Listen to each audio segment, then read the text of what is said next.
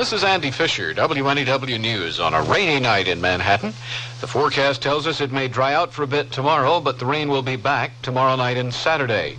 The British are likely to have their first female prime minister before very long. We'll have an election update, tell you about the NFL draft, the Mets loss to the Giants, and, of course, Game 4 of the Stanley Cup semifinals. On the news and sports wrap-up after the Sears Radio Theater. That's the theme from the Sears Radio Theater. Tonight, a program of love and hate with Cicely Tyson as your hostess. Here's a preview. I'm certain, Grandmother. Grandmother. Oh, I love hearing you say it. It means that I'm something to someone. Finally, after all these years, there's a human link in my life. I'm not alone anymore. The Sears Radio Theater will begin after this message from your local station.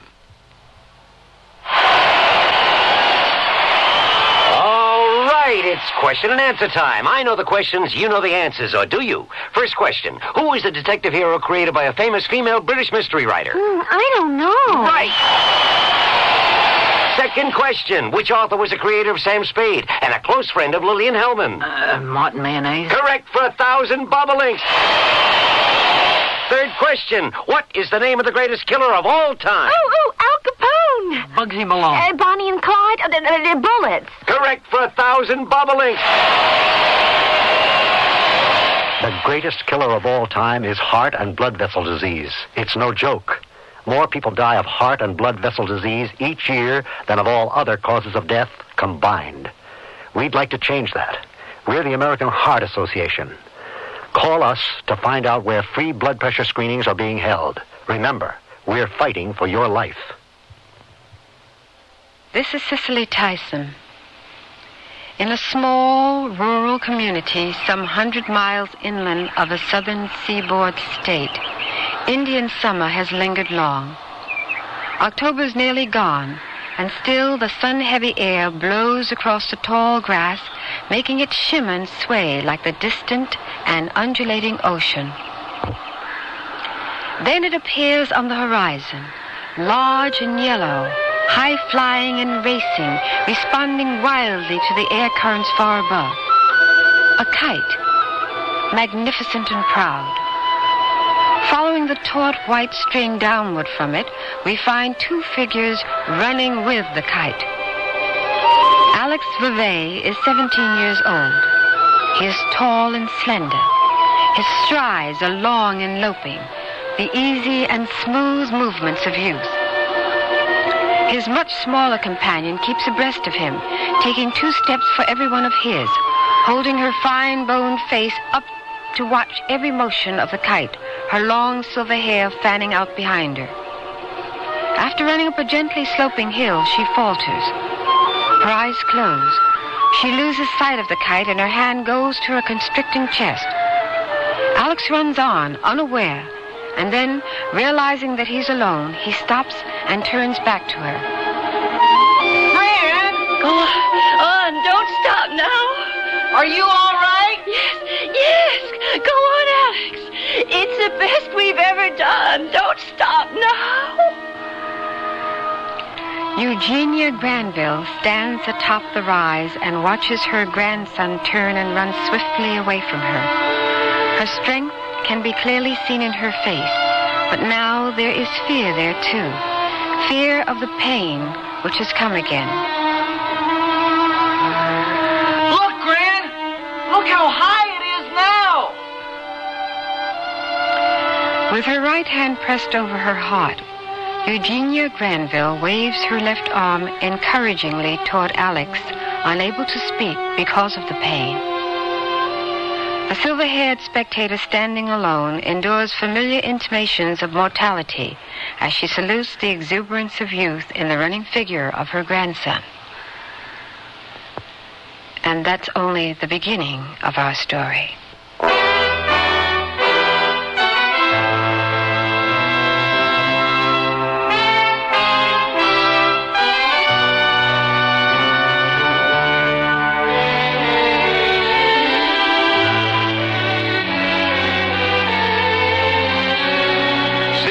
Radio Theater, a new adventure in radio listening.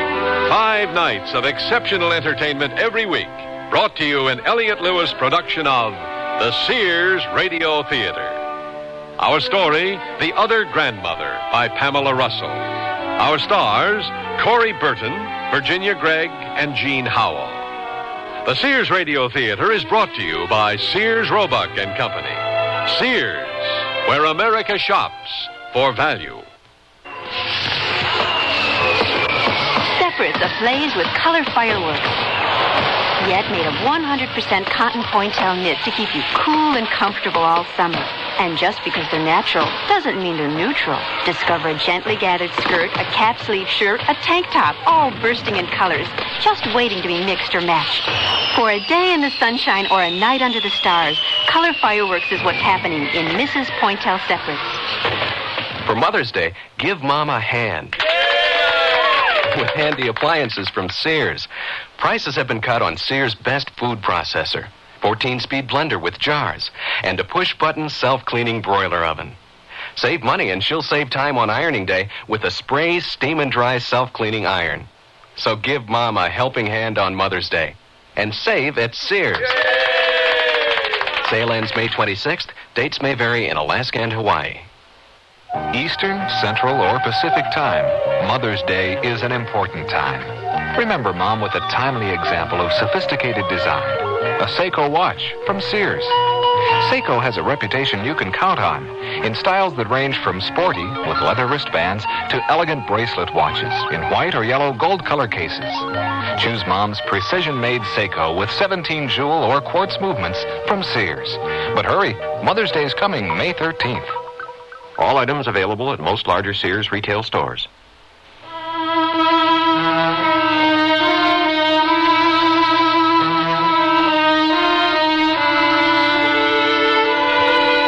Watching her grandson Alex manipulate the flight of his high-flying kite, Eugenia Granville stands alone on the rise of the hill.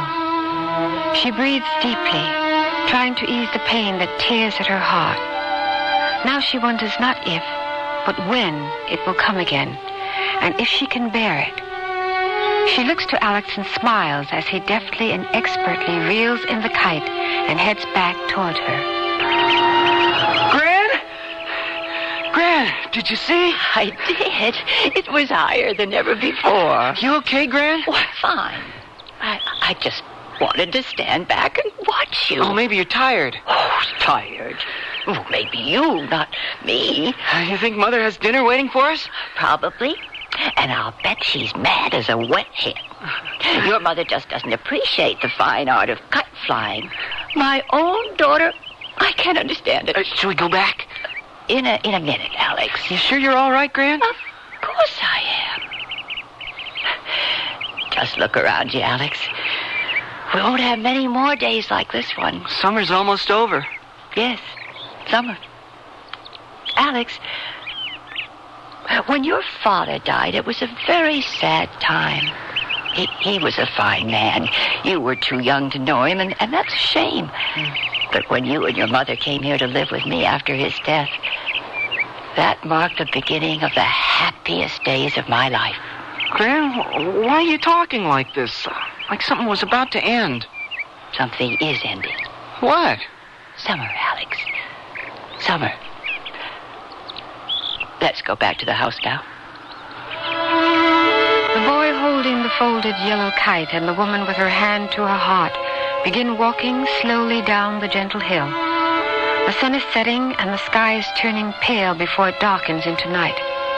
A cold gust of wind has come in suddenly. That night, Eugenia Granville, Alex's beloved Gran, dies in her sleep.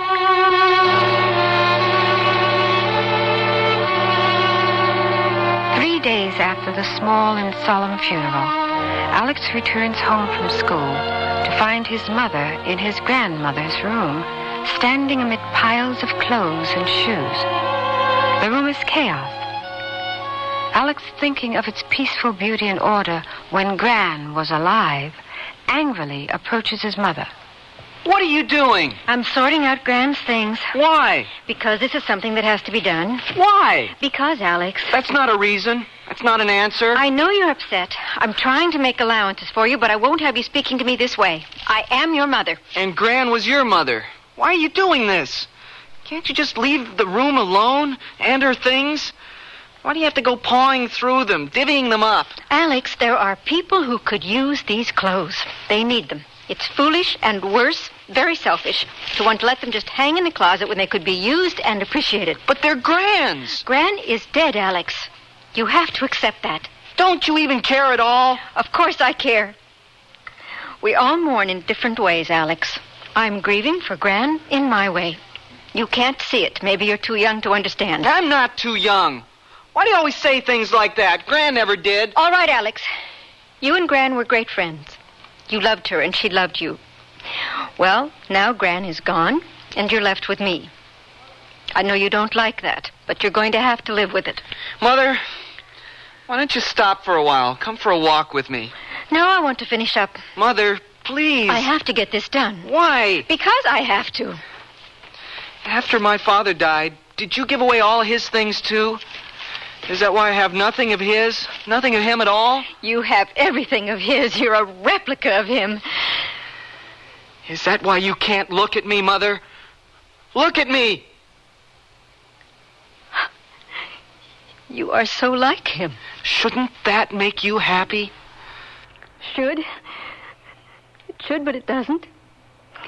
It makes me sad. It makes me remember. And I don't want to remember. It doesn't help. It only hurts. He shouldn't have died. It was all beginning for him, and because it was a foggy night and someone crossed over to the wrong side of the highway, did he have to die? I won't remember. There's no good in it. But I didn't give his things away. Where are they? They're up in the attic, in boxes. Everything, his papers, his clothes, pictures, books, everything. I couldn't stand to see them, and I couldn't stand to have them gone either. Mother, come with me. Where? Up to the attic. No. I can't. All right, if that's the way you want it. All right. Why did you wait so long to tell me? Did it ever occur to you that even if you didn't, I might want to see his things? Not everyone is like you, Mother. I'm not. I'm going up to the attic. I wanted to be sure you were ready, Alex. I'm sorry. I saved everything for you, Alex. Everything. You'll see. And now a special message of interest to shoppers across America from Sears. Everybody has been talking about inflation. Well, here's what Sears is helping to do about it. Starting the 1st of May, all prices in Sears Spring General Catalog will be reduced 5%. This means a discount of 5% will automatically be taken off the price of anything and everything you order from the Spring General Catalog between May 1st and July 31st, 1979. Also beginning in May, Sears retail stores across the nation will reduce their regular price of selected items, which means you can expect even greater values. In addition, for limited periods of time, Sears will sharply reduce the price on scores of items in our retail stores. Watch for these Sears super values on TV, radio, and magazines and your local paper, and you'll benefit from price cuts each month. Everyone wants to control inflation. These are some of the ways Sears is helping to do it. Sears, where America shops for value. And she leaps ahead wearing Sears Action Playwear for juniors. Their saucy yellow bibbed overalls with a striped tank top underneath. What a look! But wait, another girl in bright blue pleated shorts and rugby-style shirt hops up from behind. Ladies and gentlemen, who'll win this leapfrog race? Both look like winners in these cool cotton tops and bottoms of cotton and polyester. All bright summer wow colors. And they're tied! Sears Junior Action Playwear for championship looks. At most larger Sears retail stores.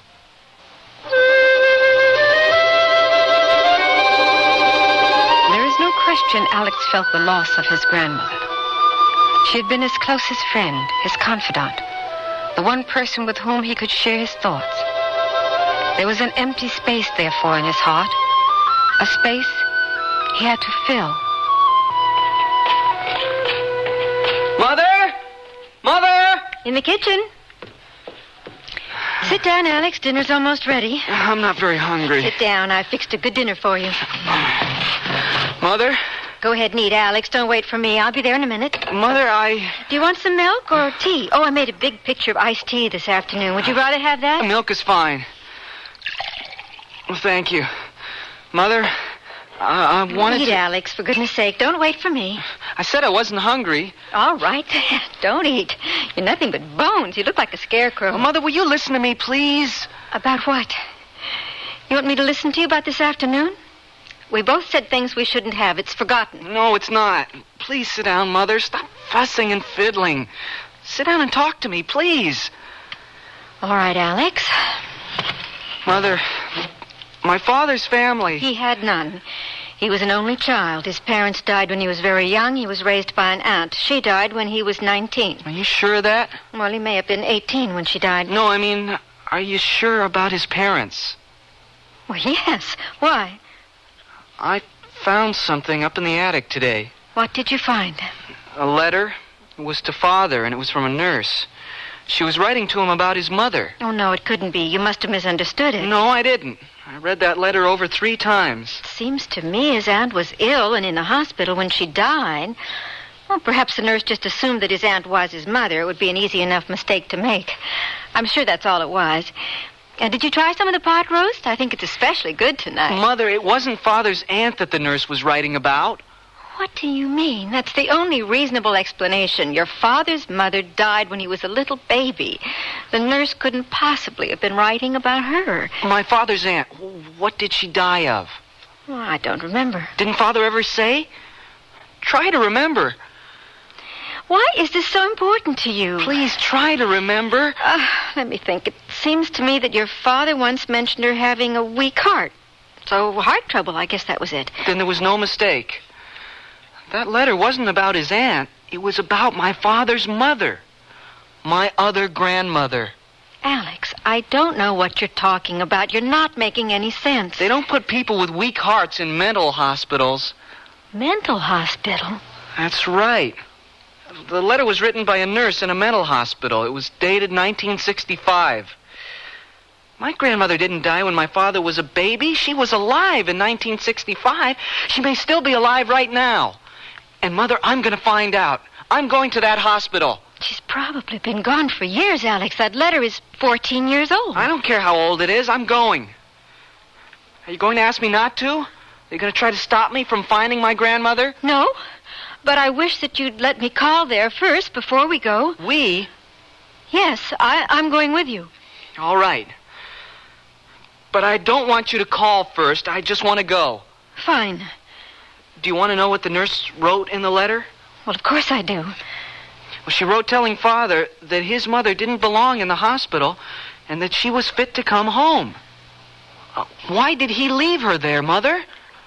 Why did he tell you that she was dead? Why did my father leave his own mother in a mental hospital pretending that she was dead when he could have had her with him? Why, Mother? Oh, those are very difficult questions. I don't know why your father told me that his mother was dead, but he must have had his reasons, and good ones.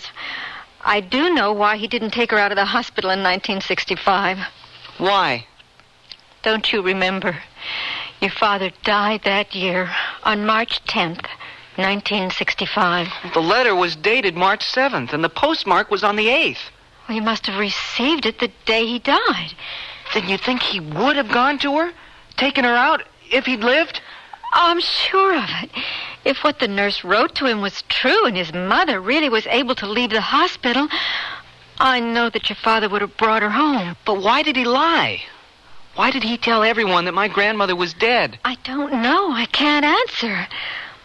I suppose, Alex, that only your father could have told us why. I wish I could know. I wish he were here with us. I've wished that every day for 14 years, Alex. Where is this hospital?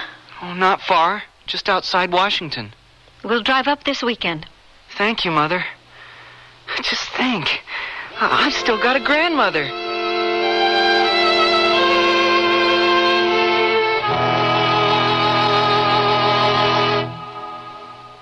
Sears Radio Theater will continue after this message from your local station.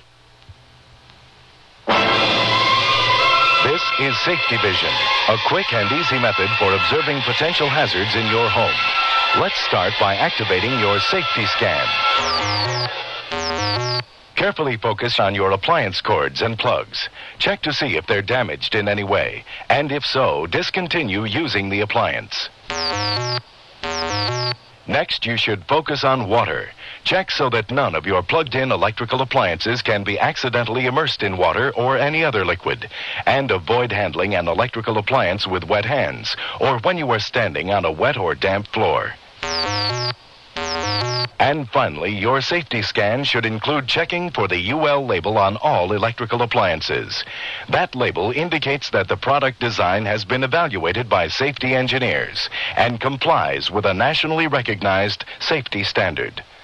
A public service message on behalf of Underwriters Laboratories and this station. Hey, buddy, can you give a fella a break? Sorry, fella, I only give at the office. I'm not looking for a handout. What can I do for you? Help save my life and breath. Do you need mouth-to-mouth breathing? I'm not the type. No, but you're smoking. And your smoke is hitting me where I breathe.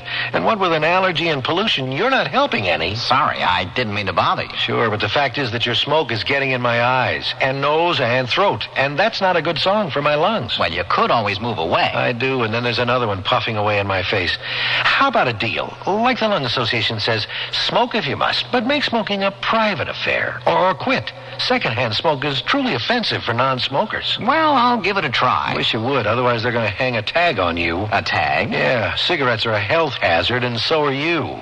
Gotcha, buddy. Now, about that handout. Save it. Let me give you one. Your Lung Association says that giving up smoking is a matter of life and breath.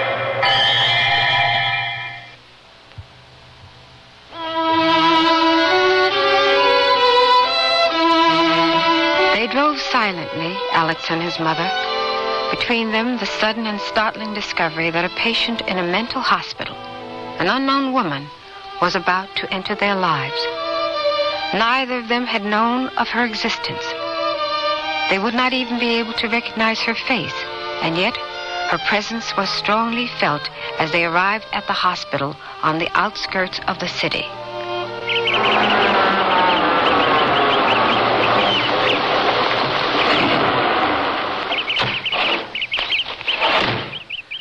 Oh, it's nice here. I'm surprised, too. It's very pretty, not at all the way I imagined it. That looks like the administration building over there. Mother, do you think she's here somewhere? I don't know, but we'll find out soon enough. I feel kind of funny. Strange, you know? Oh, look at that lady walking over there. Well, that could be her, and I wouldn't know it. I wouldn't know my own grandmother. Come on, Alex. The answer is inside.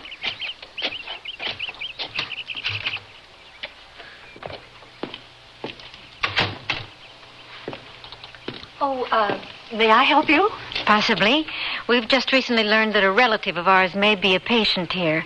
We're trying to locate her. We just found this letter. Alex, show the nurse the letter. Oh, but this letter is 14 years old. I know, it must seem odd, but we did just find the letter 2 days ago. Is there still a Nurse Benson here? Well, yes, she's our head nurse now. Could we talk to her? She wrote the letter. Oh, yes, I can see that. And the patient's name was... Lucinda Veve. Oh, that's right. I see now. Well, my duties are mostly here at the front desk. This is a very large facility. I don't know all the patients by name. But do you know that name? Is it familiar at all? No, I'm sorry, it's not. But that doesn't really mean anything. Now, if you'll just take a seat, I'll try to get a little more information for you. Thank you, nurse. Come on, Alex. We'll sit over here. You were right. We should have called first. No, I'm glad we came like this. I think more than just a telephone call was required. And, Alex, even if she's not here any longer, at least you'll have seen where your grandmother once lived. I think that's very important. Yeah. She's here, though. I really believe that she is. I hope so, Alex. If she is, Mother... Yes? Can we take her home with us? That's not for me to decide, Alex. But would you want her? Hello there. I'm Nurse Benson. I'm Marie Veve, and this is my son, Alex. Nurse Benson, I have your letter. Yes, I remember it very well. I never received an answer. Well, my father died, that's why. We're answering now, Nurse Benson. Is my grandmother here? Yes, she is. I knew it! I knew it, Mother! Yes, Alex, I know you did. Nurse, could we, would it be possible for us to see her? But of course we'll see her. Alex. Yes, you will see her. But I would like to give you a little background first. Lucinda is your grandmother? Is that right, Alex? Yes, my father's mother. You're very lucky. She's a lovely lady, and I'm so glad you finally found her. You said in your letter to my father that she didn't belong here, that she should be home. Yes, I remember quite clearly writing that letter. I went against the orders of my superiors here when I did it. Nurse Benson, what exactly is wrong with Mrs. Vevey? Exactly, you want to know. I'm afraid where the mind is concerned, there are very few exact facts to be found, but in my opinion, there is nothing wrong with her. Lucinda Vevey was the victim of very cruel circumstances. She was admitted to this hospital sometime in the early 1930s. You mean that my grandmother has been here for more than 40 years? Yes. Her original admittance records can't be found. There was a fire here in 1946. The papers were most likely burned at that time. Probably Lucinda came here in, 1933, 1934. I've spoken with her about it, and she says it's hazy, that she can't quite remember. You see, she was very ill. Physically ill? Yes, she had typhoid fever. But then why did they bring her here? Well, it was the Depression. Lucinda hadn't been in this country very long. Her English wasn't good. She'd been living with her sister. Her husband had disappeared. He went looking for work one day and never returned. Lucinda was left with her baby son at her sister's. Then she got sick. She was frightened. Her sister wanted her to go to a doctor. She didn't want to go, but she was terrified that her little baby might catch the illness from her, so finally she went. She had no money. She couldn't seem to make the doctor understand her. She was labeled mentally retarded and brought here. How could it have happened? Well, evidently it happened quite frequently in those days. They didn't have the tolerance of the time for people like Lucinda, so they put them away. Seemed the easiest solution to them, I guess. Did my father ever come to visit her? When I first came here in 1963, I noticed Lucinda right away. She was always reading or sewing. She never had any visitors. As I came to know her and she came to trust me, I found out why. Why? That's just what I asked her one day. And she told me that it had been many years since she'd had her one and only visitor. Her sister came to see her after she had been here for nearly a year. Her sister brought news of her little son, how fast he was growing and what a fine American boy he was going to be. She obviously had come to love the boy very much and wanted him for her own. She convinced Lucinda that it would be best if she told the boy that his mother was dead instead of the shameful truth that she was in a mental hospital. Your grandmother didn't think there was any way out of here for her, and she wanted her baby to be loved and cared for, so she consented to the story. Her sister never returned after that day. That's why Lucinda had no visitors. Till I wrote that letter, everyone believed she was dead.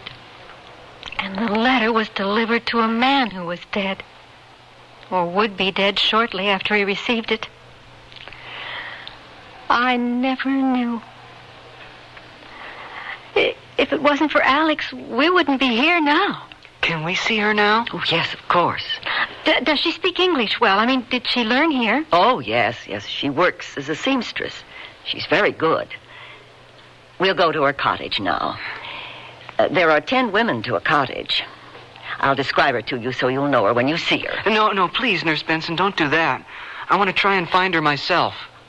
I understand completely, Alex. Well, shall we go now? I think I'll wait here. Why, Mother? This first time, should be yours alone, Alex. I'll come later. All right, Mother.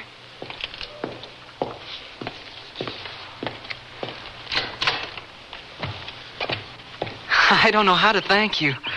You've answered so many of my questions today, Nurse Benson. About your grandmother, you mean? Yes, about her. And one very important one about my father. One that I didn't believe would ever be answered. A couple of days ago, when I first found your letter, I was really confused. Everyone had always told me what a great guy my father was. And all of a sudden, he didn't seem so great. How could a guy lie about his mother, say she was dead when she wasn't, and be so great? I just couldn't figure it. I almost hated him for it. Now I know that he thought she was dead. I guess he really was what everybody says he was, a great guy. So you see, Nurse Benson, you're not only giving me my grandmother, you gave me back my father. You're a very unusual boy, Alex. You think so? Why? Well, most young people are only interested in themselves and in being young. They don't want to know about being old. And they don't want anything to do with old people. This is her cottage. Well, looks like some of the ladies are going for a walk. Nurse Benson? Yes, Alex? The small lady in blue, with the gray braids wrapped sort of like a crown on her head. Yes. Is that her? Is that my grandmother? It is. Then, is it all right if I... can I go to her? Yes, but go slowly. Don't try to push too many years into a moment, Alex. Now, go slowly, please.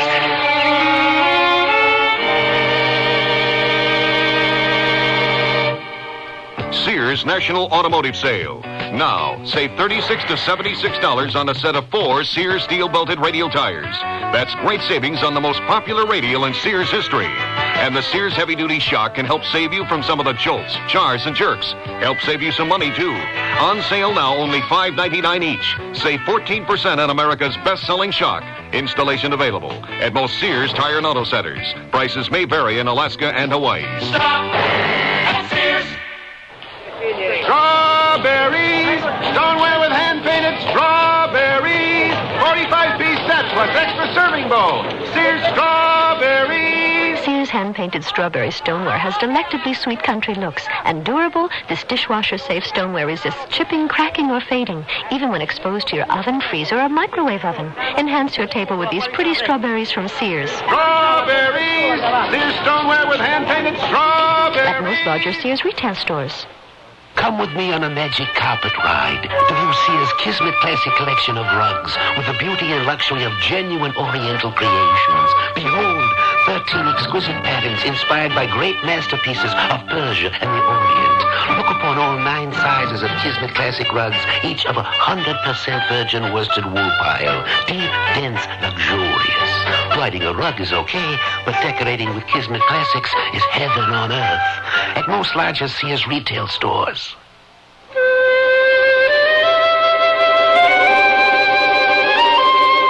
Cicely Tyson again. And here's the concluding act of The Other Grandmother.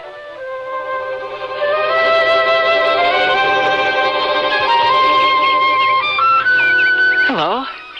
Hello. Those are beautiful flowers over there. The yellow ones? Yeah. What are they called? Chrysanthemums. Oh, that's right. I remember now. My grandmother used to always tell me the names of flowers. She knew them all, I think. Are you allowed to pick them? Oh, yes. But I never do. Why? Oh, I love them as they are. There's no need for me to pick them and put them in a little glass jar, possess them. I wouldn't love them any more in my room than I do as they are right now. I never thought of it that way. Are you new here? Oh, I'm not a patient. I came to visit someone. That's nice. What is your name? Alex. Alex? Yes. Short for Alexander, I suppose. No, my name is Alexis. Oh, that's a very beautiful name. It's my favorite, in fact. I once knew someone a long time ago named Alexis. I know. Your son. How could you know that? Your son's name was Alexis Vevey. And I am Alexis Vevey Jr. I'm your grandson. My grandson? Yes. My grandson. Alexis. Alexis. Oh, I can't believe it. How did you find me? Oh, that's quite a story, Grandmother. Oh, your father, is he here too? Oh, no. Where is he?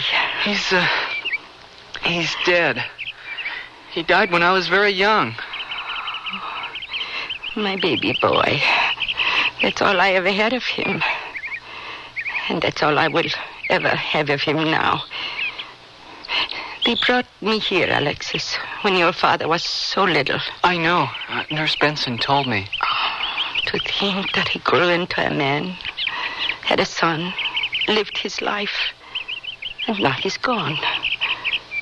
I never knew any of it. All I have is a memory of a sweet, tiny baby that I loved. He thought you were dead, Grandmother. I know. My sister and I agreed to that. It seemed the only way. I didn't think I would ever be allowed to leave this place. Well, Nurse Benson thinks you could. Did you know about the letter she wrote to Father? Oh, yes. I knew of it. I waited for an answer for so long, but it never came. He never came. Well, don't blame him, Grandmother. He died before he could, but he would have, I know. I found the nurse's letter just a few days ago, and now I've come for you. Oh, this is too wonderful. I know that I'll wake up and find that I've been dreaming again. Oh, I've been dreaming for so long, Alexis. It's not a dream. It's real, I promise. Will you come home with Mother and me? Will they let me go? They'll have to. They'll just have to. Is your mother here now? Yes. And does she want me to, Alexis? Yes. Are you sure of that? I'm certain, Grandmother. Grandmother. Oh, I love hearing you say it. It means that I'm something to someone. Finally, after all these years, there's a human link in my life. I'm not alone anymore. Never again, Grandmother. Let's go and speak with Ellen. That's Nurse Benson. Ellen will arrange it. She'll help us. I know she will.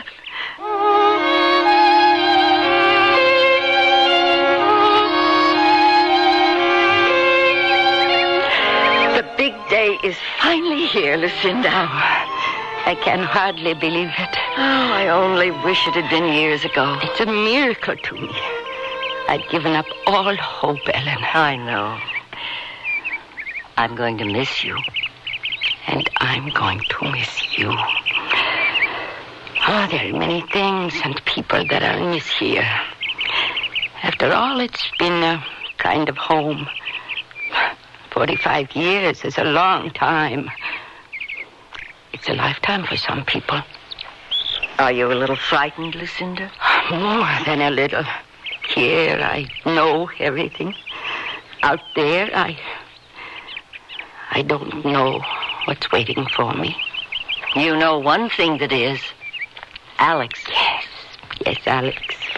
Do you know, Ellen, that he's written me nearly every day? Lucinda, you know you have nothing to fear out there. You're going to do just fine. I think so, too. Are you ready? Yes. Goodbye, everyone. Oh, goodbye, Lucinda. Good luck. Bye, dear. Bye, dear. Bye.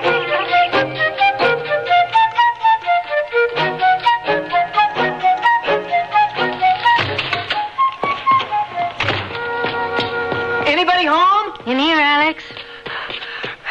Hello, Mother. Grandmother. What are you two doing? Lucinda is showing me an embroidery stitch that I've never seen before. It's beautiful, Lucinda. Oh, I learned it years ago from a woman who was in the hospital with me. She came from Greece. She barely spoke when she first arrived. She sat huddled in a corner, rocking back and forth, back and forth. Oh, Grandmother, let's not talk about that place. All right, Alexis. Alex, if your grandmother wants to... No, it's all right. Those days are past. And today is an anniversary. You've been home with us for exactly a month. the most wonderful month of my life. There's a terrific wind coming up. Would you like to go kite flying, Grandmother? Well, I don't think I've ever flown a kite. I remember reading a book once about a boy who loved to fly kites. Well, this is the boy. He and Gran used to spend hours at it. Will you come with me, Grandmother? I'd love to. Won't you come too, Marie? No, thank you. I'm going to try and master this stitch, Lucinda. Dinner's at 5, Alex, remember? Yes, Mother. I'll be right back. I'm going to get the kite. Lucinda, it's not easy for me to say some things, but I've been wanting to tell you how happy I am that you're here with us. Thank you, Marie. I'm happy, too. Family relationships are a little difficult for me still. I was alone for so long. I understand. I truly do. Well, here it is. Are we ready? Yes, let's go. Remember, dinner at 5. Oh, there's a great spot over by the pond, a big clearing, and not too many trees to get tangled up in. Gran and I must have lost about 10 kites and trees until we discovered this place. Lead the way, Alexis.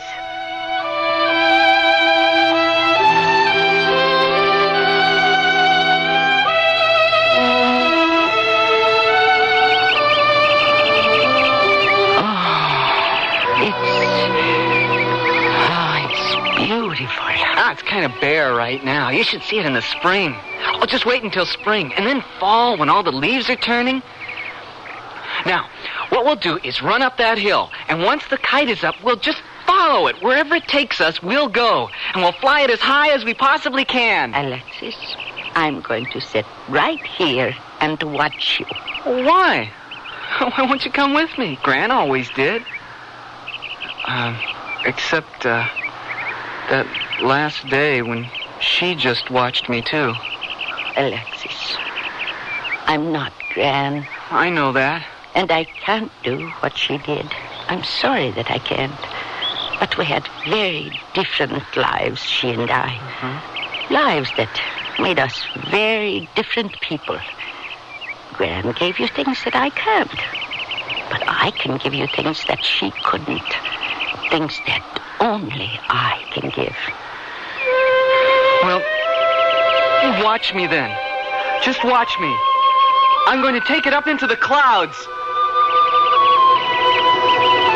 Look! Look! It's going to go the highest yet. The highest ever. Look, Gran. Look! Alexis? Alexis, let it go.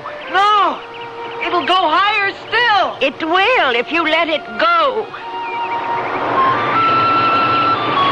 It's gone. Why'd you ask me to do it? You can still see it, Alexis. Look. Look how beautiful it is floating free up there. But it's gone. I can't hold it anymore. I can't get it back.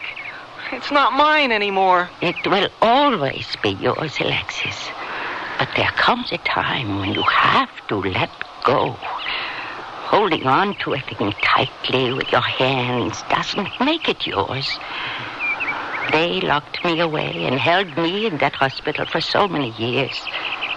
But I'd never belonged to them, Alexis. That kite will be yours forever because of the days it will make you remember when you think of it. The times it will give back to you when you recall it. But you can't duplicate the past. That's what some old people try to do. And that's what breaks their hearts. You're too young for that, Alexis. It was time to let go. Free the kite and yourself so you could reach out for other things. You're not really talking about the kite, are you? No. You're talking about you and me and Gran. I did want you to be Gran, didn't I? Yes, I think you did. But how did you know? In the hospital, I learned not to listen so much to what people said, but to watch their faces. Usually the faces were far more eloquent than the words. Grandmother, you didn't hate being in the hospital, did you? I did. And I didn't. I guess I'm a little like that kite up there. Now that I'm free, I can look down from a different viewpoint, and I can see things a little more fondly. But it was so unfair. They took almost your whole life away from you. But not quite all, Alexis.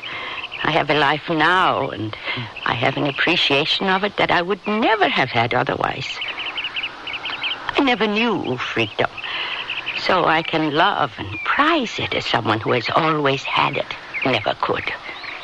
You can give me things that no one else could, Grandmother. I hope so. Well, it's getting late. Your mother expects us for dinner. Isn't that wonderful? Is it? Well, of course it is. She's waiting.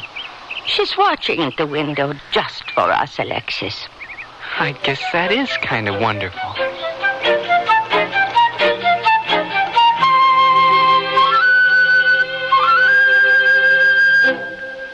I know. We'll give Mom a Sears Best Food Processor with attachments. Oh, sure, Moneybags. Listen, Sears chopped $10 off, so it's only $49.99. Oh, 3 of us could buy it. But would Mom like a Sears food processor? Sure. Complete with 4 attachments, it can quickly knead bread, chop meat, shred cheese, puree tomatoes. Hey, pizza! Sears Best Food Processor, only $49.99. Save $10 till May 26th. Prices and dates may vary in Alaska and Hawaii. Separates ablaze with color fireworks, yet made of 100% cotton pointel knit to keep you cool and comfortable all summer. And just because they're natural doesn't mean they're neutral. Discover a gently gathered skirt, a cap sleeve shirt, a tank top, all bursting in colors, just waiting to be mixed or matched. For a day in the sunshine or a night under the stars, color fireworks is what's happening in Mrs. Pointel Separates. A kiss goodnight, and your gift of Sears nightwear will send Mom sweetly into dreamland this Mother's Day. Their winsome, billowy nightgowns and sprightly PJs, or complete the appeal with a short or long dressing gown. Ruffles, spaghetti straps, prints, or solids.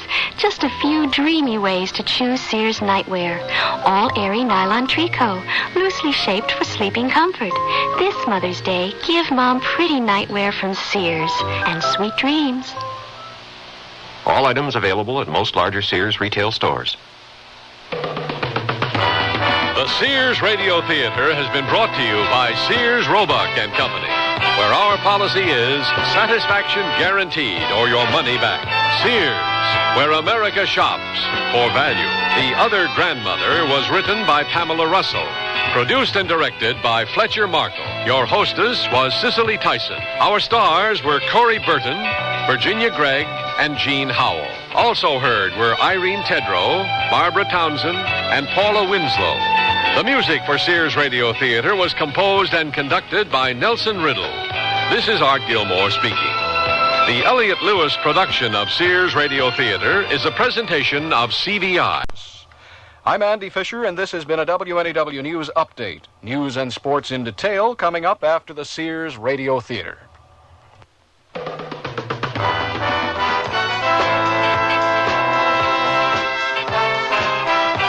That's the theme from the Sears Radio Theater. Tonight is a mystery story with Vincent Price as your host. Here's a preview. Everyone considers this a textbook case. Everyone but you. You're right. I don't.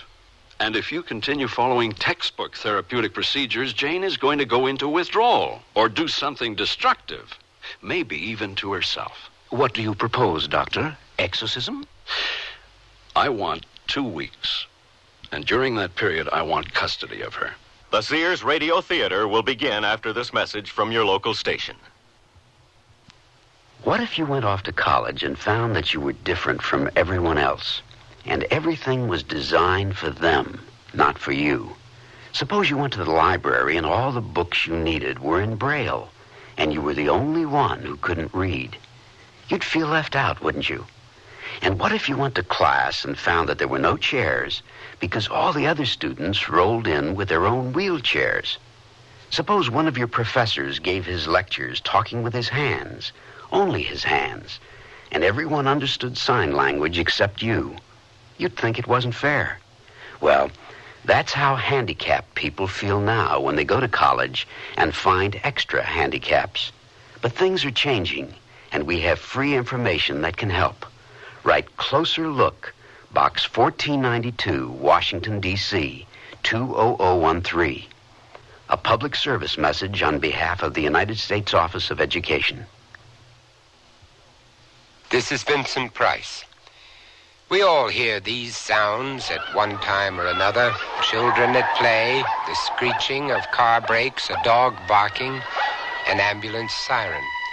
Our feelings about them are not always personal.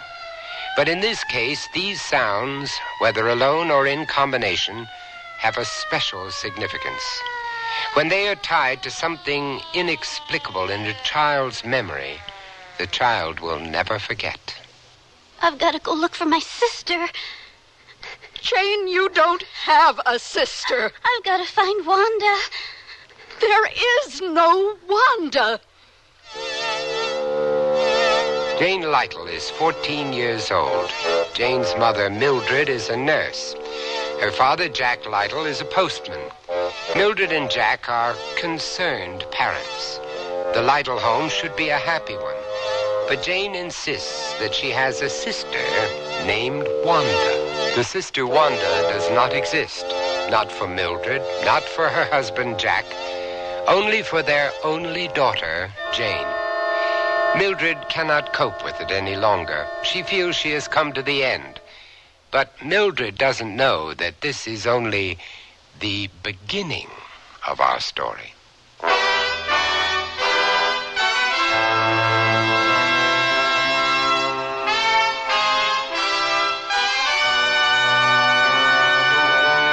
Sears Radio Theater, a new adventure in radio listening. Brought to you 5 nights a week by Sears Roebuck and Company. Sears, where America shops. Your hosts, Lorne Green. I'll bring you stories of the Old West and the New. Andy Griffith with a look at the funny side of life. Vincent Price with tales of mystery and suspense. Cicely Tyson with stories about love, hate, and related things. Richard Widmark. I'll bring you stories of pure adventure. 5 nights of exceptional entertainment every week. Brought to you in Elliott Lewis production of the Sears Radio Theater.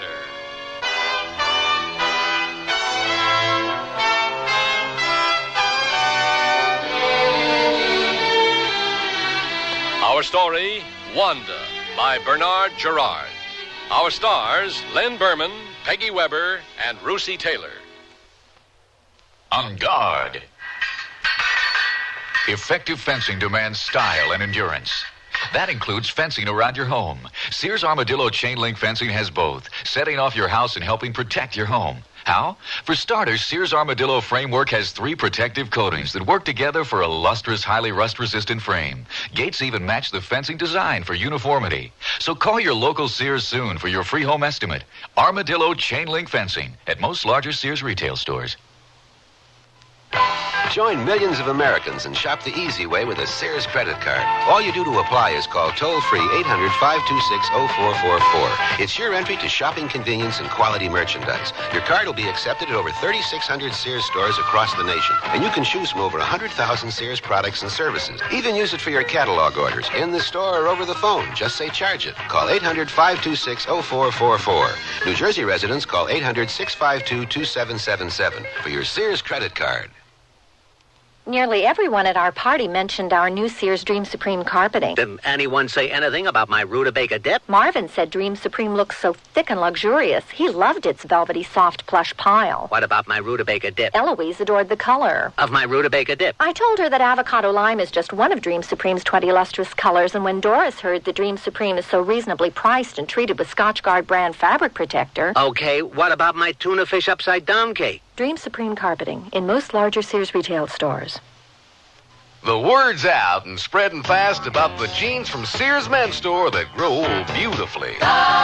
It's a sure sign they're feeling fine and feeling good. For the denim that keeps going strong a long time. Get them trim cut, regular cut, even get them pre-washed. The jeans that grow old beautifully. Now at most Sears retail stores.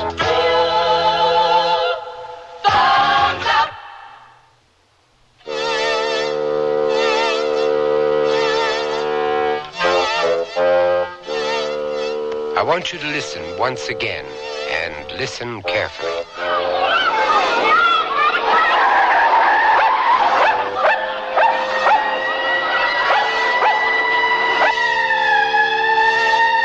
And remember what you heard.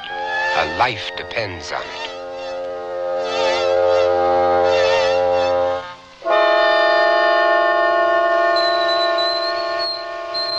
Jane? Jane, are you in the kitchen? Are you talking to me? Just turn off the tea kettle. Didn't you hear me? Were you talking to me? Oh, never mind. I'll do it myself. Did you finish your homework? I haven't started. You've been sitting at that table for 2 hours. What time is it, Mildred? Jane, stop looking out the window. I want you to look at me. Now take a good look. What do you see? Your mother's just too tired to play games. You didn't tell me the time. It's 10 after 6. Please, will you set the table? Your father will be home any minute now. I've got to go look for my sister. You don't have a sister. I've got to find Wanda. There is no Wanda. I've got to find Wanda. Jane, come back here. Wanda! Jane! Wanda! Wanda!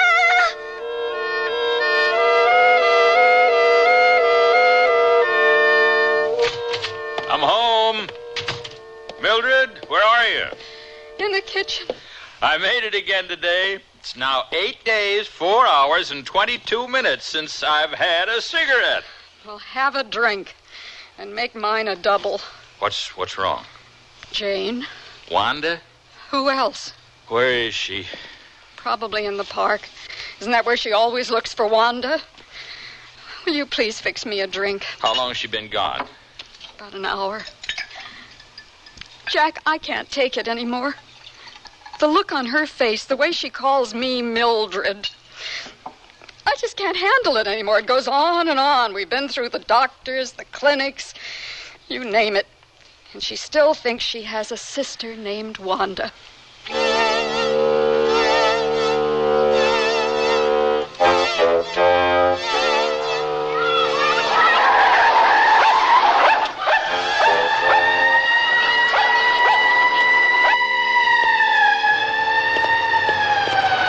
Could you help me, please? Oh, I don't know. I'm looking for my sister. I've been all over the park and I can't find her. Maybe she went home. You don't understand. I lost her in the park. I'm afraid to go home without her. She's only 6. She was wearing a red coat. Her name is Wanda. I haven't seen her, but I think you'd better go home and tell your parents. I can't go home until I find Wanda.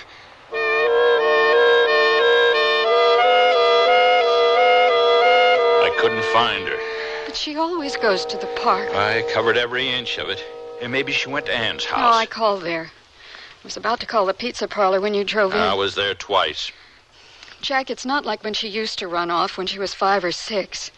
Now she looks older than 14. Nobody's going to take her by the hand and bring her home. I'm going to call the police.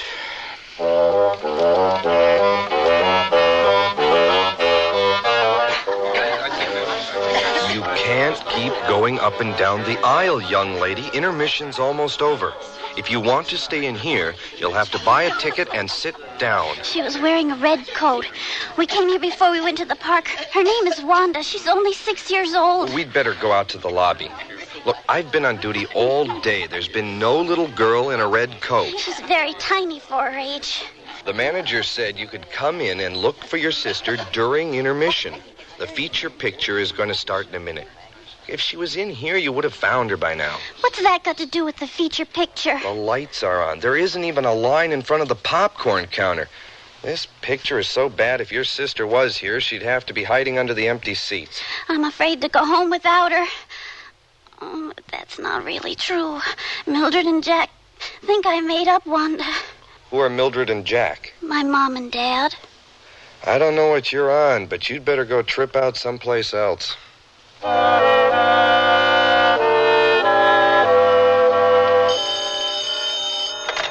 Rossfield Clinic. One moment, please. You still there, Dr. Shaker? Yes, operator. This is the front desk. Mr. and Mrs. Lytle are here. Well, have them go to the lounge and tell them I'll be right there. Mr. and Mrs. Lytle. Yes. Please sit down. Where's Jane? Is she all right? She's fine. You'll be able to see her. She's in a dormitory. My name is Crane Shaker. I'm a parapsychologist. I felt it was important that I talk to you personally first. I can understand your fears because your daughter's being held in a psychiatric ward. I know you've been through this before, but please listen to my point of view. Well, you know the pattern. The police found her. Juvenile hall center here. She'll be held for observation. There'll be the usual recommendation, a state hospital. But I'm going to fight it. I think that Jane is telling the truth. That can't be.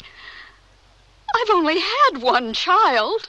Nevertheless, Mrs. Lytle, it's possible that Jane did have a sister named Wanda.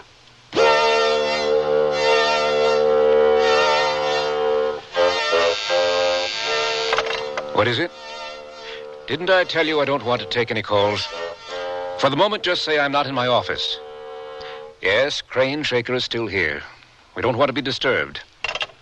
Dr. Rossfield, why don't we talk this out later in the day when you're not so busy? You're not leaving this office, Shaker, not till we've come to an understanding. Chronologically, that's the way I want to take it, step by step. I didn't want you here in the first place. I reminded the board of directors that they picked me to run this clinic. I made it clear to them right from the beginning that I believe parapsychology is an unfounded, unproven, bastardized pseudoscience with absolutely no connection to psychology and psychiatric treatment. But, Doctor... Unfortunately, this clinic is dependent upon donors. And one of our biggest contributors felt that this new form of quackery should be represented on our staff. That's why you're here. Doctor, I don't want to have to defend my credentials. You know very well I have a medical degree. I'm a psychiatrist. You also know my work in research. I'm all for science, but I don't wish to confine it. There are no limits. Parapsychology, which I embrace, is the scientific investigation of paranormal phenomena, events which cannot be explained in terms of what is already known. Tell me, what is paranormal about Jane? We've documented conclusively that Mildred Lytle has only one child, and her name is Jane. She's been here 5 weeks. The staff has concluded that she suffers from an obsessional delusion. Everyone considers this a textbook case. Everyone but you. You're right. I don't. And if you continue following textbook therapeutic procedures, Jane is going to go into withdrawal or do something destructive, maybe even to herself. What do you propose, Doctor? Exorcism? I want 2 weeks. And during that period, I want custody of her. And I'm going to give it to you, so that you can make a fool of yourself. And then I can get rid of you.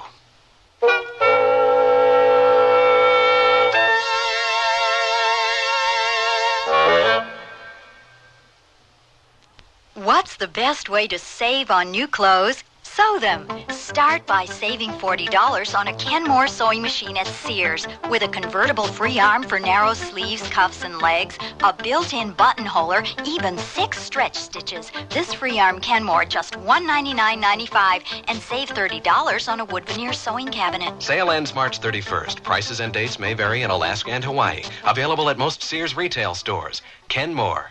Solid as Sears. Come, spin the wheel of fashion. Discover a fortune of spring separates at Sears Junior Bazaar. Silk blend skirt and pants in dusty pastels. A blend of polyester, rayon, and silk, making them easy care, wrinkle resistant. Top them off with white-on-white polyester and cotton blouses. Fashion is your fate at Junior Bazaar. Available at most larger Sears retail stores. Convenience and security. The Sears Best Garage Door Opener is just that. Digital control lets you select your own key signal from 512 different transmitting codes. Sears Best Garage Door Opener has a vacation switch that'll lock out stray signals when you're away from home for long periods of time. Of course, when you're home, you won't have to get out of your car to open up that heavy door. Sears Best Garage Door Opener, featuring digital control, gives you convenience and helps you feel secure. Available at most larger Sears retail stores. Clinging jerseys, tight satin tops, they only look good if they hug your body smoothly.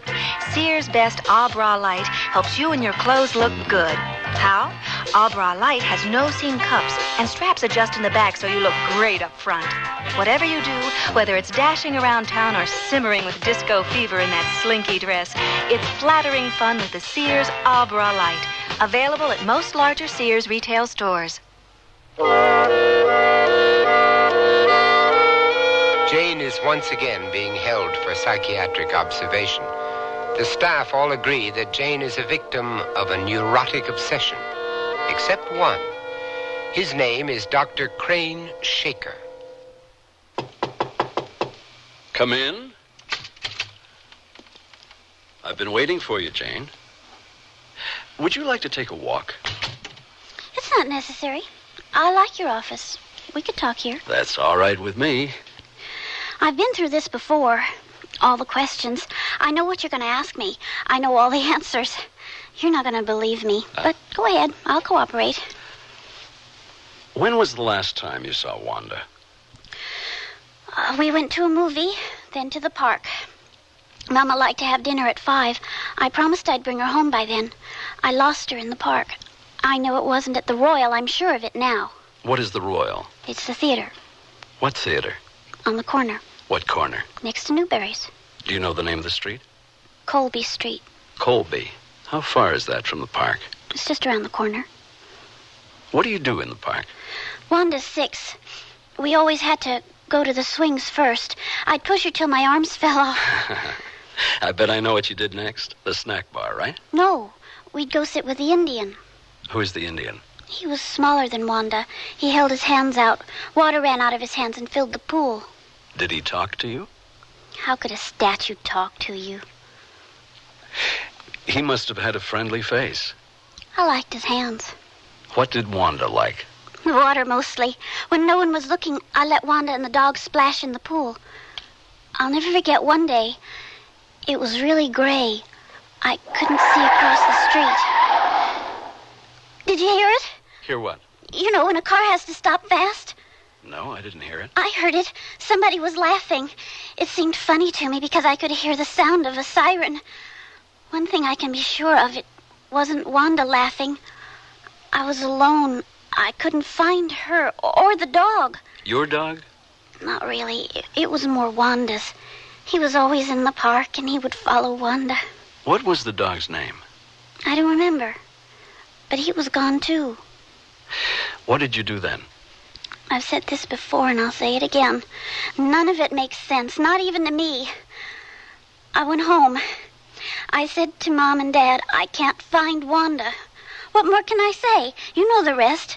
Nobody believes me. There's no Wanda, they say. I'm a freak. Jane, parks are green. They have trees. They have fountains and statues. Can you remember anything else about this park?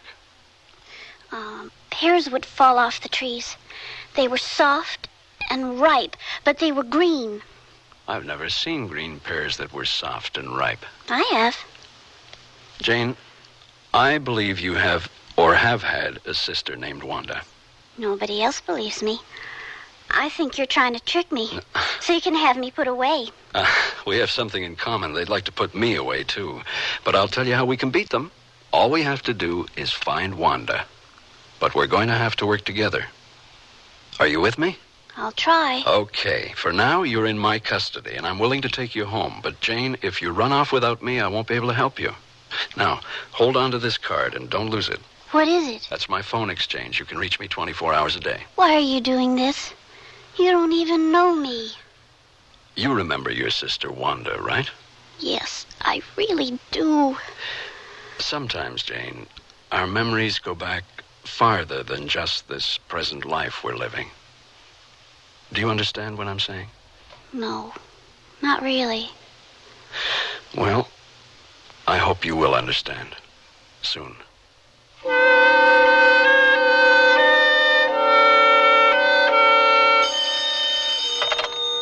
Dr. Shaker's office? This is Dr. Rossfield. Oh, Dr. Shaker is not in today. He was supposed to give me a report on Jane Lytle. He promised it would be on my desk this morning. Well, he's in San Diego. Oh, I expect to hear from him later this afternoon. If it's an emergency, Dr. Rossfield, I'm sure I can reach him. Have him call me. Operator. Alice, I've got to track down Dr. Shaker. I've got his schedule in front of me. He's at the Grant Hotel in San Diego. Try there first. And then the County Hall of Records. I can hardly read my own writing. The San Diego Union. That's a newspaper. Now, if he gets to that point, he would be in the Department of Dead Files. Good luck.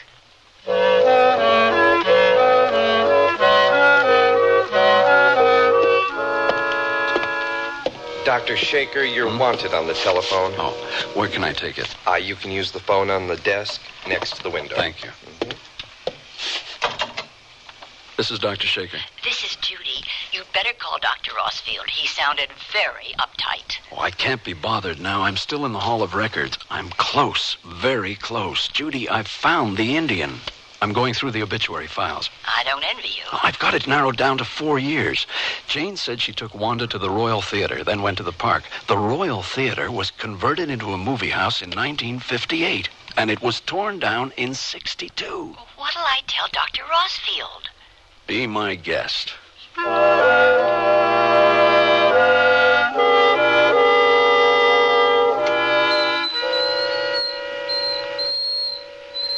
I got it.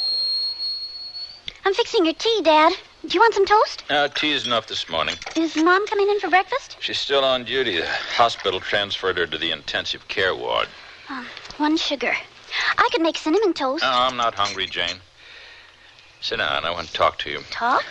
Jane, you know I'm not an educated man, but I try to have an open mind.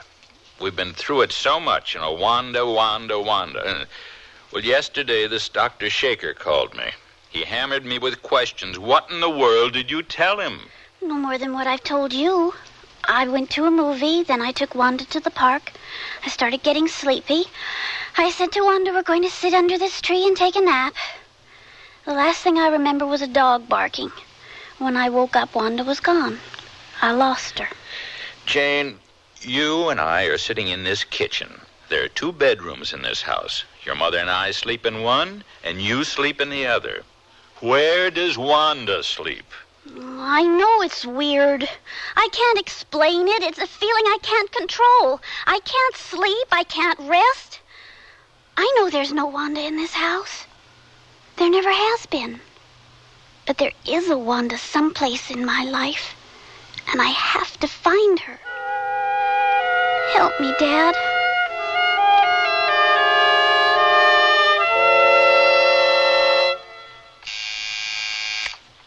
Yes? Dr. Shaker's here. Send him in. You wanted to see me, Dr. Rossfield? You asked for 2 weeks, Shaker. I gave them to you. The 2 weeks ended yesterday. I'm very close now, Dr. Rossfield. I need a few more days. You act like I'm some kind of administrator in an accounting office. You're putting this on a personal level. My interest is in Jane. My interest is in Jane, too. And this clinic. And what I believe in. What is best for Jane. I had a long talk with Jane's parents this morning. For your information, Jane is back in the clinic. She is going to receive the treatment the staff recommended. You didn't put her back on Ward 3. Yes, and the committal has my full endorsement. I know, Jane. I know where I'm going with her. If you keep her here under these conditions, there may be appalling repercussions. I hate to repeat myself, but you asked for 2 weeks. And Jane's still looking for her sister, Wanda. You believe that Jane is not telling the truth. I believe that she did have a sister named Wanda. Think about it. She talked about a park with an Indian statue. Water ran out of his hands. 3 blocks from the park, she said her house was on a street called Colby. So far, I've located the park. It's in San Diego. There is a statue just as Jane described it, and there is a street named Colby. And it is 3 blocks from the park. I think you should take your psychic act and put it in a carnival where it belongs. I want to take Jane to San Diego with me. You're not taking her anywhere. You don't understand. We're fighting time. There could be a complete breakdown. I've got to go to the ward and talk to her right now. You don't understand, Shaker. You're off the case. I've given specific instructions that she's not to be exposed to you and your idiotic ideas. This Monday, there is a meeting of the board. Not only will you be off this case, but you'll be out of this clinic once and for all.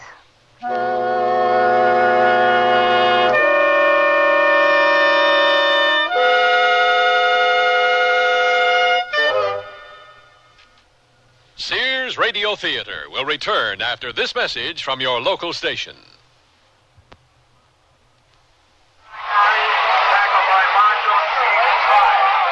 Yeah, that was about 2 weeks after Dad had his stroke. Did he have high blood pressure? Don't know. He's doing a little better now, but he can't speak too well. Has trouble walking too, doesn't he? Yeah, it's truly a shame. You have high blood pressure? I don't know. I feel okay. I'm not high-strung like Dad. Whether you're high-strung or low-strung, whether you feel just fine or not, has nothing to do with high blood pressure. High blood pressure is a major risk factor in stroke and heart attack, but it has no obvious symptoms. It can only be detected by a simple, quick, and painless test. The American Heart Association also wants you to know that black Americans, as a group, are more likely to have high blood pressure than whites. We don't know why. But high blood pressure can usually be controlled if it's detected. For more information, contact your American Heart Association. We're fighting for your life. Here's a tip from your Better Business Bureau. Each year, medical quackery takes many dollars from unsuspecting people, as well as endangering the health of innocent victims. Watch out for the telltale signs. There are several different types of quackery to look out for. For example, false claims for drugs, food fads, and unnecessary food supplements, as well as fake medical devices. Remember that their promoters are much more interested in making money than in preserving health. Quackery in drugs includes so-called cures for arthritis, rheumatism, baldness, and pills that supposedly melt away fat. Drug quackery can be very dangerous in that the victim is sometimes kept from seeing a doctor and obtaining life-saving treatment. The food quack attempts to convince the dieter that vitamin supplements are the only way to a thinner body.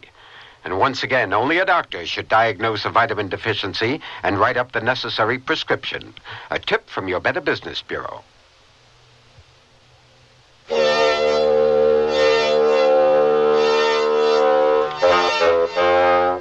Vincent Price again. And here's the concluding act of Wanda. Mildred? Mildred? What is it? Would you please join us? Dr. Shaker is here. He wants to talk to both of us. I'll be right there. I don't know what to tell you, Dr. Shaker. I know it's hard for you and your wife to understand. Believe me, I know you're trying to do what is right. But the last place for Jane to be right now is in that clinic. Listen, I want to cut this short. Jack and I have had all we can take. You came here twice a day for 2 weeks. We went along with it. Jane is still looking for Wanda. And you call yourself a doctor, and you're looking for Wanda, too. Mrs. Lytle. We love Jane. But Dr. Rossfield is right. She needs psychiatric help, and we're going to have to live with it. For Jane's sake, I wish I could convince you you're making a big mistake. Well, it's not like she's 4 or 5 anymore. She's 14 years old. I was willing to try anything, even this far-fetched notion of yours that she might have had another life. But I realize now that we have to be realistic and objective about Jane's sickness. Oh, I'll get it. Believe me, Dr. Shaker, it's nothing personal. I certainly have an open mind, but what you're asking is just beyond me. Yes, this is Mrs. Lytle. It's a concept that most people have difficulty accepting. This is not mysticism. Our research is scientific. Cases like Jane's have been well documented. Well, for me, it's unreal. It's not my belief. I have nothing to base it on. Jack. What is it? That was the clinic. Well, don't just stand there. What are you trying to tell me? It's Jane. She ran away from the clinic. She broke a window to get out. Oh, no. Jack, there was blood on the floor. She must have cut herself. Pardon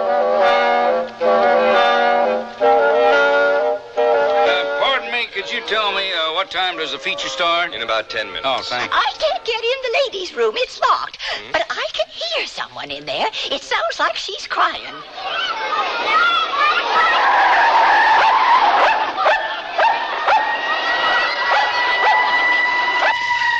Open the door. You hear me? Open the door. Tell Wanda to wait for me in the lobby. You'll have to open the door. I can hardly hear you. Tell Wanda I'll be right out. What did she say? Slide the lock back. And I mean now. What's she doing? It's that freak again. I'm going to call the police.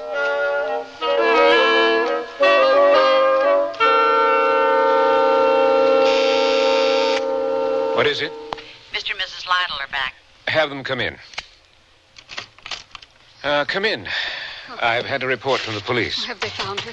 No, not yet, but she was in the theater. We just came from the park, not a sign of her. We know her pattern, her habits. It's just a question of time. I beg of you, please, wait at home. Oh, but if she's cut herself... It couldn't have been too bad, Mrs. Lytle. It was nearly 2 hours after she broke out when she caused a disturbance in the theater. It's obvious she's quite active. Now, the best way you can help her is to wait at home. Oh, this is so different. She's run off, but she's never done anything violent. Well, I've been studying the staff report. Jane's behavior at this point is not unexpected. She needs help, and it's going to take time. Now, I know you're concerned. We'll find her, have no fears. But if you want to help Jane, then my advice is for you to go home. Supposing Jane decides to return to the house, and you're not there waiting for her.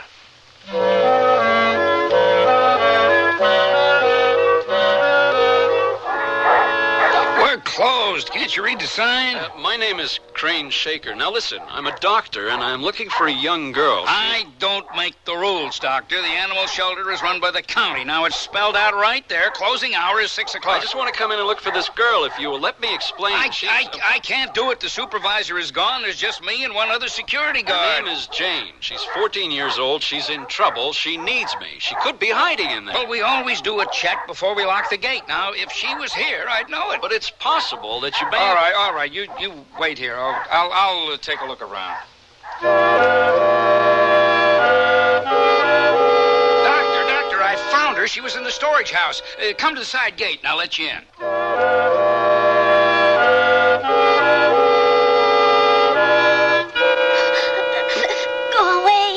Go away. Jane, I've come here to help you. I don't believe you anymore. You lied to me. No, Jane. Dr. Rossfield believed I was lying to him. You were going to help me find Wanda. I haven't stopped, Jane. I'm still looking for Wanda. Who's this one?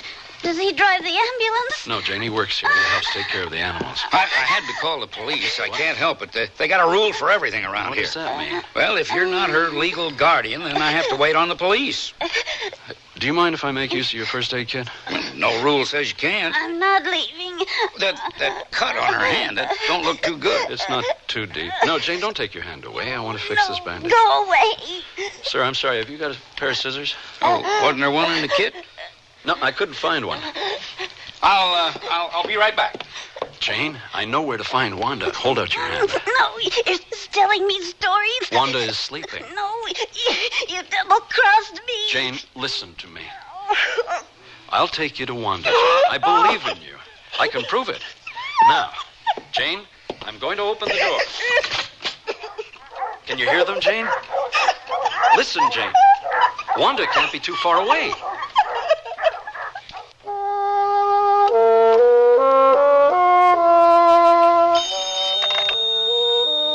Hello? Mr. Lytle, this is Dr. Shaker. I've found Jane. You don't have to worry. She's all right. Mildred, it's Dr. Shaker. He found Jane. He says she's all right. Jack, listen to me.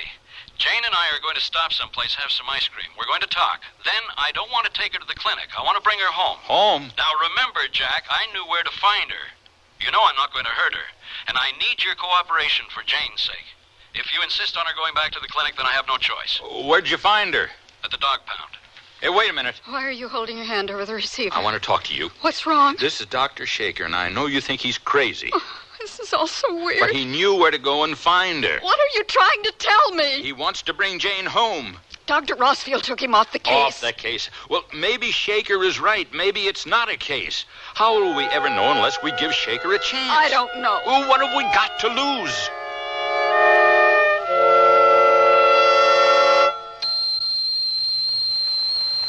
What are you taking your tea, Doctor? Oh, just a little milk and sugar, please. I still don't understand the dog pound. The minute she got in bed, she fell asleep like a baby. Wanda supposedly had a dog that used to follow her around the park. Jane couldn't remember the dog's name. Well, after she left the theater, the police at one point spotted her on the south side, but they lost her. At that point, I knew she was looking for Wanda's dog. When I found her at the pound, she was very close to a complete breakdown. Now, please understand, we have to be very careful now. What are you asking of us?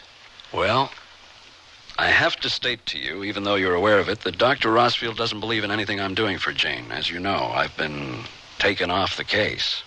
First, I can't do anything for Jane unless you give me permission. Well, just tell me what you want me to do. To begin with, I want your full approval, and yours, Mrs. Lytle. I'd like Jane to feel she's being supported on all sides. Well, I know you're on Jane's side, but I just don't understand Well, this. the only way we're going to help Jane is to release her from feeling responsible about losing her sister. Well, I'm so tired of saying it. She doesn't have a sister. No, sir. There was a sister. Her name was Wanda. But it was in another life. Another life? Yes. There are many names for it. Some people call it reincarnation. Some people call it transcending. Some people call it transmigration of souls. I would be lying if I told you I really understood it, but I have located a Wanda, and it could be Jane's sister. Well, it's beyond me. I don't know what to say. There have been many cases recorded all over the world. It's not that uncommon. There are many institutions doing research. Try to accept it.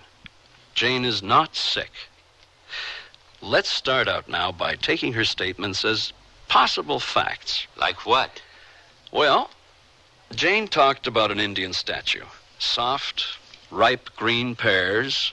The park was gray. There was a street named Colby.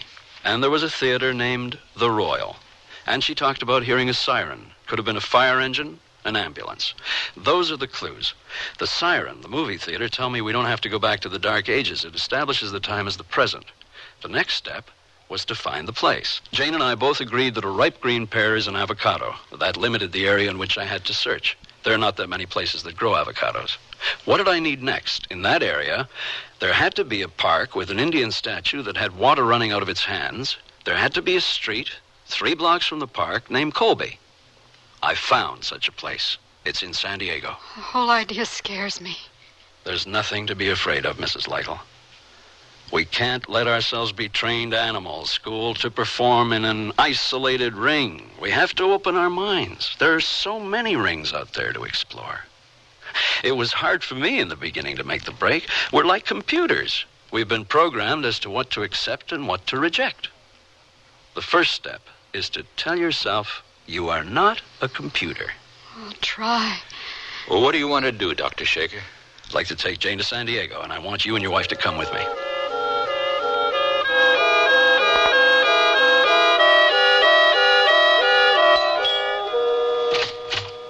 Yes? Mrs. Weber, I'm Crane Shaker. Oh, please, come in. Would you like some coffee? Tea? I'd like you to feel comfortable with me. Thank you. Nothing for me. Oh, all right.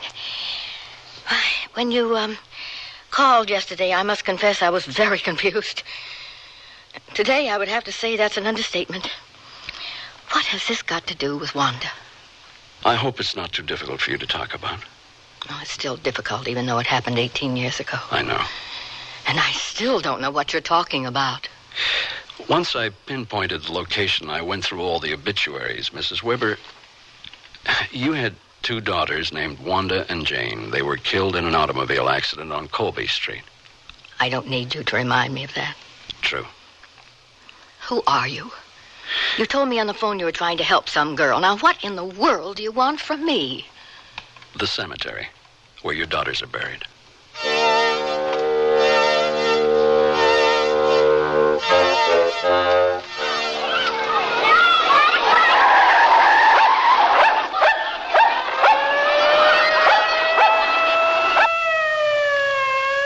Jane, I've brought you and your mother and father to this graveyard for a reason. Jane, Look at this gravestone and tell me what you see written on it. Wanda Weber, age 6.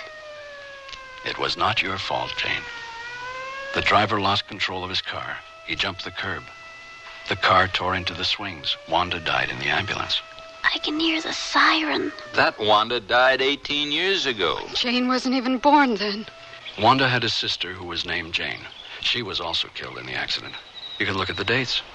It's clear to all of us that it happened 18 years ago. Jane, we have found Wanda. You don't have to look for her anymore. You mean another Jane? Come over here. Now, read this stone. Jane Weber, age 9. That's hard to believe. I know. It takes a while for these kinds of revelations to sink in. There were 2 sisters, Jane and Wanda Weber, ages 6 and 9. They were in the park playing on the swings. The dog started across the street. The driver of the car tried to swing around the dog. Unfortunately, he hit the curb and couldn't control the car. The car smashed into the swings. Oh.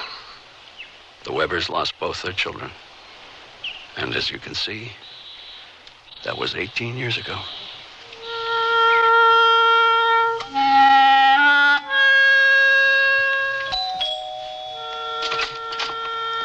Oh, do come in. Mrs. Weber, this is Mr. and Mrs. Lytle. How do you do? And this is Jane.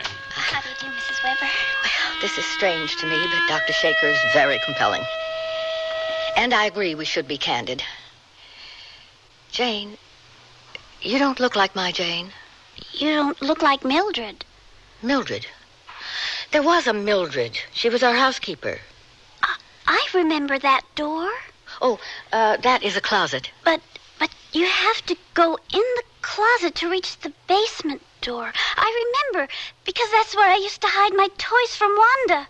That's amazing. The door to the basement is in the closet. Mrs. Weber, don't look for coincidence. And don't any of you be frightened by this. There's nothing to fear in that we are all subject to previous lives.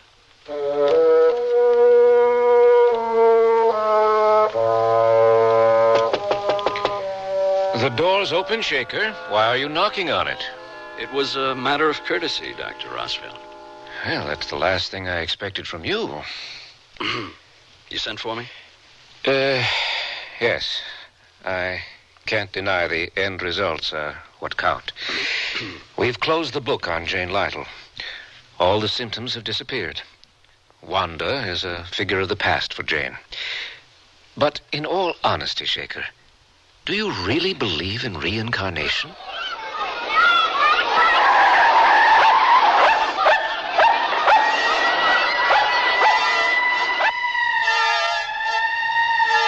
Do you really believe in reincarnation? There is the correct, absolute truth, and there is the truth that satisfies.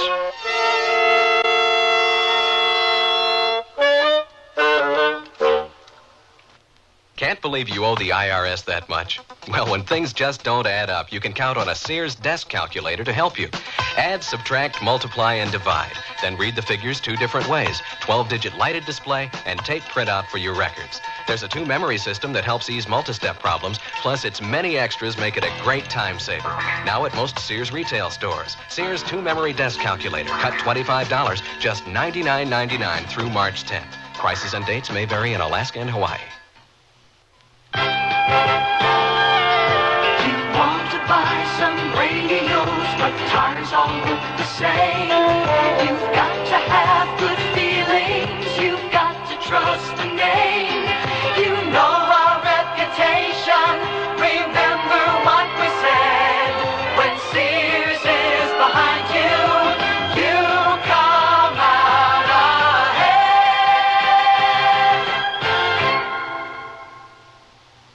When my brother was my age, being in style meant wearing old jeans and about a pound of dirt.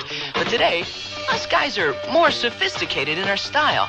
And that's why Sears has Style Works. A guy can pick up on the latest styles in jeans, tops, sweaters, and dressier clothes like vested suits. I can depend on the Style Works shop at Sears for just about everything to keep me looking great. And the prices? Pretty reasonable. My folks like that. Style Works. Today's styles all in one place. At most larger Sears retail stores. To look the height of fashion wherever I go requires many coats. But for home, I need only one coat fashion surrounding me. Sears' best Easy Living interior paint. One coat of Easy Living on the walls and every room looks stunning while I entertain or just relax. Choose from 24 decorator colors in Easy Living flat latex and semi-gloss, plus bright white ceiling paint for your home. Because with Sears Easy Living paint, all you need is one coat when used as directed at most Sears retail stores.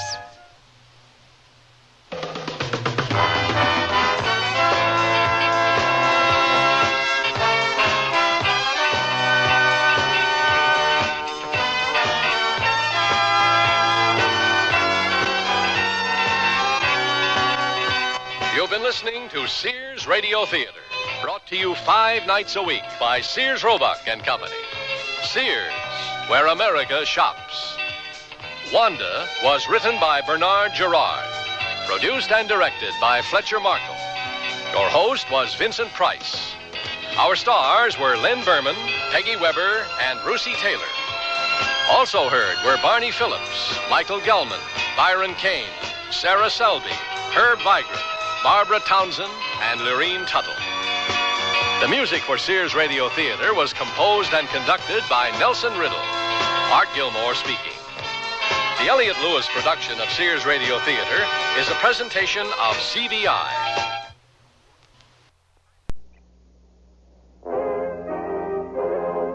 That's the theme from the Sears Radio Theater. Tonight is a program of adventure with Howard Duff as your host. Here's a preview. Frank, just exactly what is the difference between a human and a clone? Well, to the naked eye, there is absolutely no difference. But to the trained observer, they're light years apart from us. They're solid state while we're diodes and triodes, huh? Exactly. The Sears Radio Theater will begin after this message from your local station. This is Howard Duff. The time is the future, and men are still endowed with certain inalienable rights.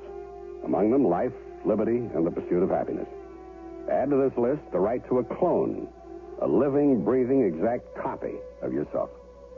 A close watch is kept on the development of the clone's human counterpart. Should the human exhibit certain superior qualities, his clone is then taken aside and given corresponding special attention. Captain Jason Tucker is a celebrated space pilot and hero. He is one prodigy whose clone received a parallel upbringing. We join Captain Tucker in the office of General Clifford Gordon, head of the Space Agency. You are aware, Jason, that for the past 3 years, we've been integrating clones into various programs here at the Space Agency. I understand the transition hasn't been a smooth one, sir.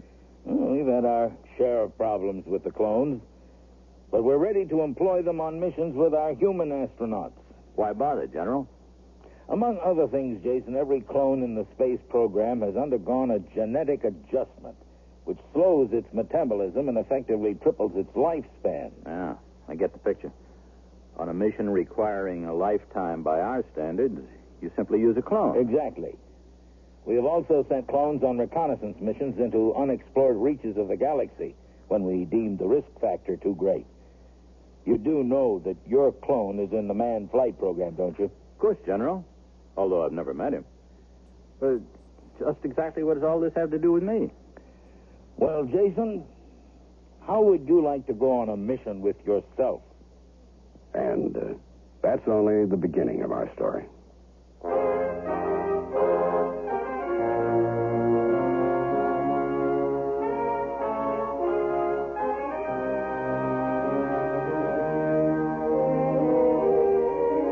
Sears Radio Theater, a new adventure in radio listening. 5 nights of exceptional entertainment every week. Brought to you in Elliott Lewis production of the Sears Radio Theater. Our story, Two Faces of Evil by Mark Trella. Our stars, Barney Phillips and Howard Culver. The Sears Radio Theater is brought to you by Sears Roebuck and Company. Sears, where America shops for value.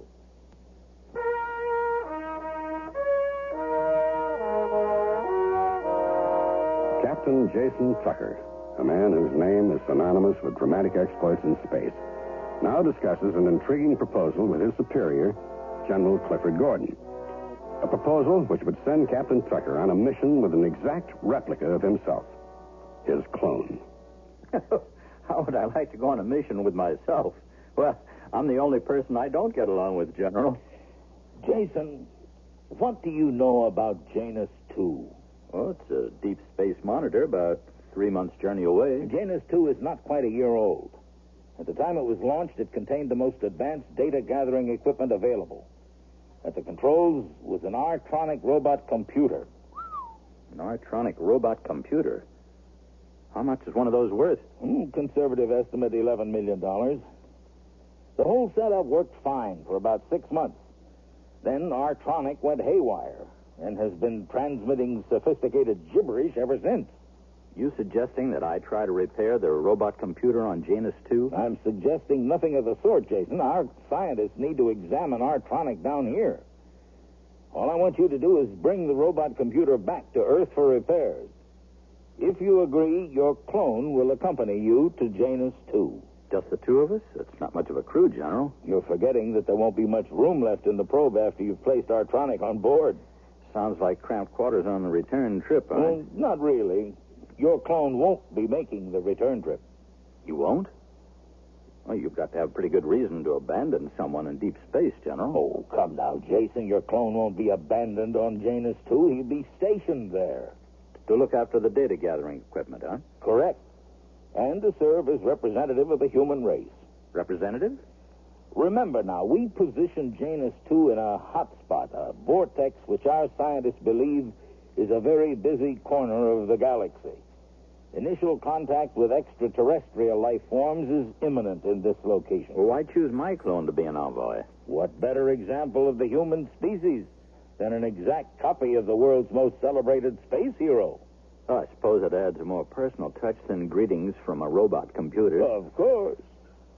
And your clone can survive quite comfortably on Janus 2 for at least 80 years. And how does my clone feel about all this? Why don't we ask him, Jason?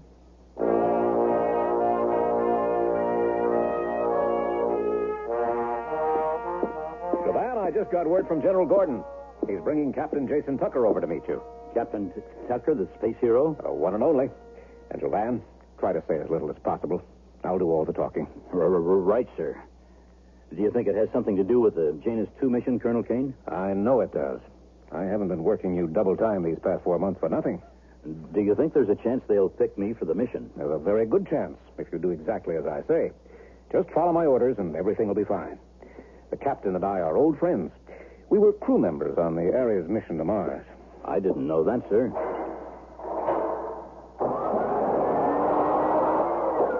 All right, now, get yourself inside the simulator and rehearse some of the mid-flight course correction maneuvers.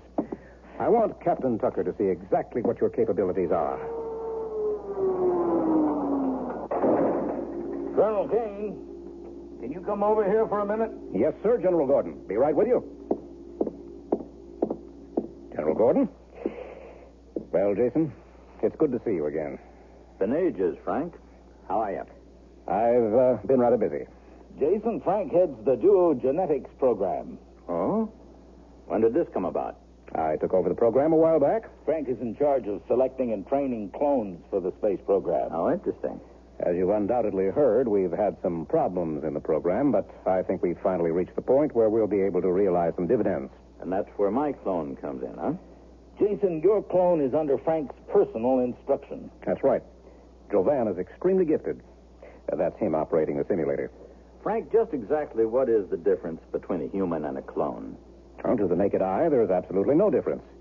But to the trained observer, they're light years apart from us. They're solid state while we're diodes and triodes, huh? Exactly. They're not hampered by the excess baggage we humans carry about. What excess baggage is that, Frank?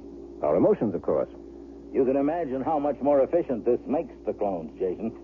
Clones, after all, are the next logical step in man's perfection of himself. Well, how do they react in situations requiring split-second decision-making? We tend to feel that... Can they think for themselves, Frank? Of course they can.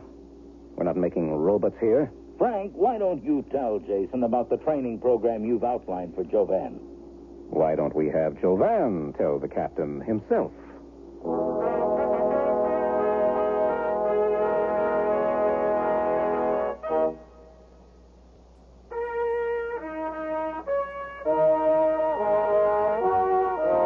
In this future time, every precaution is taken to see that a person never meets his clone.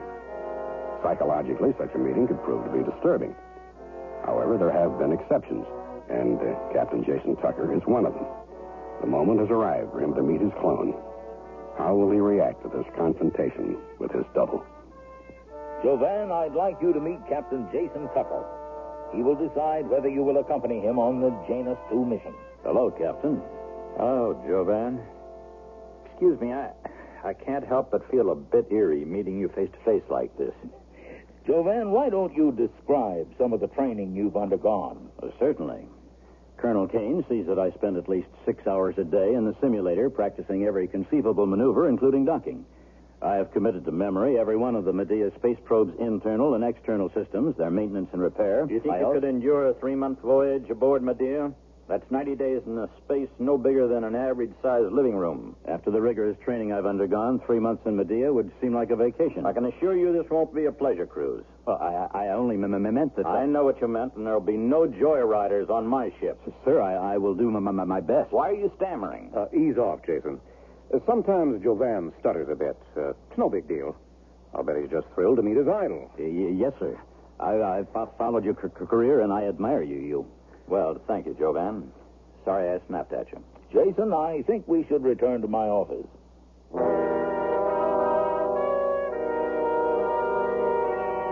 Jason, there was absolutely no reason for you to be harsh with Jovan. I wanted to see how he'd react, General.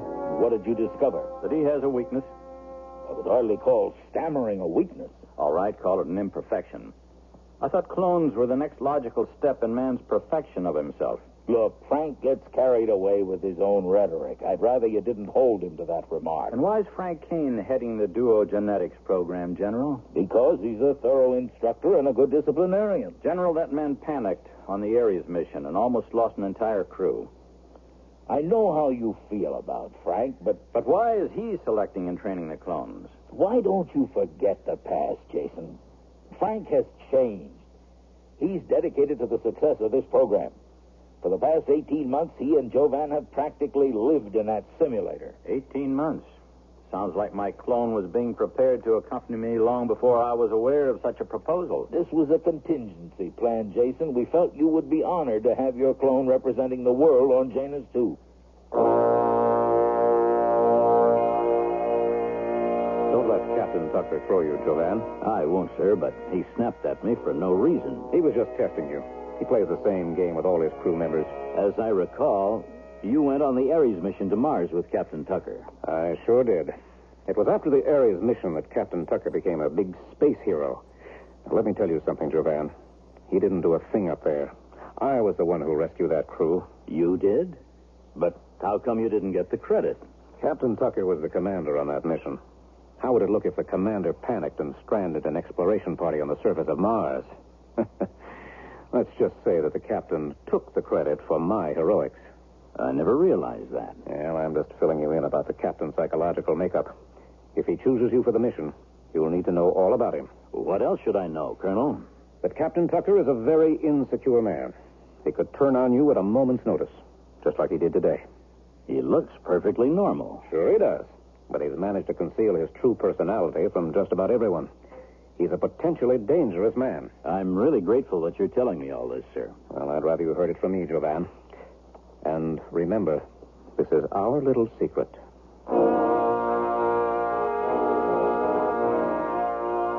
I don't mean to sound impertinent, General, but why are you so anxious for Jovan to accompany me on this mission? I don't deny that Washington would like another first in space. They feel that placing your clone on Janus 2 would be a noble gesture.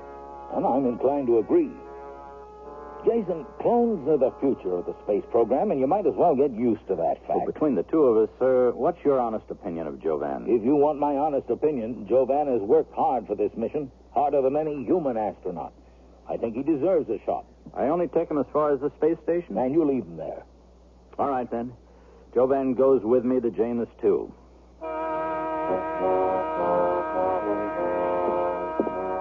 Jovan, take a break. General Gordon just called. You're going to Janus 2 with Captain Tucker. Right, sir. But what are my orders? Your orders are to deliver Captain Tucker to Janus 2. Once there, you'll pick up the Arctronic robot computer and return to Earth alone. Am I clear? Yes, sir. Sounds simple enough. And if something should go wrong, I'll be standing by to lead a rescue mission. That's a relief to know, sir. Wouldn't it be something if I had to rescue Captain Jason Tucker? Then I might get some recognition after all.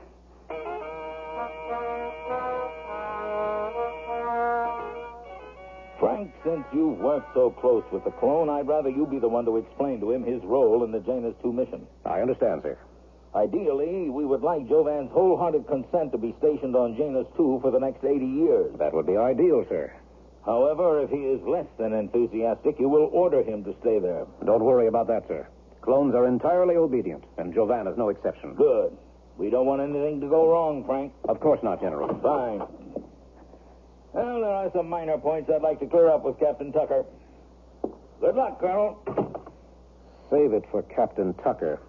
You'll need plenty of luck once his clone abandons him on Janus 2.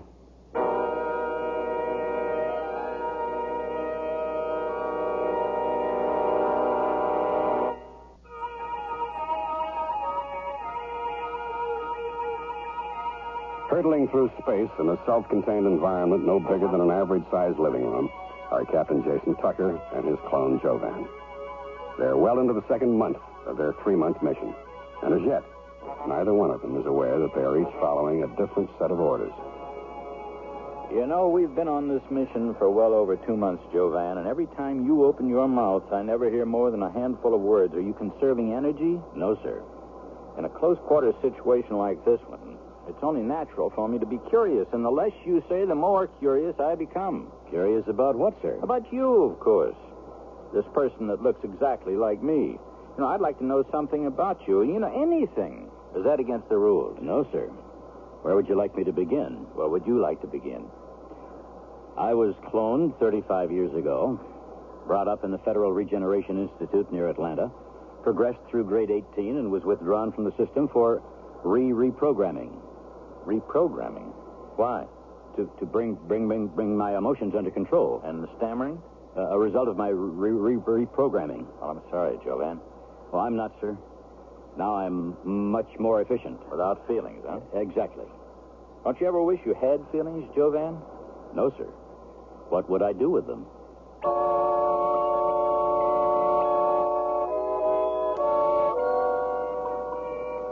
Mission control to Medea. Come in, Medea. This is Medea, Mission Control. General Gordon is here and would like to speak with you. Put the general on. Hello, Jason. Sorry I haven't contacted you in a while. How's everything going up there? Peaches and cream, General. Jason, reconnaissance reports a high concentration of space debris in the upcoming sector. I want you to be on your guard. We will, sir. Thanks for the warning. Keep up the good work, you two. We're very proud of you both. Thanks for the pep talk, General. Roger, and out. Well, Jovan, at one point I had my doubts about choosing you for this mission. Was it because I look exactly like you? Well, that's part of it. And the other part concerns my lack of emotion. Yeah, you guessed it. General Gordon had to do some fancy talking to convince me to take you along. I never did like the idea of using clones in the space program. So we're back to square one.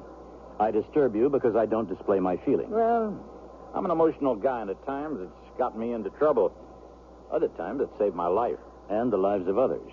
I didn't ask to be a hero, but in certain situations you go on your instincts, your feelings. Is that what happened on the Ares mission? Yeah, something like that. What a catastrophe that was. What really happened up there, Captain? Colonel Kane said that he was the... What was that? I don't know, sir. Whatever it was, it had to knock us off course. I fired a maneuvering rocket to right the ship. Took out of this port. There's a problem. Space debris. Everywhere you look. That's the biggest field I've ever seen. Let's hope that collision didn't damage this ship. Jovan, prepare to take a spacewalk. I'll contact Mission Control.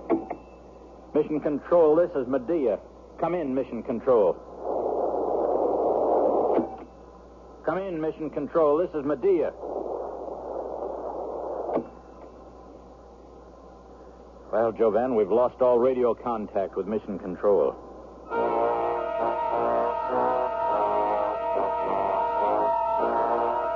Major, what's going on up there? Why can't we hear Medea? We seem to have lost all radio contact, General. Can't we reach them? I'm transmitting but receiving no response. We're tracking them and they're still on course. Since Medea is still on course, we're going to assume that their radio has malfunctioned. If it's not serious, they can repair it in flight. If it is serious, we'll have to wait until they reach Janus 2 for a complete report. And what if they don't contact us from Janus 2, General? Always looking on the sunny side, aren't you, Frank? Well, I just think we should be prepared for anything, sir. We can always launch a rescue mission, Frank. Right now, I think it's best to wait. With the General's permission, I'd like to volunteer for a rescue mission, should it come down to that. Keep that in mind, Frank. Let's hope it doesn't come down to that.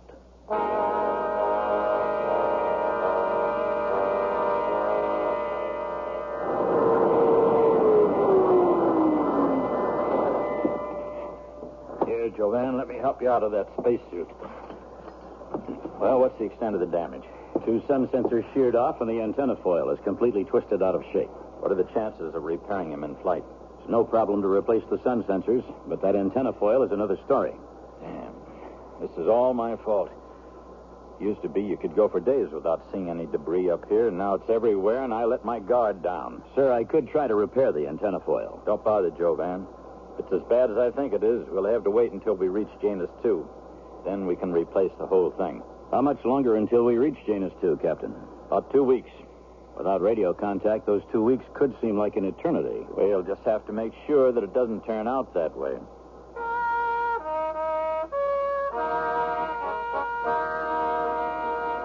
Jovan, I want to commend you on your quick reaction when we got hit by that space debris. Firing that maneuvering rocket kept us on course. I'm afraid I stammered a bit. Feelings or no feelings, you acted quickly and decisively. I was impressed. It's funny, but watching you react in that situation, well, you did exactly what I would have done. I'm flattered by the comparison, Captain. My understanding was that the clone program has been beset by problems. Colonel Kane is confident that all of our problems have been eliminated. Jovan, do you think all the problems are solved? Yes, sir. What could possibly go wrong now that we simply follow our orders? Well, I suppose it all depends on whose orders you follow. What do you mean, Captain? Nothing. Look, I'd feel better if we changed the subject. All right. Do you mind if I ask about your personal life? My personal life? Well, since I questioned you earlier in the mission, you're entitled to hear my side of the story. We clones don't have families or personal lives, and it's something I've always been curious about. So they haven't been able to breed out curiosity, have they? Well, actually, I'm a poor example. My personal life has always been very public. My mother died shortly after I was born. Her generation didn't have the benefit of cloning. My father was a 4-star general, so you can imagine how many military installations I've been in. I knew how to salute before I could walk. Naturally, I joined the service. I transferred into the space program 8 years ago, and I've been up in space ever since. My life probably doesn't sound too exciting. In fact, it probably sounds quite similar to your own upbringing. My upbringing was very strict. You think I got away with murder? Now, one thing I learned at an early age was to do as I was told. You'd be surprised how fast you can learn when a 4-star general takes a belt to your behind. So, you learned to obey orders, too. Yeah, the hard way. Funny thing, though, to this very day, that's one thing I can't tolerate. Disobedience? Exactly. If a man can't obey orders, he's not worth a damn.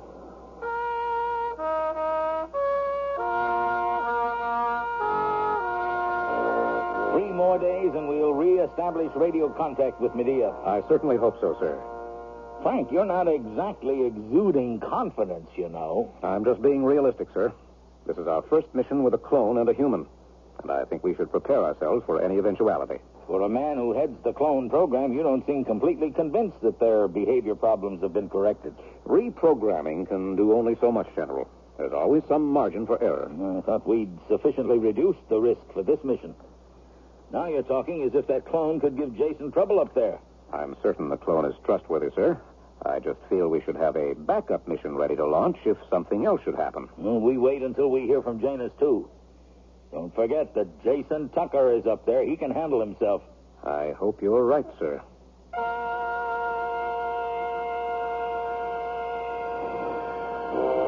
Captain, we've established visual contact with Janus 2. Good.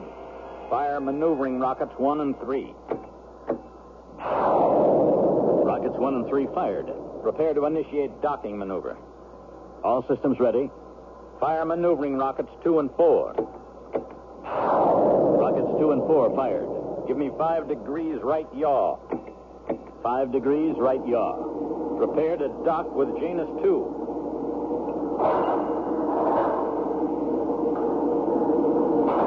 That was a picture-perfect docking maneuver, Jovan.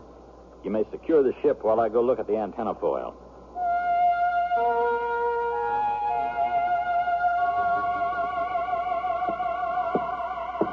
As you can see, the design of Janus 2 is anything but new. Apparently, our scientists couldn't improve on the good old wheel. At the center, Artronic, the robot computer, assembles and transmits the incoming data. And on the rim of the wheel, where we are now, millions of sensors collect data on cosmic radiation, radio signals, or any other unusual disturbances in the surrounding area. This view defies description. That's incredible. Absolutely breathtaking. And silence. Nothing but silence. You know, I envy you up here away from the Earth and all the pressures and intrigues of the space program. Right now, it all seems so far away. I'm confused, sir. Well, now that the antenna foil is repaired and the robot computers on board the ship, I'll be returning to Earth. You'll be returning to Earth? Absolutely. Those are my orders. My orders are different. Oh? What do your orders say? My orders say I am to leave you on Janus 2 and return to Earth alone. Well, I think we can disregard your orders, Jovan. Obviously, there's been a mix-up. You're the one who's staying behind on Janus 2. He's a very insecure man, liable to turn on you at a moment's notice. Yes, sir. Whatever you say. Look, if you don't believe me, we'll radio mission control again and clear up this mess once and for all. He's managed to conceal his true personality from everyone. That won't be necessary, Captain. No, I think it is necessary, Jovan. I won't have you feeling that you were tricked into staying up here. Now follow me to the space probe. Jovan, your orders are to return to Earth alone. Follow me, Jovan. That's an order. I'm right behind you, sir. I'm sorry I knocked you out, Captain Tucker, but my orders are to leave you on Janus 2.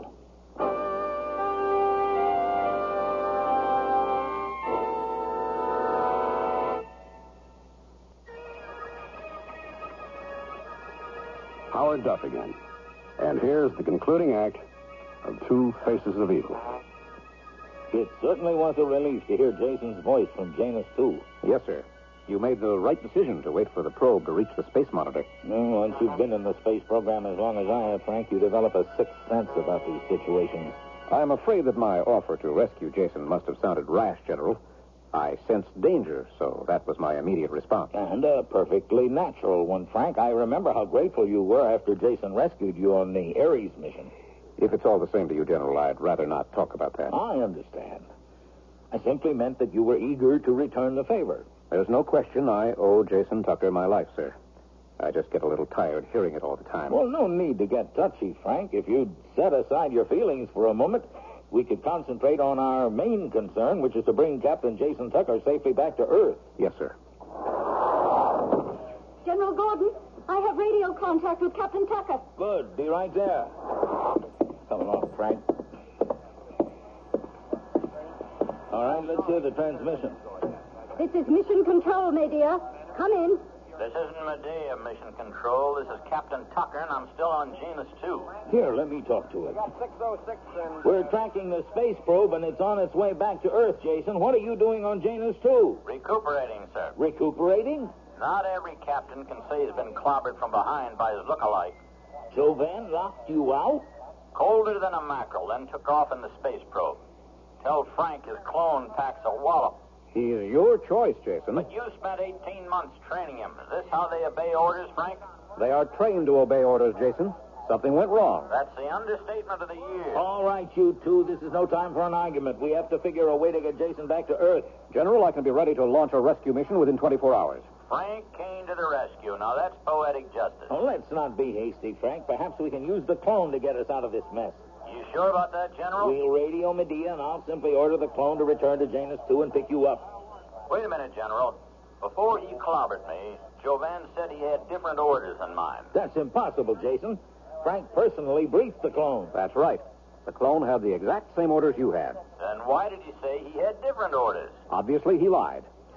I was hoping a situation like this wouldn't develop. I think I have a possible explanation. Let's hear it, Frank. Did the clone ask about your personal history, Jason? Sure, I told him all about myself. So what? For some reason, the clone chose to steal your identity. All he had to do was acquaint himself with your background, then return to Earth and take your place. How did he think he'd get away with that? As soon as you'd contact Janus 2, you'd discover I was here. If the clone had thought this out carefully, he would have killed you, Jason. Well, since you seem to be the man with all the answers, Frank, what do you suggest we do next? All we can do is wait for the clone to land and court-martial him. And where does that leave me? General, I can still be ready to launch a rescue mission within 24 hours. All right, Frank. Prepare for a launch. Yes, sir.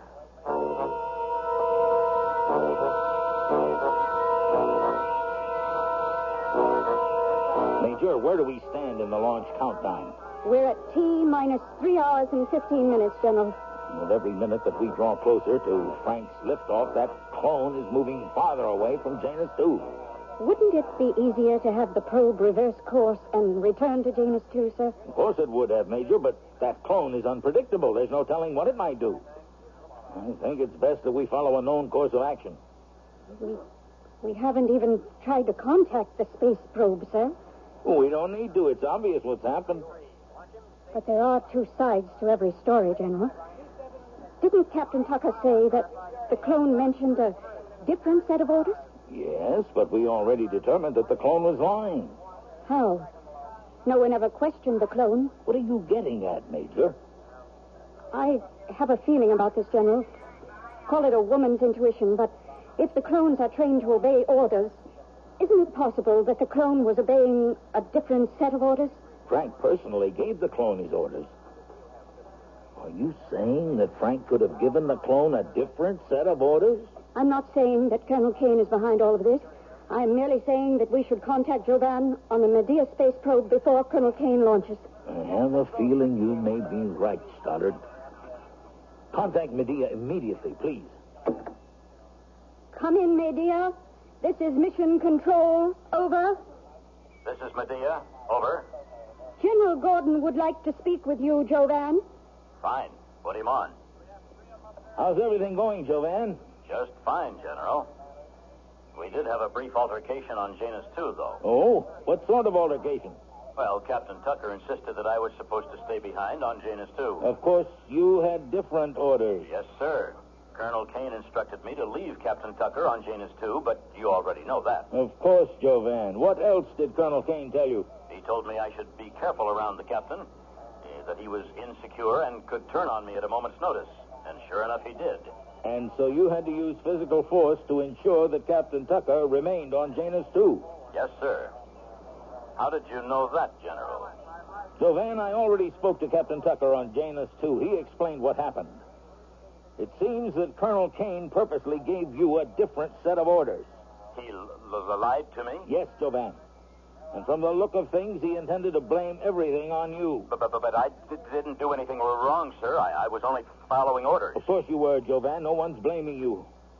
Now, I want you to compose yourself. Yes, sir. I'm going to give you some new orders. I'm listening, sir. You are to reverse course and return to Janus 2. Once there, you will pick up Captain Tucker, and both of you will return to Earth. Am I clear, Jovan? Extremely clear, sir. I have a feeling that you and Captain Tucker will both be testifying at a court-martial.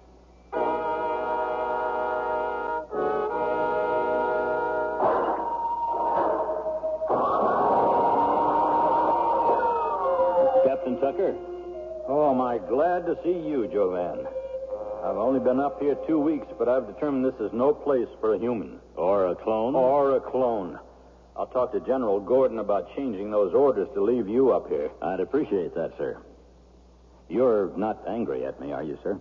Well, why should I be? You were just following Frank's orders. That's the truth, sir. Call me Jason. That's an order. Yes, Jason. So you reversed course, returned here, and docked all by yourself? That's right, Jason. Congratulations are in order. Remind me to buy you a drink when we get home. Or is that against the rules? No, Jason, I'd like that. You know, I can't think of anyone I'd rather have rescue me than me. And I can't think of anyone I'd rather rescue than me. Come on, Jovan. Let's head for home.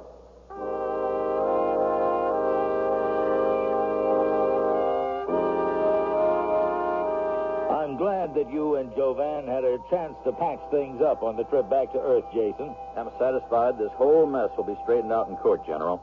After Frank's undergone a psychiatric examination. How'd you determine that Frank was behind all of this? No, I can't take credit for that. Major Stoddard here suggested that I radio Jovan on the space probe. I'm grateful for that, Major. So am I. Frank was so certain that reading emotions and feelings out of the space program would reduce human error. He honestly believed that? Sure, and for a while he had me believing that Jovan was the villain. I'm afraid he had us all believing his story. Well, what did he hope to gain, General? A reputation. Somehow Frank hoped that he would become a national hero after he rescued Jason from Janus 2. The colonel told me that he was the one that rescued you on the Ares mission, Jason. Well, I'm not surprised. He fabricated this whole scheme to vindicate himself. Vindicate himself? The Ares mission to Mars failed because of human error. Frank Kane's human error. All these years he's been planning to reconstruct the same situation, but this time casting himself as the hero. And instead of having a human commit the error, he substituted Jason's clone to take the rap. He went to all that trouble? Oh, it was no trouble for Frank. It was perfectly natural. Does this mean that clones won't be used in the space program anymore? I don't think anyone will blame you, Jovan. A new director for the duogenetics program is all that's needed. A new director, huh? Has either of you got any suggestions? Oh, I have a feeling that Major Stoddard would make an excellent director, sir. Me? Why on earth choose me? I think what Jovan means to say is that the clone program needs a blend of emotions and efficiency. Am I right, Jovan? If you're interested, Major, the job is yours. I don't know what to say. Say yes. And that's an order.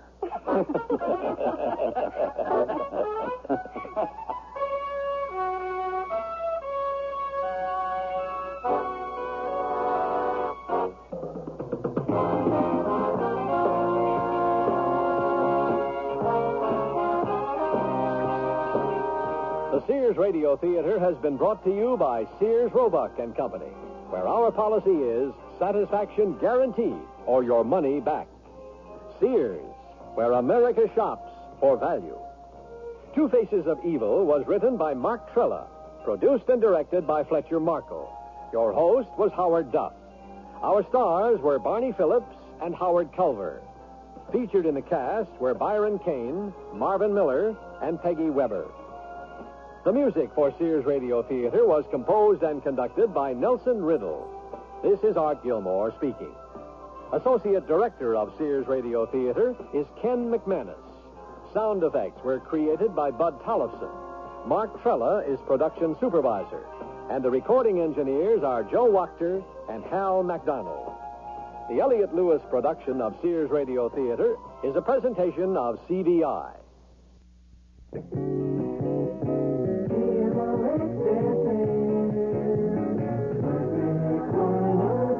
Music 103, 24 hours a day. KMOX FM, St. Louis.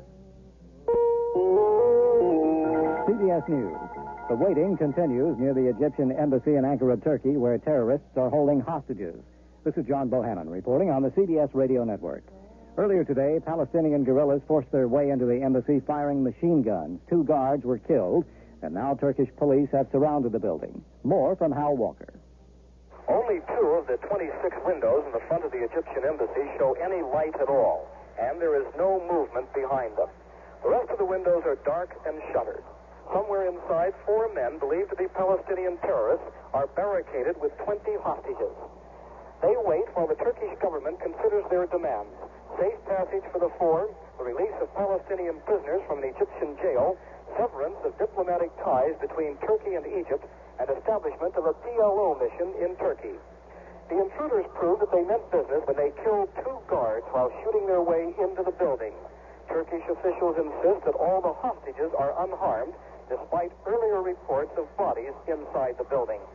Armored vehicles and carefully concealed government troops ring the embassy now, but so far no move has been made to eject the intruders by force. Hal Walker, CBS News, Ankara. President Carter is back at Camp David in Maryland after another secret visit, this time to Marvin Porterfield's home in Martinsburg, West Virginia. After talking to Porterfield and a few neighbors this morning, Mr. Carter returned to Camp David. And late this afternoon, he invited more than a dozen journalists to the presidential retreat for a briefing. CBS News correspondent Walter Cronkite was there and describes Mr. Carter as a deeply troubled and worried man who hopes the time has come for a turning point. Administration officials say Mr. Carter still plans to make his radio and TV speech Sunday at 10 p.m. Eastern Time. Many domestic airlines DC-10s are back in the air. The Federal Aviation Administration lifted its grounding order earlier today and also allowed foreign DC-10s to fly into and out of America. The FAA's Langhorne Bond says he allowed the wide-body jets to fly again because he's satisfied that safety issues have been resolved. But he also wants the planes to be redesigned for safety in the years ahead. We are very confident, as are all the other aviation authorities, of the ability of this inspection program to deal with all problems that can come up. We are less confident that over a 15-year span or more, which is how long the aircraft will be in service, whether such tight inspection intervals are appropriate or will be sustained with the same kind of intensity that we know they will be now. The FAA says the DC-10s will be allowed to fly with current engine mounts because increased inspections will catch any cracks before they expand to dangerous proportions. A jury in St. Paul, Minnesota tonight convicted 5 Chippewa Indians of charges of conspiracy and assault in last May's takeover of the Red Lake Indian Reservation jail. U.S. State Department officials say President Somoza of Nicaragua is back in Managua after an earlier trip to Guatemala. Somoza apparently met there with officials of Guatemala, El Salvador, and Honduras. 2 days ago, when much of the world was concerned about Skylab falling to Earth, a woman in a Brazilian village was more concerned about giving birth. America's space station and the baby were reaching Earth about the same time, so she named her child Marcos Skylab Galisa in honor of both events. The mother is described as poor and unmarried, and she's asking NASA to help support her baby. She's also quoted as saying, maybe the gringos will be more responsible than the baby's father. John Bohannon, CBS News. That's the theme from the Sears Radio Theater. Tonight's story is a comedy with Andy Griffith as your host. Here's a preview. A divorce? Just because I want you to have the best things in life? Look, I know you love me, and I love you. Talking about a divorce is no way to prove it. But sometimes people just... loving each other isn't enough. The Sears Radio Theater will begin after this message from your local station. This is Andy Griffith.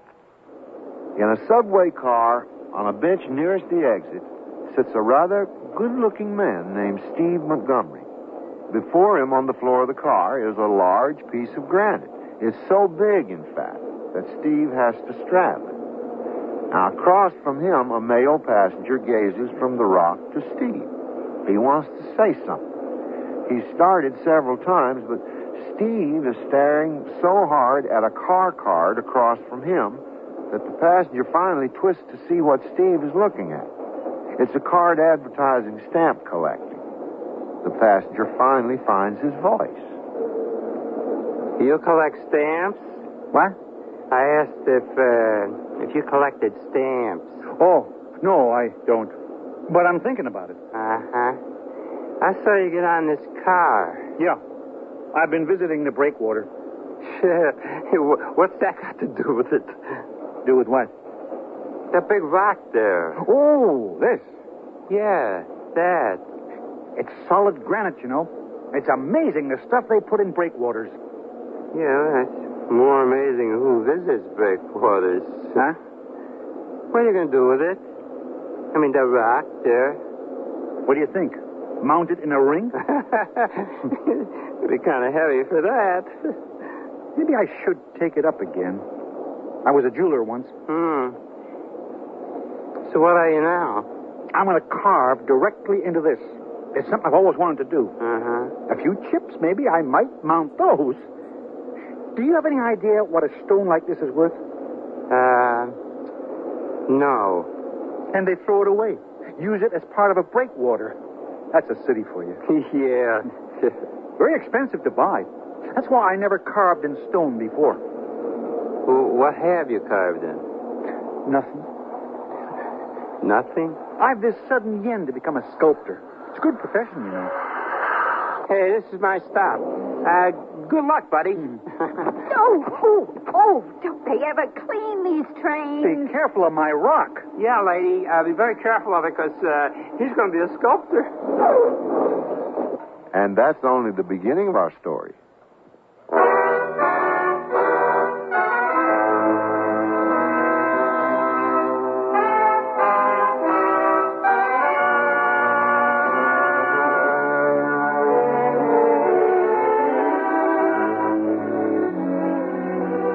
Sears Radio Theater, a new adventure in radio listening.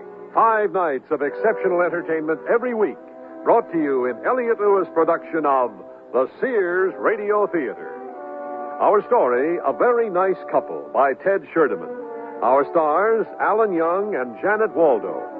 The Sears Radio Theater is brought to you by Sears Roebuck and Company. Sears, where America shops.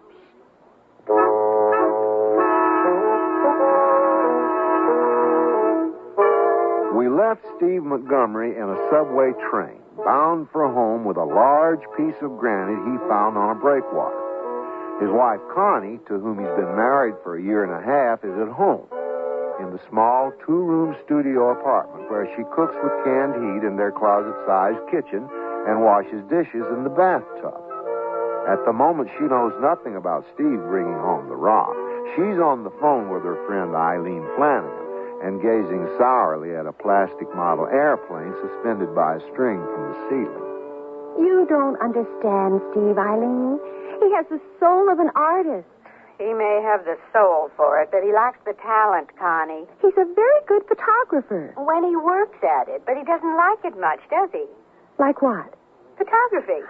Well... He's a dabbler. You might as well face it, Connie. You married a dabbler. I tried to encourage him to follow through on something. Did he ever finish anything? Like his idea of writing songs? It was jingles. Okay, jingles. Advertising jingles. All right, advertising jingles. Did he finish one? Well, yes. He had a real cute one about soap. About what? Soap. He called it Sudsy Wudsy. Oh, my. So what happened? I haven't heard it on the radio. Well, you won't either. Steve found out it's a closed deal. What do you mean, a closed deal? Well, the people who do such songs have the market all closed up. It's impossible for a newcomer to get in.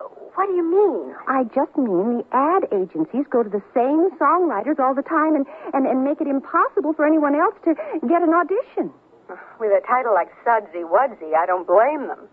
What's wrong with it? You're supposed to get suds with soap. What happened to Steve's big plan to print trading stamps? Well, the press is still here, and the ink, and the type, and, do you have any idea of how much stuff is required before you print anything? Do you, Eileen? And the puppets he was going to market? Well, he finished one puppet, all except the hands and feet and costume. And the model ships.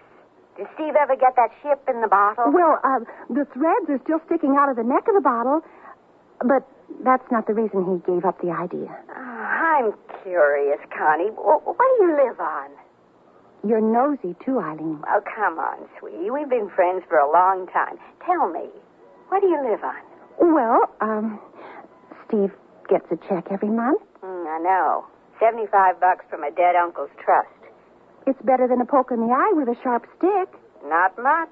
And I do all right as a mobile stenographer. Listen, Connie, I can get you an introduction to an advertising agency director who'd cast you in one of his commercials right away. You have a fine and versatile voice. Eileen, you've talked about this before. But I just can't stand you living the way you do. The answer is still no, Eileen. But you have the talent for it. A lot more than Steve has. Eileen, I hear him coming up the stairs now. And you can't wait to see what he's brought home this time, right? Call me and let me know. Goodbye, sweetie. Oh, dear. Just a minute, dear. I'm coming. Oh, it's so heavy. Help me. What? Oh, dear.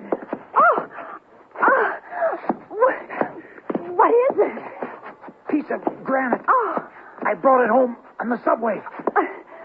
What for? Help me get it in the apartment. Oh, it's so heavy. Set it down. Set it down. Oh. I think I hurt myself. What's it for? I think I got a hernia. We can't leave it here. Why not? Well, people will fall over it. What's it for? Take a walk around it. I think I ruptured myself. Those stairs are killers. Steve. Will you still love me if I have to wear a truss? Will you please answer my question? What question? What's it for? Well, I found it on a breakwater. I don't care where you found it. I want to know what it's for. Connie, do you have any idea what it costs to buy a piece of granite like this? What's it for, Steve? Well, you know how I've always wanted to be a sculptor. There's a tub of clay in the bedroom that's hardened since you decided to take up pottery. Don't change the subject. Well, I'm asking you one more time, Steve. What is that rock for? I'm going to carve it into something you'll be proud of. Oh, my golly. Of course, I have to get a hammer and some chisels first. Steve, let me understand this. You're going to carve it? When you're asked, you can say you're married to Steve Montgomery, the sculptor, whose latest piece is solid granite called Weeping Mary. That's a good name for it, don't you think? Well, don't you, Connie? I think Eileen Flanagan is right. I'll go out and buy a stonecutter's hammer and some chisels right away. I'll get started on it today.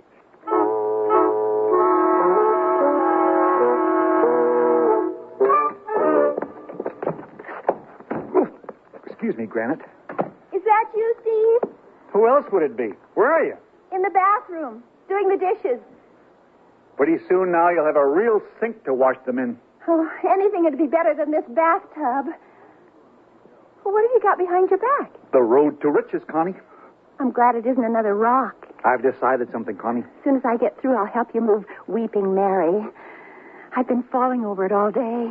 Don't you want to see what I've got? You can dry the plates if you want to help me. Look. Ow! It's dead. I don't care whether it's dead. It's a rat. Please. The neighbors will think I'm beating you. Get it out of here. It's just a simple dead rat. What are you doing with it? It's part of my plan. Oh. Just as an experiment, of course. I am going to become a taxidermist. A what? A taxidermist.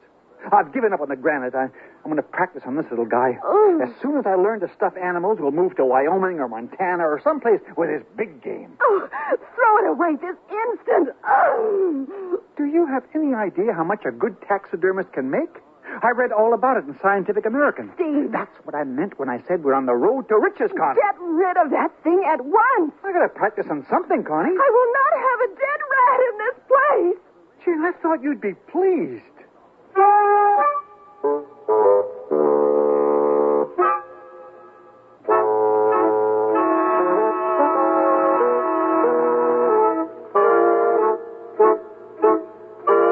Connie Montgomery reached near the end of her rope when her husband Steve brought home the dead rat and announced he was going to become a taxidermist. The only thing that saved them was Steve's getting an assignment from a magazine to take a few pictures. Now, Connie knew he didn't like photography much, but it was the only talent he had ever demonstrated, and she was content that the magazine assignment would take him a week of his time before he brought home more pieces of granite or dead animals to the apartment already cluttered with things he had never finished. Connie had lunch with her friend Eileen Flanagan and explained.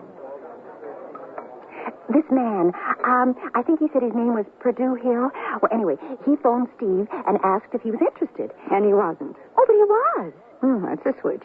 Eileen, it came, Mr. Hill's phone call, right in the middle of the fight we were having about the dead rat. Oh, please, not while I'm eating. You're only having coffee now. Connie, what happened to the big rock? Well, you know how Steve is. I know. He gave up the idea of being a sculptor when he found that rat in an alley. How did he get it to your apartment? The rat?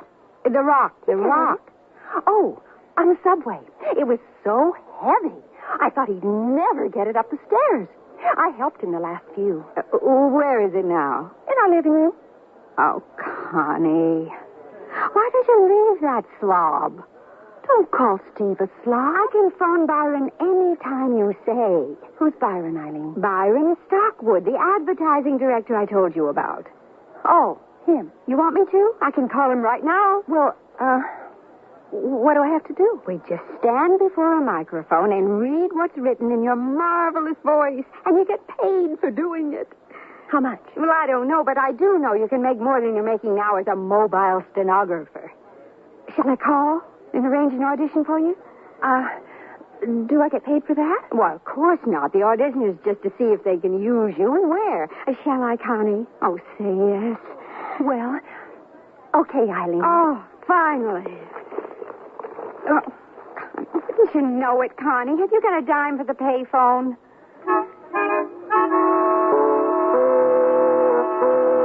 I didn't expect it to happen so fast, Steve. I just had the audition yesterday. What's the commercial for? Well, I don't know, but they want me there at 10:30. Oh, I better hurry or I'll be late. I'll go with you. Oh, that's not necessary. I want to, Connie. Well, you have those photographic prints to make yet. I said I'd go with you. Time's a-wasting. Come on.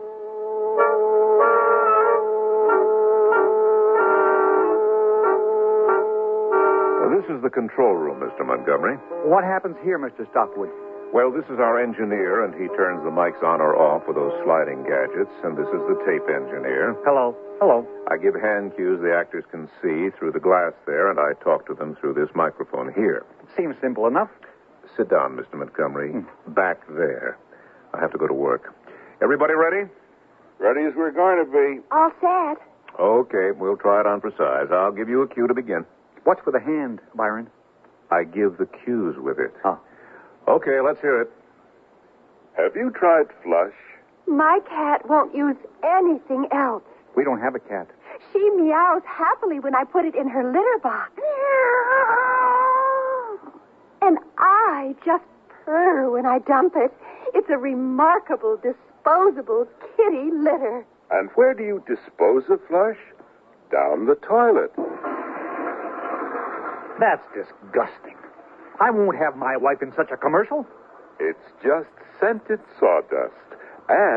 Hold it. We're trying to rehearse a commercial, Mr. Montgomery. I can only see two people out there.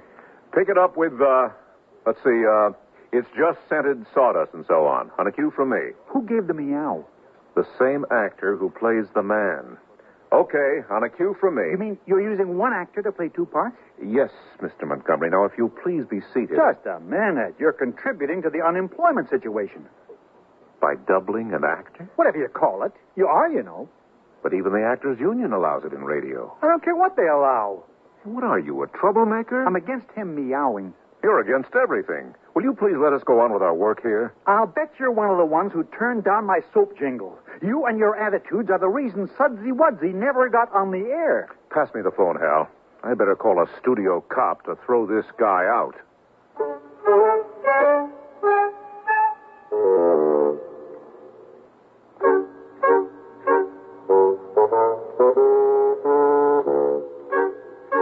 What's going on in here? Connie, you're not doing this commercial. Come on, let's go. Well, just a minute. Byron, what's the matter? Your husband objects. Connie, are you coming or not? No, I'm not. Go on, Byron. He objects to the commercial, to the doubling of the meow, and... Are you getting out, or do I have to have you thrown out? I'll leave under my own power, Mr. Stockwood. I never thought you'd stoop so low. What have I done? A toilet flush on the air. It's just a sound. They use it on All in the Family all the time. You don't have to apologize for anything, Connie. All in the Family doesn't double actors just because they need a cat. What's that have to do with it? This is for radio. I don't care what it's for. I'll call the studio police. Never mind. I'm leaving. Oh, this is so humiliating. Oh, there. It's not your fault, Connie. Okay, guys, we'll tape it after lunch. There, sweet girl.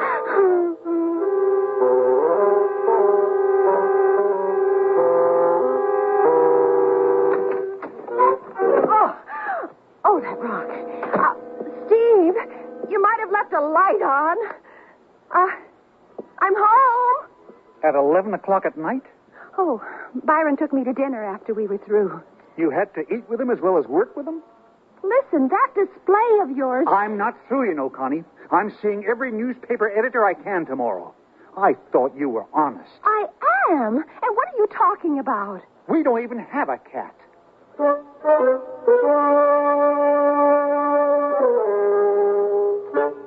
Steve began to resent Connie's carving out a new career in broadcasting, and the casting calls from Byron Stockwood's office came often. So often, in fact, that Connie began earning enough money not only to get him out of debt, but to enable him to start a savings account. But what Steve resented most were the frequent dinner dates Connie had with Byron. And what Connie resented most was Steve's constant dabbling. For instance, she returned from a taping session to find him bent over a small wooden block. Excuse me, Rock. Steve? Well, didn't you even hear me come in? I was concentrating. What are you doing now? I mean, what is that? This is going to be a wood engraving. Wood engraving? That's different from a wood cut.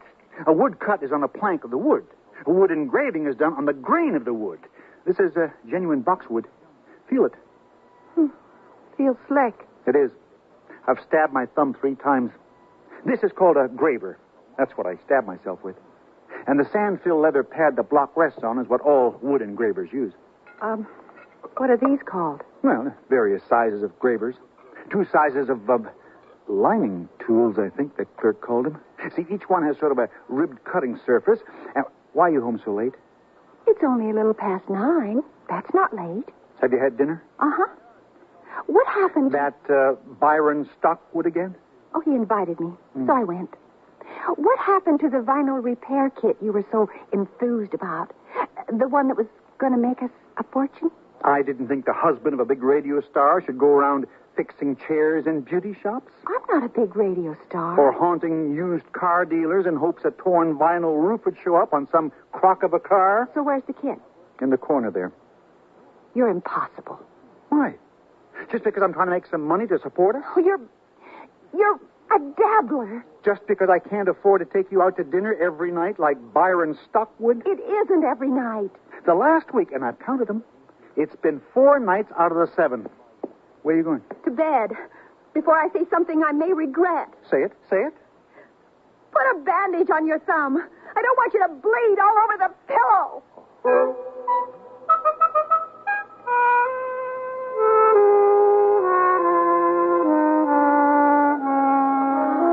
More wine, Connie?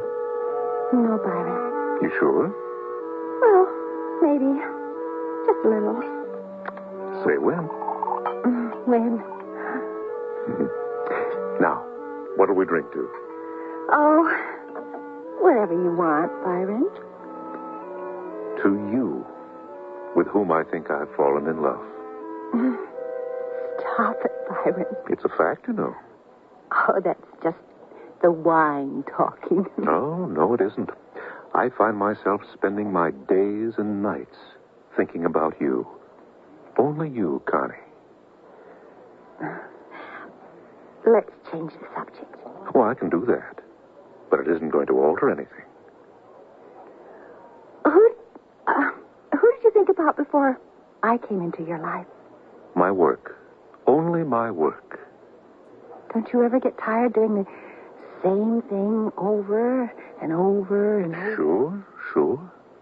But it's my work. My job.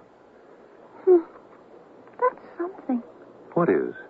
Oh, how you think of your work?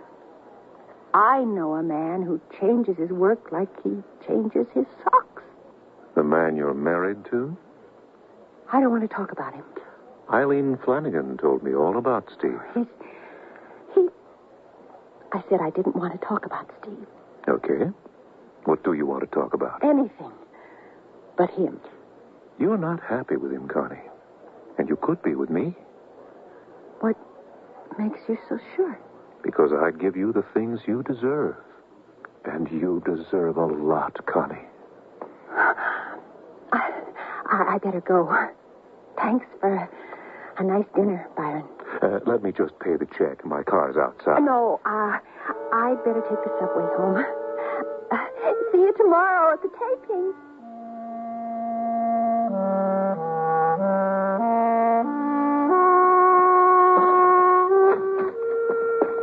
Oh, that damn rock. That you, Connie? Yes, it's me. When are you going to move that piece of granite? Tomorrow. I'll move it tomorrow. Oh, always tomorrow. I'm already in bed. You don't expect me to get up and go out there in my pajamas, do you? Well, I don't know what to expect from you. I've been thinking ever since I looked in the bank book. Wood engraving is too slow. What has that got to do with the bank book? We can afford one. Afford one what? An etching press. Steve! Do you realize how much there is to be made doing etchings? I can see it now. Street scenes of the village. Don't go buying an etching press. It's a lot faster than wood engraving. I don't care how fast it is. And I wouldn't stab myself in the thumb all the time. I said no. I've had it with your wild schemes. All I'm trying to do is find a way to make some money for us so you can quit working at this radio station business. I'll never quit. Why? Because you'll have to forego your nice little lunches and dinners with Byron Stockwood, is that it? At least he sticks to his job. That measly little job. He's a vice president of a big advertising agency. Just because I'm trying to make a good living for us. Where are you going? I'm sleeping in the other room. Good night, you dabbler.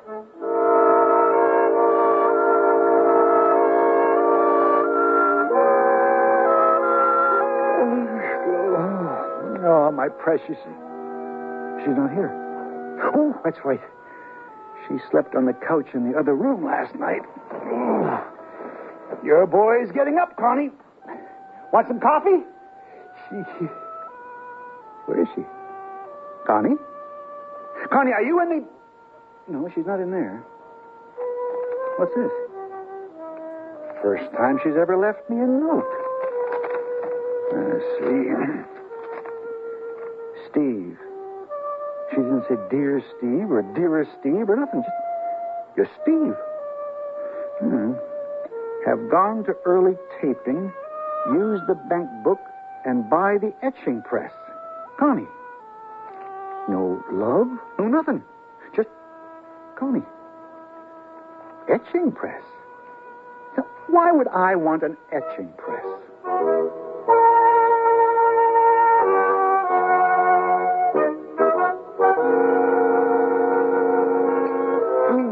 How come you're not lunching with Byron today, Connie? I told you, Eileen, because you asked me first. Good answer. He's crazy about you, you know. Who? Byron Stockwood. Who else are we talking about? Oh, we're certainly not talking about Steve. Are we? No. Keeps you busy, doesn't he?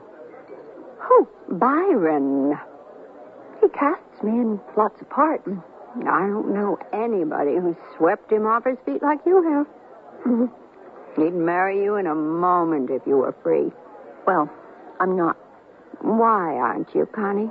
Look, Eileen, I'm just another radio actress who's done well for herself. Okay. And thanks to you, I just happened to get my start with Byron Stockwood. What a start. I appreciate what you did for me, Eileen. Byron's one of the most eligible bachelors in this town, you know.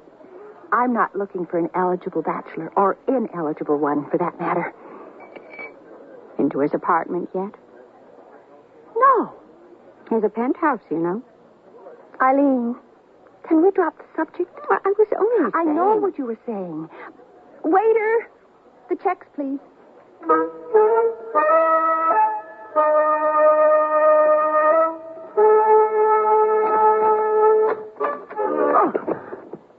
Oh, excuse me, Rock. Where is it, Steve? Oh, hi, Connie. Where's the etching press? Whatever gave you the idea I wanted an etching press? You did. Me? Wait. When you gave up wood engraving, you said etchings were faster. Oh, I was just making conversation, I guess. What are you doing? You see this?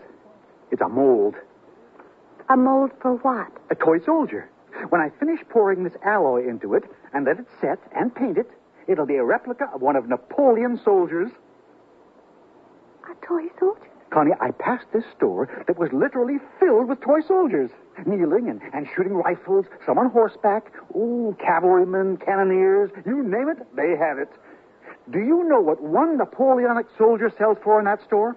$15. You are going into the toy soldier business? Sure, there's a fortune in it. People from all over the world collect toy soldiers. I bought only a dozen molds to start with. This is one lying prone. Civil War soldier, I think. As soon as the alloy in this little ladle melts, I'm going to pour. Connie, where are you going? To get my suitcase. Where are you going? I don't know yet. Did Byron Stockwood cast you in a part that takes you away from here? No.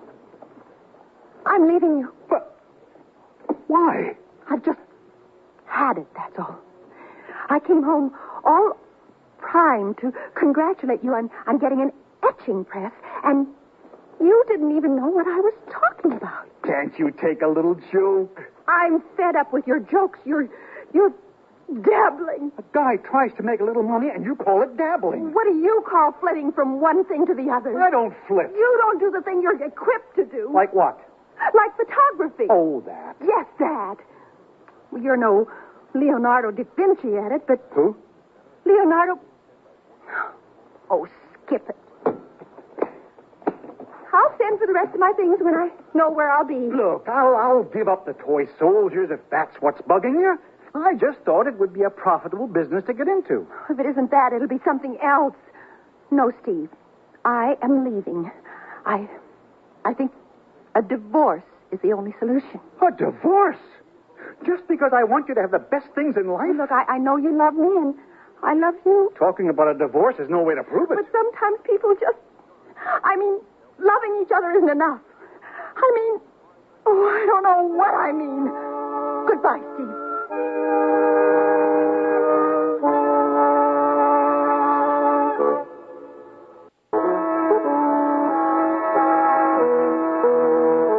Andy Griffith again, and here's the concluding act of A Very Nice Couple. You don't know how happy your news makes me, Connie. It's not easy to walk out on a man. But you did, and that's what's important. I just couldn't take Steve's dabbling any longer. Did I tell you about him making toy soldiers? Yes, you did. Now I can get you on a plane to Reno tomorrow. And he said, Reno? Nevada? Well, you want a quick divorce so we can be married right away, don't you? Well, I guess so, Byron. Where are you staying, Connie, dear? At a hotel for women. Silly girl. You can stay at my penthouse. No. Just until your plane leaves tomorrow. No, I'll stay at the hotel. But the place will be yours after we're married anyway. I said no, Byron. What are you doing? Give us a kiss, sweet girl. No. I said kiss me. I don't feel like it. Do you have a headache? No, I don't. Well, you kissed the man you just left, didn't you? That was different. He was my husband. Steve was a dabbler. You said so yourself. Well... Your best friend, Eileen Flanagan, said you were always complaining about your ex-husband going from this to that. He was trying to find himself. Are you making excuses for that bum? No, I'm not making... And don't call Steve a bum. What else is he if not that? Well, look, it's one thing for me to downgrade him, but... I love the lines in your forehead when you get angry. But, look, you're a very attractive man, but I won't have you saying nasty things about Steve. What am I supposed to do, invite him to be best man at our wedding? You could do worse. I can't imagine how. Maybe he'd show up with his tin soldiers or wood engravings or something just as ridiculous. Like that big rock.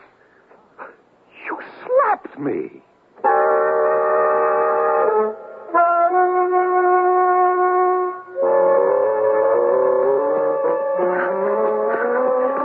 Oh, excuse me. Didn't see you.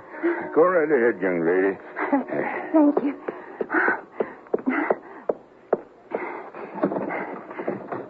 Steve!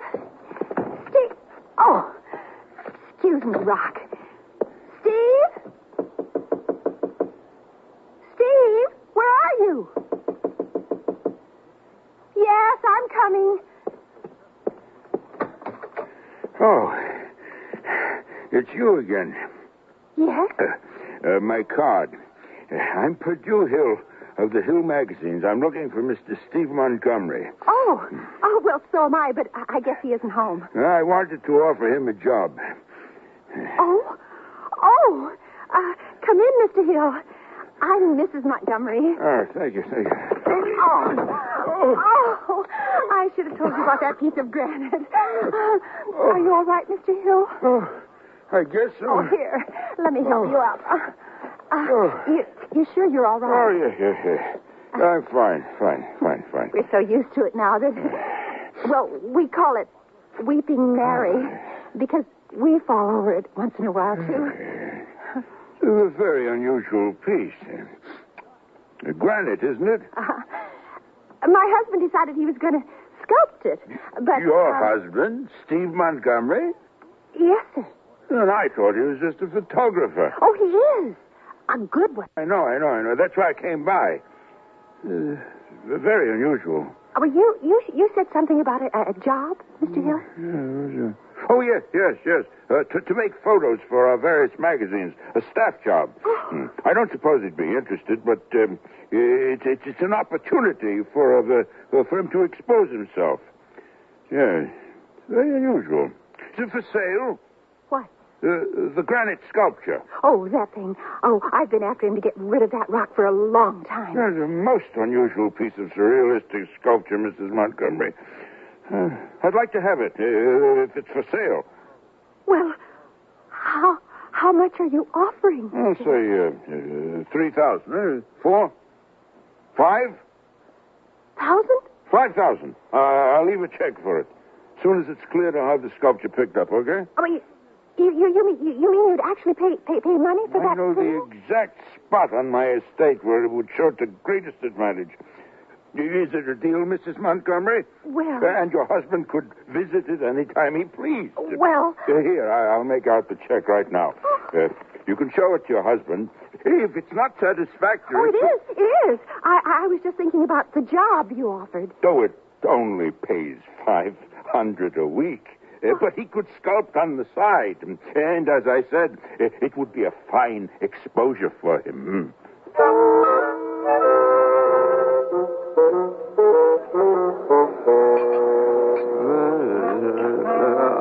ought to introduce myself.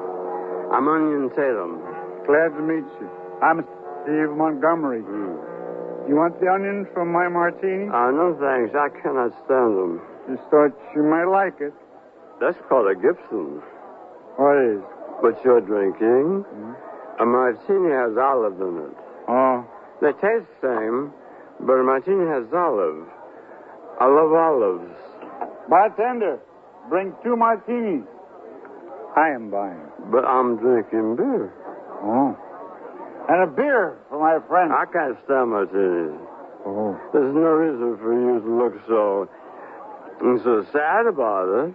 I'm not sad about you not liking martinis. Well, then what are you sad about? Do you mind if I call you Steve? No, it's my name, Steve. Montgomery, Steve. And you could call me Onion. Okay, Onion. You can have the olives from the martinis. Steve, why are you so sad? My wife left me. There's nothing to be sad about. I mean, I wish mine would leave me. She just up and walked out. There's plenty of other fish in the sea. Not like Connie. Who's that, your dog? My wife, the one who walked out on me. Oh, yeah. Just because I was trying to make a good living for us. It was terrible. A man tries first one thing, then another. She didn't understand it. She got teed off because I didn't buy an etching press.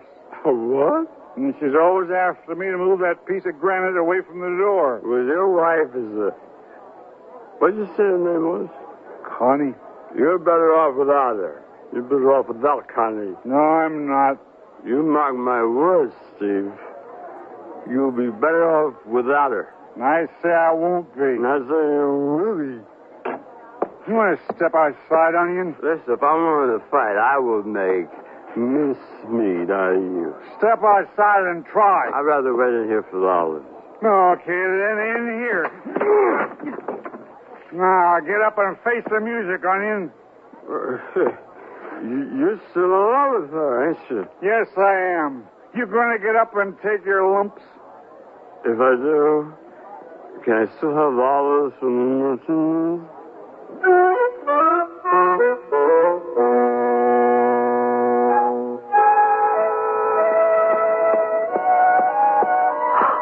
It looks like it is.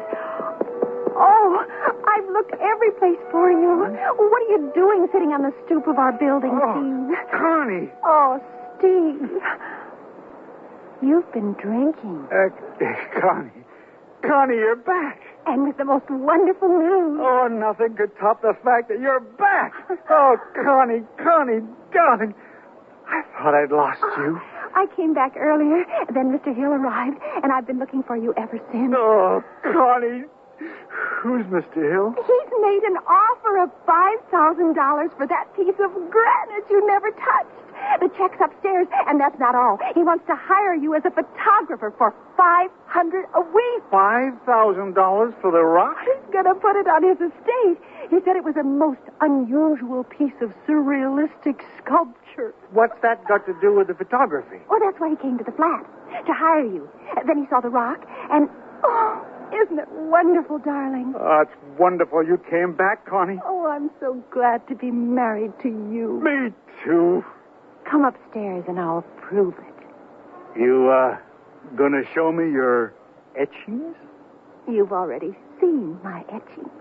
I know, but I'm an art lover.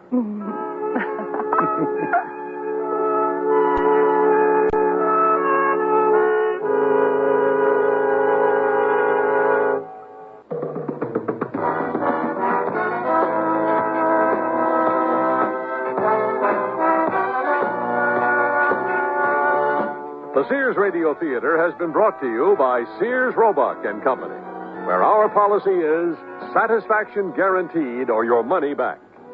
Sears, where America shops for value. A Very Nice Couple was written by Ted Scherdeman, produced and directed by Fletcher Markle. Your host was Andy Griffith. Our stars were Alan Young and Janet Waldo. Featured in the cast were Byron Kane, Gene Gillespie, Shepard Menken, Dawes Butler, and Vance Colby. The music for Sears Radio Theater was composed and conducted by Nelson Riddle. This is Art Gilmore speaking. The Elliott Lewis production of Sears Radio Theater is a presentation of... That's the theme from the Sears Radio Theater. Tonight's story is a comedy with Andy Griffith as your host. Here's a preview. Fontaine, we in a whole pack of trouble. We up to our hips in alligator. Okay. Now we get rid of the car. I'll dry my hair. I'll stop eating. Where's Henry? In the kitchen. He's preparing something with the chef. Get him. Come on, let's get out of here. The Sears Radio Theater will begin after this message from your local station. Now, just in case you missed our first episode, let me retrace our story. You see, Fontaine Harris and his pal Vernon J. Crawley are good old country boys who worked a Car of the Future scam through the South in 1928. It wasn't successful, and Fontaine looked for bigger fish. Vernon, the talking movies. That's where this country's headed. I'm on the verge of a conceptual breakthrough. Hogwash. In Joplin, Missouri, they teamed up with a down-on-his-luck Frenchman who fit right into Fontaine's plans. However, Armand Chevalier had to change his name to Henri Garbeau. I always wanted to be Greta's husband. Well, just be her cousin, and we'll do right fine. Lo and behold, the trio formed a fake movie company without even a camera and sold over $5,000 of worthless stock to the good people of Kansas City. We're going to get in a pack of trouble. But they didn't, and headed for the quiet town of Cicero, Illinois, to make a bigger score.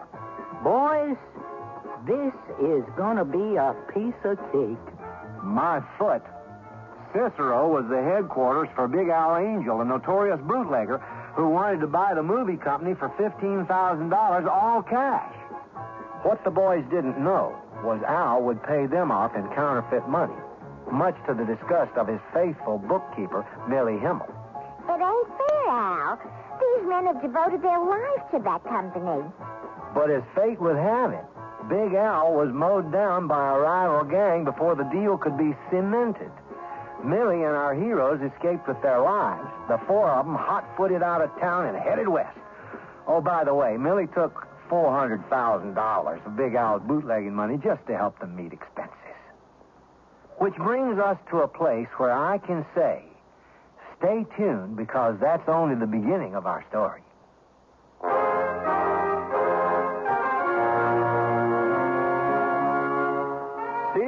Radio Theater. A new adventure in radio listening. 5 nights of exceptional entertainment every week. Brought to you in Elliott Lewis' production of the Sears Radio Theater. Our story, Fontaine Harris in Hollywood, by Ken Gerard. Our star, Pat Buttram. The Sears Radio Theater is brought to you by Sears Roebuck and Company. Sears, where America shops for value.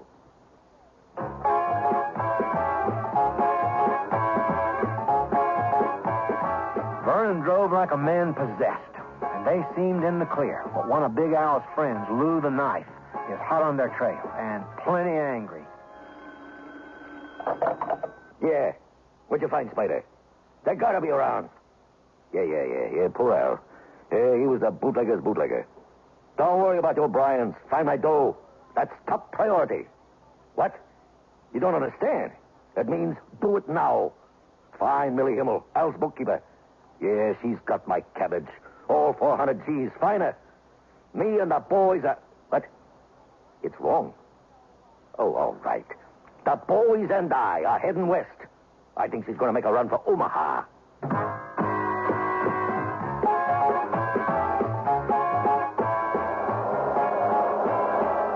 How far are we from Omaha? Possibly half an inch.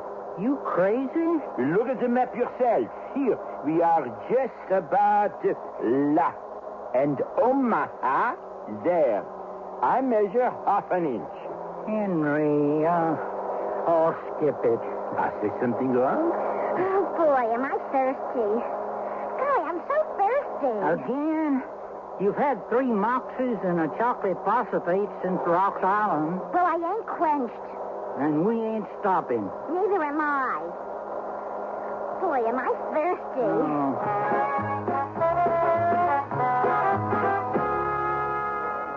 Oh, man, your fish ain't the most delicious. Does he always eat like this? He's just a growing boy. Hey, Gark, another bowl of whipped potatoes. Here, you hold this. Take it. You trust me with the $400,000? I don't want to know about it. Listen, Lou the Knife is a rough customer. Does he have kill tattooed on his cheek? No, because nobody who crosses him lives. I ain't hungry no more. Lou's chap, a born killer. You know, he used to have a knife-throwing act in the circus. He threw knives at the audience. Fontaine, we in a whole pack of trouble. We up to our hips in alligator. Okay. Now, we get rid of the car. I'll dye my hair. I'll stop eating. Where's Henry? In the kitchen. He's preparing something with a chef. Get him. Come on, let's get out of here. Voila, mes amis. I have prepared mon spécialité. Drop it, Bubba. We're clearing out. Mon Dieu. Louis the Knife? Not yet, but soon. Well, hold on. What's the specialty? Come on. Now, simmer down, folks. We ain't spotted, right? Yeah, I guess so. Sorry, but this whole thing, I'm just a ball of nerves. Oh, then we can all calm ourselves with, voila, mousse Henri. Yuck, I ain't eating no moose. Idiot. What? It looks delicious. Oh, what's that? Puree of moose lips? Let's see. My, very tasty. Better than the drugstore ice cream. Peasants. I wish I had some food to take out of here. Say what?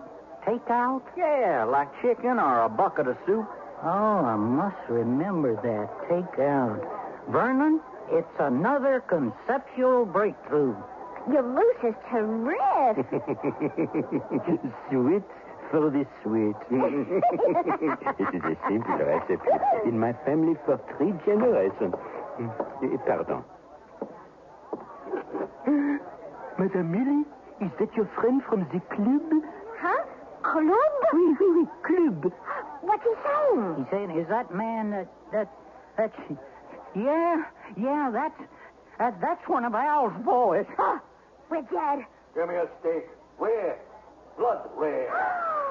It's Lou the Knife. You can have my share of the money. No, we're going to get out of here now. Henry, what about through the kitchen? You seen any strangers around here? A French guy and a fat girl? I'm going to slap his face. Am I fat? Am I? This ain't no time to count calories. Well, do you think I'm fat? We're going to be dead weight if we don't get right quick. There's a back entrance. We need an exit, not an entrance. Well, does the door open both ways? Yeah. Oh. Let's go. I take my mousse, C'est le French takeout.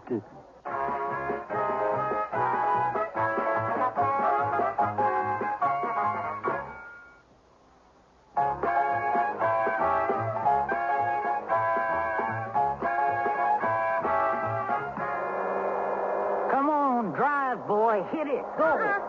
If he catches us, he's going to slice me up. I am too young to die. This ain't no good. We got to dump the car. Oh, you're right. So what do you suggest? We fly? But of course. Keep driving, Vern. I can fly. Me too when I'm drinking. Hush up. Fly an airplane. Naturellement. Henri was an ace in the Great War. Which side? You're not giving us the biz. No, mais non. I was with the best of them, fighting the Hun. You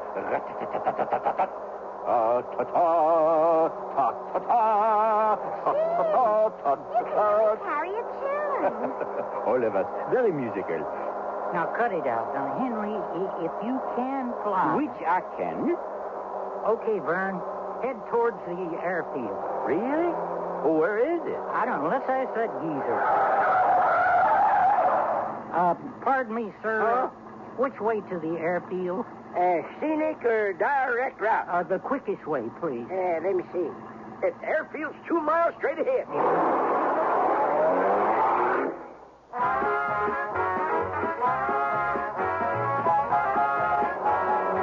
You sure you can handle one of them birds?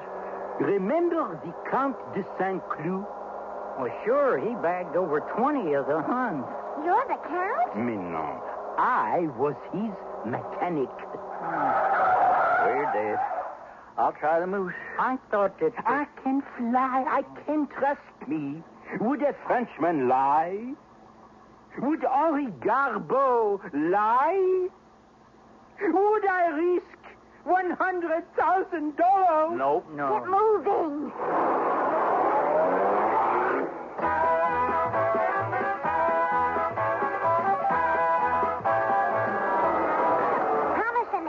But buy us a plane. Okay.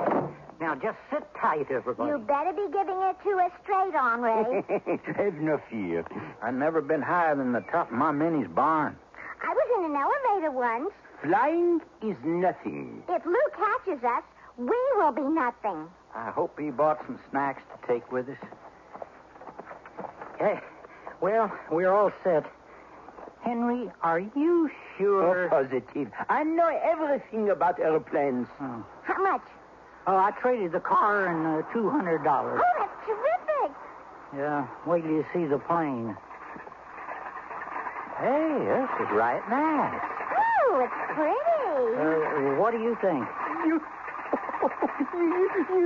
bought the wrong plane. The wrong... What? This is a Waco 9. You something against Texas? Idiot. I have never flown it. Oh, what are we going to do? Oh, well, this is it. Nothing else for sale.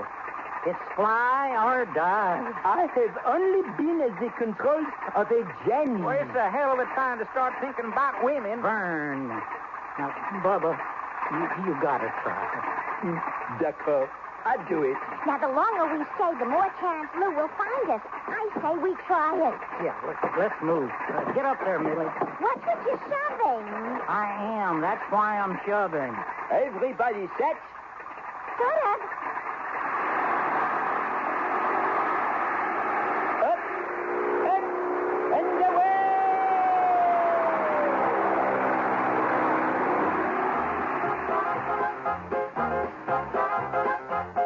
It was probably one of the first white-knuckle flights in American aviation. Henri dipped and dove. Millie and the boys screamed and screamed. Finally, after many stops, the cornfields disappeared. The painted desert loomed ahead. And then next thing you know, Henri landed in a small, dusty town in the wilderness in a strange place called Nevada. Where are we? And who cares? Nothing but a bunch of sand and rocks. Well, at least it's flat. Right, Henry? Henry, right? I am better than the consigned crew. I fly like an eagle. I soar. Yeah, well, I'm sore, too. Come on, Fontaine. Let's get out of this thing. Give me your hand, Millie. Oh, my back.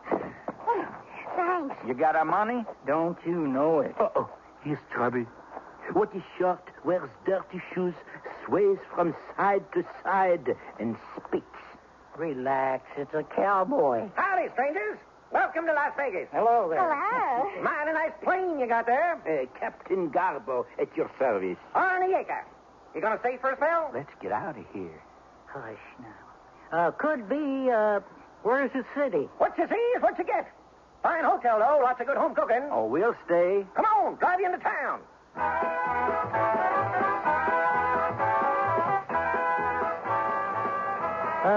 What do you do for excitement around here? Listen to the radio, shoot Gila monsters. Oh, I love the desert. It's so monotonous. Uh-huh. Ever been west before? Oh, yeah, Kansas City. Omaha. Been around, huh? Oh, sure. This here's a land opportunity. For what? Gold, silver. Fontaine, you hear that? Here, watch. Bet he's got a mine for sale. Gold? Yep, that's all these pots good for. Yeah, I'm sure all the claims are staked. Yep, all gone. Just my luck. Except the Frenchman's land, prime property. French? Yep, Frenchman's flat. They say she's the mother lode. Lode is right. It is Las Vegas' finest, Herman's Palace. What a dump. Asperal, he's the manager. See you later, folks.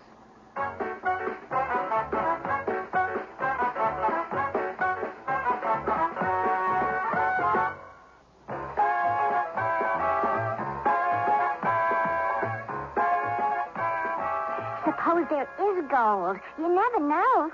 There's more gold in my teeth than that sand. It's my money. Millie, honey, don't. Please, it's a con. But just give me a couple of $1,000. Oh, you're making a mistake. Okay, here. Gee, thanks. You know, who knows? This place just might have potential. This burg ain't going nowhere. Nothing but sand, rocks.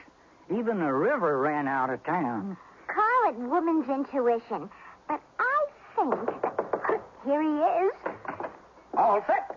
I'm going to show you choice acreage. Prime desert commercial sites already zoned. But first, we're going to see Rancho Santa Agua. Great place for homes. And then the flats. Lost mines. Oh, how exciting. Yeah, for the lizards.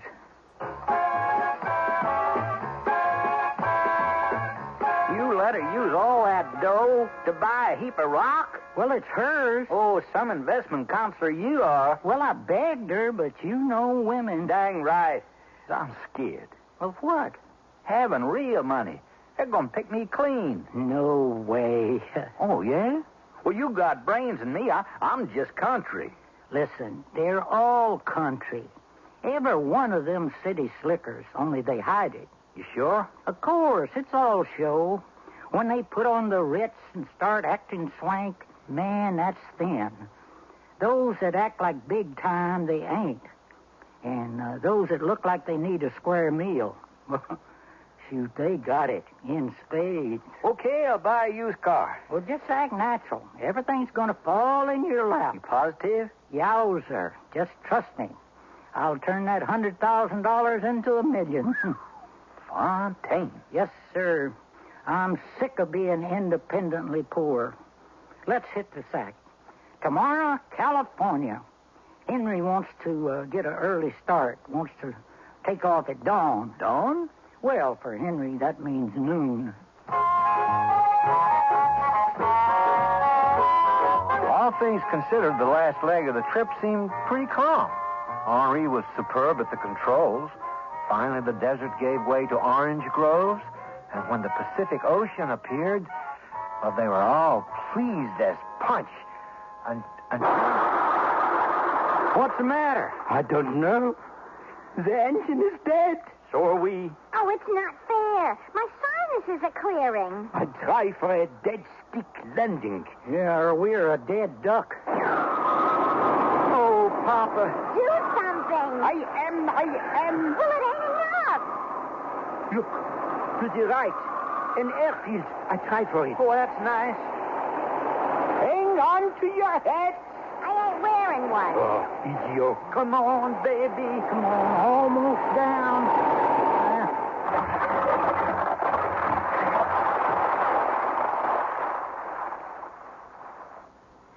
Oh, I'm afraid to look. Anybody hurt? Emotionally or physically? I'm sorry I asked. Next time, let's take the train. Hey, we're alive! Oh, Henri, you're wonderful. I want to give you a big kiss. Please, I can take just so much. Oh,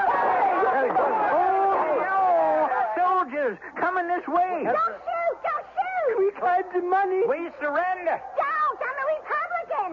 Oh, they're soldiers? Salute the knife! Everybody take fight. A massacre? What are you clowns up to? Well, we surrendered. Surrender? You have just ruined an entire scenario. Another day of filming Downs and Dreams. We ain't under arrest? We are shooting a movie, not people. A movie? That's right, farmer. This was supposed to be Roger's big scene. Instead, we got Dumpy and the three misfits. Pardon. That is no way to speak about a lady. Oh, Henri. Got the accent, Hoop. Sir, as a Frenchman, I demand satisfaction. Is he for real? Henri Garbeau, the flying gourmet? Oh, man, you in a heap of trouble. Garbeau? Are you really French? But, of course. And who are you? And who were you? And who do you want to be? Karl von Gerten. Cinema director, writer, actor, producer. No, sir. I am creating my epic, Wings over France, for the Ben Baron Studios. Talking or silent? Silent. You can't trust actors with words. I think we hit it again. However, you fly very well. I fire Roger and hire you. A one-picture deal, no contract, $300 a week. Me? In movies? Why not? Well, now, let's think about this. Okay, we make it a package deal. I sign Henri, and the rest of you are extras. Extra what? Mob scenes. You are the first ones to get killed. Terrific. I don't know. Oh, you are tough. But okay. You get second billing, and Rhubarb here becomes the third assistant director. Well, we just want to go to a hotel. With room service. And hot water. Can we talk about it later? Okay. Yeah, in my car! I have a great hotel for you.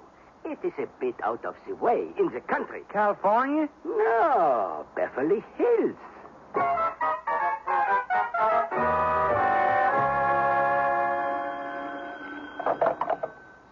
Amalgamated Kinescope, Dr. Harris speaking. Who? Oh, hello, Millie. How's your room? It's okay, but I'm lonely. Well, you're only next door. Come on over. Okay, I'll be right there. Oh, she meant it. You all right? Yeah. Now, what's the matter? Tell old Fontaine, huh? Well, look at me. If you want to. I don't fit in here. All the women in the lobby with little dogs and no hips. And then there's me. I dress like an unmade bed. Oh, sugar, you have inner beauty. I wish I was born inside out. I'll tell you what. We create a new image. First you diet, then new clothes. Sounds good. You learn how to play mahjong. Great. A facial, a new hairstyle, a manicure. Oh, I could be a flapper. Well, for that you need voice lessons. Of course. And etiquette classes. Oh, yeah. We'll look for some schools tomorrow. Great. I feel like a million. There you go. Hey, great news. Excuse me, young man. Dr. Harris, shall I see you at dinner? Of course, madame. Well, what's with her? Oh, touch of insecurity. Give her some aspirin. Sure, yeah. What you doing? Oh, Carl von Gherkin ain't. He's dead? No, he ain't Swiss. He's from Atlanta. Real name's Harley Swain. Ain't that a gas? We hit it off like termites in a lumberyard. I told you they're all country. Henry, well don't you look like the matinee idol? But of course, I must project an image. You think that monocle is a bit too much? Oh, yes. I have a headache from squinting. Yeah, that's better. Oh, mon Dieu. My cheek went to sleep. How's the movie doing? Oh, incroyable. So exciting. I fly, I fight, I romance. Better than Joplin? Oh, without doubt. And I owe everything to you. You are a genius. But now I ask a favor. You want some cash? No. I don't want to see it. You take care of all my funds. Well, thank you. I will. Très bien. But there is one problem. Oh? The studio has not paid me this week. Say what? Monsieur Carl says it's back office paperwork. However, I asked him here to discuss it with you, eh? I knew there was a catch to this. Good afternoon, Herr Harris. You can cut that act with me, Harley. I didn't know Verna told you. Another poseur?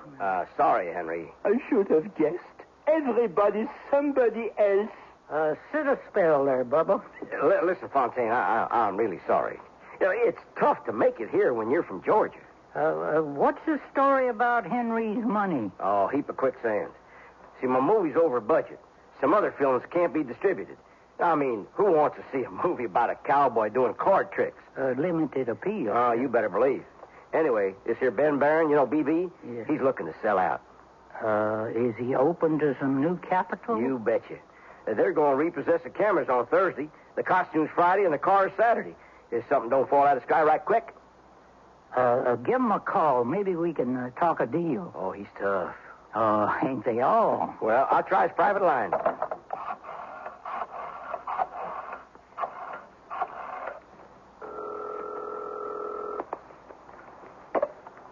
Yeah, what is it? Hello, BB. This is Carl. Well, could you talk to Dr. Harris? You sick? No. He's the head of, Amalgamated Kinescope. Yeah, Amalgamated Kinescope. Yeah. Sure, I've heard of them. They manufacture thermometers. Put them on. Mr. Barron? Call me BB. BB. Could we talk some business later today? Sorry, production meeting. Oh, pity. I'll have to invest with somebody else. How's 5 o'clock? Oh, fine. Don't be late. Of course not. Eh bien? I'm going to make him an offer he can't refuse. Okay,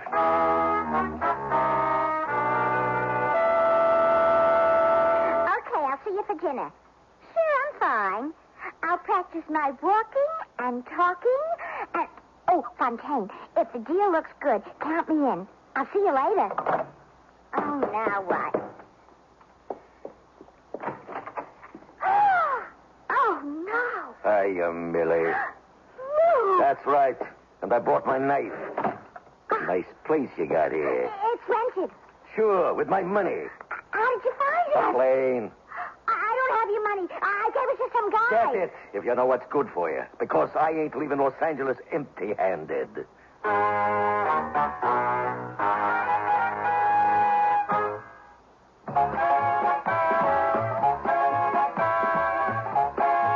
Andy Griffith again, and here's the concluding act of Fontaine Harris in Hollywood. Lou, I'll get you money. That's sensible. But I need time. The poor Houdini skip out, forget it. I promise. Cross my heart. Give me an hour. Okay, but don't try nothing. My boys are all over the hotel. An hour, or I'll cross your heart with my knife. Sure, Lou. I'll be downstairs in the lobby, waiting. Oh, I gotta tell him. Hi. Hello. Give me room 909. Hello? Fontaine? Oh, we're in trouble. Come up here right away. Okay. Oh, just when I was learning how to walk and talk.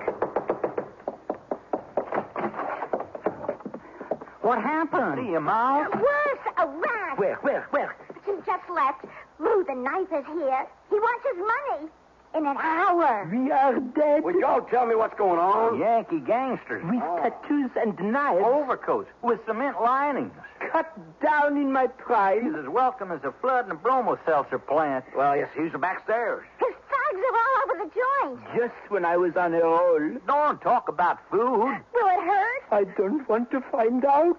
Listen, we're not giving back that money. What? Doors. Tell me. Hush now, I'm on the verge of a conceptual breakthrough. Forget it. We're going to be the takeout. Now, Millie, does he know about all of us? I don't know. Well, we'll have to gamble. Now, here's my plan.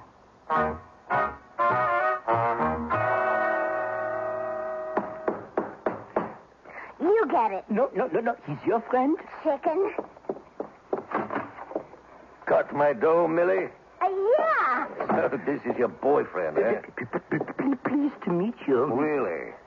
Where are the other clowns? Oh? The guy's on a plane. Oh, we ditched him. I wasn't going to split the money. Sure, I guess you learned something from Big Al. Okay, give me a Here. How much is missing? We spent about $5,000. On what? Food, clothes, room service. I bought some land. Where? Nevada. 4 commercial lots in Las Vegas. I got the deed. Prime property, right on the main drag. It only cost $2,000. Forget it. You got stuck. This is a raid. Federal agents. You're all under arrest. G-Man! Put your hands behind your head. She's the one. That's her. Don't shoot. Well, Frenchy Royal, we cornered you at last. I'll take that bag. Hey, what's going on? Who are you? I want a lawyer. Check the room for machine guns. Hey, what is this? Counterfeiting. What? Take 'em downtown. Frenchy, you're going away for good. I'm innocent. Tell it to the judge. Hold on. Here, let me talk to you alone, huh? Bribing an officer of the law is a federal offense. What do you mean, counterfeiting? You see this money? Bogus. Huh? Fake. We traced it to Big Al Angel in Cicero, Illinois, and the Himmel woman was the front, and Frenchy supplied the plates. That stuff is no good. Worthless. Okay, let's move. Wait a minute. I ain't connected with him. Oh, come on. You're the West Coast distributor. No way. Ask her. It's a mistake. Yeah? Himmel, who is this guy? Tell him the truth. I never saw him before in my life. Frenchy? He was looking for another room. I don't believe you. He ain't part of our gang.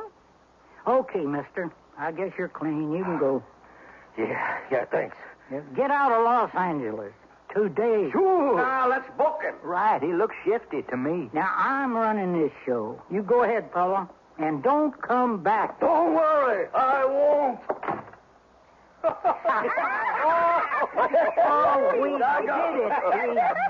We did it.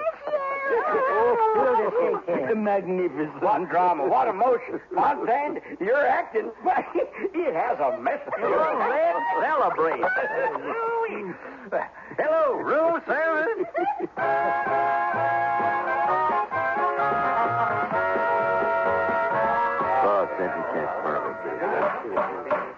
Quiet.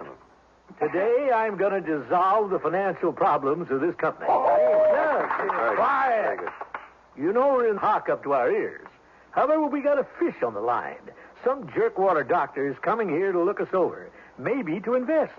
When he gets here, everything I say goes. Get it? Got it. Good. I do all the talking. Right. All the thinking. Right. This studio will not go up the drain. Get it? Got it. Good. Okay, Junior, let him in. Dr. Harris, I presume? Right pleasure, Mr. Barron, and these are my associates. Call me BB. Hello. I've never been in a movie studio before. Impressive, no. We're one of the biggest in the country. What about the city? Cute. I like backwoods humor. Vernon, please. Cigar? No, thank you. Sit. Von Gherkin tells me you might just be interested in selling part of the company. Wrong. Nothing's for sale. Oh. To people that ain't my kind. And those are? People with money. Oh, I see. I've built this studio from nothing into what it is today. Less than nothing. A giant. Right, boys? Oh, right, baby. Our motto is, what we do, others don't. Get it? Got it. Good. And this is your staff? The finest. My son, the vice president. My son-in-law, the treasurer. My uncle, the assistant treasurer. He watches my son-in-law.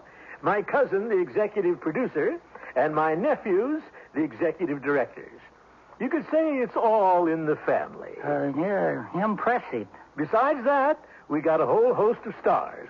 The wild and crazy Simpson brothers, the Egyptian Spitfire Princess Imposima, and the Texas Flash Cowboy Conrad. I never heard of any of them. They're being groomed. Soon bigger than Mary or Doug or Theta. Why, even Mr. Garbo fits into my plans. How many talkies are you going to film? None. They're a flash in the pan. Never make it. For that kind of stuff, include me out. Yeah, I see. What kind of assets do you have? Well, besides myself, we own this building and a few acres of orange groves in some jerkwater village called Beverly Hills. What you're buying is the Ben B. Barron name, the reputation. I don't know. Seems kind of risky. You don't want to be president of the company? Well, that sounds mighty flattering. President Harris, and we'll give you an office, too. With a desk? Absolutely. What's the deal? For you, 10% of the stock for $50,000. I'll think it over. Well, sit down. Just testing you. Because you're my kind of guy, I'll go 25% for $50,000. Now, Bubba, you're in a whole peck of trouble. You can't meet the payroll. They're coming for the equipment, and you're sitting at the table trying to draw to an inside straight. You crazy? This is $1 million studio. Right. And I'll give you $20,000 for 75% of the stock, cash on the barrelhead. You got a deal. Boys, draw up the papers. Oh, you got them right here. Just let me fill in the amounts. I'll sign here, and you sign here. Yeah, with pleasure. Done. Here's your cash. Congratulations, Dr. Harris. You bought into a AAA corporation. Boys? Right, baby. Tomorrow we start work on another silent Western. That's where this industry is headed. That sounds interesting. See you all. Sure. Come around anytime.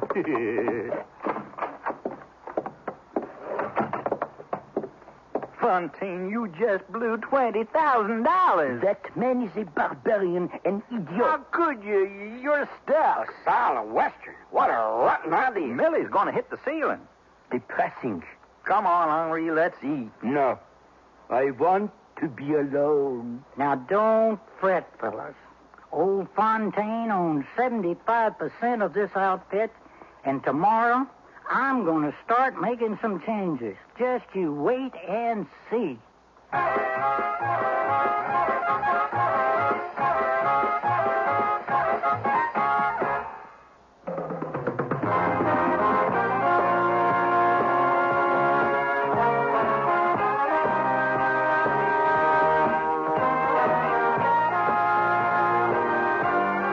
The Sears Radio Theater has been brought to you by Sears, Roebuck and Company, where our policy is satisfaction guaranteed or your money back.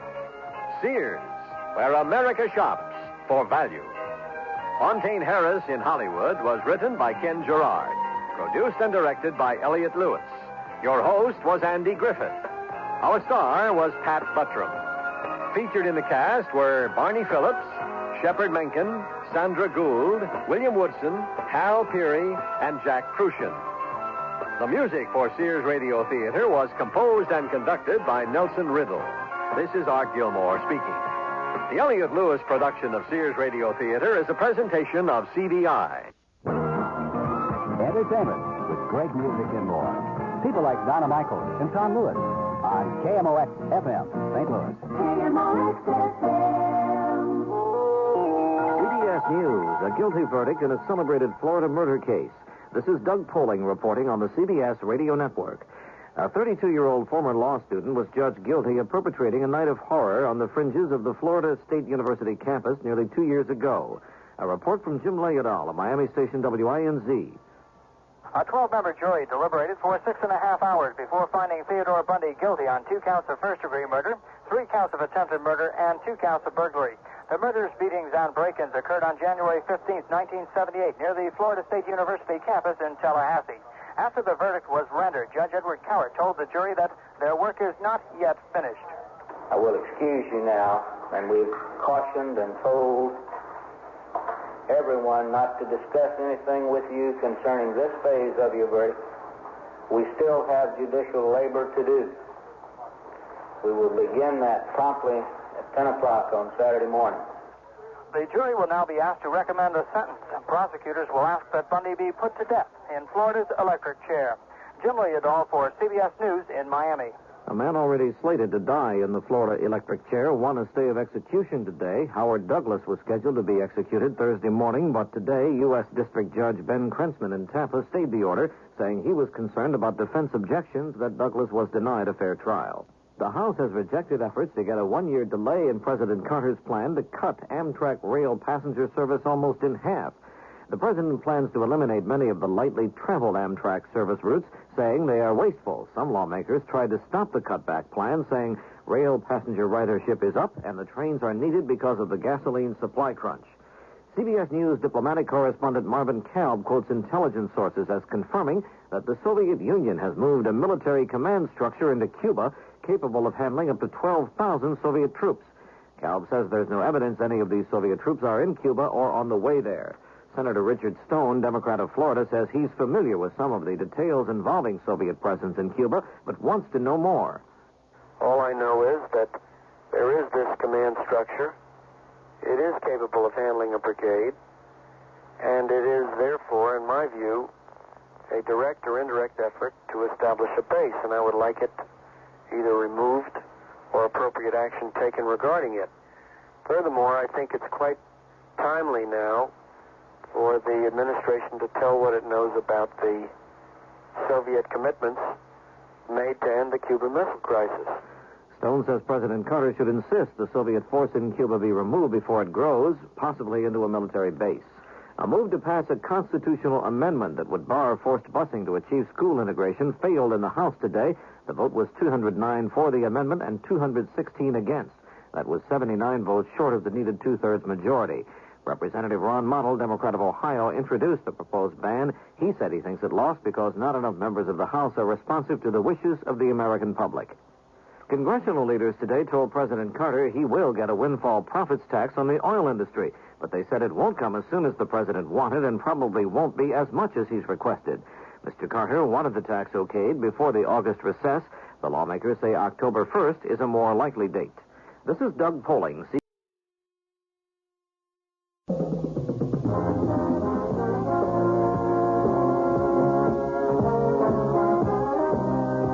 That's the theme from Sears Radio Theater, which will be brought to you Monday through Friday on this station. Today, Vincent Price will bring you a generous helping of mystery and suspense. Tomorrow, Cicely Tyson will enthrall you with tales of love and hate, dramas involving human emotions. Friday, Richard Widmark will host tales of adventure in outer space, under the sea, anywhere there is adventure. Monday, you'll hear stories of the Golden West and the West we know today with Lorne Green as your host. And on Tuesday, you can laugh with Andy Griffith as your host for things that are funny. The Sears Radio Theater will begin after this message from your local station.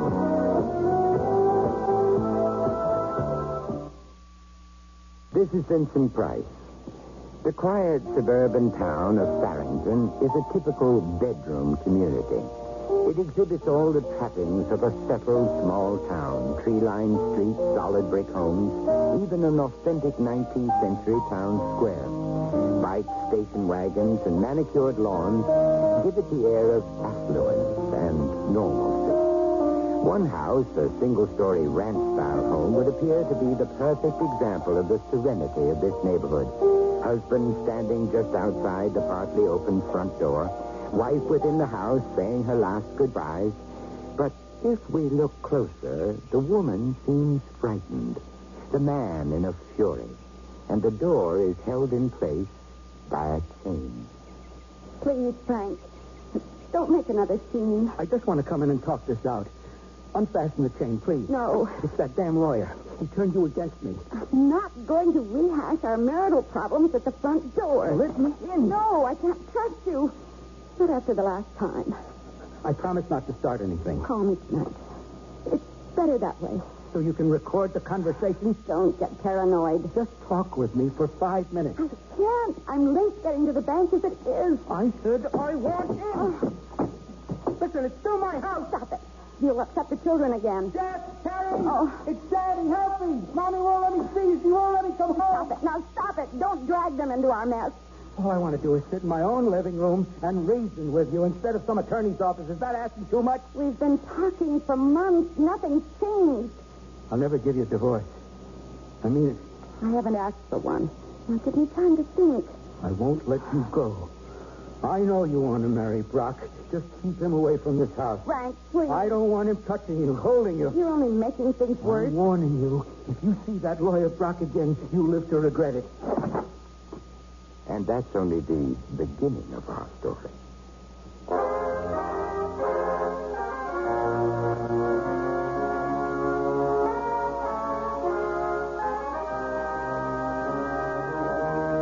Sears Radio Theater, a new adventure in radio listening. Brought to you 5 nights a week by Sears Roebuck and Company. Sears, where America shops. Your host, Lorne Green. I'll bring you stories of the Old West and the New. Andy Griffith with a look at the funny side of life. Vincent Price with tales of mystery and suspense. Cicely Tyson, with stories about love, hate, and religious things. Richard Widmark. I'll bring you stories of pure adventure. 5 nights of exceptional entertainment every week. Brought to you in Elliott Lewis' production of the Sears Radio Theater.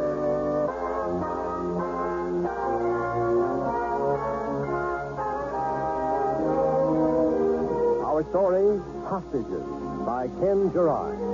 Our stars, Virginia Gregg, Shepard Menken, and Vic Perrin.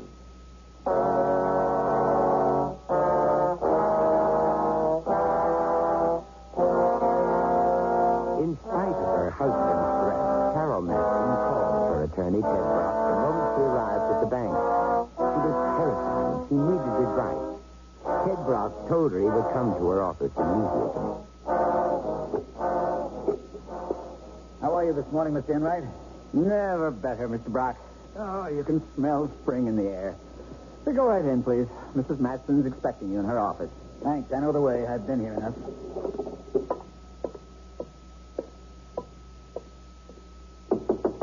Come in. I came as soon as I could. Are you all right? I'm still shaking.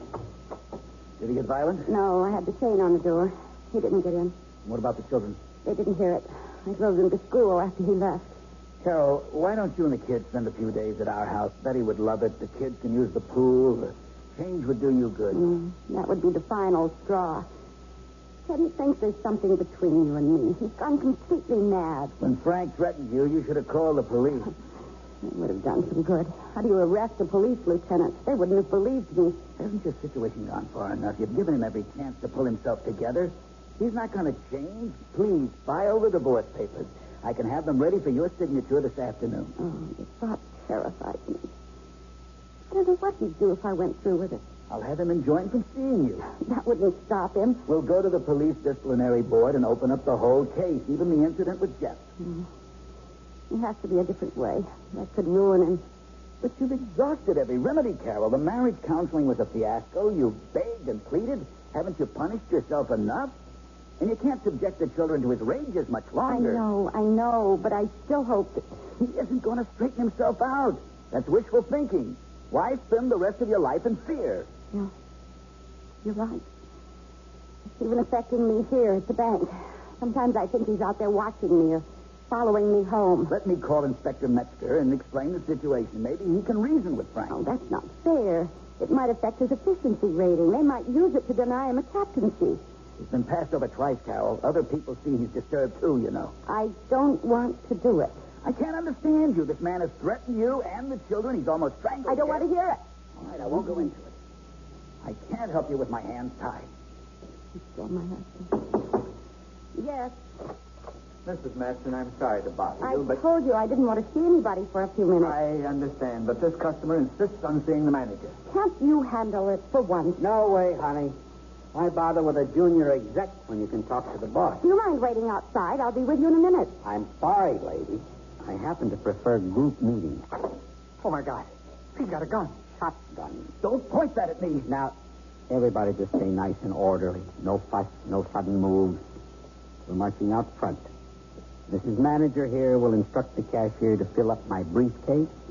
If everybody keeps cool, this whole thing will be over in 2 minutes. Don't anybody get heroic. Now, move. I don't want any bloodshed. Just take the money and leave. That's good enough for me. Mrs. Matson, we can't let him do this. I don't believe we have a choice. Keep walking. Don't show the tellers anything's wrong. It'll be over before you know it. Just keep in front of me. Fine, but don't shoot. This is just your garden variety bank holdup. It's not a shooting. Harriet, please fill this brief. Grab his arm. Give me that. That was dumb. Stupid. Mr. Brock. Oh, my God. Mr. Brock. He's covered with blood. It's all over my face. Don't kill me. I didn't mean it. You miserable creep. You had to play hero. Huh? No. Oh, he's bleeding to death. He's going to die. Quiet. Control yourself. Everybody on the deck, except you, lady. You fill up that bag. Did you hear me? No, Harriet. Give him everything. Well, all right. And be quick. You started Just the paper money, you idiot. That's better. Now, nobody gets off this floor for the next 10 minutes. You got it, bright boy? Yes, sir. In a moment, Ted. It's almost over. Oh, that better be an ambulance. I'll take a look. Damn it. 2 squad cars. All right, get back. Everybody get behind the counter. Hurry up. Move that fat body, mister. Yes, sir. Now, who tripped the silent alarm? Which one of you morons did it? Answer me or I'll blow somebody's head off. I did it. I'm sorry. Oh, don't kill me. Tell him not to shoot me, Mrs. Matson. Please tell me. I don't want to die. Shut up. I've got to think. This is the police. The building is surrounded. Release all the people trapped inside and come out with your hands behind your head. Here, you see, it's a real mess. This one had to get brave, and she had to bring in the cops. Now it's a real production. You had to make it complicated. This man needs medical attention. He could bleed to death. Oh, that's tough. That's the price of trying to be a hero. I can't stop the bleeding. Make a pressure bandage. Here, bright boy, rip up your shirt. This guy's bleeding all over the floor. She's thinking I'm going for her, but... Oh, forget it. Here, here's my jacket. If he dies, it's murder. No kidding. You're telling me, the law lady, I'm a 2-time loser. If I don't get out of this one, it's all over. I'm gone for good. You'll throw away the key. I repeat, the building is surrounded. There is no way to escape. You don't want to hurt anybody. Free all the people in the bank and come out with your hands in the air. Is he crazy? He expects me to let you go? We want answers in 5 minutes. What's with him? I'm the one calling the shots. You want an answer? Sure. Here. That's my answer. You know where you can go. I'm calling the turn. You got that, huh? You're my ticket out of this hole. I get out, then you get out. Otherwise... Well, there better not be an otherwise. No, we'll do anything, but please, no more shooting. No, that's more like it. This is your fault, you know. You had to protect somebody else's dough. Why? Was it worth it? If they rush this place, you're all dead. Think about that. You. Get that phone. You mean me? Yeah, I mean you. Hello? Carol? It's Frank. Are you all right? I think so. Give me that. What do you want? Who is this? Donald Duck. Don't try anything funny. I'm not. Okay. Talk. Is this Enright? Sorry, he's with a customer. Call tomorrow. You're a real comedian. Hey, check with me some other time. I got a couple of problems right now. Yeah, I know. I'm watching the whole thing. This ain't a spectator sport. Now keep out of this, huh? You know, you're in a whole lot of trouble. Armed robbery, bad news, you know. Are you, the man? Yeah, I'm the one in charge. Come on, buddy, give it up. Don't make it tougher on yourself. There's no way out. Let the civilians go. Come out, huh? Don't make it any lousier than it is. Are you nuts? I got all the aces. The manager, a couple of flunkies, and some would-be hero. I'm calling the tunes, not you. Okay, I got the message. Anybody hurt so far? Yeah, Captain Heroic got it in the shoulder. Is that all? At least for now. Come on, cooler. Take your finger off the trigger. I want to cooperate with you. We'll try it your way. Oh, you're going to let me go scot-free, huh? Why don't you let the wounded guy out? No way. The hero stays put. What's his name? Hey, what's your name? He's out cold. Anybody know this joker? Everybody's shaking their heads, including the manager, lady. Hey, let me talk to the manager. How about it? Forget it. This is a one-man show. I make all the decisions. Now, don't get bent out of shape. I just want to make sure the women are all right. Okay. But any tricks and they buy it. Here, talk to the cop. Tell him everything's under control. Hello? Is he listening on another line? No. All right, play along. Don't jeopardize yourself, okay? How many guns is he carrying? The other two employees are fine. Two. You're sure? Oh, positively. Pistols? We're just play pigeons. Shotguns? No, it's just a combination of things. I got it. Pistol and shotgun. Yes, that's right, Lieutenant. Everything's fine. Don't worry, we're being treated well. Good girl. I'm going to get you out of there, Carol. Trust me. Keep the others calm. I know what to do. Carol, I love you. Give me the phone. You satisfied? Hey, no sweat. Take it easy. Don't con me, huh? Listen, I forgot to get your name. No names. I don't want you running a make on me. All right, have it your way. You need food or cigarettes? Oh, blow it out your ear. Save that jive for the amateurs. How about a doctor for the wounded man? Oh, sure. Anything to get a cop in here. Take it easy. You're holding all the high cards. I just don't want to see anybody die. Make you a trade. Let's hear it.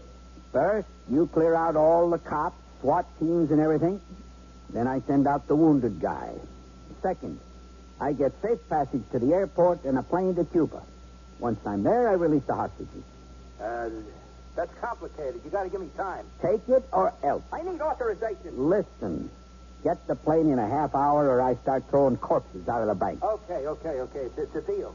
But it's outside my authority. If I go out on a limb for you, you got to show me some good faith. Good faith? This isn't a union contract. I need it. It shows my superiors I can handle the situation. I'll tell you, just release the wounded man. There's no reason for him to die, right? Yeah, okay. First, pull back the troops. You come get him alone and unarmed. Now you're talking. Okay, folks. The hero's going to the hospital, and we're heading for Cuba. Cuba? Oh, Lord, I never needed to get to Philadelphia. Who hired this idiot? Why don't they bring a doctor in here? He's too weak to be moved. You just get him on his feet. He can't walk. Get him up. Do it now. Move. Come on. Here we go. I thought you didn't know this guy. We all know him. He's Mrs. Matt. He's lost too much blood. He can't be moved. Shut up. Drag him to the door. All right. Come on. Here he is. All right, keep him moving fast. Yeah, okay. I'm coming for him. All right, everybody else, back behind the counter. Now. Come on. I'm out here at the front door. Please help me. Well, I'll be damned. Brock. You got a half hour to come across. Yeah, sure. You lied to me. Oh, I should have known it. You met with her. I told her not to see you. I warned her, but she did it anyway. Please help me. You couldn't stay away from each other, could you? You had to put your filthy hands on her. Touch her. Please. Oh, I hope you're in agony. Serves you right. Breaking up my home. She's deceived me for the last time. I told her I meant business. I got her now. And she thinks I'm going to save her.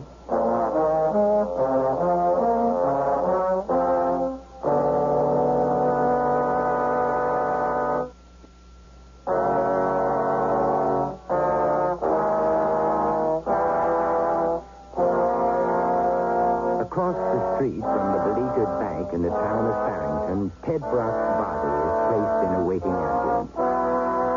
Lieutenant Frank Maxim, bullhorn in hand, is briskly supervising all the activity out in the street.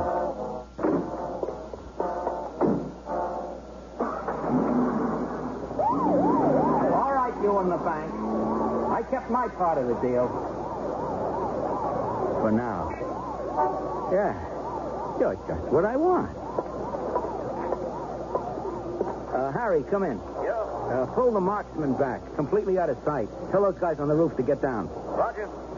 Sergeant Lopez, take 3 men with riot guns and the SWAT team to the rear of the bank. You wait on my orders. In boss. When I give the word, you go in blasting. Everything. Hey, he's a wild one. But wait for my word. And Lopez, no screw-up. Sure, Frank. You're in control. We're going to have to watch him, Commissioner. He's got automatic weapons. Sounds like a tough monkey. What's the status? The area's roped off. No TV, no press. The place is surrounded.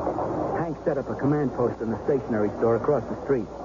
There's a phone there up front in the window. You can see it clearly from the bank. Good planning. Now, I've got one guy out already. Bad shoulder wound, but he'll survive. Anybody else in there? 3. One of them's my wife. What? Frank. Yeah. It's a rough one. How about Captain Gordon taking over? No, sir. It's my ball game. And it's my wife trapped in All there. right. Okay, now run the show. Let's get him out of there in one piece. Just let me alone and I can do it. All right. Any demands? A plane to Cuba, $2 million, and release of all political prisoners. What prisoners? Beats hell out of me. He sounds like an extremist. Nah, he's just a punk hood. Says his name is Claudio. Hey, there's a Claudio wanted in connection with an attempt on the German ambassador. Could be the same guy, a radical, pro-hitman. Listen now, don't you make any moves yet. I'm going to get the FBI in on this. Meantime, just stall some more. Maybe that's what he wants us to do. Why be a platform for him? Once we bring in the feds, then I can't hold back the press. Let's handle it like a local matter. Nurse him along. All right, I'll buy that. Treat him like a stick-up man. Play it low-key. Keep it one-on-one. For now. Until we can force the issue. Now, Frank, this Claudio is no back alley thug. He's got a full sheet. Arson, political assassination, murder, and rape. Now, don't take any chances. In my situation? Look, I want my wife out, alive. If you need anything, I'll be at the command post. I'm coming with you. I'm going to use that phone in the front window. You'll see I'm alone. No taps, no SWAT team. Good. Frank, you pull this one off and you'll make Captain yell. Well, we'll see about that later.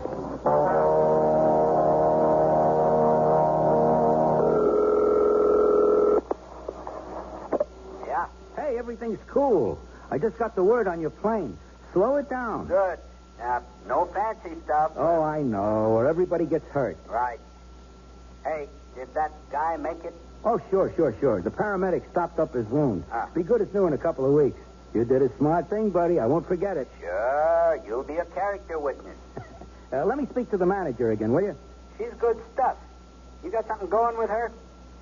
Manager lady, Dick Tracy wants to talk to you. Lady, get on the horn. Hello. Carol, Ted Brock died. Bled to death in the ambulance. Oh, no. Oh, Ted. Oh, my Ted. He was just trying to help. It isn't fair. What the hell is going on? My fault. Well, Miss Masson, what happened? What did you do? I didn't do anything. I killed him. I killed him because of me. He's dead. Who's dead? Dead. I killed No. He murdered him. He shot him. Killer. I knew it. We're all going to die. Everybody shut up. What is going on? Did that cop tell you something? Yes. Ted Brock died on the way to the hospital. Oh, the hero? Yes. Well, the cop told me he's alive. They patched him up. Hey, lady, if this is some trick, you'll all be sorry. Hey, let me go, please. I got a bad heart. I'm sick. Think, coward. You'd let these beauties stay here, wouldn't you? If that badge has something cooked up, you better ship it. I want to say something. There's a lot of funny stuff going down. First, nobody knows the hero, then everybody does. The cop tells her one thing, then feeds me another line. I just don't like the smell of this. Too many bad vibes. That's so? Talk to me and give it to me straight. The dead man was Ted Brock, Mrs. Masson's attorney. He was here to talk with her about a person. Save the editorials. There's a missing piece that makes me nervous. And, folks, that's bad news for all of you. Yeah, You're set. 25 minutes. maybe. What do you mean, maybe?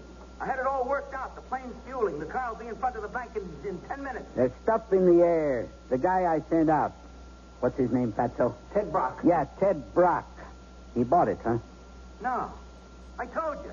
He's at the county general being sewed up. The manager says he's dead. Hysterical women. What do you expect? Can't hear anything right. Let me talk to her. Here, talk. No. Get on the phone now. Hello. Pull yourself together. I'm trying to. Brock isn't dead. Then why did you... Because I wanted you to feel what it's like to be hurt, to lose something. Oh, please don't. Not now. Please. Haven't I said please for months? Please, let's be a family. Please, may I see my children. Please don't see a lawyer. Please let me come home. My home. I've been saying please until I choke on it. It wasn't that simple. But now it is. You want me to get you out of there. Now you want me. Now I'm necessary. No, I've always wanted it to be like it was. Like 3 years ago. Lawyer? No, Frank, it's true. Behind my back. You defied me for the last time, Carol. Understand? The last time. I just can't let this pass. You have to be taught a lesson. This is different. There are others involved. That's their problem. Oh, don't blame our troubles on innocent people, Frank. They're in it with you. I knew what went on down there. Even Enright and you. Don't do this to me. Oh, please let someone help us. Oh, you'd like that. But the commissioner says it's my show. I could make captain yet. You're creating a situation. I know. Don't put us in this position. Please. It isn't fair. Life isn't fair. I want to talk to him. Why are you punishing me? I've got nothing else to say to you. I want to talk with our friend. It's all yours, mister. Put us in what position? Hey, I want to tell you before my wife gets it all balled up. What wife? The FBI won't go with the plan. Are you crazy? Tell them to get on the stick or they bought some dead people. I can't do it. They took it out of our hands. Well, get it back in the next 5 minutes or brains will be all over the street. No. Don't get trigger happy. I know you mean business. You think I want to have my wife murdered? What is this wife routine? The manager is my wife. Oh, bull. I don't believe any of you. Listen to me, fella. I want to help you, and I want to get my wife back home. Hey, we got 2 kids. Oh, save the corn, huh? She is my wife. Keep your hands off her, or I'll come in there and blow you away. Do that, and she's the first one coming out, dead. Huh. Well, you try it, and it's all over. The negotiations are closed. We'll come in there with more guns than an army. Better not. I'm holding the aces, all 3 of them. And I don't think this babe is your wife. You're just giving me a lot of smoke. No smoke, buddy. It's all true. And I'll prove it. She's got a small scar above her left breast. Check it out. Okay. Come here. I don't want to talk to him. Take off your blouse. No. I said take it off. Don't touch me. Come here. He's going to rape her. You got to stop him. Okay, now we go. Commissioner! What's going on, Frank? It's falling apart. The whole plan backfired. Take it easy. He's after my wife. I think he shot the teller. Where's the SWAT team? Rear of the bank. Let them rush him from the rear, and we'll open from the front. I'll leave. Now, hang on. Now, let's not turn this into a massacre. I don't want to see innocent people get killed. Oh, sure. It's not your wife that's going to be Now, raped. get hold of yourself. I understand what you're going through, but we've got to try and save lives. There's no time. Don't you understand? We've got to get in there. No! Rush him and we lose everybody. Okay. Then let's make it a solo job. I can get into the bank through the air conditioning ducts. The main feed is in a room to the rear of the teller's cages. And we'll start a diversionary movement in front. Yeah. Pull some squad cars back and forth. It should give me enough time to do it. All right. Get whatever gear you need, flak jacket, helmet, anything. Yeah, well, all I need is my gun. Fine. Let's move. We'll start the cars in 3 minutes. Sure, that'll give me enough time to get into the shaft and start down. Good luck, Frank. Thank you, sir. Don't take too many chances. No, sir. But get him. I will. I'm going to shoot to kill. Both of them.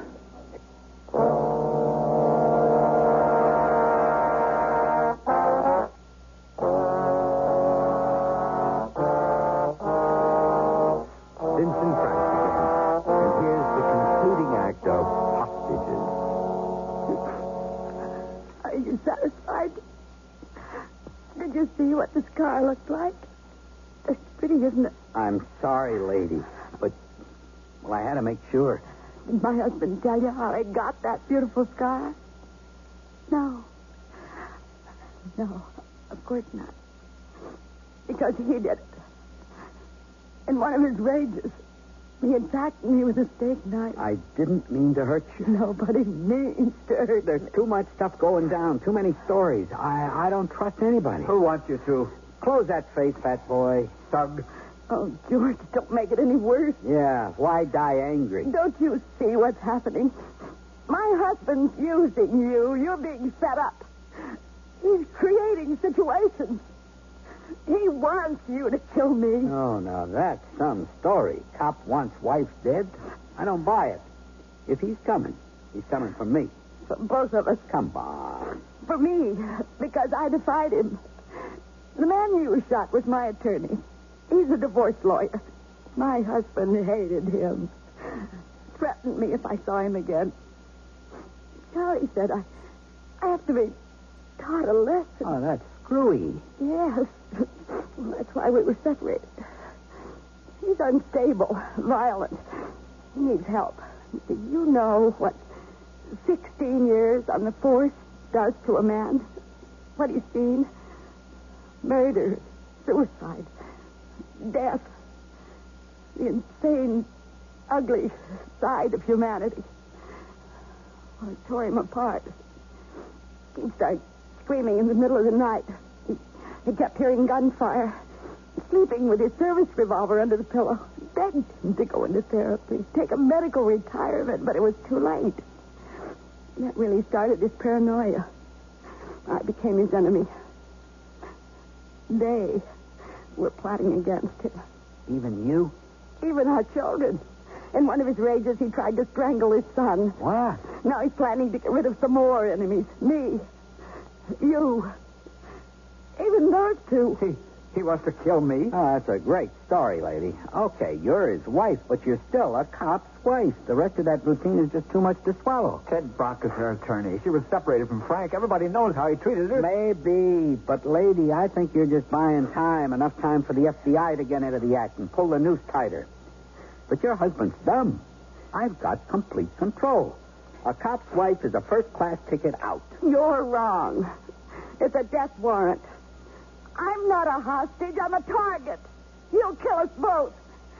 Doesn't matter. Or you'll kill me. He thinks he can't lose. If you don't give up, I'm dead. We're all dead. You expect me to fall for that? Give up? Just march out there and say sorry? Hey, if I don't get out of this, I'm gone for good. Armed robbery, assault, kidnapping. Well, even without a prior record, I'm away forever. So drop the routine. I don't believe you. Okay, Fatso, up. It's time to send him another present. All right. Oh, just pain. it's his heart. Oh, bull, it's another trick. Trick! That's all you can think about. He's had a weak heart for years. What do you expect when a gun's aimed at you? Breathing so heavily. Get some water. Don't let me die. Take it easy, George. I don't want to die. He needs oxygen. A doctor. Is this what you want? All right. All right. Get a doctor. Tell the cops to call the paramedics. Yes. This is the commissioner. I want to talk to Claudio. Who? The man who's holding you hostage. We need a doctor in here. Mr. Enright's had a heart attack. A doctor's impossible under the circumstances. It's too dangerous. We might risk more hostages. He needs a doctor now. Oh, they won't. Give me that phone. Okay, it's over. The whole thing's over. I don't want any deaths. I'm giving up. I'm finished. Send out the hostages first. I said it's over. Now get a doctor in here before this guy dies. It ain't worth it. I'll toss out my hardware. You got a deal. Here. Tell me you're intact. This is Mrs. Matson. Carol Matson. We're safe. It's all right. Let me speak to my husband. That's impossible. He's trying a solo rescue.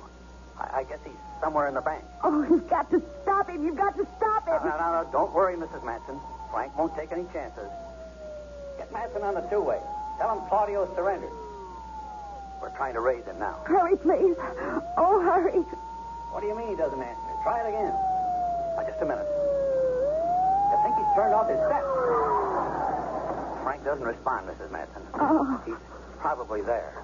Inside now. What the hell's going on? Give me that phone.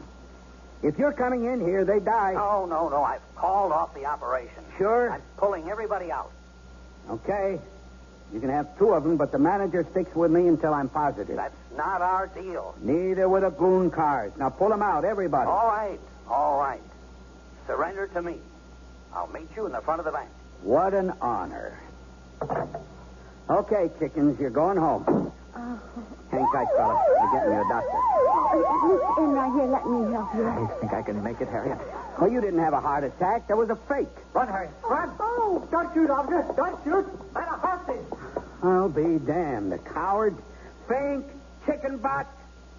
Go ahead, sister. Beat it. No, I said go. Move now. Go ahead, Harriet. I'll be all right. Oh, what a screw-up for a lousy couple of G's. Boy, you people on the outside or something. It's safer in the joint. Come on, lady. I've had it. We're coming out. Hold it right there. Oh, it was a trick. Oh. One move and she gets it right in the head. Frank. I moved. Kill her.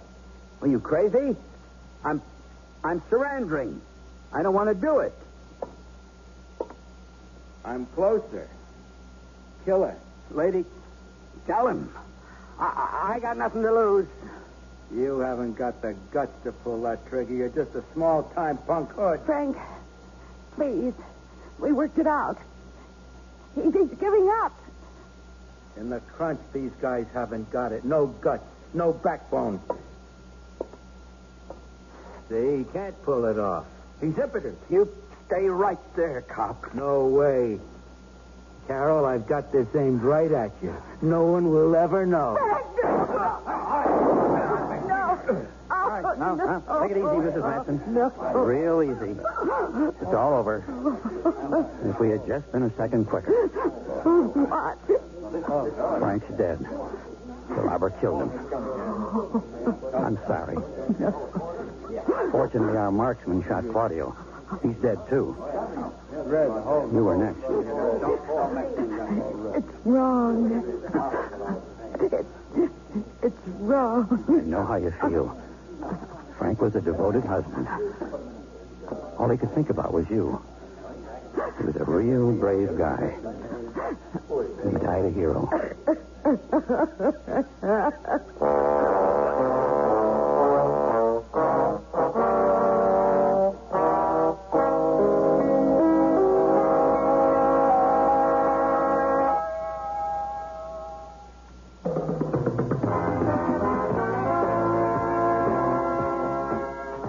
You've been listening to Sears Radio Theater, brought to you 5 nights a week by Sears Roebuck and Company.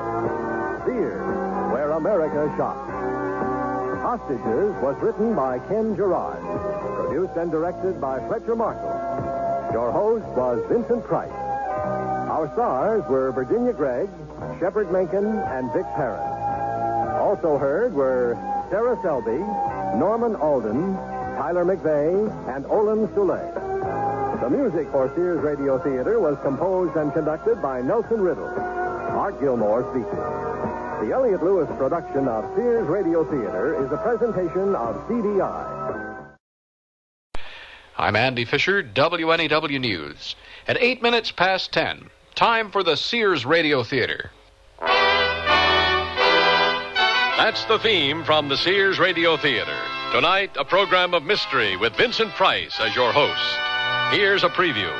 I'm asking myself why I let you dictate to me like this. Because I am on the committee, and you are just a hired killer. There are people like you crawling in every gutter. The Sears Radio Theater will begin after this message from your local station. Our hot number is 1130, and $1,130 is what you could win for yourself or a mom you love. It's our WNEW tribute to Mother's Day. On a postcard, put your name, address, phone number, and the name of a mother you care about. Send it to 1130 WNEW by Friday, May 11th. All day that day, we'll be selecting cards at random and presenting the senders with either flowers for mom, $50 so you can get the family together on the telephone, or dinner for 4 at a Manhattan restaurant so mom can have an evening out. Finally, Friday evening, Bob Fitzsimmons will select one entry to receive $1,130. What a visit with mom that will buy. Get your cards in right away to 1130 WNEW, 655 3rd Avenue, New York 10017, because the hot number is 1130. What in the World Happened in May? Brought to you by your local Navy recruiter. May is admissions day for South Carolina, admitted in 1788, Rhode Island in 1790, Wisconsin in 1840, and Minnesota admitted in 1858. In May of 1607, the first permanent English settlement in America was established at Jamestown. The U.S. Navy SEAL was adopted in May of 1780. The first Secretary of the Navy, Benjamin Stoddert, was appointed in May of 1798. In May of 1873, the Post Office issued its first penny postcard. The U.S. Navy Nurse Corps was established in May of 1908. One of the tallest buildings in the world, the Empire State Building, was completed in May of 1931. In May of 1934, the first quintuplets to live beyond infancy, the Dion quintuplets, were born in Canada. What in the World Happened in May is brought to you by your local Navy recruiter. We'll answer your questions about Navy opportunity. Or in the continental United States, call 800-841-8000, toll free. In Georgia, 800-342-5855. This is Vincent Price. Terrorists, they've been around since biblical times, and no period in the long history of our culture has been free of them. But for one reason or another, they seem to get away with their terrorism more easily today. It's becoming more and more difficult to put them where they belong, behind bars. Let me read to you about one of them from what Interpol calls a portrait pal. That's a kind of fact sheet about the people they'd like to get their hands on. Listen. Subject's code name is Grappa. Nationality, unknown. Age, unknown. Physical description, present whereabouts, unknown. Looks like a lot of unknowns in there, doesn't it? And there's more. Arrests, nil. Convictions, nil. Modus operandi, Grappa strikes and disappears. There is no evidence whatsoever against this man that cannot instantly be refuted by competent defense lawyers. Well, that's about all there is to the Interpol fact sheet on Grappa, and it's not much to go on. But scrawled in pencil in the bottom left-hand corner of this file is the annotation, Grappa is currently believed to be in Athens, Greece. And whoever made that guess happens to be right. They have no idea at all what he's doing there, and they don't even know what he looks like. But I can tell you, my friends, that Grappa is getting ready for a terrorist hit. He's in Athens, Greece, to murder someone. And that's only the beginning of our story.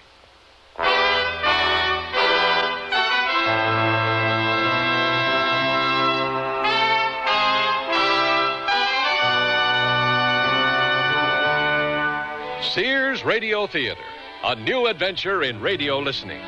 5 nights of exceptional entertainment every week, brought to you in Elliott Lewis' production of the Sears Radio Theater. Our story, The Assassin, by Alan Caillou. Our stars, Ivor Berry, Antoinette Bauer, and Shepard Menken. The Sears Radio Theater is brought to you by Sears Roebuck and Company. Sears, where America shops for value. And now a special message of interest to shoppers across America from Sears. Everybody has been talking about inflation. Well, here's what Sears is helping to do about it. Starting the 1st of May, all prices in Sears Spring General Catalog will be reduced 5%.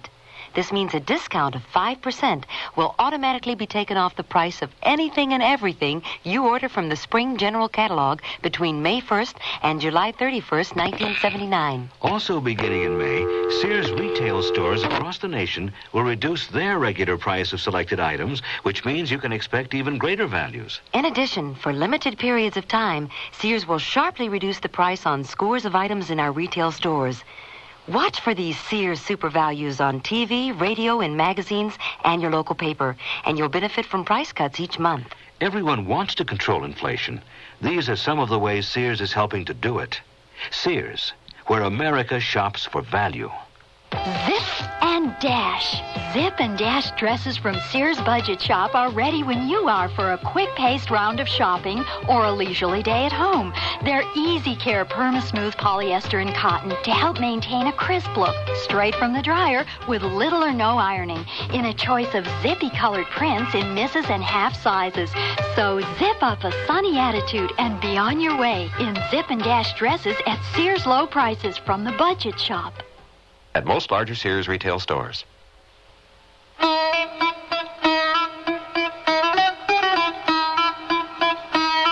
We are about to examine a terrorist operation from both sides of the fence. It's a particularly nasty situation because the intended victim happens to be a very nice old man.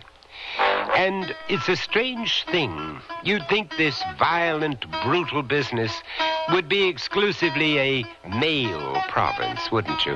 But it's not. You'd be surprised how many women, young women at that, have joined these organizations, become part of them, even the brains behind them. I cannot help wishing they had chosen someone else for this operation. Apart from that one trifling error, his reputation is tremendous. Personally, I can't wait to meet him. Ah, here we are. Vengo. Well? The sun will shine on Sunday. The rain is good for the crop. I'm so glad. Childish games, aren't they? May we come in? My name is Takis, Mr. Moretti, and this is Nadia Assad from the committee. I hope you brought money. I'm running short. A week I've been here. Yes, I brought money. If you don't mind, Miss Assad, I'd like to keep the drapes drawn. And you'd be wise to stay away from the window. No reason, Moretti, why a lady should not admire the view from your bedroom. I'm looking for binoculars, long-range microphones, cameras. Nobody suspects that I am anyone but Aldo Moretti, a respected businessman from Rome. Nobody. Let us hope that is true. Let us also not assume it. You assume too much, Moretti. It is a weakness. Well, why don't we all sit down and have a drink? I trust you have a bottle of something somewhere, Moretti. In the cupboard. Ah, good Italian grappa. I admire your sense of humor, my dear friend. Another stupidity. Oh, don't be hard on him, Nadia. He does his best. Drink? No. I have something to say. I will say it and leave you. Frankly, I can hardly wait for that happy moment. Your last job in Rome. He died. Who died? The man you were ordered merely to wound. How could he die? I hit him in the legs, as the committee wanted. He died in hospital of shock. It was meant to be a warning, nothing more. Well, that's one less enemy of the people to worry about. No. He was an Interpol man. Now it's not only the stupid Italian police who are after you. It is Interpol, too. We don't like that. It worries me not at all. Then you're a fool. The committee has instructed me to oversee this operation personally. Mr. Takis will bring you up on it. Fill him in, Takis. And before you go, get rid of that stupid bottle. There is really no reason, my dear Nadia, why an Italian should not drink grappa. It is a symptom of his arrogance. And I will not have it. Good day. If that female thinks she's going to oversee my operation... Oh, but she will, Moretti. We can't argue with her. The committee, like money or beautiful women, has a kind of power that is positively awe-inspiring. So sit down, calm down, and I will bring you up to date. First, your money. 100,000 drachmas. And about time, too. Do we know when the Chief Justice is arriving? I'm getting tired of waiting. Patience, my dear fellow. A few more days, a week perhaps. Another week? I'll go insane. Is that far to go? Are you philosophically inclined, Takis? No, not really. All a philosopher has to do is interpret the world. My vocation and yours is to change it. Then have you ever wondered what it is that motivates people like me? I'm sure I can guess. Guessing is not enough. You have to know. It's hatred, Takis. It doesn't really matter what a man hates, as long as he hates something. Do you understand me, Takis? Are you even capable of understanding me? I am, and I do. Have another drink, Moretti. It's so much easier to talk with a maniac when he has a glass in his hand. That damn female. How did she ever get to be on a committee? Oh, she's bright, tough, and highly organized. I'll confess, I dislike her, too. I like my women to be more, amenable. Was she right about Interpol? Yes, they have a man here already. Here? In Athens? Oh, there is no cause for alarm. He doesn't know who you are. We are sure of that. All he knows is that the terrible fellow codenamed Grappa is believed to be in Greece, possibly in Athens.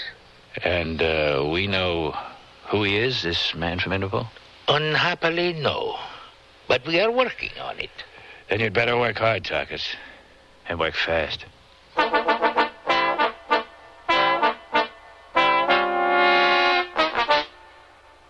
Sears National Automotive Sale. Now, save $36 to $76 on a set of 4 Sears steel-belted radial tires. That's great savings on the most popular radial in Sears history. And the Sears heavy-duty shock can help save you from some of the jolts, jars, and jerks. Help save you some money, too. On sale now, only $5.99 each. Save 14% on America's best-selling shock. Installation available at most Sears Tire and Auto Centers. Prices may vary in Alaska and Hawaii. Stop at Sears. This is my first night camping with my family of 5. Now I'm really glad I packed my Sears family-style tent. It's Sears' best tent, tested by Sir Edmund Hillary, the first man to conquer Mount Everest. This tent stands 6 feet 9 inches in the center and has a sewn-in 10 by 14-foot floor. It sleeps 8, plenty of room for my family, even the dog. We like the windows that can be zipped shut from the inside, and this large front canopy. Sears' best family-style tent is built to be lived in, and if it's good enough for Hillary, it's good enough for my family at most larger Sears retail stores. Dear, today I found the bedroom suite of my dreams at a great price. That's a coincidence. I found one that has all the features. Well, mine has authentic country styling. So does mine. Does yours have a beautiful 26-step finish? Nothing but, and I get a choice of 13 different pieces. All built to last for a long time? Yes, with sturdy tongue and groove construction and dovetail jointed drawers. Is yours Sears Open Hearth bedroom furniture? Sears Open Hearth bedroom collection. Expert craftsmanship at a reasonable price. Select from 13 different pieces. Now at most Sears retail stores.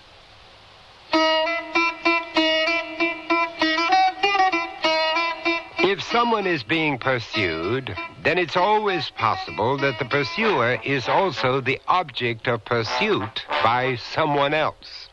And if you want a specific example of that possibility, listen to this.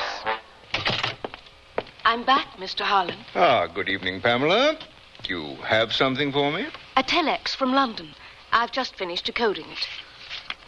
Subject number 457 has joined subject 202. Action expected to be imminent. That's all. 202 is Takis. We know that well enough. 457. Yes, 457 is Nadia Assad, Appendix 18B. Here she is. Nadia Assad, Greek-Lebanese, 23 years old, 5 feet 2, 104 pounds, staff member of the committee, etc., etc. And photographs. Pretty little thing, isn't she? 2 pages on her modus operandi. Good. And if action is indeed imminent, we'd better move much closer in on Takis right away. Come in. Good evening, Charles. Oh, I'm sorry. I didn't know you had company. Come on in, Ray. Ray, this is Pamela Gray. She's working with me undercover. Ray Bowman, the American half of our team. Mr. Bowman? I thought I knew all the Interpol people in London. Well, hi there anyway. She's a supernumerary, Ray, not one of our regulars. I thought we might need specialized talent here. Pamela teaches Greek at London University, knows the language and the country well. I didn't want to deal with our agents in Athens. Security's terrible here. Well, I hope she realizes that she just might get shot at once in a while. We'll try to see that doesn't happen. Well, what have you got for me? I've got the answer. That's what I've got. Our problem has been we don't know what Grappa is up to, even if he really is here. Well, now we know. Good, good. Just got word from my boys in Rome. Listen to this. We have obtained solid evidence that Chief Justice Franco Baldessera is about to take a vacation. No, I'll make it short for you. It seems the Chief Justice is on his way here for a rest.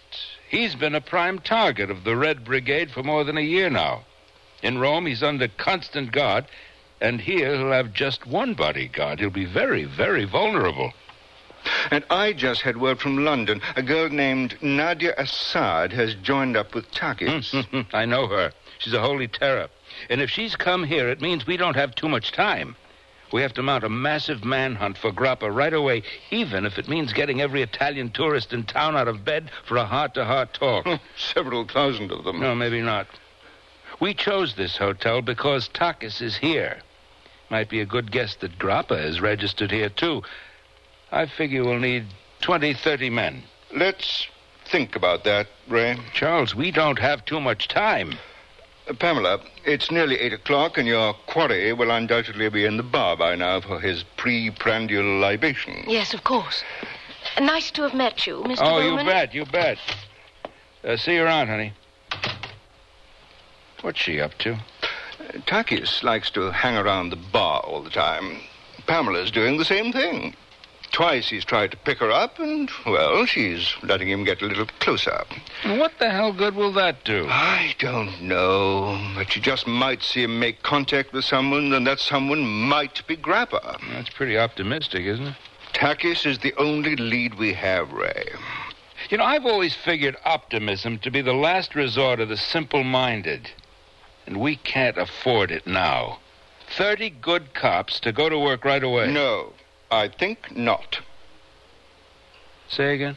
Frankly, I believe the only way we'll ever get Grappa is by catching him in the act. You believe what? We catch him in the act of attempting a murder. You've got to be out of your mind. You've read his portrait, Paul, for God's sake? Well, of course I have. I've read every fact sheet there is on him. Then you know that in spite of half a dozen murders and Lord knows how many mutilations and bombings you and I know he committed, there's not one shred of evidence against him of the kind that will stand up in any court of law. I don't care about that. I want him stopped. All right. Suppose we find him, which is very doubtful. We don't have enough on him to even extradite him. So, I've got to hear this. I told you. We catch him in the act before he can complete it. Now, Charles, just let me get this straight. You want Grappa to pick up his gun and start firing, and then we move in on him. Provided that we just happen to be where we don't know he's going to be. Rather crudely put, I feel, but yes, something along those lines. Baldessera is as good as dead if we let Grappa get within 100 yards of him. No! I heard around that the Interpol guy Grappa killed in Rome was your brother. Huh? That's why they gave me the case. So? And I know Baldessera personally. He's a real nice guy. If you have something to say, Mr. Bowman, then say it. Okay. We're both involved at the personal level, right? Yes. And what you're suffering from is distortion of judgment for the sake of revenge. Absolutely not. And if I have to pull rank on you, that's what I will do. We set a trap for Grappa, and we bait it with Baldessera. And I just hope you sleep well tonight.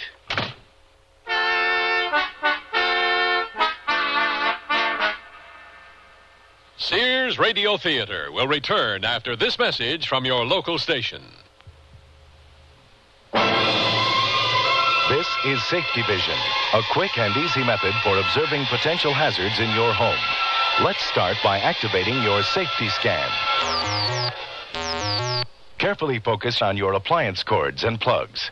Check to see if they're damaged in any way, and if so, discontinue using the appliance. Next, you should focus on water. Check so that none of your plugged-in electrical appliances can be accidentally immersed in water or any other liquid. And avoid handling an electrical appliance with wet hands or when you are standing on a wet or damp floor. And finally, your safety scan should include checking for the UL label on all electrical appliances. That label indicates that the product design has been evaluated by safety engineers and complies with a nationally recognized safety standard. A public service message on behalf of Underwriters Laboratories and this station. When George had his heart attack, the doctor told me that we had to reduce the animal fat in his diet. His cholesterol count was too high. What did you do?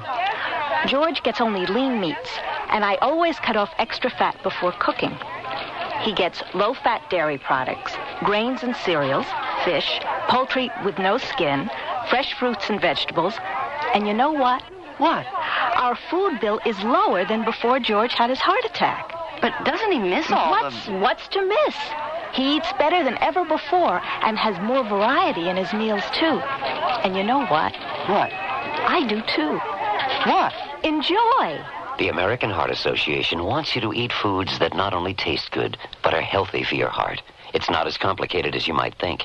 Ask your Heart Association for their free booklet on heart-healthy diets. The American Heart Association. We're fighting for your life.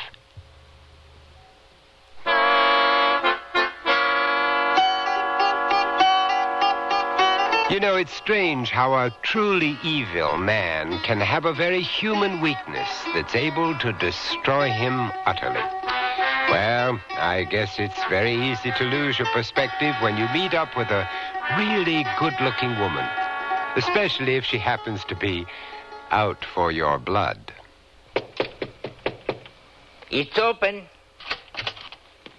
Pamela, well, what a delightful surprise to see you again. You did invite me to call on you. Whenever I felt like it, you said. And you feel like it now, huh? Marvelous. Come in, come in.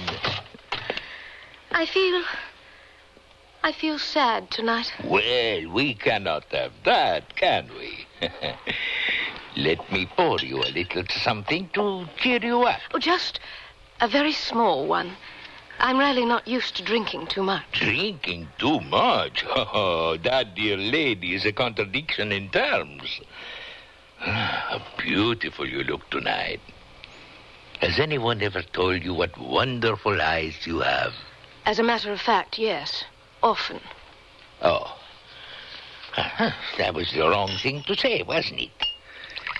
So, let's begin again. Tell me why you are sad on this beautiful Greek night filled with the perfume of jasmine. Because I'll have to be leaving it all very soon now. Oh, no, not when I am finally getting to know you. I must. I'm afraid my money's running out. Well, that should present no problems. I am lucky enough to be one of those fortunate people who have more money than is good for them. Now. We can't allow that sort of thing, Mr. Tarkis. I really don't see why not. You see, I had this windfall. I rented my flat in London for 2 weeks for an enormous amount of money, £1,000. 1,000 for just 2 weeks? That must be a very beautiful apartment indeed. Actually, it's a rather crummy sort of place in Bayswater. Really quite awful. I am fascinated. Do go on.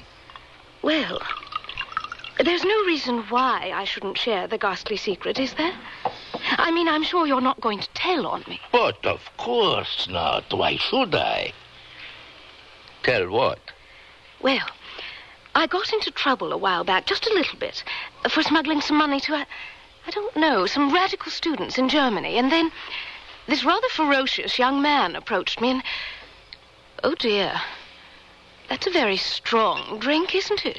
The ferocious young man, what did he want? I can't tell you.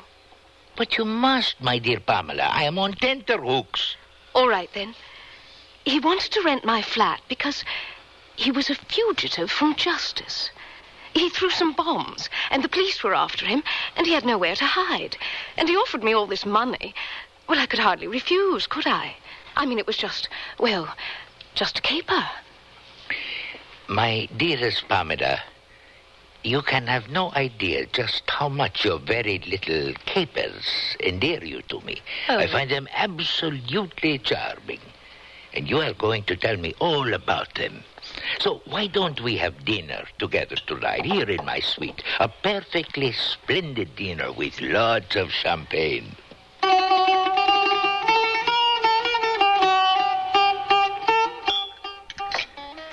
I don't suppose it's any use asking you to rethink this thing, Charles. Allow me to make a point, Ray. You accused me, somewhat unfairly, I thought, of being biased because of my brother's murder.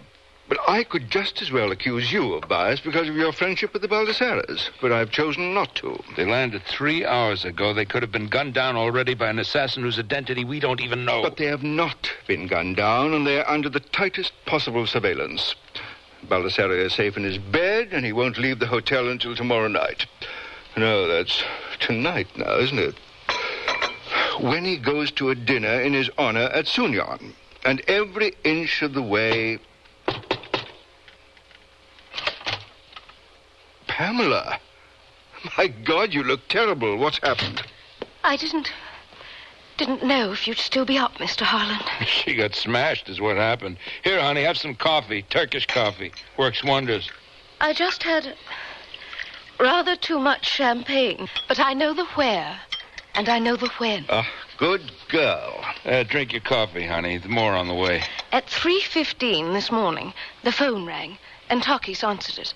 And what he said was, that coffee's good. Does he know you speak Greek? Of course not. To him, I'm just an English tourist. Go on. Well, he listened for a long, long time, and then he said, all right, tonight, when he leaves the hotel to go to that dinner, that gives you 18 hours to do what has to be done. He was talking to a woman. He called her Nadia. Ray, get Inspector Pagos over here, please. Now.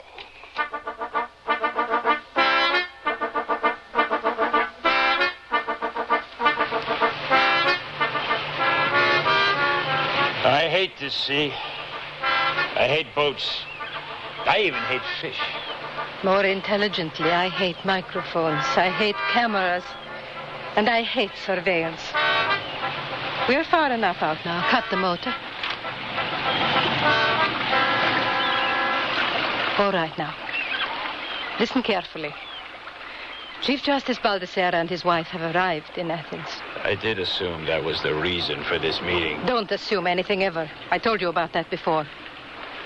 He's staying at the Megalos. That is only half a block from your own hotel. I know where the Megalos is. He is invited tonight for a dinner. 10 o'clock at the home of one of the ministers out in Sunyon. That means he will leave the hotel soon after 9. Right opposite, there is an apartment building. I have taken an apartment there on the 2nd floor, and it is from there that you will make the hit. Now, here is the key. He has a very good security man with him, and they will never leave by the front door. You can't be sure of that. Will you shut up and let me do the thinking? He will leave without a doubt by the only other door at the back, right opposite where you will be. There is good street lighting there. You will be in relative darkness, and the range is 32 meters. And for a machine pistol, that is practically point blank. I hope you can manage it. Okay. You can take your position at 7 o'clock.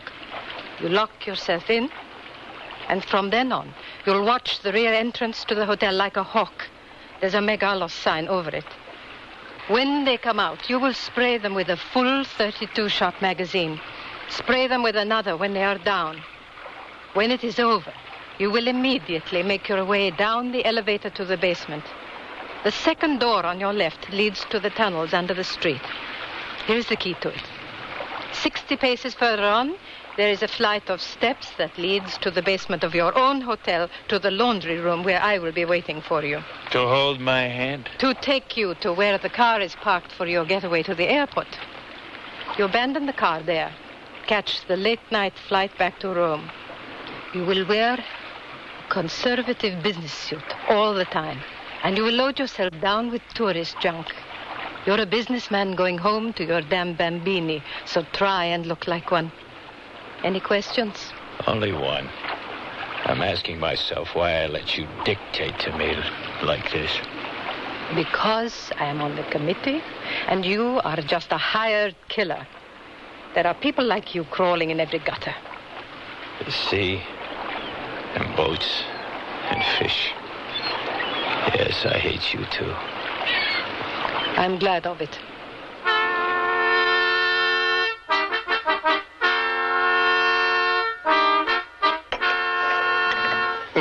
That ashtray looks absolutely revolting. Do we still have coffee? Yeah. All right. What else have we got? Inspector Pagos? We know, sir, that the Chief Justice will be leaving the Megalos at 9:15. I have spoken discreetly, of course, with his bodyguard. They'll use the rear entrance for the sake of security. As, of course, they should. I wonder if Grappa will know that. Oh, he'll know it. That's where he'll be, at the back. We will cover all sides. I will have 8 men on the rooftops, 6 more in plain clothes on the streets, all of them sharpshooters. Cameras? 4 infrared cameras will be set up at various points of vantage. That's all we have in the department, Mr. Harland. As long as the operators keep their eyes open and their wits about them, I want the evidence. Right. A murder case kind of falls apart without evidence, doesn't it? A case of attempted murder. The moment Grappa readies his gun. If we see him Your in time... marksman will start firing. When I pick up that body, I want it to look like a Swiss cheese. Now, what about the girl Nadia? She must have made contact with Grappa. She's being followed, but no one seems to want to mention her. I'm afraid my man lost her, Mr. Harland. Early this morning, we have not been able to find her since. Well, that's a great help. I'm sorry, sir. Takis? We know Takis' modus operandi very well. He likes to establish a highly visible profile somewhere to set up an alibi if needed, but still close enough to know what is going on. That means he'll be in the hotel bar. I'll be there, too, drinking again. Now, you go back to sleep, honey. Leave this to the professionals. She's right. Be there, Pamela. One more thing. We have to fit Baldessera and his wife and his security man with bulletproof vests. Hope they have good ones here. I'm afraid we can't do that, Ray. Why not? It's mandatory. They've not been told that an attempt is being made on their lives. Damn you. You're setting them up for murder. No, as a matter of record, I don't think I am. You don't think. He was a nice guy, Baldessera. And his wife, Maria, she was elderly and kind of roly-poly, a real kindly little old lady. And they don't have a chance in hell.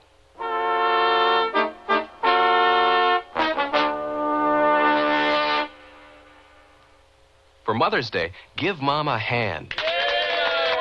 With handy appliances from Sears. Prices have been cut on Sears' best food processor.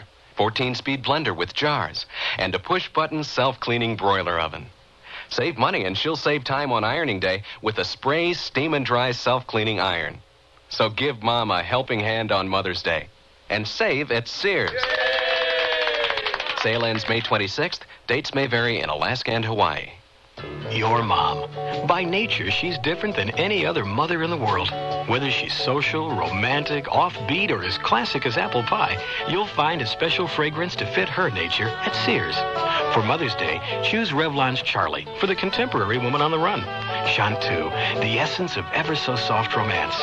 Or Prince Machiavelli favorites like Windsong, Aviance, or Cachet. This Mother's Day, discover gifts of fragrance that capture the nature of every woman at Sears. Take off on your vacation or to work this summer with Sears 4-piece outfit. wear the jacket shell and skirt, or wear the jacket and shell with pants, or choose a jacket and shell with 2 pair of pants. You can even wear them as separates. Now that's getting mileage out of your Sears 4-piece outfit. Breezy fashion prints and sunny solids. So whatever combination you put on, you'll take off in style. From the dress department at Sears. All items available at most larger Sears retail stores.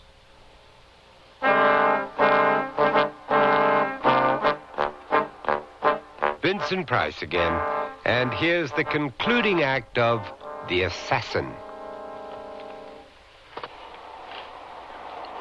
This is Charles Harland.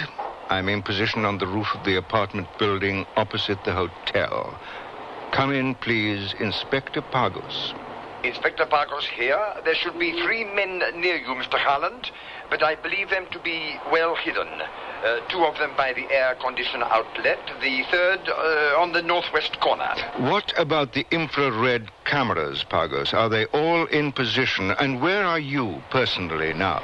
4 infrared cameras in position, Mr. Harland. 2 of them have zoom lenses, and I think we're well covered. I myself am in the hotel on the balcony overlooking the lobby. My information is that Chief Justice Baldissera and his lady are about to leave their room. Their security man is waiting in the corridor to escort them. My own men have so far reported no signs anywhere of any waiting assassin. Over to you, Mr. Harland. All right. Ray Bowman, I have to know where you are. Are you in position? Come in, please. Ray Bowman. Ray here. I'm with the number 2 cameraman, Charles, on the 2nd floor of the hotel at the back. I can see you up there, right on the skyline. You better get your head down, damn it. I've got a high-power rifle with a night scope. If anybody moves a muscle around her, he's liable to get blown apart real fast. Break, please. Pagos here. The Baldissera party is reported to have left the room on the 5th floor. They are waiting for the elevator. The elevator is going up now. Hey. There's someone in a darkened room on the 2nd floor of the building right opposite me. He's only 50 feet away, just a shadow. He's gone. I'm watching.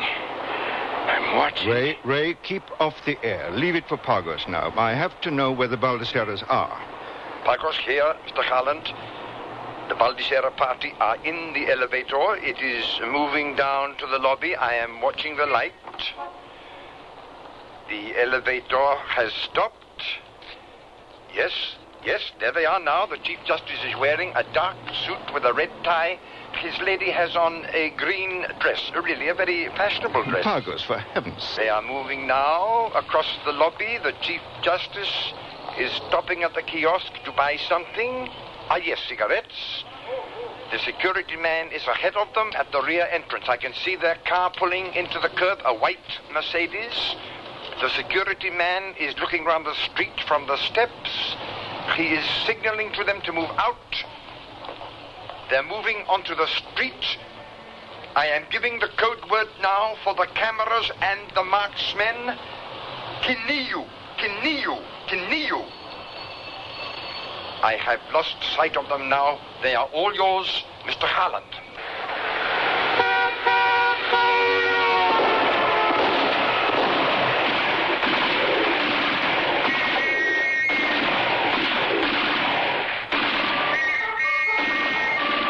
What's going on down there? What happened? I can't see a thing. There are too many people in the way. What happened? Are they hurt?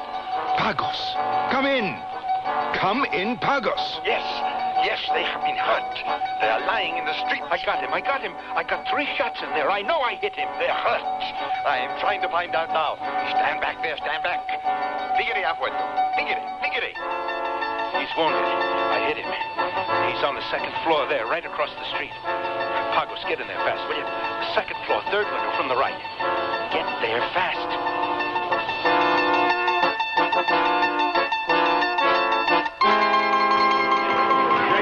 Anyone know what happened out there? Please, everybody better stay in the bar. Darling, it's another revolution. They always have them here. Sit tight, everybody. I'm going to find out. Oh, Harry, why can't we go home? I never wanted to come here in the first place. I mean, what is there in Greece? Takis, what on earth is going on? I haven't the faintest idea, my dear Pamela. Shooting on the streets in Athens, it's quite unheard of. It must be foreigners. Foreigners? Well, there is something you should know about the Greeks. We almost never shoot each other. We just shout a lot.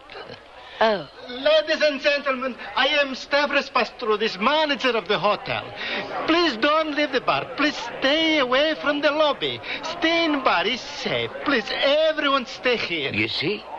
We just sit here and have a quiet drink until we wait for some intrepid soul to bring us all the news. It really is the wisest... What is it, Takis? What are you staring at? Someone I know. Excuse me. Nadia, what the devil are you doing here? You're supposed to be... Shh. He's hurt badly. Oh, my God. Come over here into the corner. We have decisions to make. Grappa. They shot him. 2 bullets in the chest. Then what went wrong? You're supposed to be in charge of this operation. I don't know what went wrong, but it doesn't matter. What matters now is that we have to hide him. Find a doctor we can trust. Where is he? Where is he? In the basement, the laundry room. He cannot stay there long. We'll have to take him to your room. It is the only place. Wait. I have an idea. A very safe place. Wait for me here. A moment only.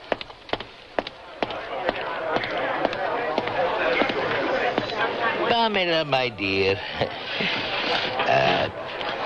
I will put my cards on the table because, frankly, there is no time for anything else.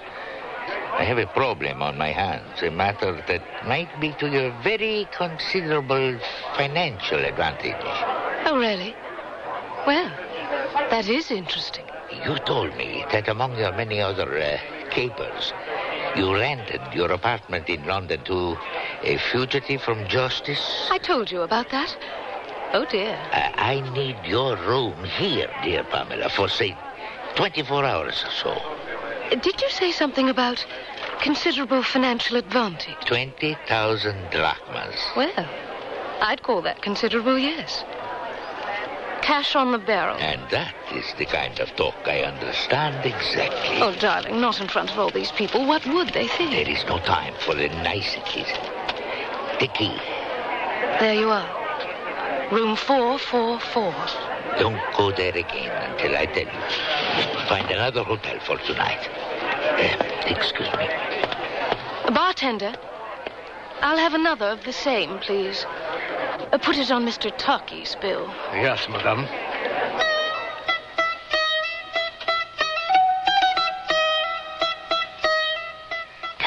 Pagos, forget the excuses. I just want results.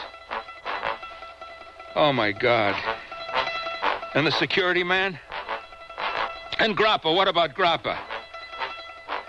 Damn it, Pagos, I hit him. I know I hit him. Yeah, I know that. Okay.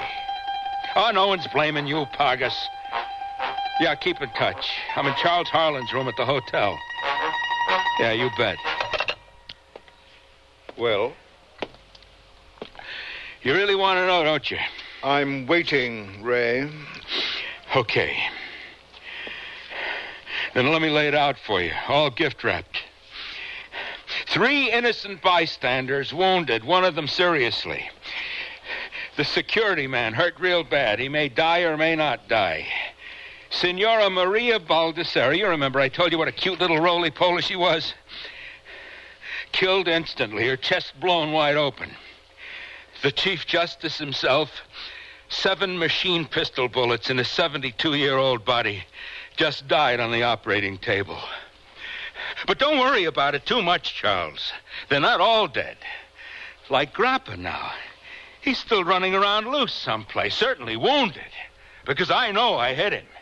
But he's still loose out there somewhere. Pago says he'll be in one of the rabbit warrens in the Plaka by now. Not a hope in hell of ever finding him. Takis? Oh, he's probably sitting in the bar right now, gloating over another successful operation. And Nadia? I don't even want to know about Nadia. I don't care anymore.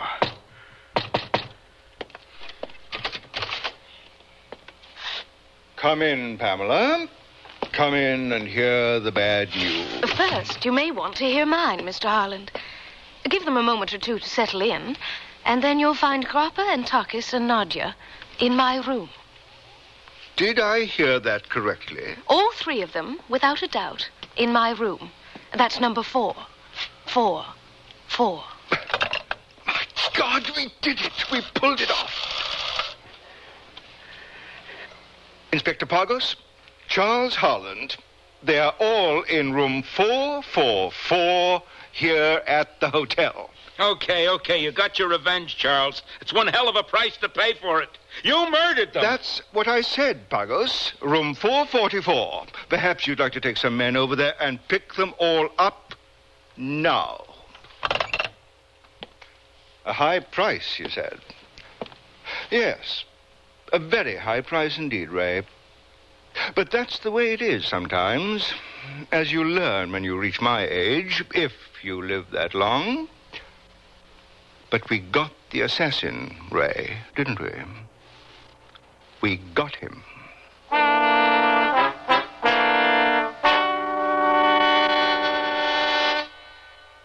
Sears National Automotive Sale. Now, save $36 to $76 on a set of 4 Sears steel-belted radial tires. That's great savings on the most popular radial in Sears history. And the Sears heavy-duty shock can help save you from some of the jolts, jars, and jerks. Help save you some money, too. On sale now, only $5.99 each. Save 14% on America's best-selling shock. Installation available at most Sears Tire and Auto Centers. Prices may vary in Alaska and Hawaii. Stop at Sears. Honey, I can't sleep. Maybe you should try counting sheets. You mean sheep? No, Medley sheets from Sears in so many great colors from light to dark. Rest easy knowing your bed looks fantastic because Medley solids come in up to 24 colors like Indian copper, royal blue, lemon yellow, and jungle green. But don't just count them. Mix and match them with Medley pattern sheets and cases for a designer effect. Then dream in color tonight. Available at most larger Sears retail stores in the catalog. Here's a riddle for you women to solve. I'm one of the first things on in the morning, one of the last things off at night. With slacks, skirts, and shorts, I look so right. Who am I? Give up? I'm the shirt. The Wear With Anything shirt from Sears. I come in both pretty pastels and assorted prints with short sleeves and tailored styling. And I'm easy care polyester. So go with the Go With Anything shirt. For smart spring and summer fashion, buy the shirt in the Mrs. Sportswear department. At most larger Sears retail stores.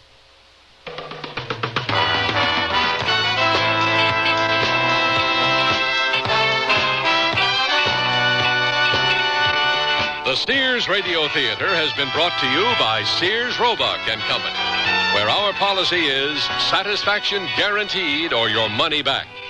Sears, where America shops for value. The Assassin was written by Alan Caillou, produced and directed by Fletcher Markle. Your host was Vincent Price. Our stars were Ivor Berry, Antoinette Bauer, and Shepard Mencken. Featured in the cast were Joe Maras, Marvin Miller, Pamela Brooke, Alan Caillou, and Don Diamond. The music for Sears Radio Theater was composed and conducted by Nelson Riddle. This is Art Gilmore speaking. The Elliott Lewis production of Sears Radio Theater is a presentation of CVI. You've changed, Bernard. You're not the man I married. What do you mean, Francine? Remember the way you were, vulnerable. You made mistakes. But now look, you're confident. Everything you do turns out right. It's that book you sent away for.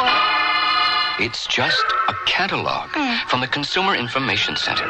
It lists more than 200 federal publications you can send for on building, fixing, eating. Buying, selling, working, playing, living. And more than half of them are free. Yes, Francine, the man you married is gone for good. All right, Bernard. But would you make just one more mistake for old time's sake? All right. For you, I'll just replace that window glass like I used to.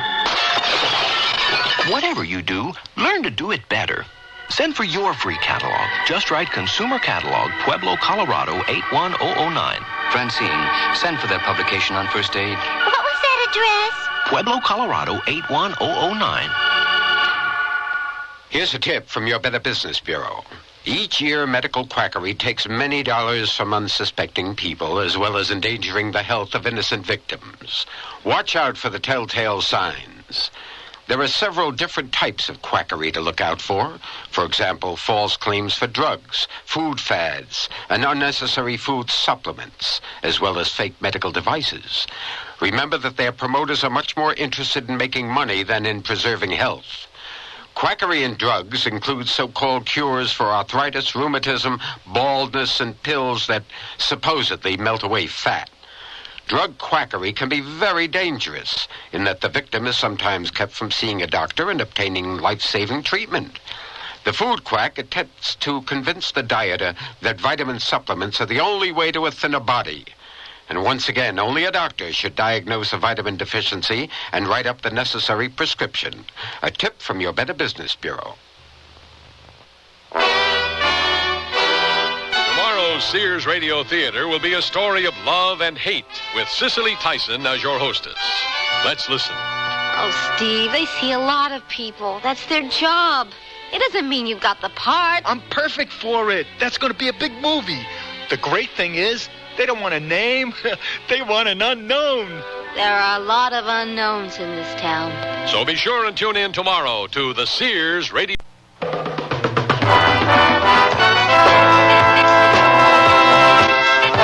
That's the theme from the Sears Radio Theater. Tonight is a story of the Golden West with Lorne Greene as your host. Here's a preview. I'm not from this neck of the woods. I'm from Liberia in Africa. Hey, well, what's your handle? Mine's Charlie C. Reed. My handle is Joseph Jenkins Roberts. Okay, J.J. from Liberia, Africa. Let's climb up on old Nail Gal here and make some slow moves around town. The Sears Radio Theater will begin after this message from your local station. This is Lucille Ball, here to make a personal appeal to every American. Since the 1880s, the American Red Cross has been stepping in when there's been big trouble, like a hurricane. But nobody has to tell you the Red Cross is there when a hurricane strikes. So let's talk about the other Red Cross, your neighborhood Red Cross. They teach kids to swim. That's good, Eddie. And they train about every lifeguard on every beach. It's possible to look into it. We can get in touch with the local chapter. They help veterans get on their feet. They help people relocate after fires. Are you comfortable? Okay, now relax. They collect and distribute blood. They give a hand to the older folks in your town and do scores of other jobs. It's running very nicely. It's easy to see why we've got to have Red Cross, and only you can keep Red Cross ready for the little emergencies in your neighborhood. And the big ones. Help keep Red Cross ready. This is Lorne Greene. The country we're traveling through is beautiful. No other word could describe it any better.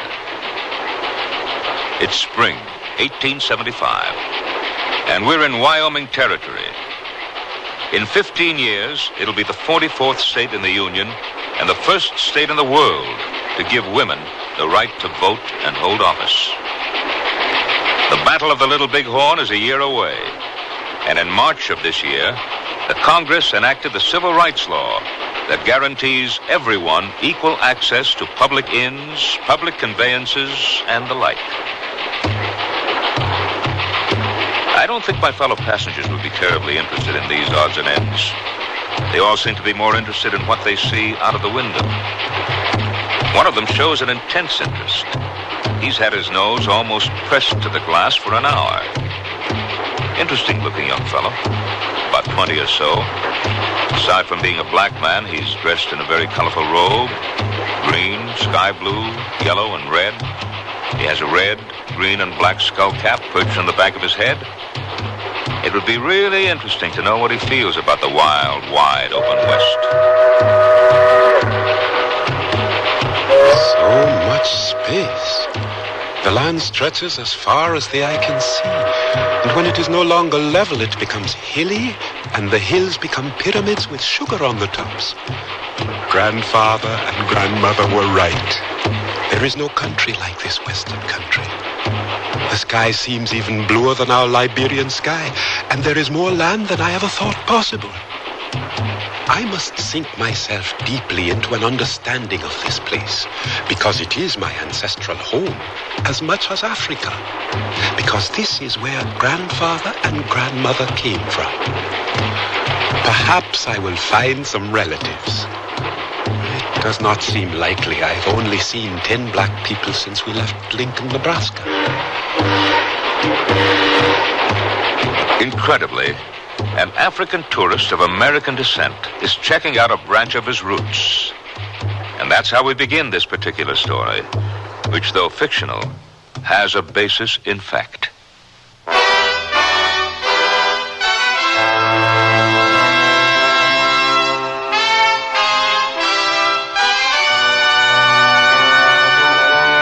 Sears Radio Theater, a new adventure in radio listening. Brought to you 5 nights a week by Sears Roebuck and Company. Sears, where America shops. Your hosts, Lorne Green. I'll bring you stories of the Old West and the New. Andy Griffith with a look at the funny side of life. Vincent Price with tales of mystery and suspense. Cicely Tyson with stories about love, hate, and related things. Richard Widmark. I'll bring you stories of pure adventure.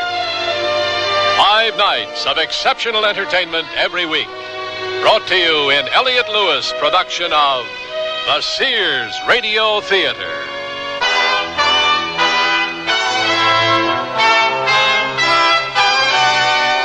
Our story, The Afro-Westerner by Odie Hawkins.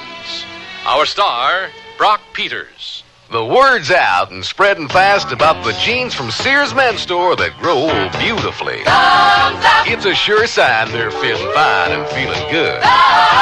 For the denim that keeps going strong a long time. Get them trim cut, regular cut, even get them pre-washed. The jeans that grow beautifully. Now at most Sears retail stores.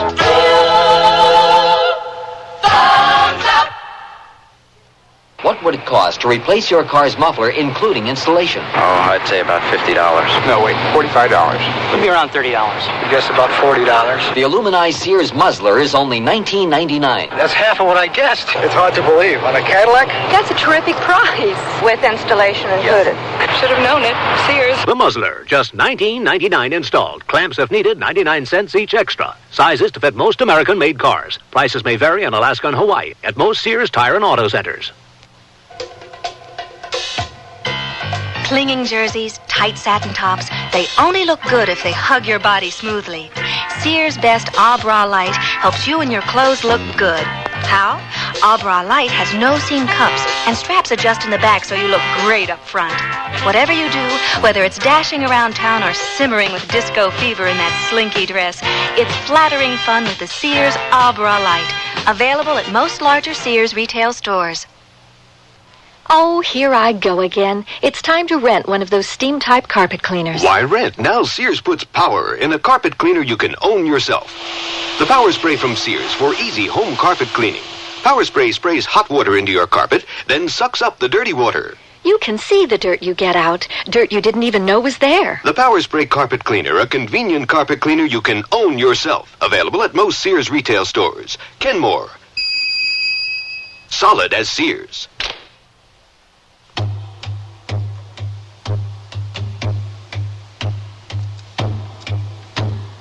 The brakes are applied and the train slows down.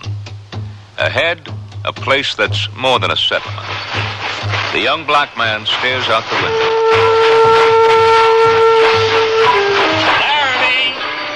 Laramie. Is this truly Laramie, sir? As you live and breathe, young fella. Thank you.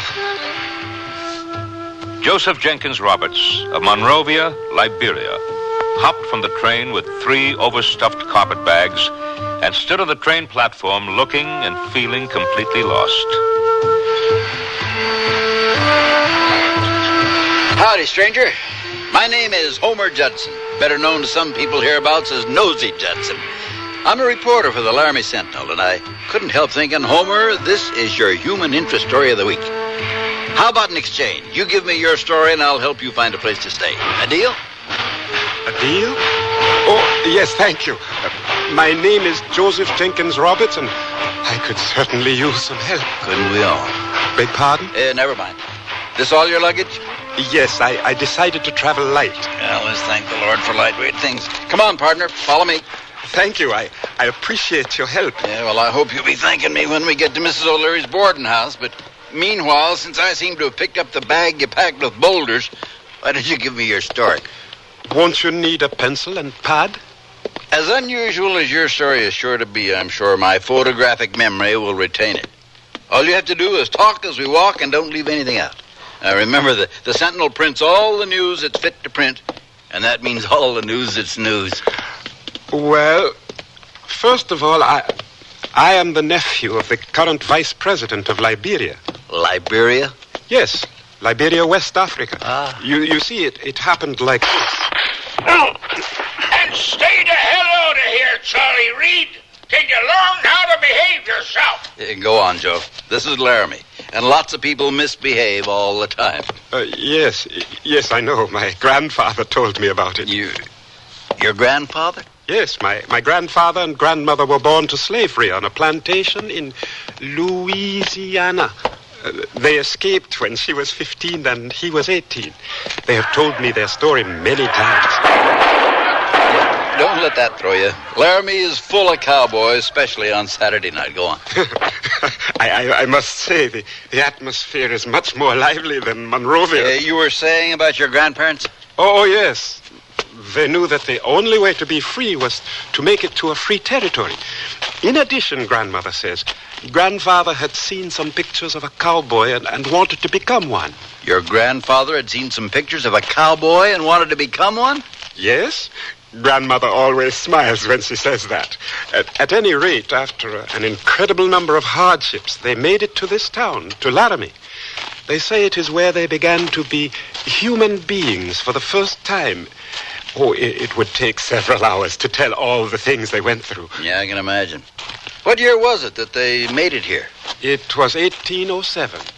They built a cabin near a place called Misty. Oh, yeah, that's about 35 miles northeast of here. That close? Oh, I would like to see it very much. This evening. Whoa. Take it easy. Why not tomorrow? After you've had a chance to get a good night's sleep. You were saying? Oh, yes. Well, they lived in this place, Misty. My grandfather, being a curious man one day, found some small nuggets of gold in the stream behind their cabin. Gold? Yes. He found gold, but he didn't tell anyone, only my grandmother.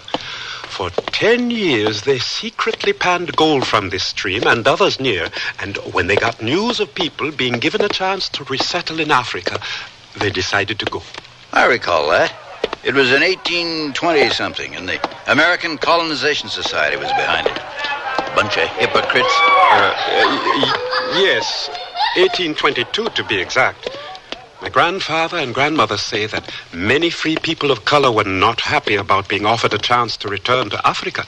They felt, since they had been born here, that no one should think of leaving, or that no one should think of asking them to leave.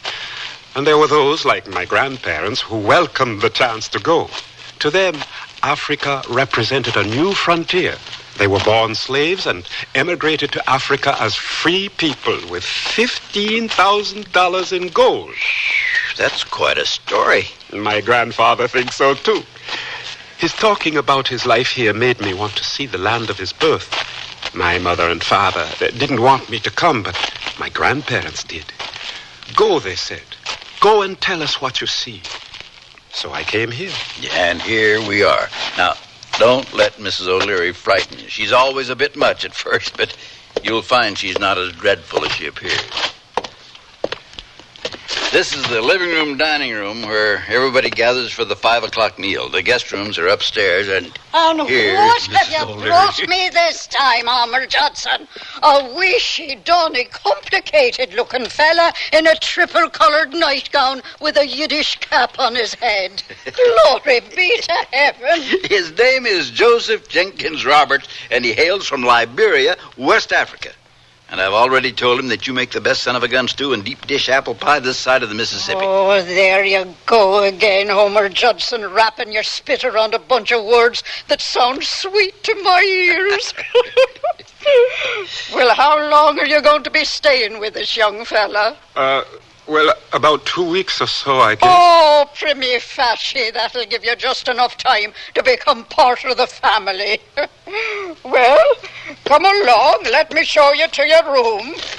I'll take those bags for you. Oh, no, thank you. I can manage. Hand them me, boyo. In Mrs. O'Leary's house, Mrs. O'Leary makes the rules. Homer, will you be coming in for dinner this evening? Not this evening, Mrs. O'Leary. I've got a great human interest piece to write up for the morning edition. See you later, Joe. Writers. They always got something to write. Well, come along, Joseph Jenkins Roberts. I'll be showing you to your room. So, you got 3 names rolled into one, huh? Well, why not? Whoever said we should only be afflicted with 2 names? Now, you can eat 3 meals a day if you like, or only dinner, depending on what your appetite is like. Now, most of my boarders eat breakfast at 6:30 and dinner at 5. Have you a man-sized appetite, Joseph Jenkins Roberts? Well... Good. Now then, it'll be $2 for your rent for the week and $3 with meals. No fancy women whiskey drinking beyond certain points or serious card playing allowed. And here's your room. Dinner's in 20 minutes, and we're having chicken and dumplings this evening.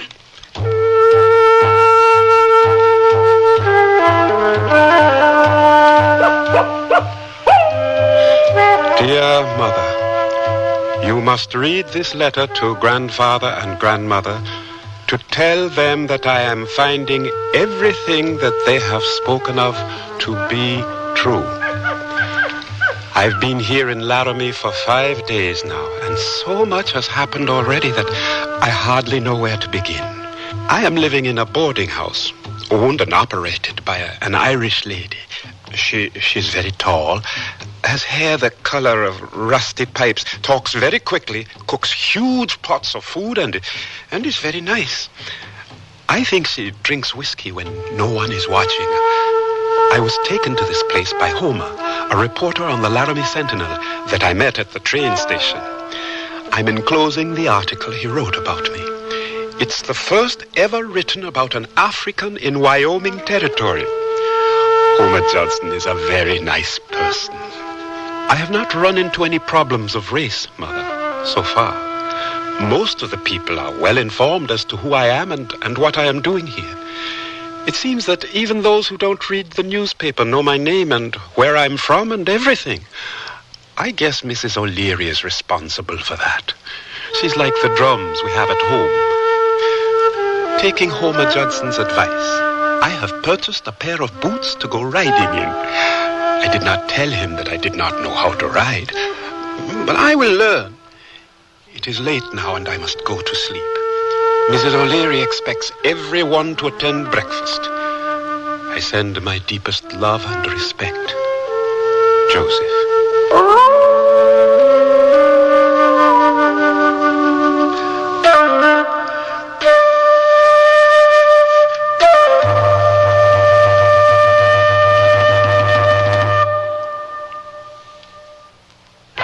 Join millions of Americans and shop the easy way with a Sears credit card. All you do to apply is call toll-free 800-526-0444. It's your entry to shopping convenience and quality merchandise. Your card will be accepted at over 3,600 Sears stores across the nation. And you can choose from over 100,000 Sears products and services. Even use it for your catalog orders in the store or over the phone. Just say charge it. Call 800-526-0444. New Jersey residents call 800-652-2777 for your Sears credit card. The word's out and spreading fast about the jeans from Sears Men's Store that grow beautifully. It's a sure sign they're feeling fine and feeling good. For the denim that keeps going strong a long time. Get them trim cut, regular cut, even get them pre-washed. The jeans that grow old beautifully. Now at most Sears retail stores.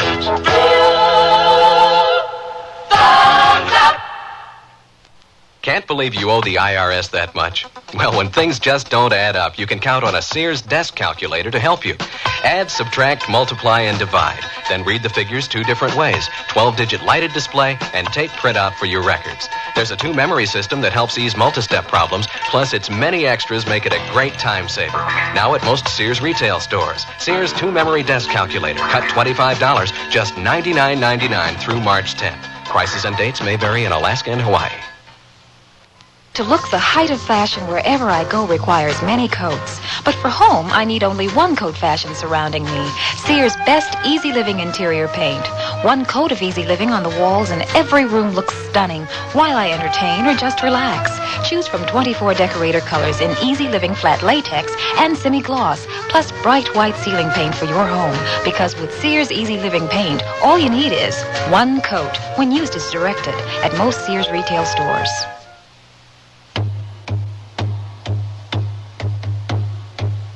Joseph Jenkins Roberts settled in and became a part of the community. It wasn't an instant process. It took a while. There were things to learn, customs to observe. Watching Joe wobble down the street in a pair of the fanciest boots ever cobbled has got to be one of my all-time favorite memories. Being the adventurous type he was, it didn't take much to convince him, being in the West and all, that he should saddle up. I had a strong suspicion that he might wind up sitting backwards on the creature. I've seen tenderfoots do everything.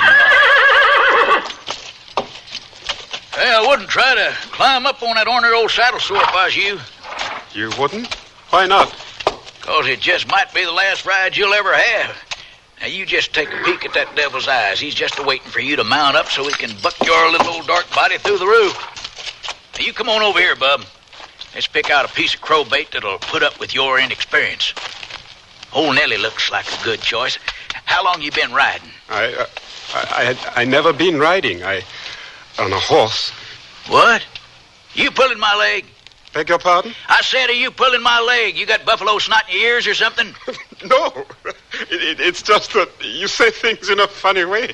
Well, come to think of it, you sound a shade strange yourself. That there nightshirt on and that there beanie cap on your head. I take it you ain't from round this neck of the woods. No, I'm not from this neck of the woods. I'm from Liberia in Africa. Yeah, I kind of figured you was from somewheres else. Hey, well, what's your handle? Mine's Charlie C. Reed, a cowpokes card player fresh out of the calaboose after celebrating a month's trail pay down the drain. My handle is Joseph Jenkins Roberts. Okay, JJ from Liberia, Africa. Let's climb up on old Nell Gal here and make some slow moves around town. I'd advise you to hold her down to a gallop till we get to the edge of town. Not from that side, JJ. I see you wasn't joking when you said you never rode a horse. I told you. Oh, well, they all had to learn sometime. Yeah, let's give it our best shot. Who knows, you might get to liking the feel of a fast horse under you. Charlie, how can I make it slow down? You can't. If you went any slower, you'd be standing still. And quit squeezing that old gal's neck so hard, she'll think you're in love with her.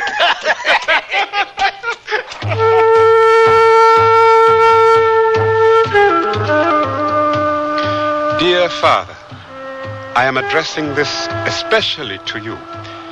It is what might be called a man's letter. A few days ago, I met 2 new people. They are both now my friends. It seems that this is the way it is here. You can be strangers one day and friends the next day, or enemies. My 2 new friends are named Charlie Reed and Alfred Wong. Charlie is a cowboy. The other day, after we rode to the edge of town and back, Charlie asked me if I had any money. I said yes. He was quite pleased and said, "Great. Let's go into the Dirty Garter saloon for a little sipping, spitting, and cussing." There was tension when we walked into the saloon. From the way the people lined up at the bar stared at me, I felt self-conscious. I will have to buy cowboy clothes and a wide-brimmed hat to go with my boots. Charlie ended the tension by saying, "My buddy JJ here from Liberia, Africa, is buying a round for the house." Many of them patted me on the back and said nice things as they rushed to get their round. And then someone else bought another round, and someone else another. I had to walk my horse back to the stable because I felt too wobbly to ride. I don't think I like sipping, spitting, and cussing very much because it makes your head hurt the next day. Charlie has promised to teach me the secret of roping and also how to shoot straight. Respectfully, your son, Joe.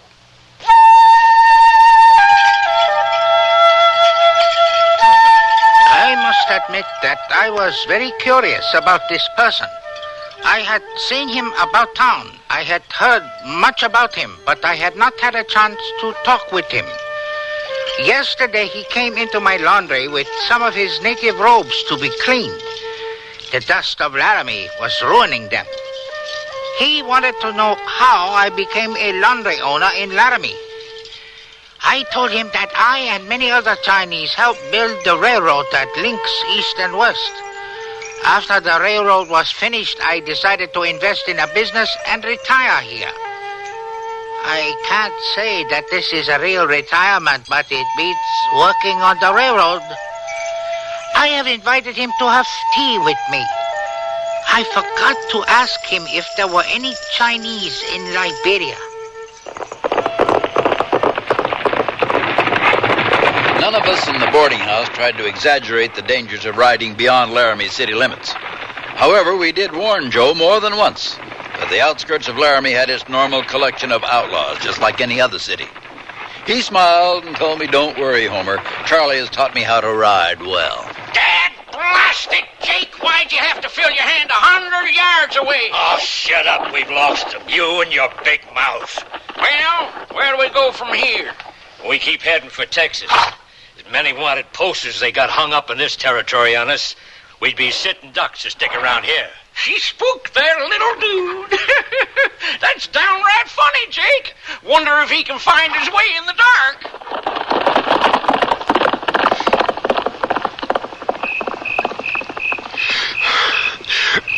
Who is there? Who is it? Strong Wolf. Wait, don't run. I will not harm you. I have your horse. Thank you. Thank you very much. It was smart to jump off this old nag and hide rather than try to outrun the bad ones.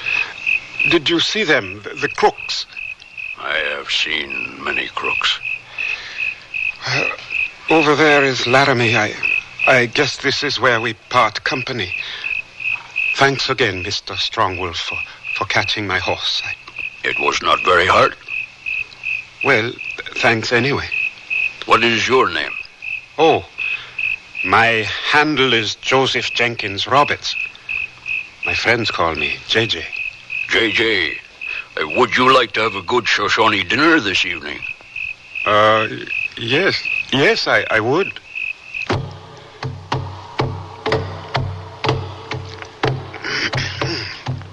Excuse me. That was very good. I have never eaten rabbit before. Dog. I'm talking about the food we just ate. I know. It was dog meat, one that we had fattened for a guest such as yourself. Oh. Moonfeather, bring my pipe and tobacco.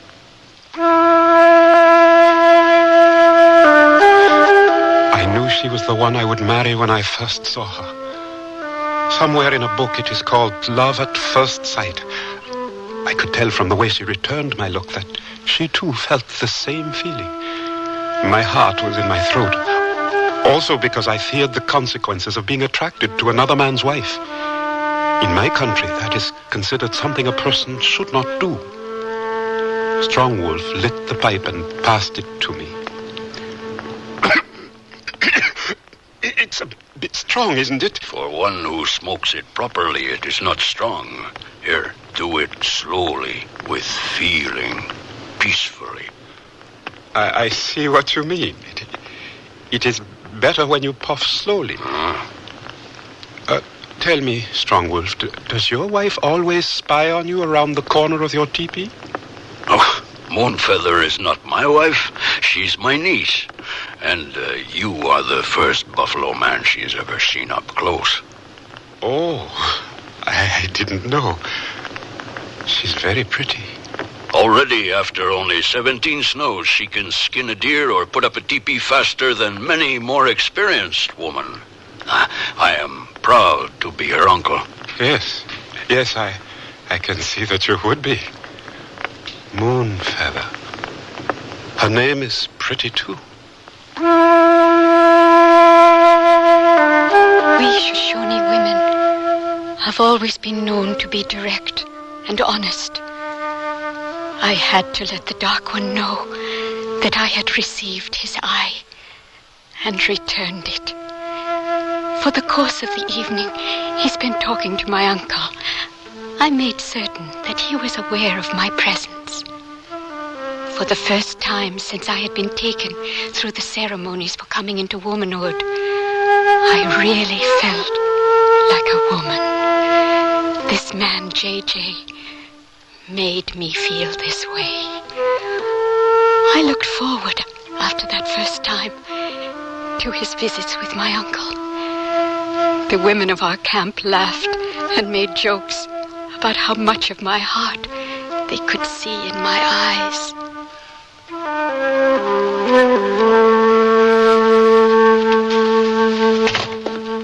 And what have we here skulking around with such heavy circles under his eyes? Good morning, Mrs. O'Leary. Am I too late for breakfast? Well, I think we ought to be able to scrape a bit of batter together for a flapjack or two. How's it going with yourself? You look as though you just drank the hair of the dog that bit you. Please, Mrs. O'Leary, don't say that. Morning, JJ. Got a telegram for you. Morning, Homer. What is it? Well, what is it?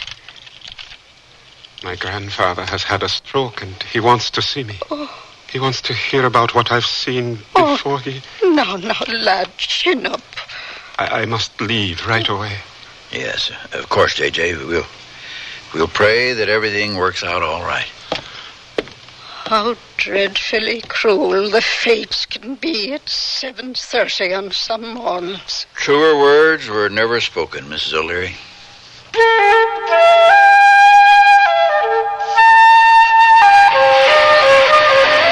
Now, down toward the middle of the basket, you got boiled corn and a bunch of blueberry muffins. And the chicken should last you for a week if you're careful not to eat more than 6 pieces a day. Now, you take care of yourself, and don't you forget to write us. I'll be back. We hope so.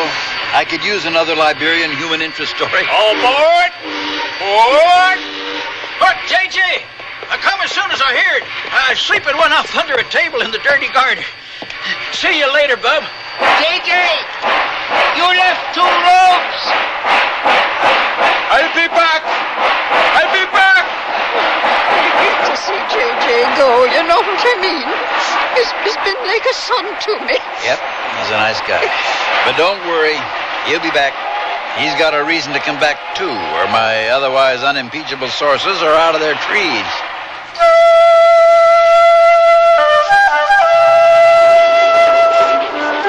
Moonfeather! Moonfeather! What seems to be the problem here, young fella? There, riding the speckled horse. Oh, so that's Moonfeather. Well, you better best get on the observation platform before that poor engine rides that pony to death, trying to keep up with the Union Pacific here. Observation platform? Where? Well, to the rear.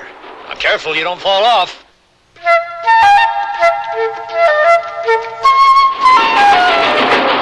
Moonfeather! I'll be back! I promise you, I'll be back! Here, keep this ring! I'll be back! I'll be back!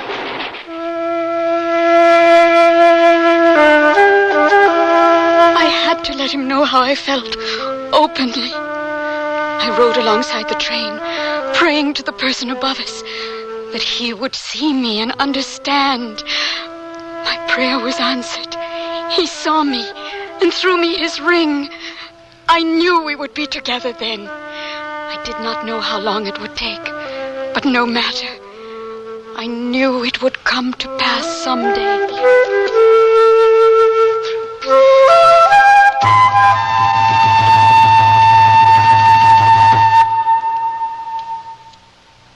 Sears Radio Theater will return after this message from your local station.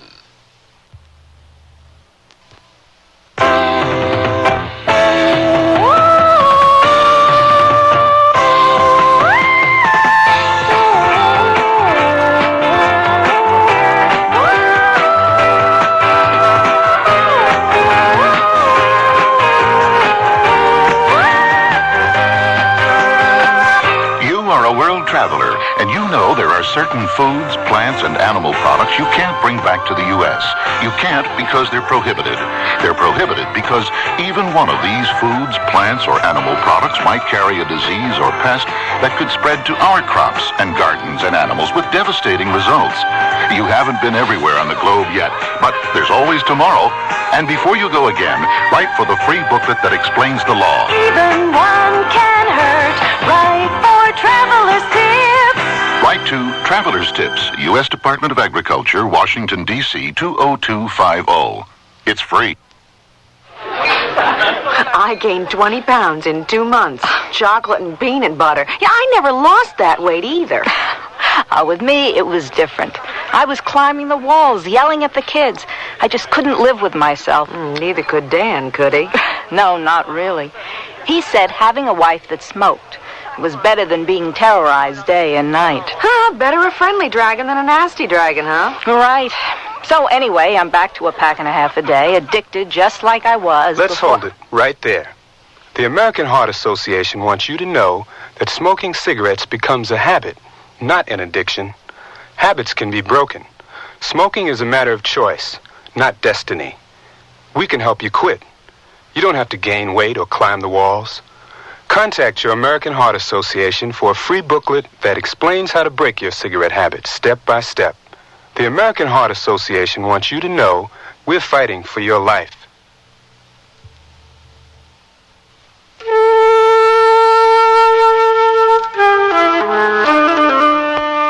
This is Lorne Green, and here's the concluding act of the Afro-Westerner. J.J. stayed home for 4 months after his grandpa's death, doing as much as he could. Him, the youngest in the family. He returned after 6 months, no longer the complete tenderfoot. His granddad had left him a handsome sum of money, but he didn't let it interfere with his life. One of the first things he did when he got back was get himself a job, working for the Circle Bar B spread. Oh, there ain't nothing to it, J.J. Once you get past the sipping, cussing, and spitting part, all you have to do is learn how to stay in the saddle till your backside turns to calluses. Try to think one step ahead of a bunch of dumb cows that are apt to stampede at the drop of a coffee cup. Forget about all the comforts of Miss O'Leary's boarding house. Be on the lookout for rustlers and don't spend all your money in one saloon. I don't have to tell you how to survive Cookie's son of a gun stew. You already survived Miss O'Leary's cooking. I learned. I was determined because I had decided, with the money I had inherited from my grandfather, to buy some land, buy some cattle, and marry Moonfeather. She was always on my mind, but I could not find her. Wherever I came across Shoshone people, I would ask them about Strong Wolf and Moonfeather. I even learned some Shoshone in order to ask questions. They would always tell me that they had seen them in the last moon or 10 sleeps away, but they didn't know exactly where they were now. My heart ached to see Moonfeather again. I used to have terrible dreams thinking that maybe she had married someone else. My friends were very sympathetic. Would you like another cup of tea, J.J.? No, thank you, Al. Nothing like a good cup of tea. Yeah. So you still have not been able to find Moonfeather, huh? No, and I've run out of places to look. Do not feel that way. There are always other places. I know. I know. It just seems... I understand. I don't know if I told you when we last talked. I'm going through a romantic period myself. You are? Yes, my father has selected a bride for me from our village, and I am anxiously awaiting her arrival. I'm happy for you. Here is a picture of her. Her name is Cynthia. She is very pretty. My father says she is a good worker and will make a good wife. Are you sure you wouldn't like another cup of tea?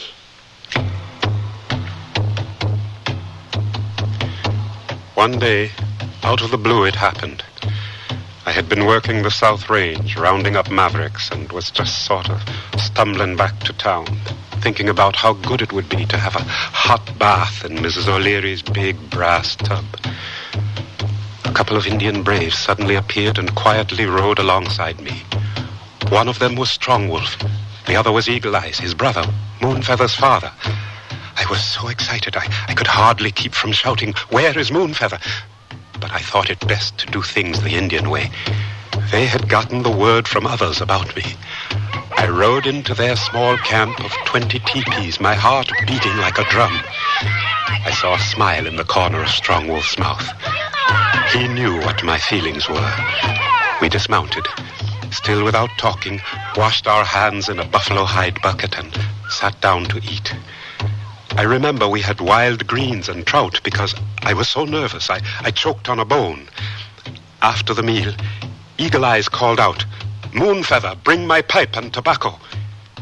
She was more beautiful than the first time I saw her, and she was wearing my ring. I could not contain myself. I said to her, "You're wearing my ring." She nodded, telling me yes, and went back to where the women were. I was so happy I felt like crying. So, you returned. I said that I would. Good. We like a person who keeps his word. We sat for an hour, talking about different things. How scarce the buffalo were, what my plans were for the future. Eagle Eyes pierced me with his look, listened closely, and only asked one question. "Will you always stay in this land?"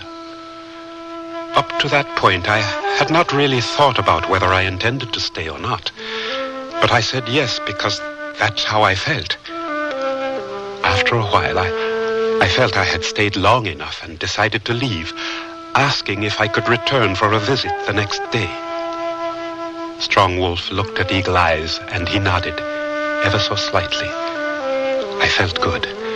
I felt even better as I rode out of camp when Moonfeather stepped around the teepee and waved and smiled at me openly. I rode hard and fast to get back to Laramie. I felt I needed some courtship advice. My father was far away and could offer no advice in this matter, so I spoke with my friends. So our little old African buckaroos discovered skirts. Well. I am serious, Charlie. We are serious. What does a man do in a situation like this? Really stomped down serious, huh? Yes. Well, in that case, I'd suggest you do the following. Get yourself duded up. You know, slick your hair down. Skip that part. Take a half-hour bath, sprinkle a heap of sweet me sniff on you where your whiskers should be, and take her for a stroll in the moonlight. Charlie, I'm in love with her, and I want to marry her. Well, in that case, you better take a full hour's bath. An Indian woman, huh? I think that'd make an interesting column. When's the date? I don't know. I haven't proposed yet. Well, if I were you, I wouldn't waste much time. Looks like we're in for a cold winter, if you know what I mean. See you later. I gotta run. Oh, I'll leave your dinner on the back of the stove, Homer. Thanks, Miss O. Luck to you, J.J. Tell me, what do you think I should do, Mrs. O'Leary? Oh, well, now you take that darling girl an armful of flowers. There's not a female heart on the planet that doesn't think well of flowers. Mrs. O'Leary, you're right. That's exactly what I'll do. Oh, the beauty and sweetness of youth. My brother and I had discussed the possibility of J.J. the African and Moonfeather getting married. We knew that he was going to return to her after she was given his ring. We approved of the match. I knew him to be sincere and honest, and I believed with the experience that years give that he would become a well-seasoned man. We were not prepared to deal with his appearance when he asked for Moonfeather with a tall hat on, a beetle coat, and a bunch of dead flowers. We laughed, and afterwards we had a feast, and my brother gave his permission. Later on, after he understood our customs better, he gave my brother 50 good horses, and me a robe, like the one he had worn when I first met him.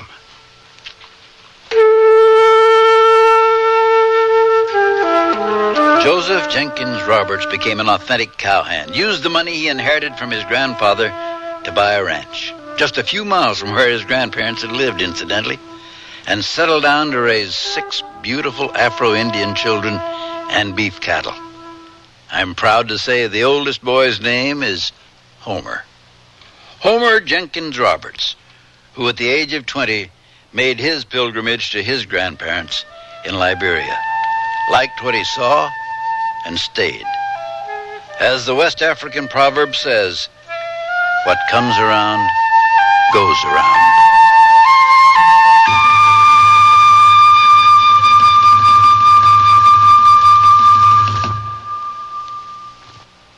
When my brother was my age, being in style meant wearing old jeans and about a pound of dirt. But today, us guys are more sophisticated in our style. And that's why Sears has Style Works. A guy can pick up on the latest styles in jeans, tops, sweaters, and dressier clothes like vested suits. I can depend on the Style Works shop at Sears for just about everything to keep me looking great. And the prices? Pretty reasonable. My folks like that. Style Works. Today's style's all in one place. At most larger Sears retail stores. I've been working with furniture for 25 years, so I know about quality, and that's why I recommend a Sears Benchmade sofa for your family. There's a heavy-duty hardwood frame braced to withstand stress. The coil spring construction gives long-lasting comfort, and you can choose from fabrics and attractive solids or bright prints, all treated with Scotchgard brand fabric protector. Compare the quality of a Sears Benchmade with other fine sofas, and you'll be surprised. Styling, durability, and comfort. Benchmade, a great place to relax. Now at most Sears retail stores. This spring for women, the fashion place at Sears suggests these up-to-date separates. They're comfortably casual, yet dressy and lighthearted enough to go anywhere this spring. Margaret mixes Sears texture blazer and the small collar striped shirt with trousers, while Wendy wears a shawl collar blouse and the slimmed-down dirndl skirt. Color coordinated, these great-looking separates will come together beautifully for you. Spring's mixable, matchable, up-to-date separates. Get them at most larger Sears retail stores. Come, spin the wheel of fashion. Discover a fortune of spring separates at Sears Junior Bazaar. Silk blend skirt and pants in dusty pastels. A blend of polyester, rayon, and silk, making them easy care, wrinkle resistant. Top them off with white-on-white polyester and cotton blouses. Fashion is your fate at Junior Bazaar. Available at most larger Sears retail stores.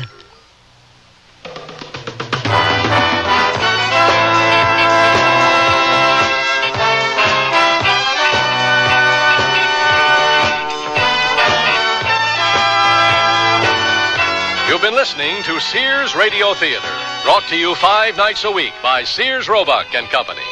Sears, where America shops. The Afro-Westerner was written by Odie Hawkins, produced and directed by Elliott Lewis. Your host was Lorne Green. Our star was Brock Peters. Also heard were Parley Bear, Peggy Weber, Norman Alden, Len Berman, William Lally, and Marvin Miller. The music for Sears Radio Theater was composed and conducted by Nelson Riddle. Art Gilmore speaking. The Elliott Lewis production of Sears Radio Theater is a presentation of CBI.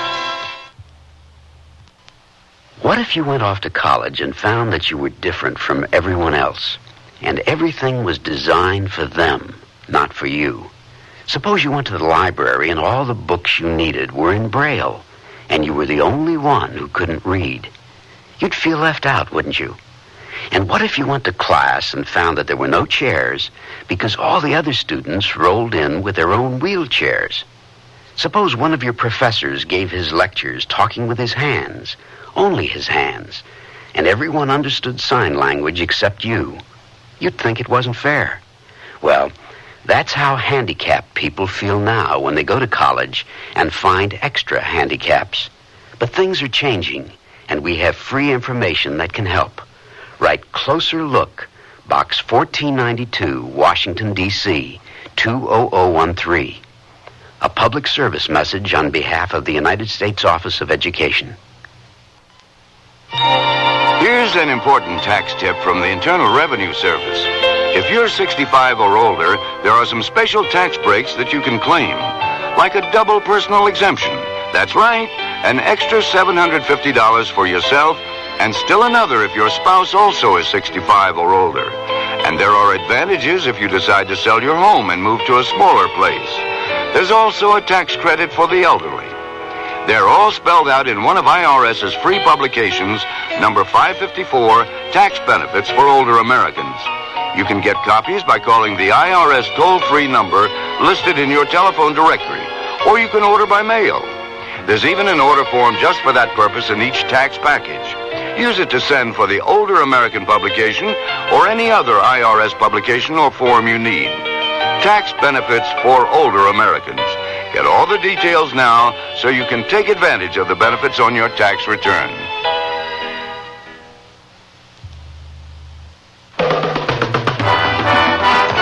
Tomorrow, the Sears Radio Theater is a comedy with Andy Griffith as your host. Let's listen. I am a talent agent, and I'd like to, excuse the expression, handle you. Why? I mean, why me? I've been around a while and haven't made any headlines of Variety yet. I looked at some film on you the other day, and, well, I thought I saw something. So be sure and tune in tomorrow to the Sears Radio Theater.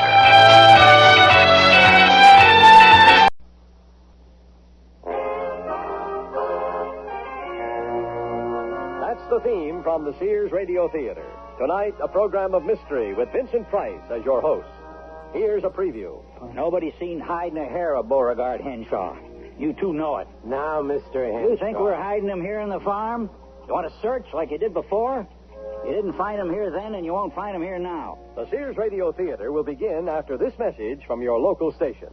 This is Vincent Price. Security. Report to nurse's station on Ward D. You're in a mental ward at a psychiatric hospital somewhere in the Northwest.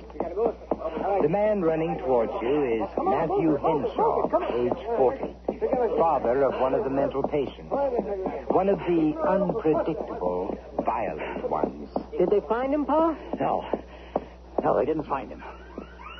We're in big trouble, Davy. I told him when they took him away, he wouldn't stay locked up in here. We gotta find him, Davy, before they do. He's liable to kill somebody. That boy's crazy enough to do anything. Anything. On January 9th of this year, Beauregard Henshaw, age 19, escaped from the Deerfield County Psychiatric Hospital. The police have an all-points bulletin out on him. He is considered dangerous, and desperately hoping to find him before anyone is hurt are his father and brother. The chase has begun, and that's only the beginning of our story.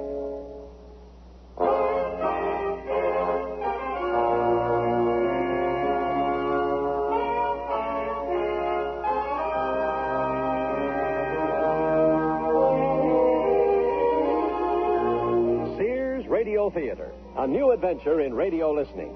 5 nights of exceptional entertainment every week, brought to you in Elliott Lewis' production of the Sears Radio Theater. Our story, A Game of Cat and Mouse, by Ralph Goodman. Our star, Tyler McVeigh. The Sears Radio Theater is brought to you by Sears Roebuck and Company.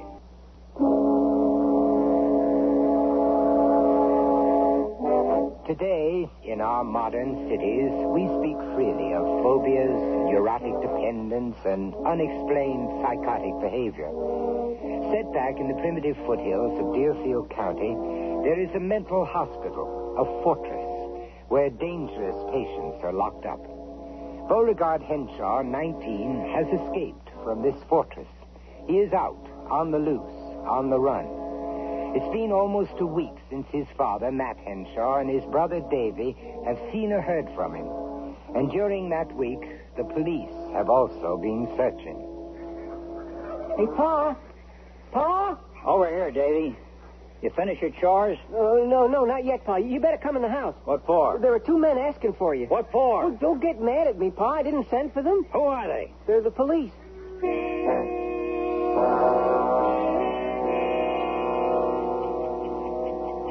No, I haven't seen Bo. Neither's my son. I told him that, Pa. I'm talking, Davy. Oh, sorry, Pa. Nobody's seen hide nor hair of Beauregard Henshaw. You two know it. Now, Mr. Henshaw. You think we're hiding him here in the farm? You want to search like you did before? You didn't find him here then, and you won't find him here now. All the lieutenant is trying to do. I know what the lieutenant is trying to do. Same thing I've been trying to do. Find my son. But for different reasons. I'm sure we're both concerned that he might hurt somebody. Your son is unstable. He has a tendency to get violent at the slightest... I know my son. I know how to handle him. But they wouldn't let me. They took him away from me, locked him up like an animal. You folks are worrying about how my son might hurt someone. Well, I know how scared you are of him. I'm more worried when you find him, you might hurt him. They already did. They had him strapped down in that hospital. Shut up, Davy. But, Pa, I guess I'll go out and finish my chores. In a minute, son. We're not through with the questions yet. Yes, you are. You city folks think because I live out here on a farm with cows and chickens, I don't know my rights. Well, I know my rights. You want to know something?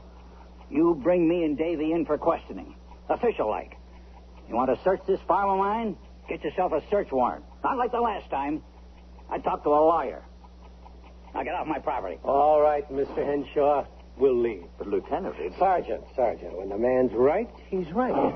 Come on, before he decides to charge us with trespassing. There's the door, Lieutenant. Yeah, I see it. Well, we'll be back, Mr. Henshaw, with that search warrant you asked for. Yeah, I'm sure you will. We've got to find that boy, Davy. There must be some place he run to, some place he's hiding out. Like a child waiting for us to... Hello. Is that you, Pa? Oh. Yeah? It's me, Pa? Oh, where are you? I killed a woman, Pa. What? I said I killed a woman. Get out there and see if them fellas are gone. Hurry. Sure, Pa. Oh, you still there? Yeah, Pa. Now tell me, where are you? County seat. I came to see the fair. I met this woman. She was nice at first, but then when I told her I was going to be a race car driver at the fair, she laughed at me. Bo, where's your room? What street? 5th Street, Pa. 5th and Main. Upstairs. She's dead, Pa. What am I going to do? Now, you listen to me, Bo. Is there a park near there? Yeah, right across the square. Now, take the body and wrap it in a sheet. And when it gets dark, bring it across the square and bury it deep. There's soft ground around them city trees. But, Pa... It's going to take me and your brother a while to get there. I want that all done before we arrive. You understand me, Bo? Bo? Yes, Pa. Then go back to your room and wait for us. Hear me, Bo?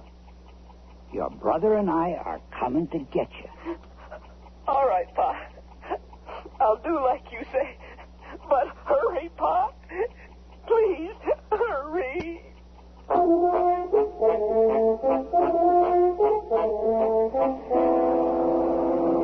don't understand it. I told him we'd be here to town to pick him up. He said he'd wait, and his stuff's all moved out of his room. He's run again. We'd better run, too, out of this town. There's police all over the place, Pa. That's a big city. You'll get used to the noises. That police car ain't coming this way. No one knows about the killing yet, if there was a killing. You know how that brother of yours likes to play act, tell fanciful stories? Hey, Pa. You heard that landlady. Bo was the quietest young man she ever rented to. Been here a week, not a speck of trouble. There wasn't even a sign of a fight in that room. But he's gone, Pa. And paid his rent, too. Every red cent. Where'd he get the money? I don't know. A job. That's where he got the money. Bo's got a job. Here in this town. Doing what? The same thing he's done at Grover's Corners.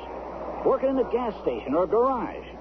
You know how your brother likes to tinker with cars? Oh, that's the truth. Nobody can fix cars like Bo. He always loved cars, especially them fast, sporty jobs. That's right.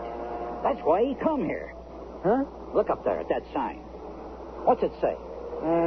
County Fair, Speedway, National Car Race. Competition.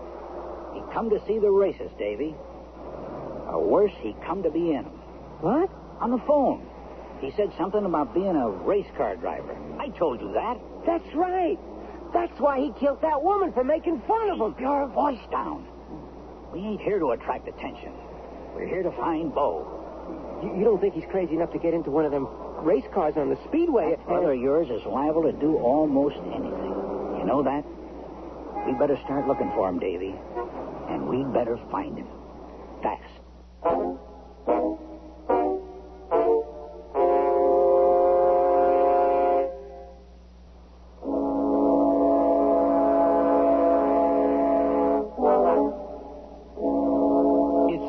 For a parent to be protective of a child, and somehow the more difficult the child's position, the more trouble the child is in, the more protective the parent becomes.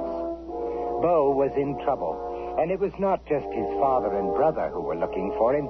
The police also had an interest in his case.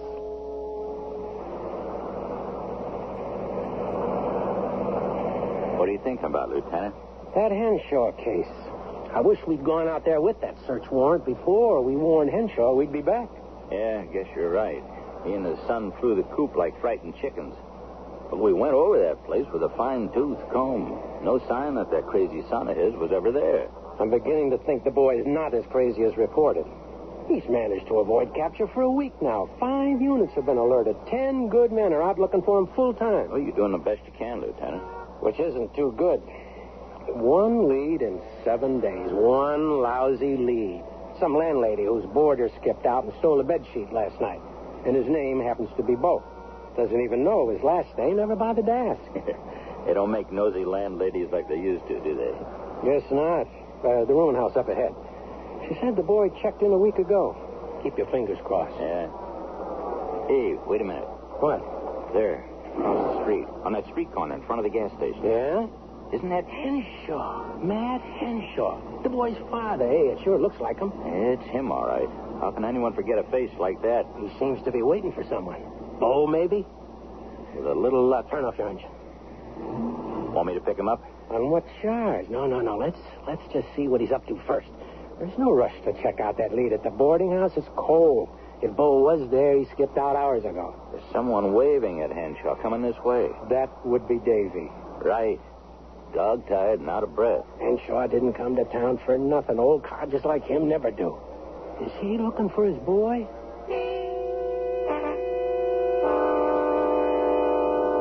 I'm over here, Davy. I see you, Pa. Did you have any luck? No. You? No. I've been all over this town. Well, so have I. I know it, Pa. It's just that they got so many gas stations. It's a big city. Bo is out there somewhere. I just know he is. We got to find him, Davy. That body he buried last night ain't going to go unnoticed forever. Yes, Pa. Once the police find that, they're going to shoot him down for sure. Well, how are we going to find him, Pa? Just keep doing what we're doing. But we're running out of gas stations. Then we'll start checking garages. We're going to keep going until we find your brother. Now, you check the north side of the street, and I'll check the south side. We ain't far from that rooming house he was staying in. If he was working anywhere, it was probably somewhere nearby. Yes, Pa. See, it's 10 o'clock. We'll give it another hour. I'll meet you back here. Okay, Pa.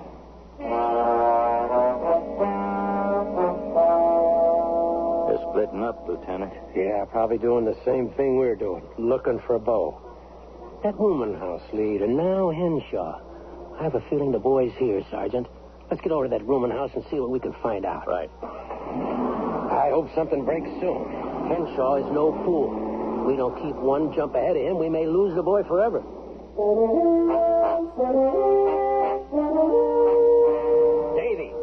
Davy! Oh, yeah, Pa. I see you. I went back to that gas station to wait for you, but you weren't there. Never mind that. I got us a lead. I found someone who's seen Bo. You have? Where? One of them garages. The first one I tried.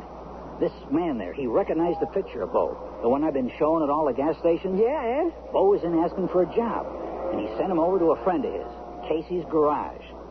He says Bo is working there. Yippee! Now, take it easy. We ain't found him yet. I'm headed for Casey's Garage right now. I want you to go back to the motel and wait. The motel? Yeah, here's the key. I got us a room in that place down the street. You can see it from here. Starwood Motel, room 104. We may have to hide out in there. But, Pa... Now, stop asking questions and get. Well, I'm just worried about you going to talk to Bo alone. You know how he gets sometimes. It takes the two of us to... I said get. Stop pretending you're worried about your brother. You're hoping we don't find him. That's not true, Pa. You're jealous of Bo. Always was. Think I'm more partial to him than I am to you. When you know I treat you both equal. Well, don't I? Yes, Pa. Well, don't matter. As long as you keep it in your mind, I ain't never going to let them take Bo back to that hospital. No matter how crazy or dangerous they think he is. Never.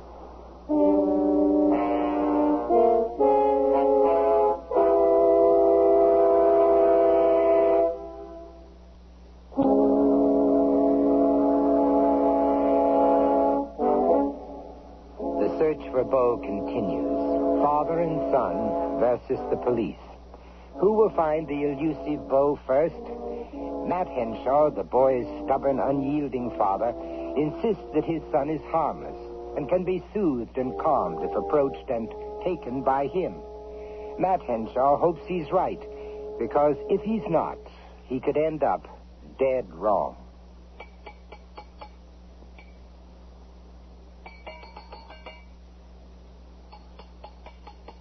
Mr. Casey? Mr. Casey? It's you, Bo. Late again, huh? I can't work here no more, Mr. Casey. Can't get my pay. Your pay? Only been working here a week. I know that, but I gotta leave. Hey, what happened to your face? It's all scratched up. I don't want to talk about that. I just came to get my pay. Now give me it. Okay, you're entitled to it. But remember, I gave you an advance. When you came to work here, money so you could get yourself a room, huh? Give me what's left. You in some kind of trouble, Bo? No, I want my pay now. Look, I don't even know how much it is now. Besides, Bo, I don't keep cash around here. You know that. Stop making excuses. I want it now. Bo, let go. Choking me. I'll give you your money. I'll give you your money. Let go.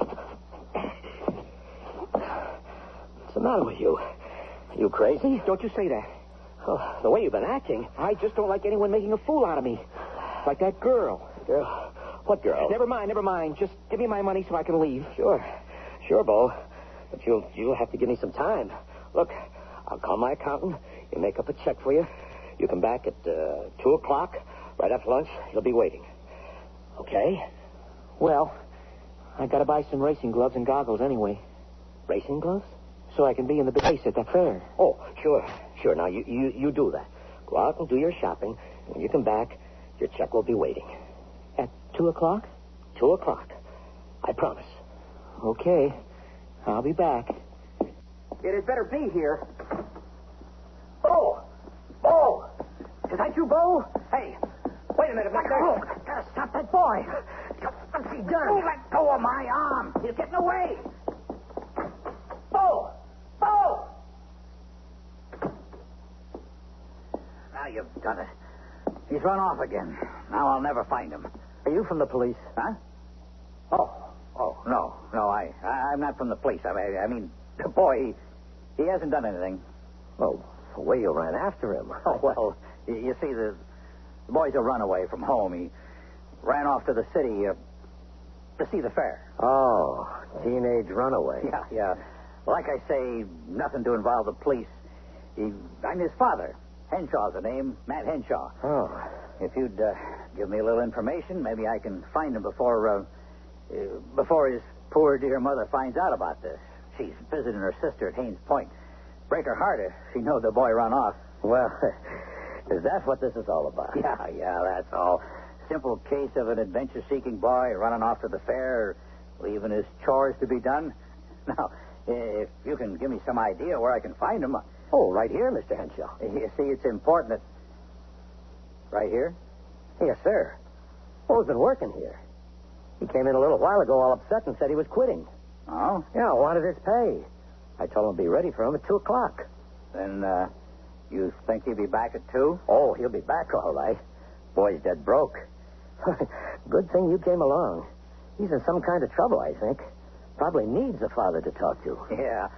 Well, you know how that is. Boys will be boys. He was uptight. Would you mind being here when he gets back? Well, now, I was about to suggest that very thing.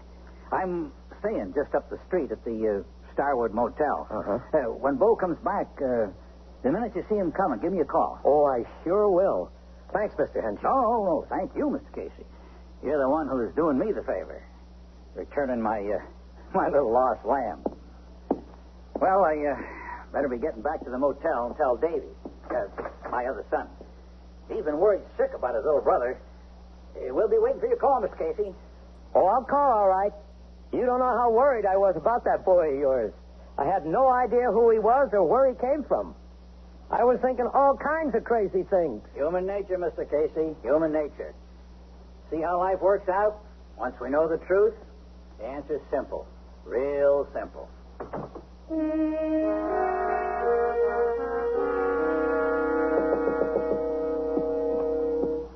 Is that you, Pa? Yeah, open up. What took you so long? You told me not to open it for anybody but you. Did that Mr. Casey call? No, Pa, nobody called. And it's almost 1:30. What you got there? Trouble, Davy. Trouble. I just picked up the afternoon paper. Just came out. Look. Here. That looks like a picture of Bo. It's him, all right. One of them artist drawings. Close enough for some damn fool to recognize. And this must be a picture of that girl he killed. There's the body they dug up. You hush up.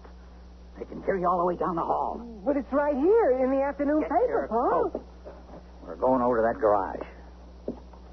But, Pa, the man didn't call yet. And if we wait around that garage and the police come by, they'll know for sure that we... They ain't coming by. Now, no one knows about Bo working in that garage except us. And that Mr. Casey. And he thinks Bo run away from home, and we're coming down to get him. I know, Pa, but... I said get your coat. We'll go, Pa. We'll go. As soon as the man calls. It's only down the street. With this paper story out on the killing, we got to be careful. Yeah, I suppose you're right. For once in your life. I know I'm right. I know you don't listen to me much, but I try to help. Honest, I do. I want to find Bo just as much as you do. There's someone outside the door. Huh? Put that paper away. Get it out of sight. I'll go see who it is. But Pa... And stop shaking like that. We ain't done nothing. It's your brother they're looking for. Now get. Yes, Pa. I'll wait in the next room just in case there's some trouble.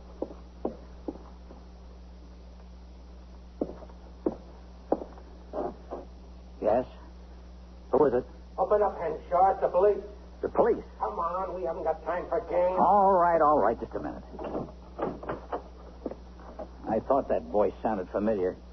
What are you doing here in town, Lieutenant? Funny, we were about to ask you the same thing, weren't we, Sergeant? Yeah. Mind if we come in? Never knew a way of stopping you once you two had your mind made up. Where's your son, Davy? He's here in the other room. He's wary of strangers.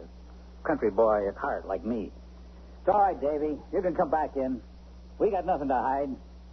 Have we, Davy? No, Pa. We just came to see the fair. Right. Just came to see the fair. My boy just loves the fair. We go every year. Ain't that right, Davy? Look, we don't have time to match wits anymore, Henshaw. Last night, your son killed a woman. Now, that is serious. You know, Lieutenant, I found this in the other room. Story's right here on the front page. I put that in the trash, Pa, like you said. Now, let's stop playing games, Henshaw. That son of yours is running around loose. There's no telling what he might do next. Now, if you have any idea where he is... I don't. Now, that's your job, ain't it, Lieutenant? Well, we both seem to be doing my job. That's what you came here for, isn't it? To find your son. We came to see the fair. Shut up, Davy. Well? Maybe we know where he is and maybe we don't. If we get him out of here and nobody else gets hurt, will you call off the hunt? What are you trying to say? I'm saying what I've been saying to the law all along. We take care of our own. If they let me keep Bo, this never would have happened. Davy and me, we know how to handle him. That's not for the police to decide. Our job is to find them and bring them in. You settle the rest with the courts. Courts? That takes months, years. You put Bo back in that hospital and tie him down again and... Huh?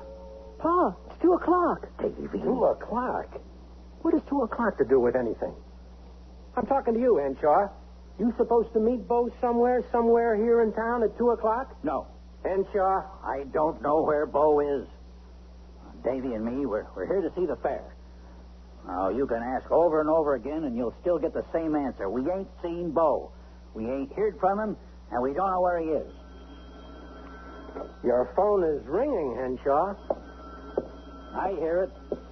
Now, don't touch that phone, Davy. What are you afraid of? Nothing. Yes, you are. That phone call is a link to your son, Bo, isn't it? No. No one else knows you're here in town. It was pure chance we spotted you and found out where you were staying. Now, pick up that phone, Henshaw. No. I said pick up that phone.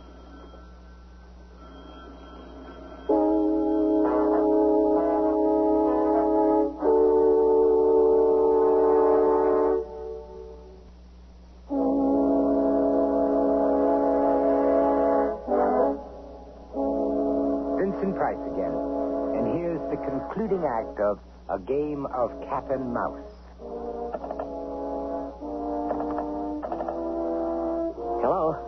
Hello? Oh, there you are. I was trying to reach Mr. Henshaw. Well, this is the Starwood Motel, isn't it? Yes? Well, that's the part I don't understand. He must be there. He said he'd wait for my call. Look, would you do me a favor? Send someone up to his room. Tell him to get over here right away. I got a call from his son. The boy's going to be here any minute. He's a runaway. His father's anxious to find him. Yes? Casey's garage. It's right down the street. He knows where it is. Mr. Casey? Mr. Casey, it's me, Bo. I'm back. There's his son now. I'll try to hold him here. But please, tell him to hurry. Mr. Casey? Yeah, I'm here, Bo. I was in the office, getting your check ready for you. Oh, then it's here. Yes, I promised, didn't I? Then give me it. I got to get over to the bank and get some cash. They wouldn't let me have those racing goggles and the gloves on credit. So you're going to be watching the big race, huh, Bo? Not watching. I'm going to be in it. You know, I thought that's what you said last time. You mean you've entered a car in No, I haven't a car. I'm going to get a job at the Speedway, like I got here. This time, race car driver. But, Bo, you can't do that. They don't hire kids to be race car drivers. Yes, they do. You need a lot of experience to get behind the wheel of one of those competition cars. They go over 100 miles an hour. I got experience. Oh, not that kind of experience. You sound like her. Her? Oh, you mean your mother? I haven't got a mother. My mother died when I was little. She was no good anyways. Ran off twice and left us kids all alone. Then, who are you talking about? Never mind. Just give me my money. I want it, you hear? Sure, like I said, the check is all ready for you. Wait here. It's on my desk in the office. I'll go get it for you. Okay, but make it fast. Right. Don't go away. I'll be right back. No, Mother. Something funny going on here. Hello, operator. Get me the police. Hang it up. I said hang it up. Sure, Bo. Sure. Anything you say. Now move away from that phone. Okay, but you can put down that Tyler. Who were you calling just now? Who? I was calling your father, Bo. He and your brother. Davy, I think his name is. Yeah, Davy, that's it. They're here, Bo. They're looking for you. Pa and Davy? They're here? Yeah, that's right, Bo. No, they're not. I waited for them in my room like they said, but they never came. They did, Bo. They're here. Now, if you'll just let me make that call. No, you weren't calling them. You don't know them. You were calling the police about that girl I killed last night. What girl? I saw these papers on your workbench. I haven't seen the paper, Bo. Look, I just leave it there for customers who come in. You saw it. You've been playing cat and mouse with me, holding me here so you could call the police. No, Bo, no. I just came in to get your check. Then I thought I'd call your father and Liar! Look, Bo. Look. There's your check. Right there on the desk. Take it. Go on, take it. It's all yours. You can buy those race car goggles and the gloves. I can't use a check. At the bank, they'll want identification. Someone there might know about me. I want cash. But I told you, we don't keep any cash here. Yes, you do. Yes, you do. Right here in the desk. In this petty cash box. I saw it. And I saw this, too. This gun you keep in here. Oh, now, Bo. Be careful. That gun is loaded. Now, don't be a fool. I'm not a fool. Don't you call me one. I don't like it when people call me a fool. Oh, give me the gun. But I said, give me that gun. Boy. Oh. I told you not to make fun of me. Now I'm taking my money from your cash box, Mr. Casey, and I'm going to go to the fair. It's too bad you can't be with me. I'm going to be in that big race, Mr. Casey, just like I said I was. And nobody's going to stop me. Not the police, nobody. Now that I got this gun.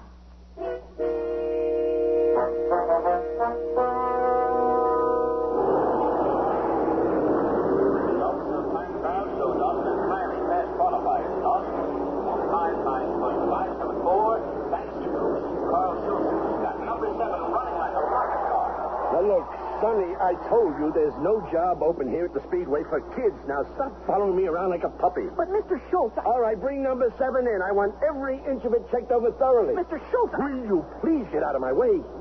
Listen, who let you on this track anyway? Want to get killed? I'm not afraid out here. It's like I was born out here. I got nerves of steel. Sure, but a body of bones and blood, and I don't want to see it splattered all over the track. I can take care of myself, Mr. Get those tires off. We go in 10 minutes. Where's my driver? That's what I wanted to talk to you about, Mr. Schultz. I see. There's no getting rid of you. All right, come on with me. Here in the repair shop, we'll talk. Maybe I can find something for a determined young man like you to do. Yahoo! I'm right behind you, Mr. Schultz. I knew if I came here, we'd be able to work something out.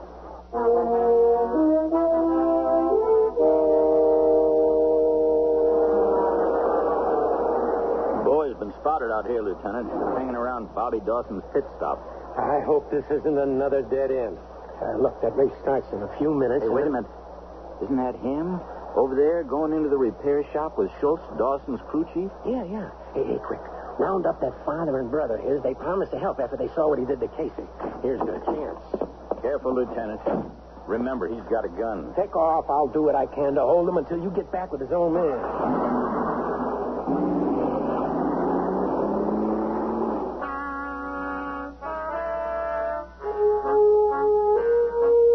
You want a job here doing what? Would you repeat that, young man? I said I want a job as race car driver. I want to drive that car out there. Number 7. Because it's my lucky number. And I know I can win easy with it. 25 years I've been around the speedways, and I thought I heard everything. But a young man of, how old are you? 19. 19, who says he's a top-notch race car driver with probably 15 years' experience. Are you being funny? No, I'm not. You are. And I don't have time for this nonsense. Now, wait a minute, Mr. Schultz. Who are you? Where did you come from? Well, if the boy says he's a race car driver, well, maybe you ought to give him a chance to be in the race. What are you talking about? Well, I could take him over to the garage back there, you know, where you keep the test cars for young drivers who want to try out. What test cars? What are you talking about? Yeah, who are you, mister? I work with Mr. Schultz here. No, you don't. He don't know you. Stay where you are. The boy has a gun. Now, put it down, son. Nobody's going to hurt you. You're from the police, aren't you? Police? We're trying to help you, Bo. Help me back into that hospital. That's what you're trying to do. Give me the gun, Bo. You stay back.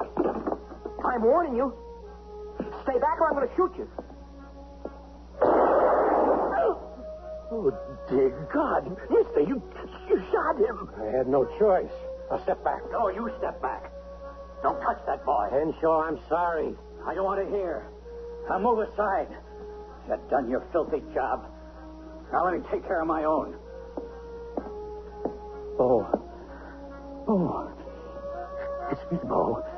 I've been looking for you all over. Bo, don't die on me. Please don't die on me. Sorry, Lieutenant. When he heard the son was in here, he ran. I couldn't keep up with him. It's all right, Chad. Where is he? Where's Bo? Stay back, Davy. He's been shot. Your brother's been shot, Davy. Help me pick him up. We'll lay him out on the table. I wouldn't do that if I were you, Henshaw. He's in no condition to be moved. Davy! Yes, Pa. I'll help you, Pa. Come on. better call an ambulance, Chad. No. Don't you move. He's got the boy's gun. And I don't fool easy like Bo. Now, don't you move, Lieutenant, or I'll blow your head off. And sure, if we don't get that boy to a hospital... No hospitals. Bo ain't going back to no more hospitals. Now, throw your guns on the floor so Davy can pick them up. Now, both of you. Go get him, Davy. Yeah, Pa. That's it. Now bring him over here. I'll see what I can do for Bo.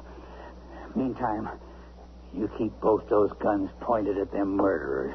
Yeah, Pa. If Bo dies... Pa, the race... The big race... Did it start yet? No, Bo. Now, you just rest easy. Your brother and me, we're going to get you out of here. I'll get me some towels and stop some of that bleeding. Davy, there's a phone on the wall in the other room. Let one of us go. We'll call an ambulance. Now, if you don't, that brother of yours will die for sure. Let him. After what he done, let him. Pa, I'm coming, Bo. I got the towels and Bo. Lieutenant, he stopped breathing. It's no use, Henshaw. Your son is dead. By your hand. An eye for an eye, saith the Lord. The deeds of the wicked shall not go unpunished. Davy, I want you to point that gun at this child slayer and kill him. But Pa... I said kill him. I can't, Pa. You can't. You can't.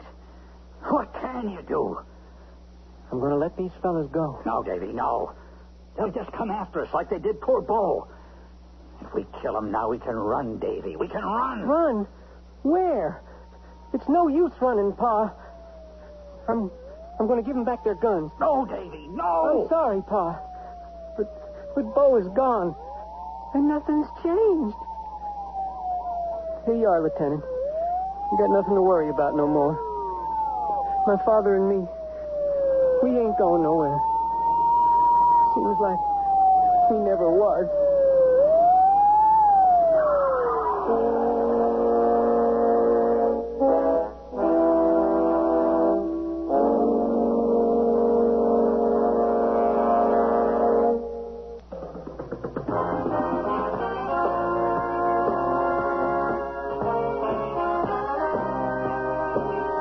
Sears Radio Theater has been brought to you by Sears Roebuck and Company, where our policy is satisfaction guaranteed or your money back. Sears, where America shops for value. A Game of Cat and Mouse was written by Ralph Goodman, produced and directed by Elliott Lewis. Your host was Vincent Price. Our star was Tyler McVeigh. Featured in the cast were Byron Kane, John Shea, Lou Horn, Barney Phillips, William Lally, and Bill Zucker. The music for Sears Radio Theater was composed and conducted by Nelson Riddle. This is Art Gilmore speaking. The Elliott Lewis production of Sears Radio Theater is a presentation of CBI. CBS News. President Carter and leaders of 6 other industrialized nations are meeting at this hour in Tokyo in an economic summit conference. The fuel shortage is a major topic. This is John Bohannon reporting on the CBS Radio Network. One purpose of the conference is to try to resolve differences among all 7 nations on how to cope with the world's oil crisis. President Carter is described as tired and angry. Aides say he's weary because of the pace of his visit to Japan for the Economic Summit Conference and seething with anger over accusations by French President Giscard d'Estaing that the U.S. has done virtually nothing to save oil and relieve the pressure on world oil prices. Mr. Carter is said to be even more angry over Giscard's published comment that the U.S. has been responsible for the lack of progress in American and Soviet relations. Mr. Carter will visit South Korea this weekend, but he's canceling plans to take a vacation in Hawaii. Administration officials say the president will return to Washington on Sunday. One White House aide is quoted as saying officials are concerned about how it would look for the president to be relaxing on a beach while many Americans wait in line for gasoline. The aide is quoted as saying he'd like to spend a few days in Hawaii, but he'd also like to see Mr. Carter reelected. The OPEC meeting in Geneva means higher crude oil prices. That story and other news in a moment. Ministers from the Organization of Petroleum Exporting Countries are expected to meet again tomorrow in Geneva. After adjourning for the night, word came that the ministers apparently had agreed on a compromise plan to raise crude oil prices between $20 to $23.50 a barrel. Saudi Arabia would be the only exception, selling its crude at around $18 a barrel. Some experts say this would raise the prices at U.S. gasoline pumps by about 4 cents a gallon. The strike by independent truckers began nationwide a week ago. There are now indications it may be near an end. Truckers have lifted their blockades in Arizona and Connecticut and have agreed to go back to work in Louisiana and Kentucky. Truckers are also back in Nebraska. More from Bob Thaw. For Midwestern meat packers, the situation improved. So many striking truckers returned to work that several packers could resume near-normal operations and recall workers laid off when the plants couldn't get enough trucks. At the Omaha stockyards, the decline in cattle volume was smaller than it had been. Truckers agree more rigs seem to be rolling now on Midwestern highways. Strikers are starting to come back because they can't afford not to. With bills piling up and no money coming in, some strikers have very little choice. Said one, face facts. Either you run your truck or the bank reclaims it. Truckers concede unhappily that as more strikers go back to work, more will follow. So many packing company executives think the worst may be over, and that normal slaughter and delivery of beef will resume sometime next week. Bob Fall, CBS News, Schuyler, Nebraska. Salt 2, Other Views. That's the title of a CBS News special report broadcast tonight offering a response to President Carter's report to the Congress on June 18th following the SALT II agreement with Russia. One of those opposing the treaty is Senator Mark Hatfield, a Republican from Oregon. The United States and the Soviet Union are roughly equal today in the overall strategic balance. Since we are equal, we must ask one simple question. Why should the American public be forced to pay billions of dollars in the next decade to make the world a far more dangerous place to live? The answer is, we should not. Another Republican, the GOP leader in the Senate, Howard Baker of Tennessee, warns both President Carter and Soviet President Brezhnev to accept significant changes in the SALT II agreement or risk Senate rejection. John Bohannon, CBS News. I'm Andy Fisher, WNEW News. At 7 minutes past 10, time for the Sears Radio Theater. That's the theme from the Sears Radio Theater. Tonight, a story of the West with Lorne Greene as your host. Here's a preview. You and I share a common love, Mr. Nugent, this country. You're the only man who can help me do what I came here to do. What are you here for, then? To stand on the summit of Long's Peak. The Sears Radio Theater will begin after this message from your local station.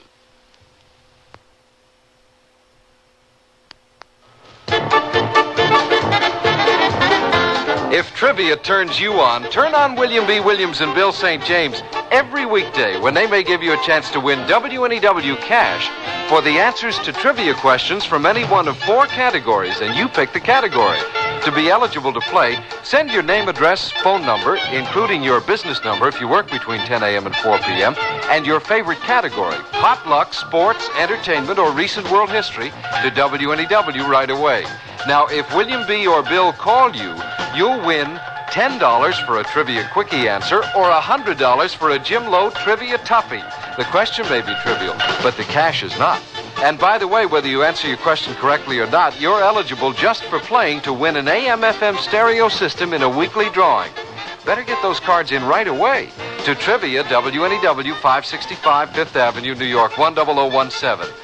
I wonder what the longest-running play on Broadway was, after all. And Break the Bank, wasn't that Burt Parks? And who was the last hitter to hit 400? I did not either. You're crazy. Oh, man, don't give me that. Hey, who's that guy over there with the dog? Oh, that's Mr. Kessler. Mr. Kessler! Hello, gentlemen. Pugsley, say hello. Mr. Kessler had a heart attack last Christmas. Says that's why he's out with Pugsley every night. What for? He's got to exercise. Build his heart back up. How do you know all that? My mom is a volunteer for the Heart Association. She told me. Why, he doesn't look sick to me at all. People are successfully recovering from heart attacks in far greater numbers today than ever before. The American Heart Association has fought long and hard against heart disease, funding important heart research, developing emergency rescue procedures, and establishing guidelines for the rehabilitation of heart attack victims. But the fight is far from over. Supporting the American Heart Association is like a long-term investment in your future. We're fighting for your life. This is Lorne Greene. It's autumn, 1873. We are in the Colorado Rockies. A rider on horseback approaches along the rough trail, sitting expertly astride a Mexican saddle and wearing an incongruous tropical weight Hawaiian riding costume. It is Miss Isabella Bird, the English gentlewoman whose exploits as a world traveler were recently the subject of an article in Greeley's Tribune. Invalided for much of her life by a spinal disease, Isabella left her native England a year ago to embark on a sea voyage for her health. Along the way, she cheerfully weathered a hurricane, then spent 6 months in the Hawaiian Islands, most of the time in the saddle, where her health continued to improve as she camped out of doors in a drenching rain and roaring typhoon on the rim of an active volcano. Now, Isabella has ridden here to the Colorado Rockies of the far west to continue her astonishing cure with an attempt to climb America's Matterhorn, the 14,700-foot summit of Long's Peak. She rides leisurely, overcome by her first glimpse of this wild Rocky Mountain country with its loveliness to bewilder and grandeur to awe. A shot rings through the clear mountain air.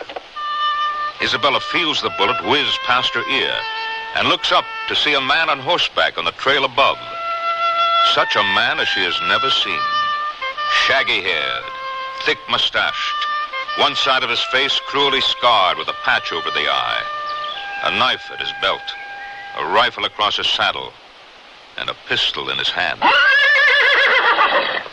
He rears his horse against the sky, rents the air with the unbridled cry of a savage, and thunders down the craggy slope toward Isabella.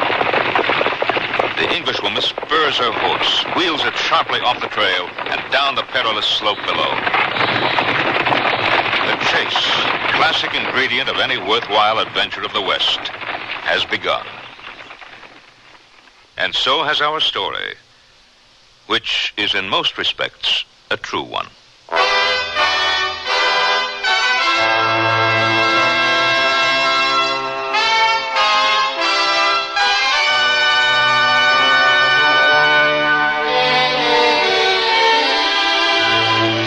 Sears Radio Theater, a new adventure in radio listening. 5 nights of exceptional entertainment every week, brought to you in Elliott Lewis' production of the Sears Radio Theater. Our story, The Lady and the Outlaw, by Shirley Gordon. Our stars, Antoinette Bauer and Len Berman. The Sears Radio Theater is brought to you by Sears Roebuck and Company, where value is your byword. Sears, where America shops. Hurry, hurry, step right up to most Sears retail stores for the Sears National Hardware Week sale. Take aim for special savings on these items. Save $40 on a fully automatic garage door opener. Save $10 to $15 on several handy and versatile bathroom storage cabinets. Get $40 off a 14-inch lightweight chainsaw with its own carrying case. Take home big savings, real straight shooting at the Sears National Hardware Week sale. Hurry, hurry. Prices may vary in Alaska and Hawaii. Nearly everyone at our party mentioned our new Sears Dream Supreme carpeting. Did anyone say anything about my rutabaga dip? Marvin said Dream Supreme looks so thick and luxurious. He loved its velvety, soft, plush pile. What about my rutabaga dip? Eloise adored the color of my rutabaga dip. I told her that avocado lime is just one of Dream Supreme's 20 lustrous colors, and when Doris heard that Dream Supreme is so reasonably priced and treated with Scotchgard brand fabric protector... Okay, what about my tuna fish upside down cake? Dream Supreme carpeting in most larger Sears retail stores. The word's out and spreading fast about the jeans from Sears Men's Store that grow beautifully. It's a sure sign they're feeling fine and feeling good. For the denim that keeps going strong a long time. Get them trim cut, regular cut, even get them pre-washed. The jeans that grow beautifully. Now at most Sears retail stores.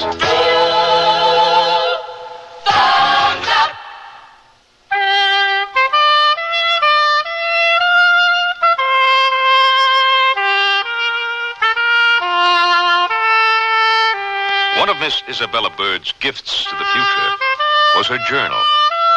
Contrary to its reputation, I had found this wild country a place where ordinary crime hardly existed. Doors were never locked, property was safe, and a woman might ride anywhere alone. And so I hardly anticipated being pursued down the side of a mountain.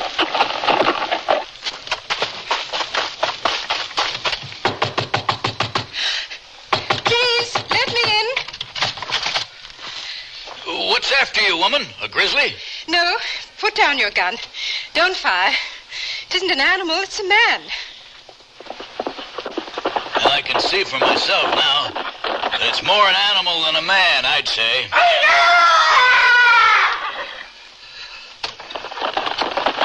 Come inside, miss. The sight alone of that one is enough to drive your sanity from you. It was Mountain Jim out there, wasn't it, Pa? Was he coming to get us, Pa? Was he? Now, those are your mother's wild stories, not mine. I have a good deal worse to tell of that varmint. But they're no tales for the ears of babes. Catherine, we've a guest. I see that, Mr. Evans. Rest yourself, love. I'll fix you a cup of good, strong tea. Thank you. Wherever is it that you've ridden from, ma'am? Far. Quite far. You're English? Yes. My name is Isabella Bird. Griff Evans here. My wife, Catherine. Our sons, Richard and Thomas. I must say I'm happy to have found you. Whatever is it that's brought a lady such as yourself riding alone and into this wild country? Let the poor woman rest from your questions, Mr. Evans. Savor your tea, Miss Bird. And Thomas, you and Richard, go see to our visitor's horse. I hope that old outlaw don't carry us off and eat us. He is an outlaw, then, this Mountain Jim. I thought so. He had the word desperado written all over him. In blood, ma'am. He's renowned in these parts. Rocky Mountain Jim Nugent. A man to stay clear of, Miss Bird. I'm not easily intimidated by untamed man, any more than untamed country. Mr. Nugent merely took me by surprise. Well, all the same, I suggest you stay on your guard as long as you're in these parts, and that you give thought to not remaining here long. Oh, not that you're not welcome. My husband doesn't mean that. I only meant the winter snows will be coming soon. I'll be taking my own wife and children down to Denver before the month is out. Only the men stay on here then. I shall be staying until I've done what I came to do. Which is what, ma'am? To climb to the summit of Long's Peak. Good Lord, woman, that's a blamed foolhardy notion. My husband puts the truth too bluntly, Miss Bird. But it's true that only one other, a man, has ever made that terrible climb. And the bloody fool like to never got back down alive. Whatever put that idea into your head, miss? Long months of being a prisoner in my bed, Mr. Evans. Oh, you were an invalid, Miss Bird? And still would be if I hadn't had the foolhardy notion of getting up one day. Well, I'll not encourage you in your plan, but while you're here, you're welcome to the use of the little cabin on our land, if you like. You have a cabin I can use? Oh, how perfect. I'm afraid you'll find it far from perfect.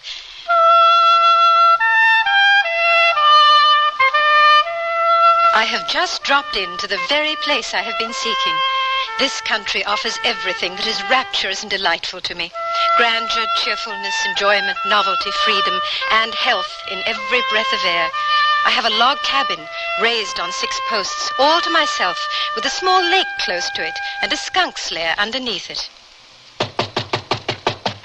Miss Bird, it's me, ma'am, Griff Evans. Yes, Mr. Evans.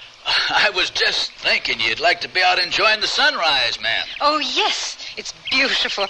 Thank you for rousing me. As a matter of fact, I was also thinking, that is, having seen the way you handle a horse. Well, the thing is, miss, I could do with a hand to help me round up the cattle. Mr. Evans, you couldn't think of anything that would please me more. The only way to enjoy a sunrise is riding out to meet it. Yes, ma'am.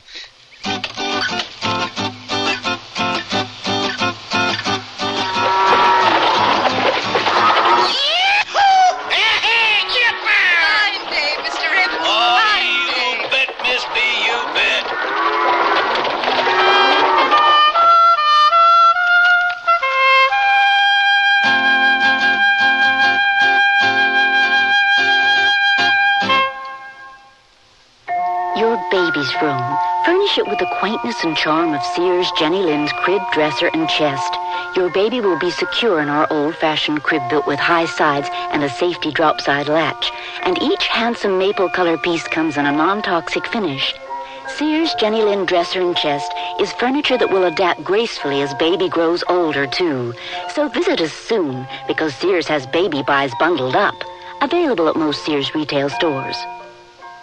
What's the best way to save on new clothes? Sew them. Start by saving $40 on a Kenmore sewing machine at Sears with a convertible free arm for narrow sleeves, cuffs, and legs, a built-in buttonholer, even 6 stretch stitches. This free arm Kenmore just $199.95 and save $30 on a wood veneer sewing cabinet. Sale ends March 31st. Prices and dates may vary in Alaska and Hawaii. Available at most Sears retail stores. Kenmore. Solid as Sears. Hurry, hurry, step right up to most Sears retail stores for the Sears National Hardware Week sale. Save $3 a gallon on Easy Living flat, semi-gloss, and ceiling paint. Now only $9.99 a gallon. Save $100 on a 10-inch radial arm saw with leg set, just $279.95. Save $30 or $40 on 2 crystal glass chandeliers, now $59.99 and $79.99. Take home big savings. It's Sears National Hardware Week sale. Prices may vary in Alaska and Hawaii. I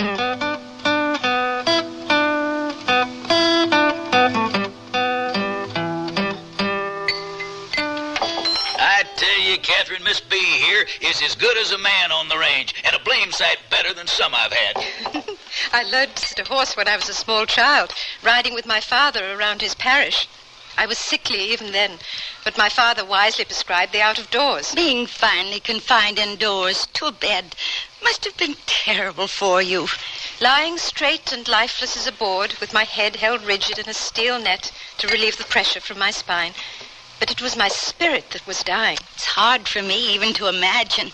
Seems as though I've just never had the time to be sick at all. Nor will I, ever again. All those doctors who used to hover around my bedside trying to force a cup of broth down my throat, oh, they should see me now. Putting away a ranch hand's portion without a qualm. Eat hearty, Miss B. You've earned it. And a day of rest as well. Tomorrow's Sunday, and we'll let the cattle be. Well, then tomorrow I shall ride purely for pleasure. Well, I caution you again not to go riding off alone in this country. I've never feared to ride alone anywhere, Mr. Evans. Tomorrow I shall seek some wild, lonely place where I may offer my Sunday worship. Nature's Cathedral is the only church that suits my fancy. Then I say you'd better tote a gun to church. Mr. Evans, I may work the range like a man, but I have an aversion to masculine women. A gun which I've no need of and wouldn't know what to do with shall never become part of my attire. Very well, Miss B. Suit yourself if you will. But keep in mind, Mountain Jim is just as accustomed to having his way as it appears you are to having yours.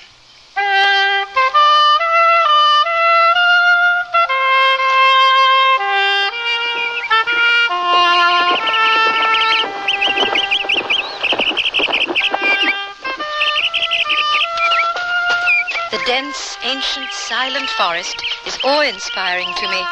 Surely the Most High dwelleth here, in a temple not made with hands, and with no distracting back view of ladies' hairstyles and bonnets. Who's there? Mr. Nugent? You can't frighten me a second time, Mr. Nugent.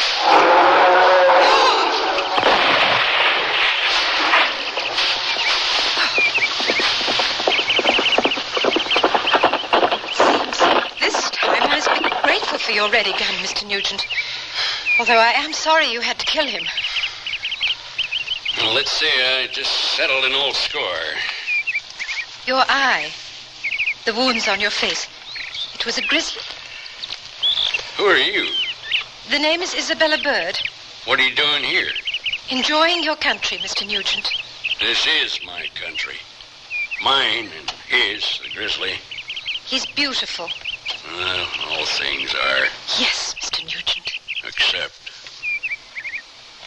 Tell me, Miss Bird, my face, does it repel you? I never look at faces, Mr. Nugent. I look behind them. What do you see behind this one? What do you think you see? A man who cares. and kills. And cares still. If you're squeamish, better move on. I'm going to skin me a bear. I don't blame you.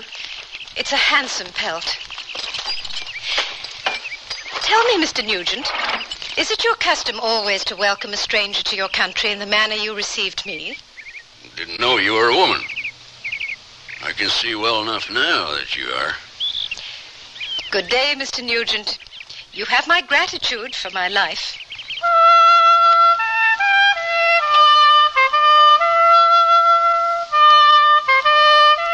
So you see, Mr. Evans, I now owe my life to that outlaw you told me to fear. Oh, thank God he was there this time. Oh, I'm not saying Jim Nugent doesn't sometimes show a better side to his nature. His face is a reflection of the man right enough.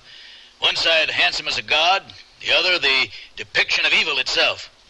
It must have been a terrible thing, his battle with the grizzly that did that. Don't waste your sympathy. There are plenty to swear to the pain Mountain Jim has inflicted on others, equal to what that grizzly gave him. I won't doubt the word of what you say. Nevertheless, I can only judge a man as I find him. Miss B, I've no right to be telling you what you should or shouldn't do. I've learned that no one has that right for another. But I'd be neglecting my duty if I didn't urge you to again leave here with Catherine and the boys when I take them down to Denver tomorrow. I told you, Mr. Evans, I shan't leave till I've done what I set my heart on. Good heavens, woman, winter's coming on. You can't still be thinking of scaling Long's Peak. There is nothing, nor anyone, that could deter me with that magnificent crest in my sight. Then I fear for your life. Don't you see? At this moment, the mountain is my life. Oh, Isabella, I beg you also, please, be careful. Look, I'm grateful to both of you for your concern, but you must understand.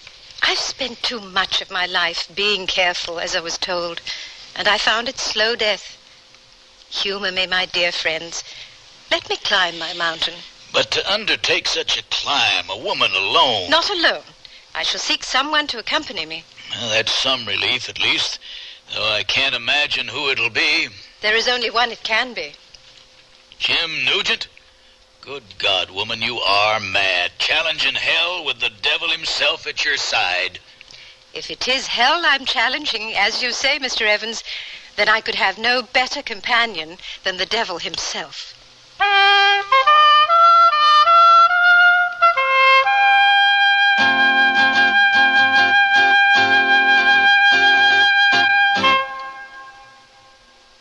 Sears Radio Theater will return after this message from your local station. What if you went off to college and found that you were different from everyone else, and everything was designed for them, not for you? Suppose you went to the library and all the books you needed were in Braille, and you were the only one who couldn't read. You'd feel left out, wouldn't you? And what if you went to class and found that there were no chairs because all the other students rolled in with their own wheelchairs? Suppose one of your professors gave his lectures talking with his hands, only his hands, and everyone understood sign language except you. You'd think it wasn't fair. Well, that's how handicapped people feel now when they go to college and find extra handicaps. But things are changing, and we have free information that can help. Write Closer Look, Box 1492, Washington, D.C., 20013. A public service message on behalf of the United States Office of Education.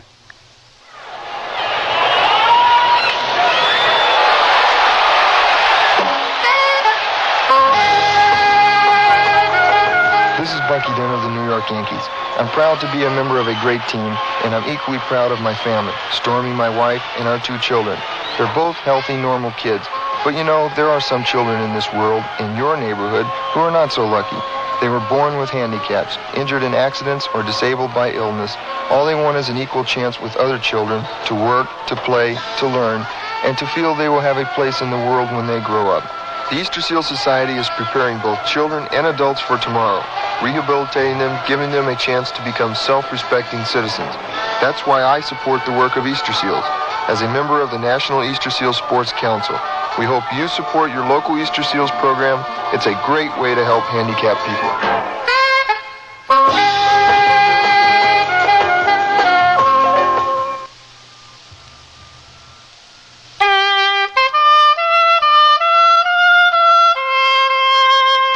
single word could describe Miss Isabella Bird, it would be dauntless. Miss Bird, once she set a goal for herself, was unstoppable. Here's how she described her first sight of Jim Nugent's cabin.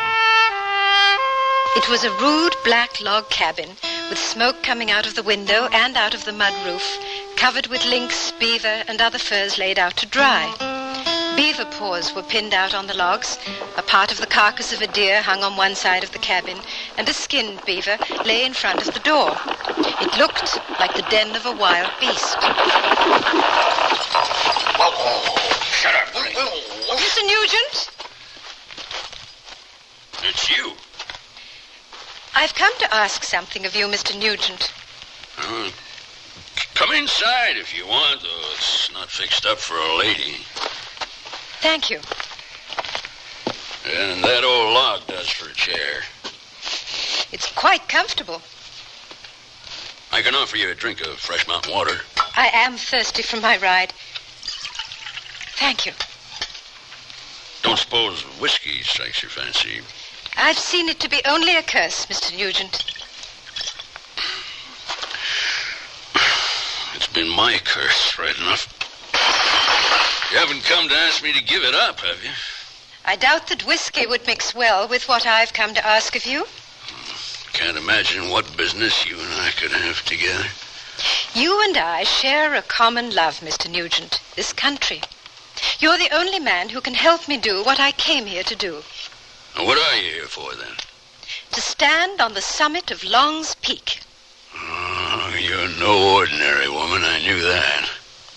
Will you accompany me, Mr. Nugent?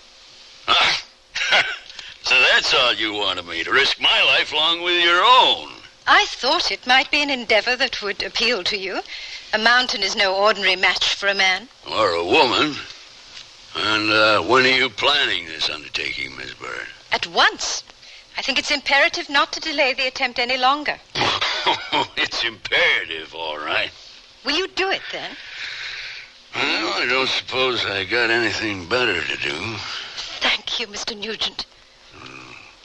Doubt there'd be any stopping you.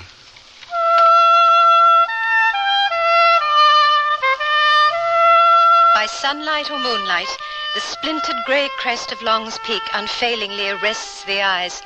From it come all storms of snow and wind, and the forked lightning plays round its head like a glory.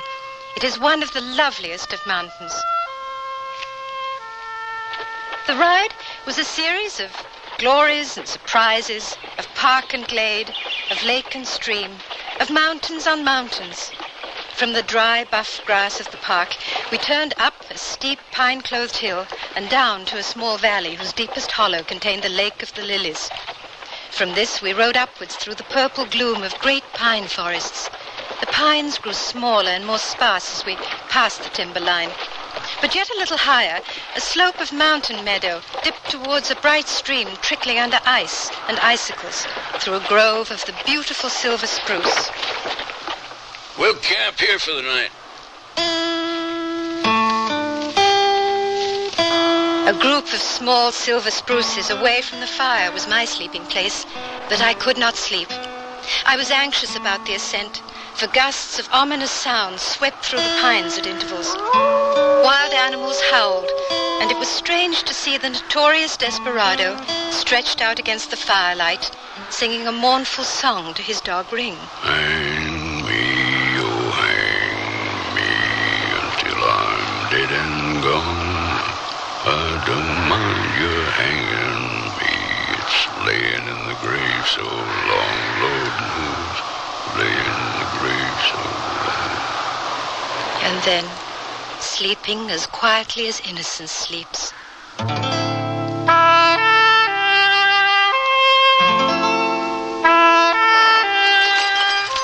There's thin ice ahead. You better ride my horse. She's later. I'll lead on foot. Come on, Ring. It's all right. She'll hold for a while. She'll hold.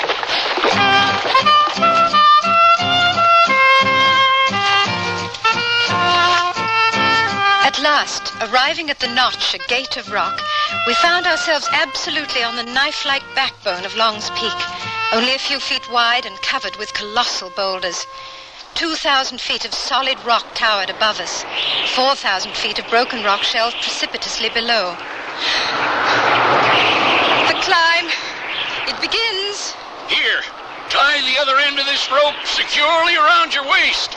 I'm starting up.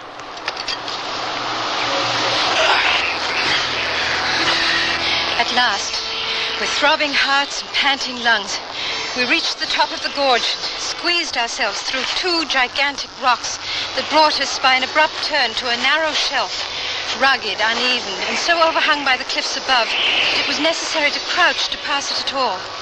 Below, the most tremendous precipice I've ever seen descended in one unbroken fall. One slip, and a breathing, thinking human being would lie 3,000 feet below, a shapeless, bloody heap. As we crept from the ledge round a horn of rock, I beheld what made me perfectly sick and dizzy to look at. The terminal peak itself, a smooth wall of pink granite, as nearly perpendicular as anything could be, yet still be possible to climb. Scaling, not climbing, was the correct term for this last ascent.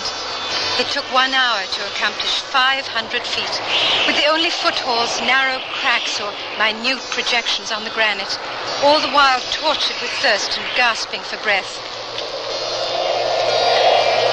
But at last, the peak was won. At last, to stand upon the storm-pent crown of this lonely sentinel of the rocky range, uplifted above love and hate and storms of passion, calm amidst the eternal silences.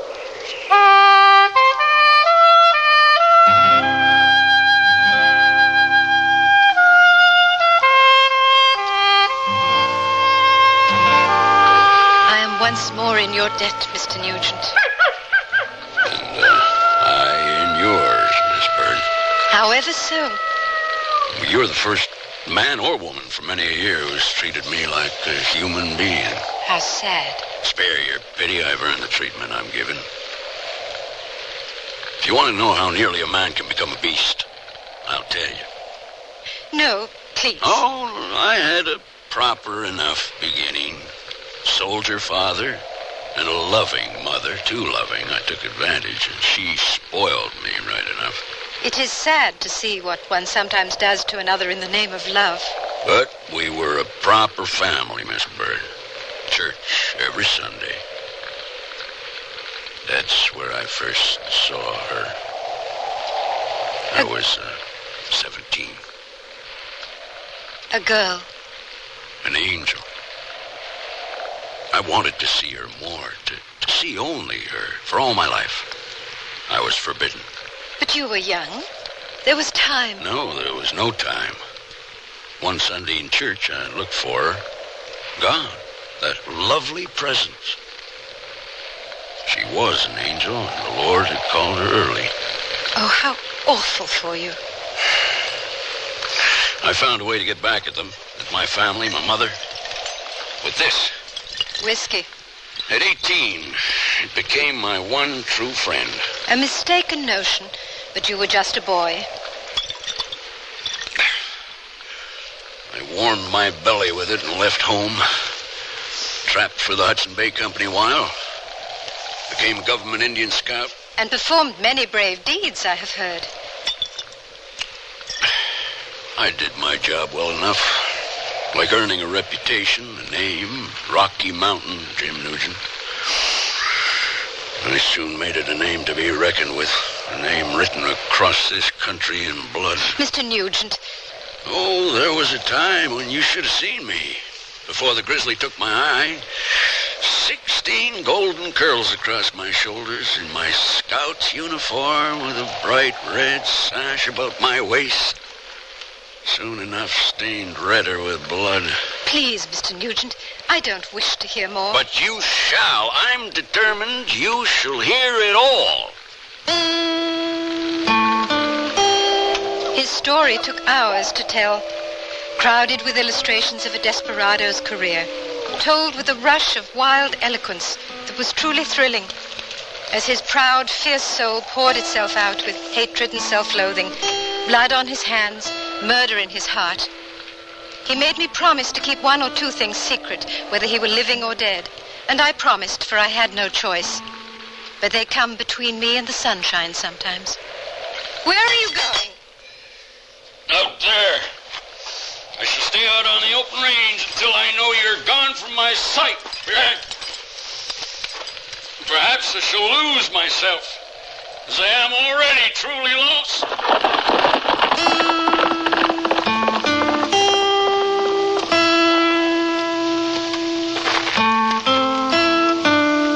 I should as quickly as possible grant Mr. Nugent's wish of having me gone from his sight. For with the ascent of Long's Peak accomplished, there was nothing more to detain me in this wild mountain country.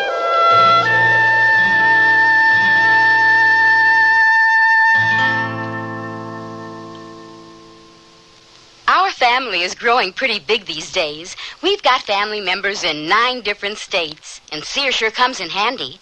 We can select gifts at the Sears near us, then bring them along on visits to our daughter in Seattle and my brother in Miami. And if what we bought isn't just right for them, they go to the Sears near them and exchange it.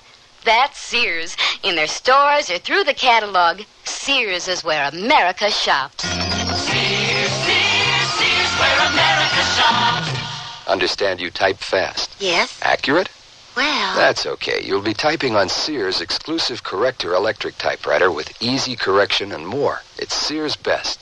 Try typing Sears Corrector typewriter. Whoops. Now first, Sears is S-E-A-R-S, not Z. So backspace to the incorrect letter. Tap the correction key. Now the mistake is blocked out. Next, type the correct letter. Then proceed. Yes, Daddy.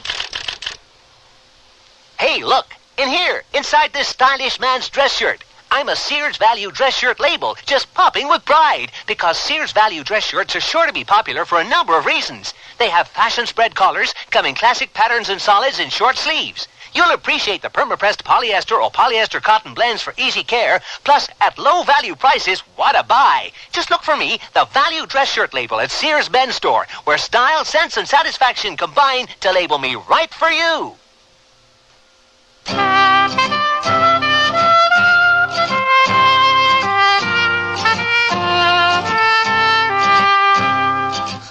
Lorne Greene again with the concluding act of The Lady and the Outlaw. I wish there was a way to stop you, Miss B. There is no way, Mr. Evans. Winter is far from finished with firing or ammunition, you know. I shall be fine. And I'll give your love to Catherine and the boys when I pass through Denver. They shall be glad to see you, that's for certain. Thank you again for my Rocky Mountain home. Mind my little family of skunks for me, won't you? I will that, by keeping my distance. Goodbye then, Mr. Evans. Godspeed then, Miss B.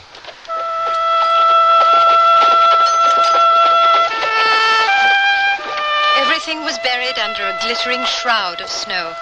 The babble of the streams was bound by fetters of ice. No branches creaked in the still air, no birds sang, no one passed or met me. There were no cabins near or far. The only sound was the crunch of the snow under my horse's feet. There was the flash of a pistol close to my ear. I looked up to see what I took to be a stranger, strikingly youthful and handsome, with 16 golden curls falling down the collar of his Indian Scout's uniform and the bright red sash about his waist. Mr. Nugent! I scarcely recognized you. Looking now as you once did, splendid in your Scout's uniform, but would you send me out of your country in the same manner you welcomed me to it, with a bullet? You're a foolish woman, Miss Bird. Even I, an old mountaineer, would be wary of riding down to the plains before winter's safely over. I shall fare as well as I see you have fared your stubborn winter's exile, Mr. Nugent. We are alike, after all, you and I. We do what we fancy, when we fancy. It is time for me to leave your country, Mr. Nugent. Then I am here to escort you, Miss Bird. The trail becomes steep here. Watch your horse.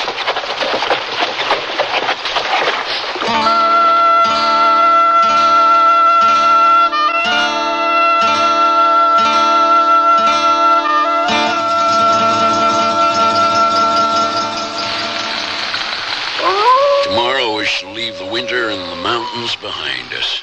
I appreciate your providing me such a handsome escort into town. Never thought I'd have occasion to ever don this uniform and sash again.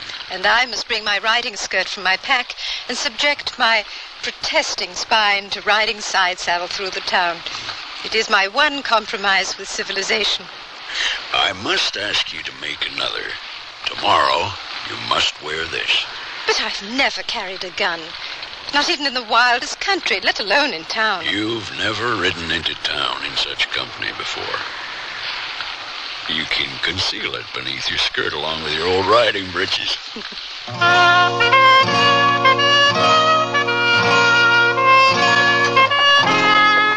I had become accustomed to stares as I rode into towns, but now riding into town alongside a notorious desperado, I saw more than curiosity in people's eyes.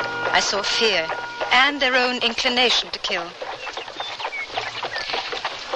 There's a yard's goods store, Mr. Nugent. My riding clothes are in sore need of mending. Well, go on in, then. I'll wait out here in front. Stay, Ring. I won't be long.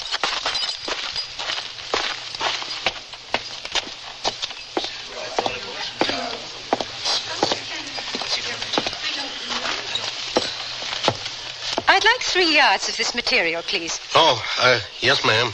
Yes, of course. Right away. Here you are, ma'am. How much do I owe you? Owe me? No charge. No charge. My pleasure. Oh, but I don't understand. Here. No, that's all right, ma'am. Please, just don't shoot that thing. Oh, the gun. I'm sorry. I don't usually carry... No, you just take anything in the store you want, ma'am. Everything's fine, Mr. Nugent. She'll be right out.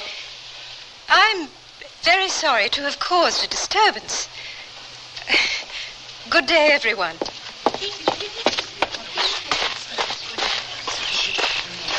Here, Mr. Nugent, please take your gun back. And let's get out of here quickly.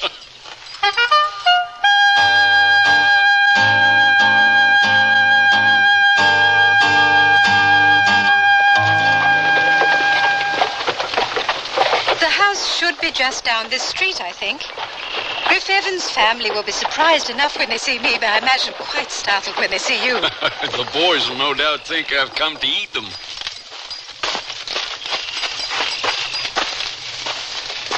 Hello, Thomas. Hello, Miss Bird. Who's that with you? This is Mr. Nugent. I doubt you've ever had a formal introduction. Mr. Nugent? Mountain Jim. It can't be. Pleased to meet you, Master Evans. You too, sir. Miss Bird, oh, what a joy to see you again. I bring you Mr. Evans' love as well. Oh, and I've been kindly escorted down from the mountains by Mr. Nugent. You see, Mama, it's Mountain Jim. We've never formally met, Mr. Nugent. I'm Catherine Evans. My pleasure, ma'am. And this is my youngest son, Thomas. He's a little frightened of you. He's heard stories. It's all right, young Thomas. I've sworn off eating little boy. Richard, you and Thomas see to the horses. And see to Ring here as well, will you? He's sworn off eating little boys, too. Come in, Miss Bird. And Mr. Nugent.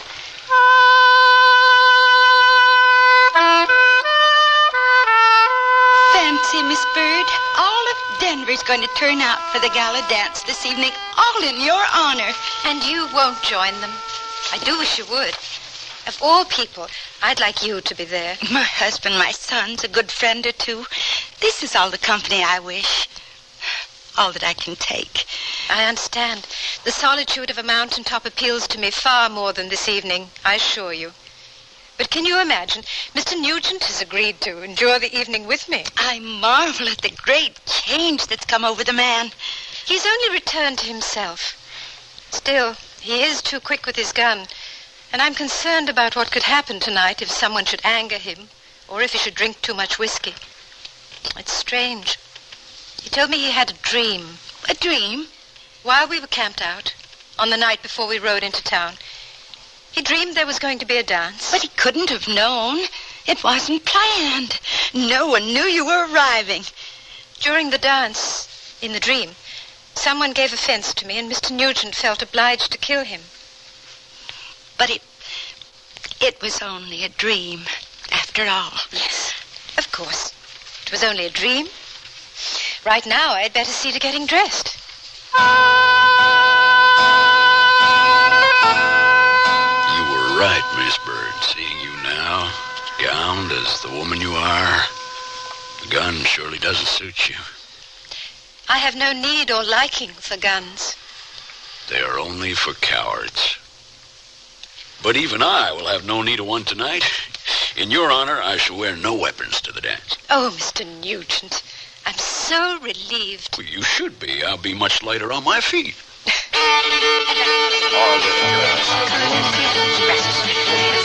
Our fair city is honored by your presence, Miss Bird. Thank you. May I introduce Mr. Nugent? Well, I've heard of Mr. Nugent, but Never had the pleasure. You needn't worry. Any of you. Out of deference to Miss Bird, I'm traveling light this evening. I'm here just to enjoy the festivities. May I, Miss Bird?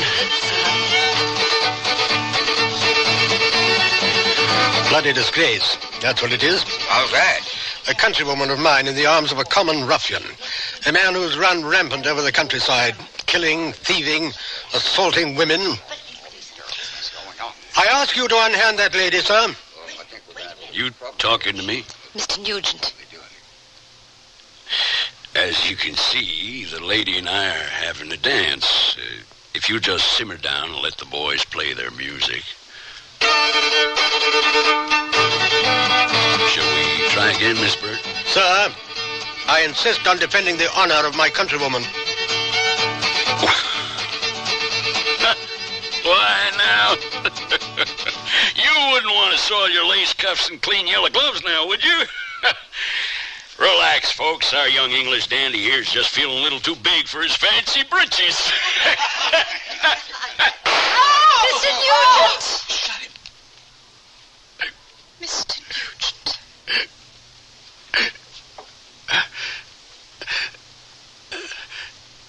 Too late, Miss Bird. Yes. Too late.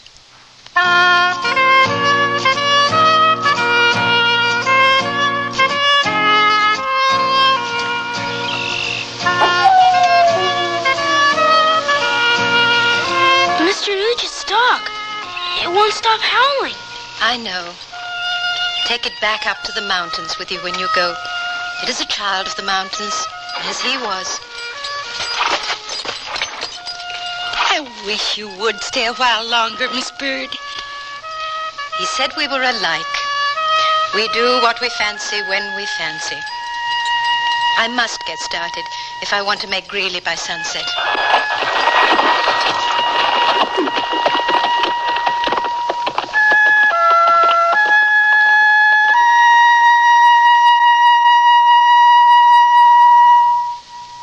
Spring is a playground of texture at Sears Junior Bazaar. Our classic blazer is touchable in cotton and polyester terry. Push the collar and the sleeves up, wrap it close, or let it breeze open. Slip a saucy pointelle top underneath, and you've got contrast. Or let each go solo in the sunshine. Finish with crisp coolness in polyester and cotton, poplin wrap skirts, and pleated pants. All mix and matchable in neutral and earthy tones from Junior Bazaar at most larger Sears retail stores. Hurry, hurry, step right up to most Sears retail stores for the Sears National Hardware Week sale. Take aim for special savings on these items. Save 40% on total regular separate catalog prices for a 70-piece mechanics tool set, now just $59.99. Save $40 on a 5-horsepower rototiller and $25 off an attractive 20-inch bathroom vanity and top. Take home big savings. It's Sears National Hardware Week sale. Hurry, hurry. Prices may vary in Alaska and Hawaii. Join millions of Americans and shop the easy way with a Sears credit card. All you do to apply is call toll-free 800-526-0444. It's your entry to shopping convenience and quality merchandise. Your card will be accepted at over 3,600 Sears stores across the nation. And you can choose from over 100,000 Sears products and services. Even use it for your catalog orders, in the store or over the phone. Just say charge it. Call 800-526-0444. New Jersey residents call 800-652-2777 for your Sears credit card.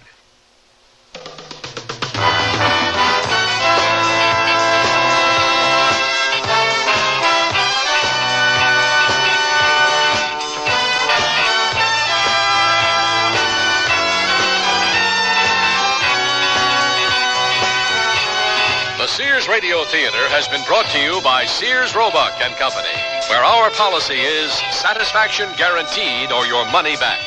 Sears, where America shops. The Lady and the Outlaw was written by Shirley Gordon, produced and directed by Elliott Lewis. Your host was Lorne Green. Our stars were Antoinette Bauer and Len Berman. Also heard were Norman Alden, Virginia Gregg, Brian Miller, Ben Wright, and Vance Colby.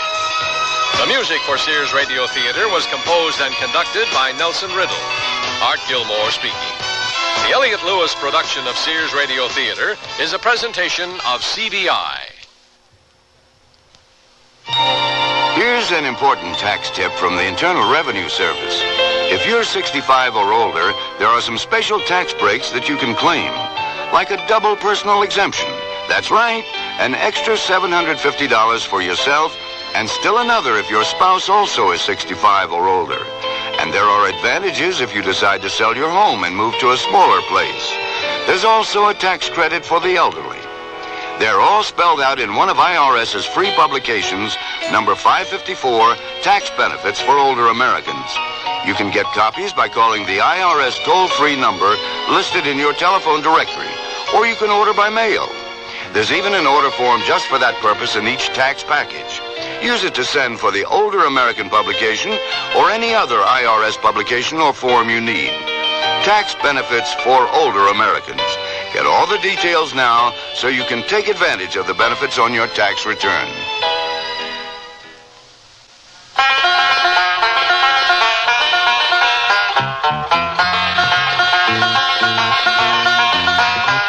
Your lung association says smoke's not just your affair. That smoke screen that you puff around pollutes non-smokers' air.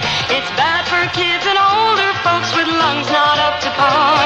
It's damaging for you, of course, but your smoke travels far.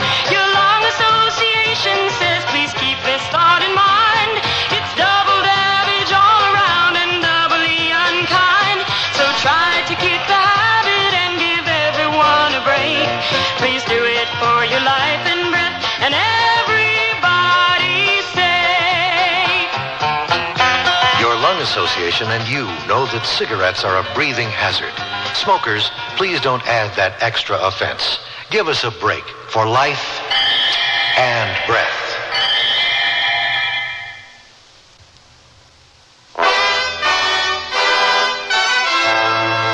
Tomorrow's Sears Radio Theater will be a comedy with Andy Griffith as your host. Let's listen. What's the matter, Carl? You nervous? Nervous? Why should I be nervous? Maybe you think Marianne's going to tell you that she likes me better. Ha!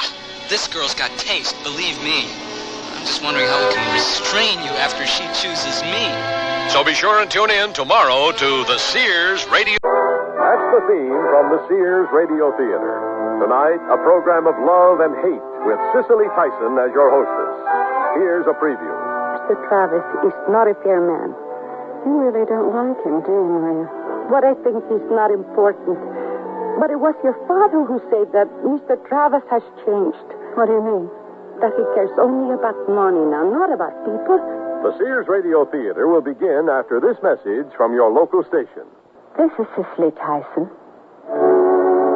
Almost all of us enjoy a half-hidden romantic image of a place where we'd like to live, idealized and free of the stress and pressure of our everyday world.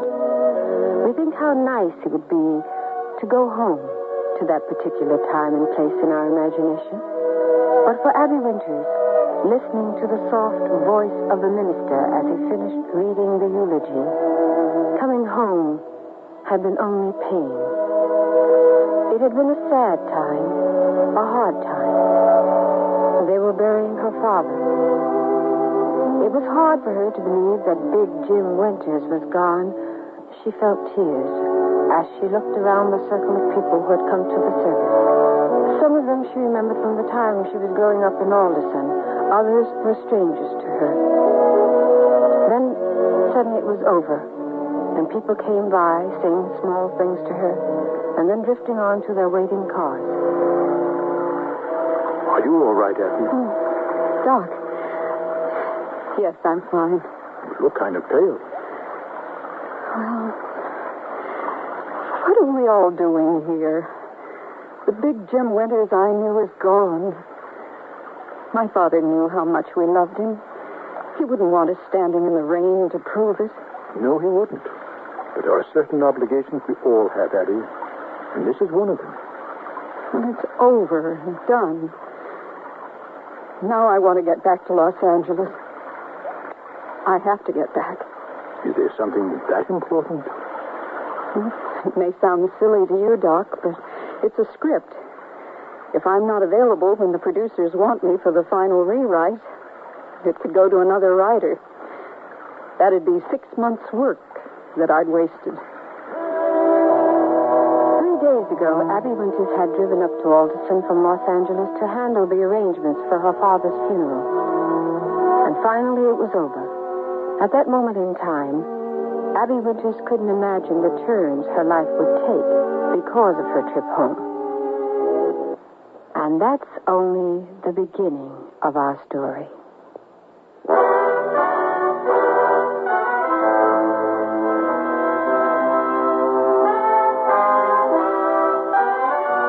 Sears Radio Theater, a new adventure in radio listening.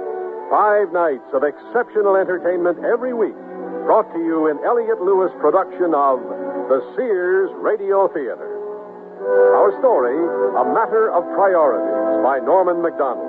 Our stars, Peggy Weber and Vic Perrin. The Sears Radio Theater is brought to you by Sears Roebuck and Company. Sears, where America shops for value.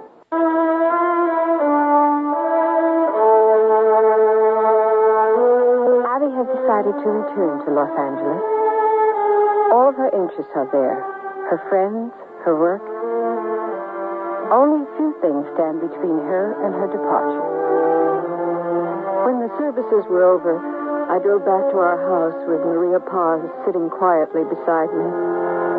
She had come to the Willows 10 years ago as a young housekeeper, and as the years passed, had become a part of the family.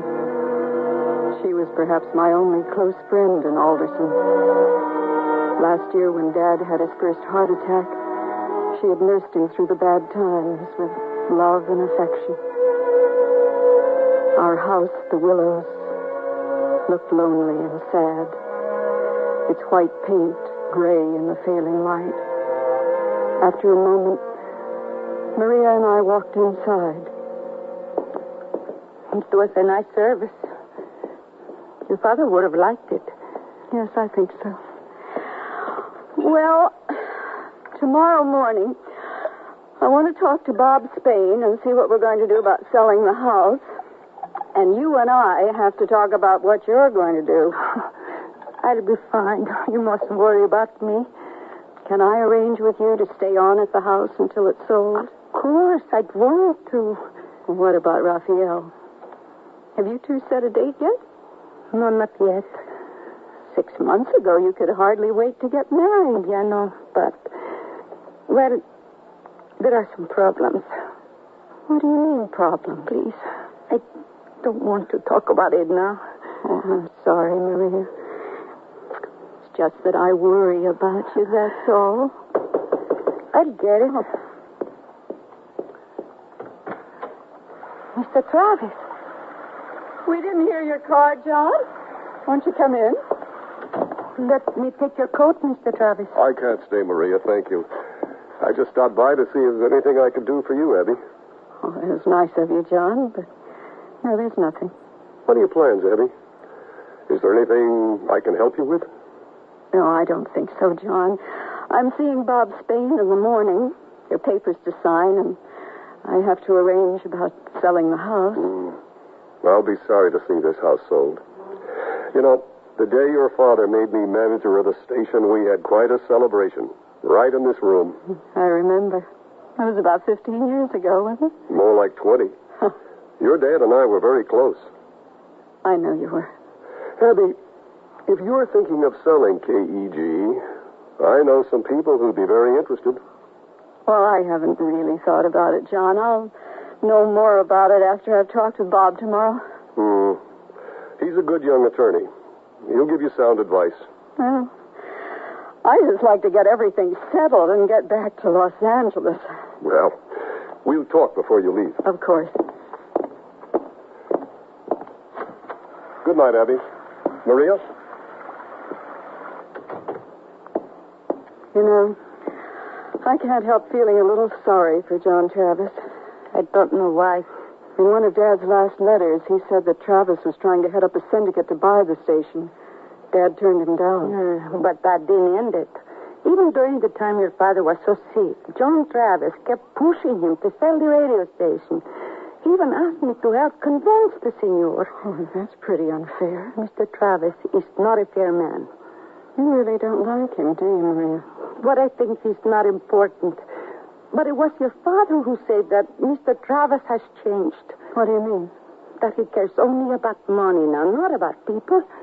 Your father always hoped that you would stay here in Alderson and run the radio station if something happened to him. Yes. But I don't know the first thing about radio, and besides, I don't want to live here in Alderson. Not now. Well, if you do sell the radio station, just don't let it go to John Travis and his friends. Why do you say that? Maria? Never mind why. Just remember your father was against it.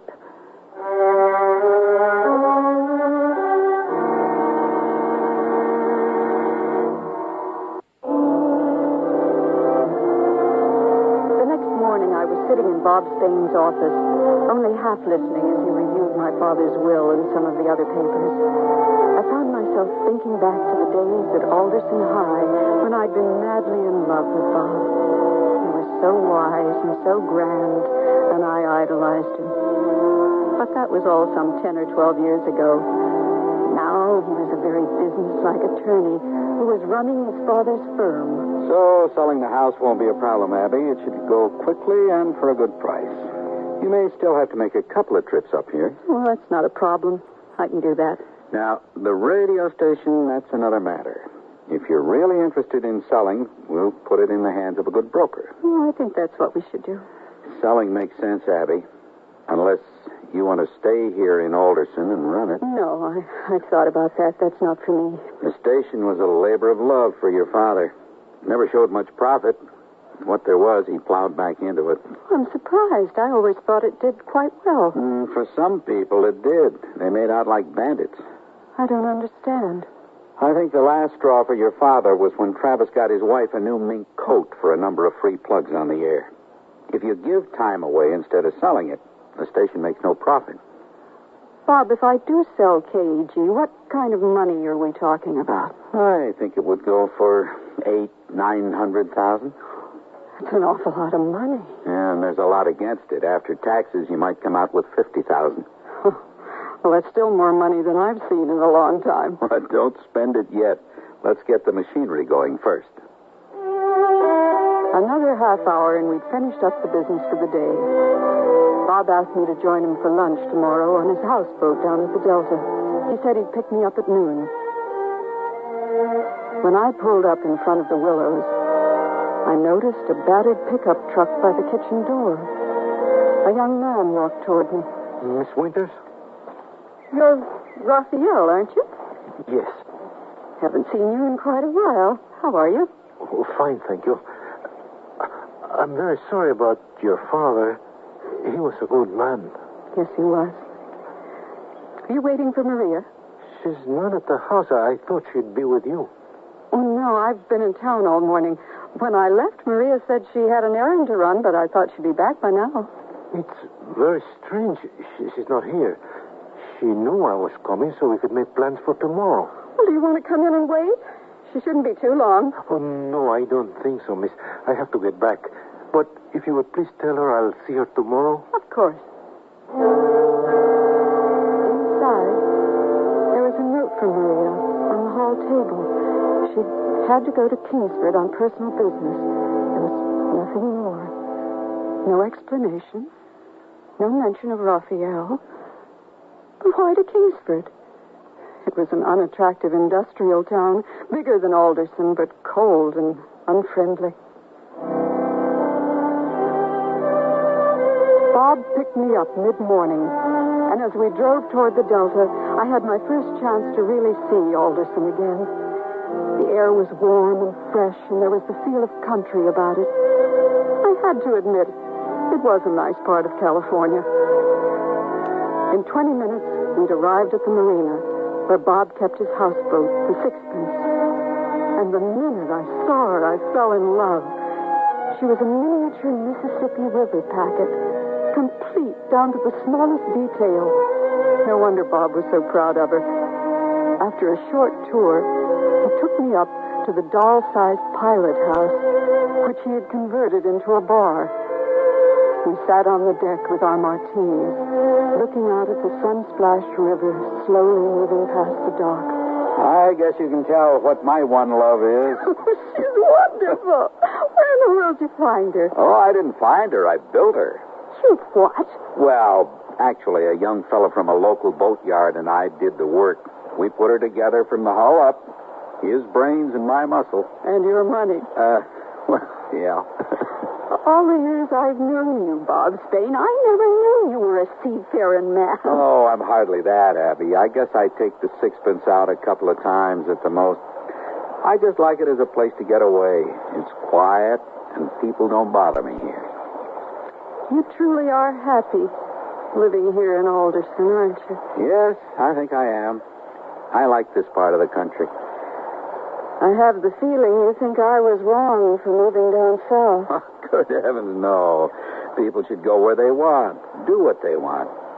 Hollywood seems to have the things you need. Now, if I were a really successful writer, I could live wherever I wanted, and they could come to me. But I'm still at the bottom of the ladder. And I have the meetings and the phone calls and the cocktail parties that are obligatory for a beginner. It's the only way they know I'm alive. I'm not sure I'd like that sort of life. Oh, it isn't a question of liking it. It's the way you survive. And I must admit, in a funny way, it's all very exciting. I guess. You ready for a freshener? I shouldn't, but yeah, I will. Do you have time for a social life down there? I mean, one that's outside the business world? Some. A fiancé or anything like that? No fiancé. Good friend. That's the Tom Cameron you've talked about. No. Don't look so disapproving. He's not a roommate. Well, it's none of my affair anyway. No, it's not. It's funny. Since high school, I've only seen you at Christmas or Thanksgiving or some special occasion when you've driven up to stay at the Willows. But I had the feeling that you belong here in Alderson. I just got through explaining why I have to live down south. I know you did, but somehow the traffic, the smog, the hassle, it just seems to me you could write here and go down south only for special business meetings. Well, it's not that easy. You sure you're not complicating it? It really should be a simple matter of priorities. Without having them, you could find yourself in trouble. You know, you're beginning to sound like an attorney. Or an old friend. Or whatever you'd like, Abby.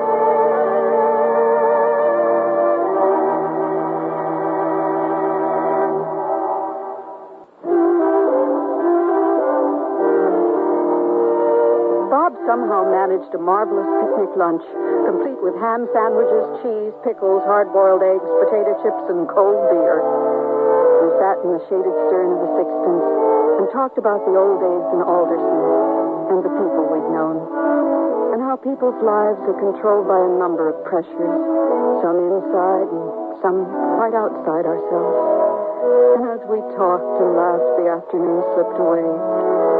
Bob was great company, and I was more relaxed than I'd been in weeks.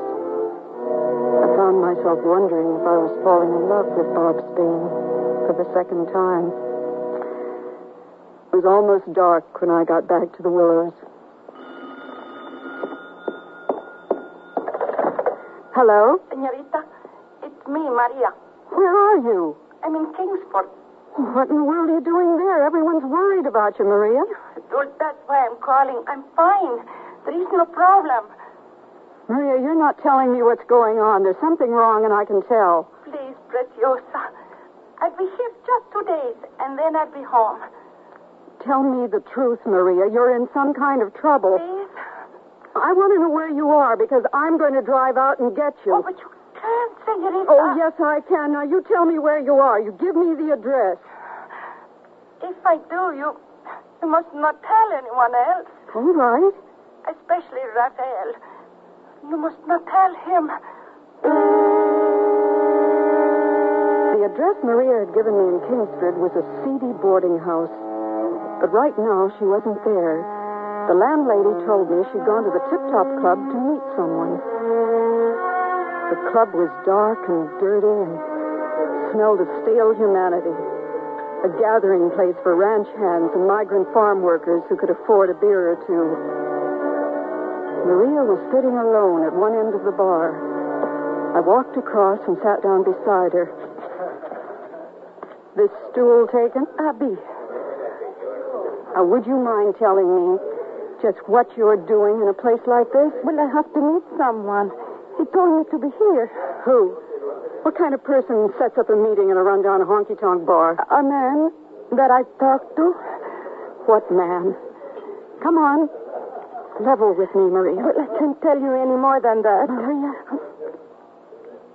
you're pregnant. Is that it?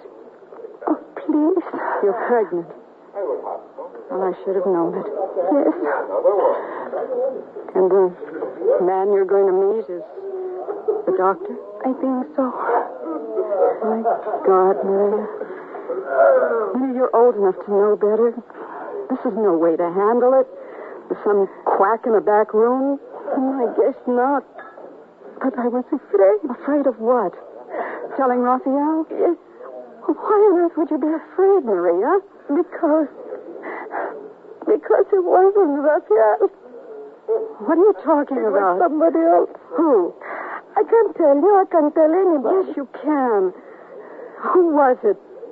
Tell me. John Travis. Who? Yes. Senor Travis. You want my handkerchief? Yes, please. You want to tell me how it happened? Senor Travis was at the Willows a lot when your father was so sick. And after Mr. Winters was in bed for the night, Senor Travis would come and sit in the kitchen with me and talk. And it was nice because I was very sad. And I was lonely. And... You don't have to tell me now. We talked about Raphael, and he talked about Mrs. Travis and that she was an invalid. And he was lonely, too. And one night he just... Well, I know one thing. The place for you is at the Willows and not here. Oh, but what about... First thing tomorrow morning, you and I are going in to see Doc Fields.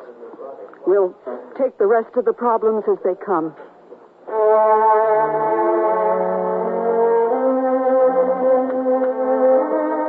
Dr. Fields? Why don't you come to my office, Abby? All right.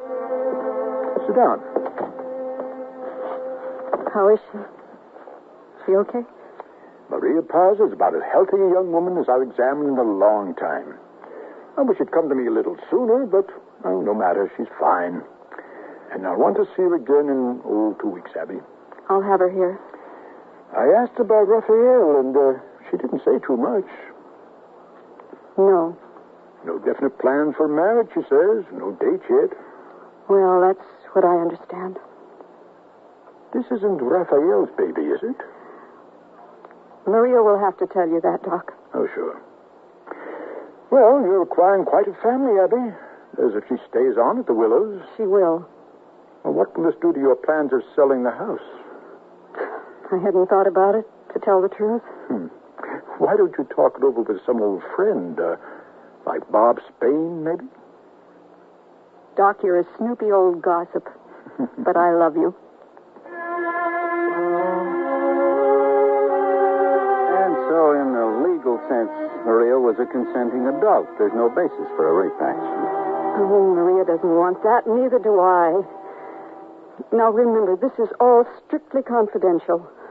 I'm merely trying to find out where we stand. It's very simple. Maria's going to have a baby. John Travis's. That's all there is to it, unless Maria's still thinking of abortion. No, she's not. Not anymore. She's going to stay with me at the Willows until the baby's born. What about the young man, Raphael? That's going to be a problem. But I think I can handle it when the time comes. Abby, from what you've told me, the baby isn't due for 5 months, maybe 6. That's right.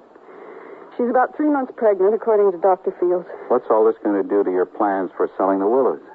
Well, you'll just have to take it off the market. I'm not going to have a bunch of brokers running through the house at a time like this. And the radio station, what about that? You said that would move very slowly anyway, so just tell your friends down south not to push it. This is all a big turnaround from a few days ago. Well, the situation's different than it was a few days ago. Abby, all I'm asking is if you've thought what all this might do to your career. You sound like my agent. Doc Fields told me you had a deadline to meet with some producers. Doc's the biggest gossip in Alderson. But it's true, isn't it? There are always other scripts and other producers. Well, I don't know anything about your business, but it seems to me that this isn't the time to walk out on what could be a great opportunity. It isn't the time to walk out on Maria Paz either. Bob, either I'm a good writer or I'm not. Other things will come along, and in the meantime, it's as you told me, a matter of priorities.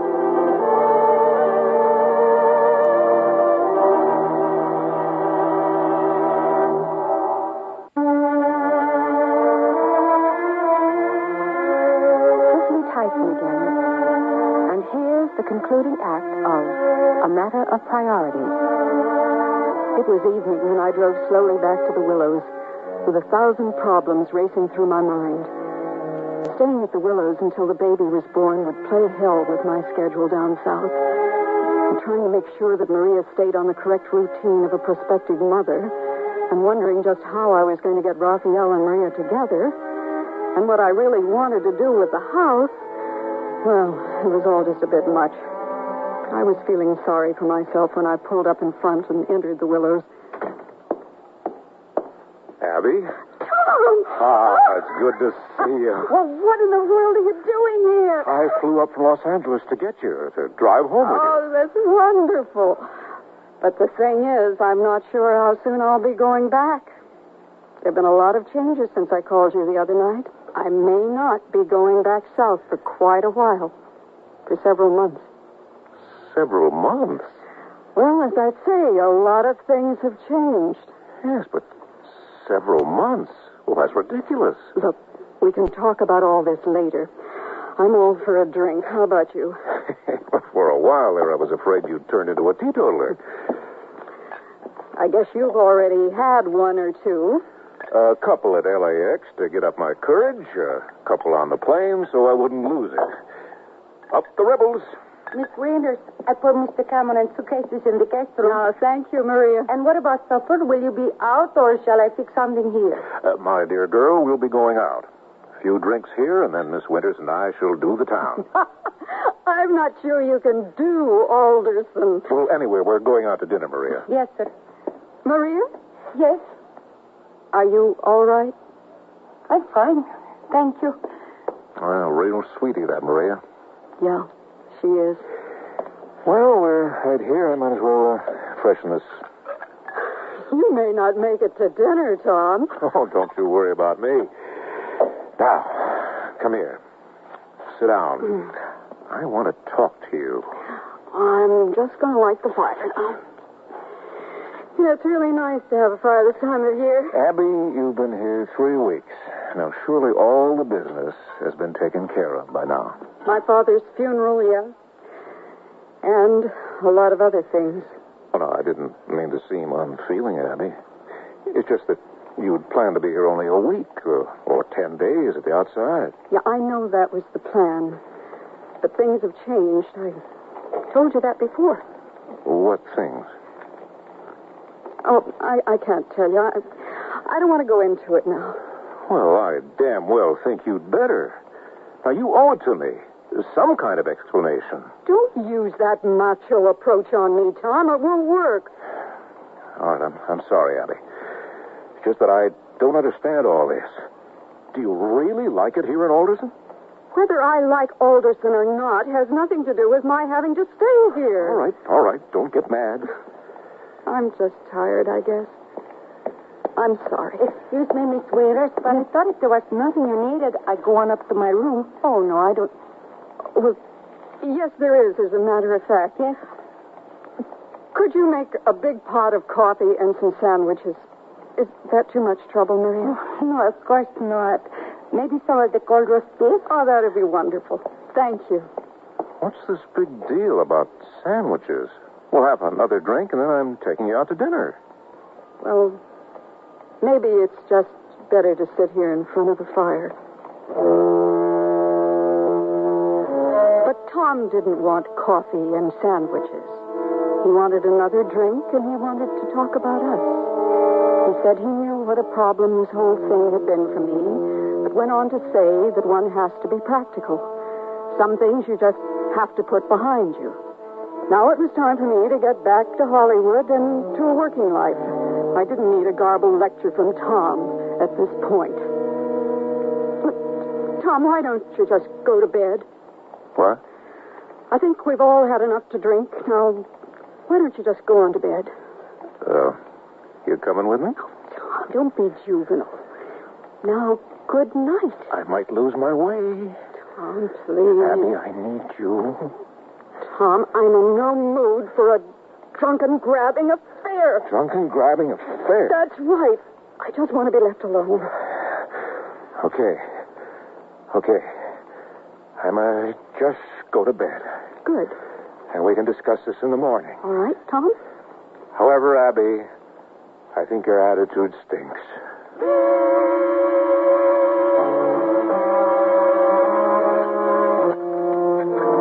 Mr. Cameron some orange juice and coffee earlier. Probably a good thing. He may have saved his life. Oh, he was muy borracho last night. If that means drunk, yes, he was. Good morning. Oh, well, good morning. Maria and I are just finishing breakfast. Would you like something? No, thank you. I'm fine. You cut yourself shaving. Abby, listen to me. I'm going to head back to Los Angeles today, and I want to know if you're coming with me. No. I'm not sure you understood me. Perfectly simple, Tom. You are going, and I am staying. I'm saying that if you don't come with me now... I know what you're saying, Tom. And still, I'm staying. I did a great deal of thinking last night, and the best thing in the world is for you to go now. Abby, Maybe I'll see you in town sometime. Goodbye, Tom.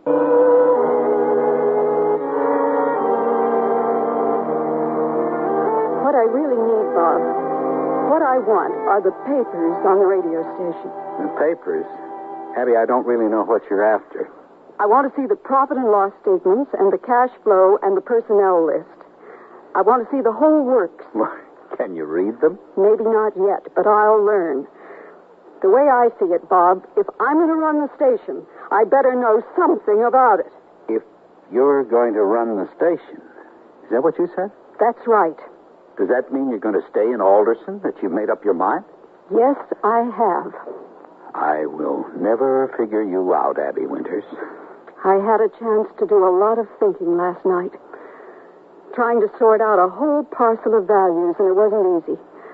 I must admit I had some help from an old friend. Maria? No, not Maria. But this friend helped clarify a lot of things for me. I don't think he knew it at the time. Abby, let's get back to the station. What are you going to do? Well, I'm not sure what ought to come first, but I know what I'm going to do first. Fire John Travis. Fire Travis? Like a shot. He's a little crook, milking the cream off the station profits. Well, he was one of your father's oldest friends. If Dad were alive today, he'd horsewhip Travis from here to Sacramento. Travis is rotten, so let's don't even discuss it. He goes. Okay, he goes, but I hope you know what you're doing. I've arranged a meeting for this afternoon with Travis. As my attorney, I'd like you to be there. All right. And we might as well have lunch first, because there are a lot of things I have to go over with you. Oh, you are a dynamo when you get started. Sink or swim. And what does your chum Tom Cameron think of all this? Now, don't start taking cheap shots at a time like this. Let's eat.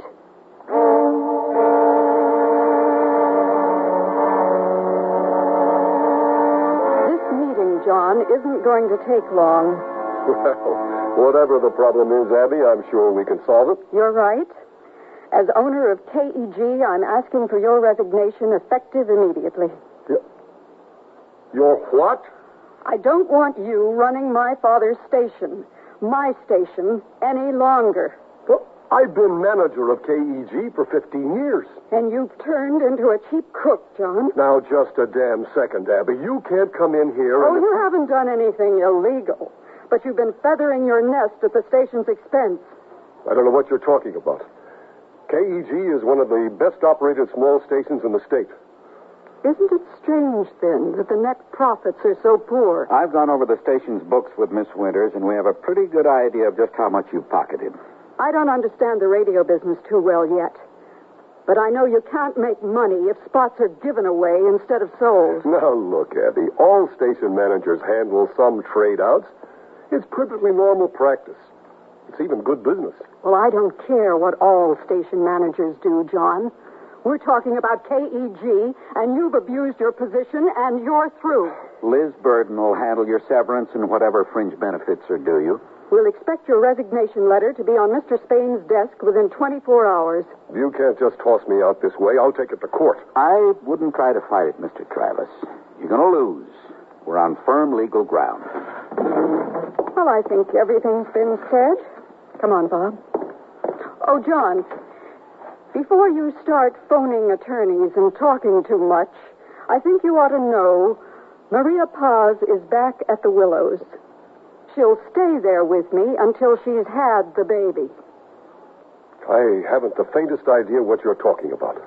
I think you do, John. A paternity suit wouldn't help your image too much. Is this some kind of blackmail? No, not at all. I'm just advising you that we could invoke the morals clause in your contract and drag it all out into the open. But, what happens to everything? To the station, to me? The station will manage quite nicely. Bob has already talked with Liz Burton about acting as manager in the meantime. And there'll be other adjustments. How do I explain this to Mrs. Travis, to people? What do I say? I have no idea, John. You can do or say whatever you want. Bob, you can't let her do this to me. She's already done it. But as the station's attorney... I'm acting for the owner. So you should have your desk cleared and empty by the end of the week. Abby. Goodbye, John.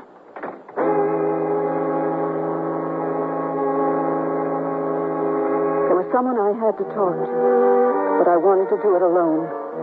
I dropped Bob at his office after promising to have dinner with him later. It took me a while, but I finally found the Stockton ranch where Rafael Garcia worked. With the help of a cowboy who was driving an enormous diesel tractor, I found Rafael over by one of the feed barns, and I walked over to him. Miss Winters, I didn't expect to see you here. Well, it was important that I come out, Rafael. It's about Maria. Is she sick? Is she hurt? No. No, she's not sick. What is it, then?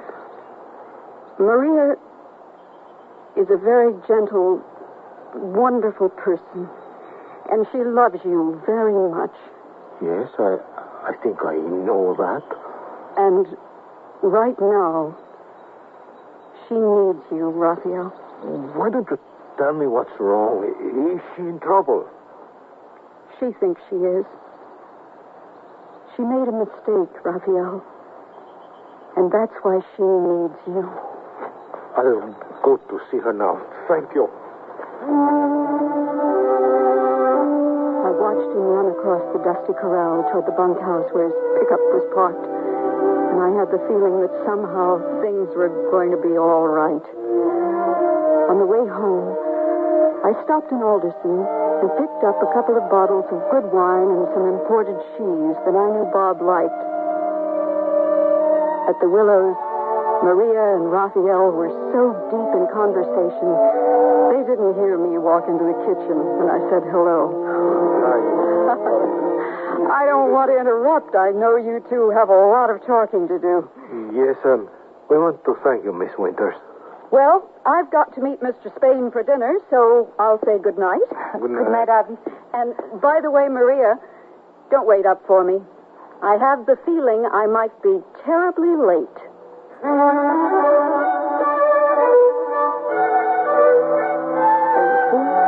Everything worked out perfect. At least we think it has. Pour more wine and don't be a pessimist. Oh, I'm not.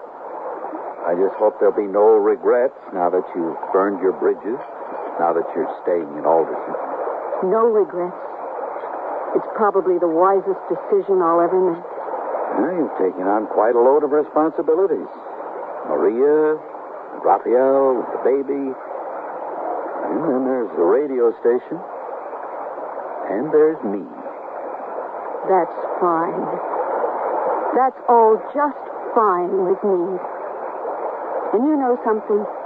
What? It's very nice to be home.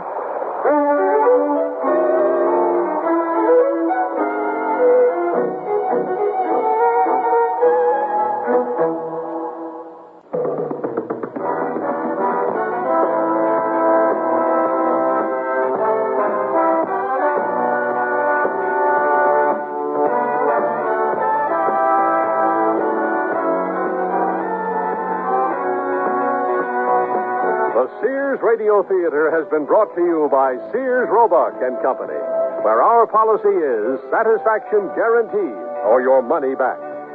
Sears, where America shops for value. A Matter of Priorities was written by Norman MacDonald, produced and directed by Fletcher Markle. Your hostess was Cicely Tyson. Our stars were Peggy Weber and Vic Perrin.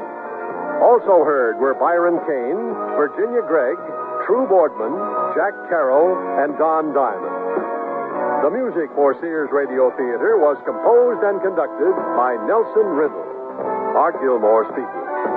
The Elliott Lewis production of Sears Radio Theater is a presentation of the Sears Radio Theater. That's the theme from the Sears Radio Theater. Tonight, a program of love and hate with Cicely Tyson as your hostess. Here's a preview.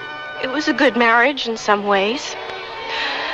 I feel so dumb talking about this, really. I thought I had something with him. I thought I could trust him. What went wrong? Nothing. He just left me for another girl, an insurance underwriter with buck teeth. The Sears Radio Theater will begin after this message from your local station. Our hot number is still 1130, and we hope it's hot for you, too, in our WNEW Hot Number Lottery game. The game goes on, and the prizes go up. Because of the overwhelming mail response to our lottery game, we've extended the mail deadline to Friday, May 4th, and added thousands of dollars worth of lottery tickets to be won. In fact, there'll now be twice as many grand prize winners selected to share $10,000 worth of the new Olympic lottery tickets on Monday, May 7th. So get your entry in right away, and be ready to win $100 worth of lottery tickets just for having your name aired. Hear it, call back within 30 minutes, and we'll double your prize. That's the WNEW Lottery Game, Box 1130, Grand Central Station, New York, on the hot number 1130. Hey, spring is here. Summer's coming and you can feel it. Get up in the morning raring to go after a good breakfast of eggs and whatever. Every weekday morning from 6 to 10, why not have your eggs with Brown, no matter how you like them? Ted Brown on the hot number 1130. Cicely Tyson. I'm standing outside a swank singles apartment building in West Los Angeles, watching a young woman who has just parked in front of the building. She's alone, and she has a load of boxes that's ridiculously large for her small car. She's carrying one of the boxes inside, staggering a little under the weight. Oh, no! She trips over the curb. The young woman looks around to see if anyone saw her. Then she notices that she has scraped the skin on her palms and one knee. No matter. She picks up the scattered contents of the box. Some clothes, a few photographs, frying pan, some cookbooks, some art books, and record albums. Those albums. The covers show a singer's wistful face blurred by smoky pink and blue lights. She must be a romantic. Now that her cotton is repacked, she checks her hair and lip gloss. A-okay. She picks up the box and goes toward the building. A very handsome young man is walking out. She shifts the weight of her heavy load and then lowers her lashes over her baby blue eyes. The young man is in too much of a hurry to notice her, much less give her a hand. Hurt, she watches him walk by. Somehow, she manages to go on, struggling to get that huge cotton into the building all by herself. Oh, dear. Life isn't easy when you're alone, is it? And that's only the beginning of our story.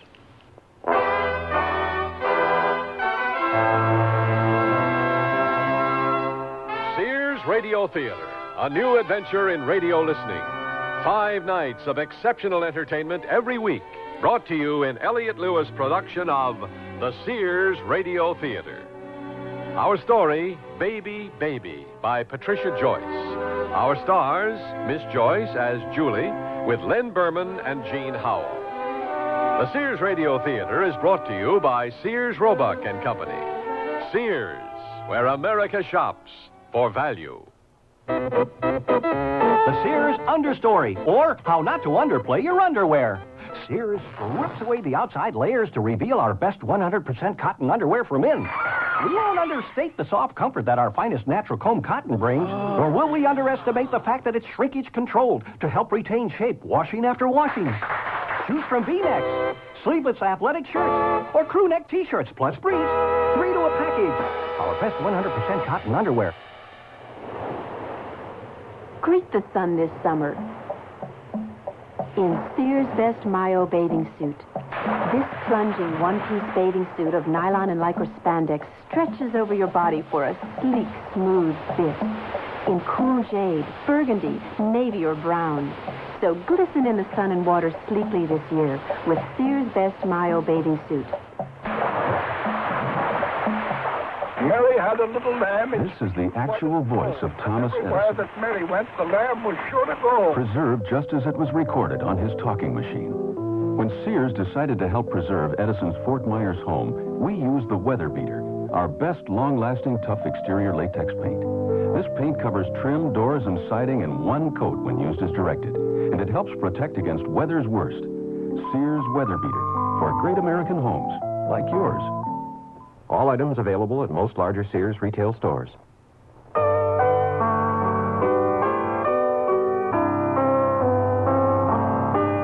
Now we're in the young woman's apartment. She's had time to unpack and put some of her personal effects around the room. But the photos and throw pillows only show all the more emphatically that she is transplanted into this environment. Her things are lacy white and baby pink. The apartment comes furnished with loud plaids and harsh floral prints. The carpet is bright orange. A huge plastic imitation of a rubber plant is a pièce de résistance. Just a minute. Julie, hurry up. I have to get out of this hallway. Hang on, Carol. Hi. My blushing eyes, it's worse. Oh, I know. This is hideous. At least the hall didn't have furniture. Lordy, lordy. When they say a rubber plant in every room, they really mean a rubber plant in every room. Oh, I know it's pretty bad. Julie, what are you trying to do? Permanently maim your sense of taste? Well, I had that other place, remember? The one I was going to fix up. But then I decided I just couldn't camp out on the floor while I waited for my furniture to arrive, and I wanted to do all the walls in laminated fabric, which would have meant a lot of extra work, so I decided not to. No. Besides, why put all that work into a place if Barry comes back? Julie. Well, don't count on it. I'm not, but... But what? Oh, I'm, lonely, I guess. I know. I mean, I have all this time that used to belong to my husband. Now it's mine, and I don't know what to do with it. Well, why don't you try doing a lot of hand laundry? It's not that. What is it? I feel so useless. Julie, you're not useless. You're a lovely, talented young woman. But I couldn't. You couldn't what? I couldn't make it work with Barry. That jerk doesn't deserve you.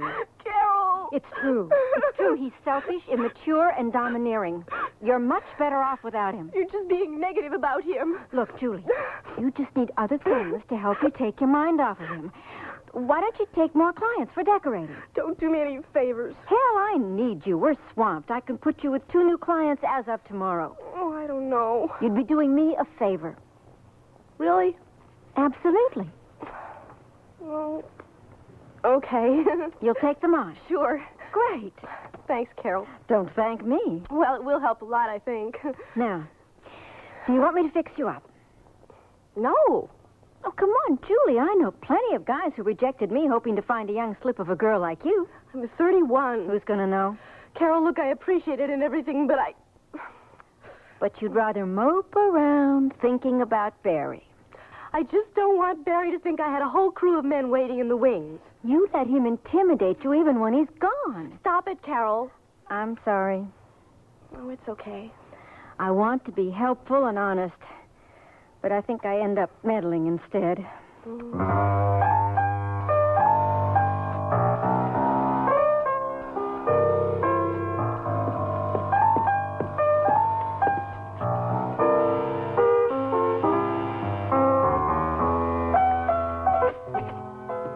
Miss Julie. Hi, Rick. You okay and everything, I hope? Very well, very well. Come in. I was able to find some wallpaper samples that I think you'll really... Oh, my gosh. What's that? Oh, I thought I'd put out some wine and cheese to refresh us as we peruse the wallpaper samples. But you went to so much trouble. Nonsense. Just some odd things I had in the kitchen. Oh, now, Rick, don't try to fool me with a woman's line. I've entertained a lot, and I know you went to some fuss, and I really appreciate it, but I wish you hadn't troubled yourself. But thank you. You're more than welcome. Sit down. Thank you. Wine? Oh, I'm working. I really shouldn't. 1 glass. It's very good. Oh, okay. I'm cautious about wine, too. I'm afraid it will destroy my art. Many another great writer has had his career ruined by drink. Like F. Scott Fitzgerald? Did you read Zelda? Naturally. I thought that Zelda was so... I don't know. I thought Zelda reflected the modern woman's search for femininity in a changing society. Cheese? No, thanks. Oh, dear. Anyway, here are the samples for the entryway and the front bath. I think the barn red and gold fleur-de-lis or the brick and saffron French provincial are wonderful. Also, these midnight and cobalt blues will give you that strong effect that you're looking for in the... What? Did I upset you? No! You seem so nervous. All this fuss, It's for you, because I think you're very special. Thank you. Will you have Chinese food with me tonight? I can't. If you don't like Chinese food, we can have Mexican or Italian. It's not that. It doesn't have to be tonight. No, really, I can't at all. Thank you. Oh, you're not allowed to date clients? I can, but... It's because I'm short, isn't it? No! Yes, it is. No, really, I... You don't owe me an explanation. Lots of women don't like short men. You can be short. I haven't got much choice in the matter, have I? Look, I just got separated from Barry, my ex-husband, okay? I really don't want to go out on dates with anyone. You know? I can understand that. I wish I could. What do you mean? I wish I could understand what happened. I mean, I thought we had a certain kind of relationship and that he loved me, but when it turned out he didn't, boy. It must have hurt. Oh, yeah, a lot. I'm sorry you had to go through that. I like to think that a woman like you would be spared the unpleasantness of life. Oh, well, you just keep going. I would be honored to take you to dinner as a friend. Oh, that's not quite fair. I mean, you probably want romance. In all honesty, I do, but the best romances are built on friendship, in literature as well as life. Be my friend.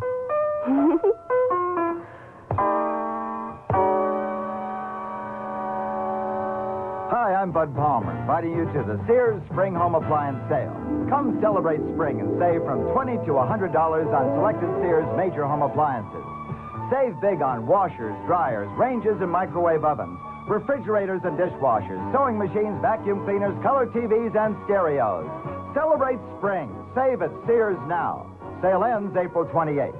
Dates may vary in Alaska and Hawaii. Available in most Sears retail stores. Kenmore. Solid as Sears.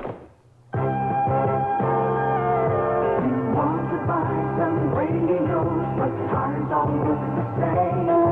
You've got to have good feelings. You've got to trust the name. You know our reputation. Remember what we said. When Sears is behind you, you come out ahead. Oh, here I go again. It's time to rent one of those steam-type carpet cleaners. Why rent? Now Sears puts power in a carpet cleaner you can own yourself. The Power Spray from Sears for easy home carpet cleaning. Power Spray sprays hot water into your carpet, then sucks up the dirty water. You can see the dirt you get out. Dirt you didn't even know was there. The Power Spray Carpet Cleaner, a convenient carpet cleaner you can own yourself. Available at most Sears retail stores. Kenmore. Solid as Sears.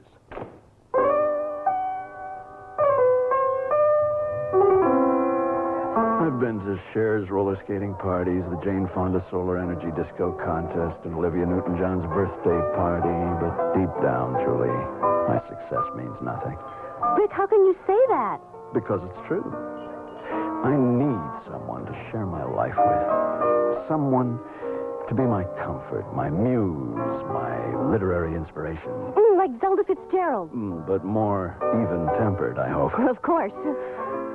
I almost found her once. That's why I feel that I can understand your feeling about your husband. Really? Adele Gardner. I'd known her since the second grade. She was pale with blue eyes and dark hair.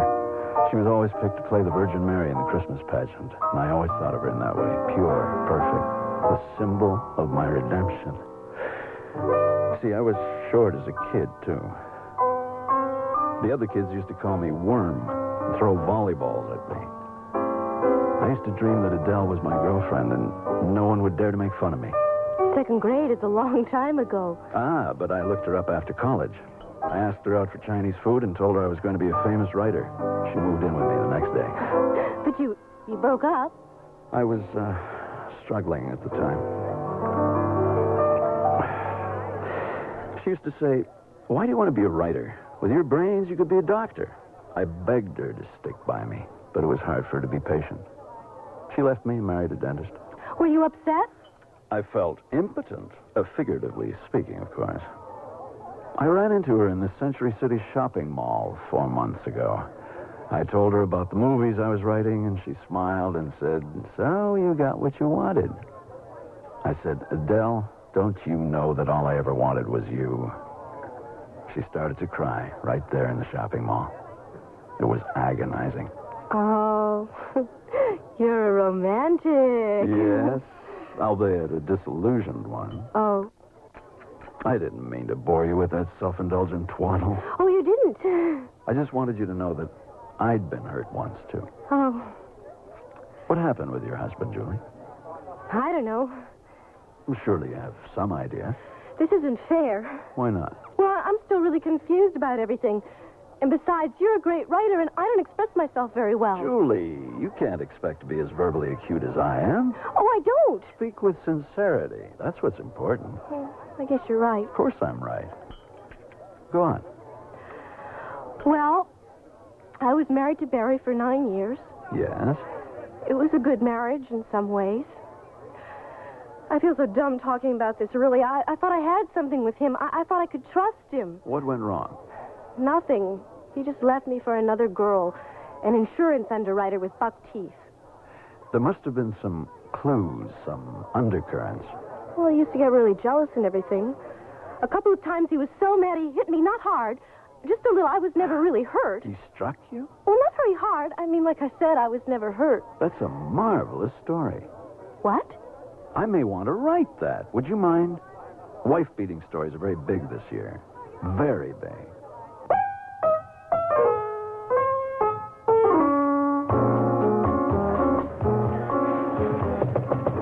Come on in. Carol, I need a favor. Julie, what happened to you? You look like my dog looks after she's just eaten a June bug. Hi, Joe. I haven't seen you look this good since Barry left. Don't tell me you came back. No, Thank God. but I met somebody else. I thought you didn't want to go out. I didn't, but this guy, he seemed to really want me. I don't know. Who is it?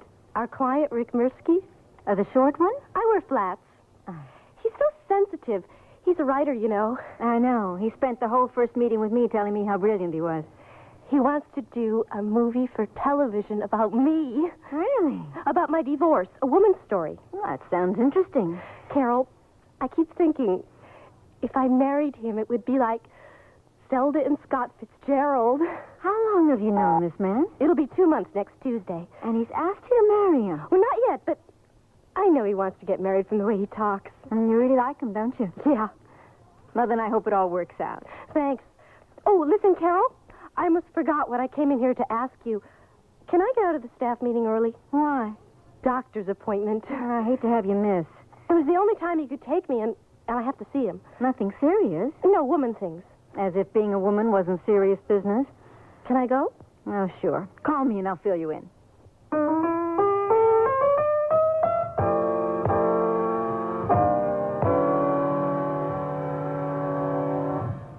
Sears Radio Theater will return after this message from your local station.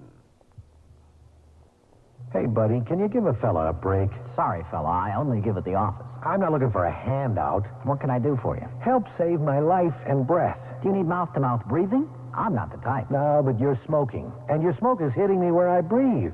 And what with an allergy and pollution, you're not helping any. Sorry, I didn't mean to bother you. Sure, but the fact is that your smoke is getting in my eyes and nose and throat. And that's not a good song for my lungs. Well, you could always move away. I do, and then there's another one puffing away in my face.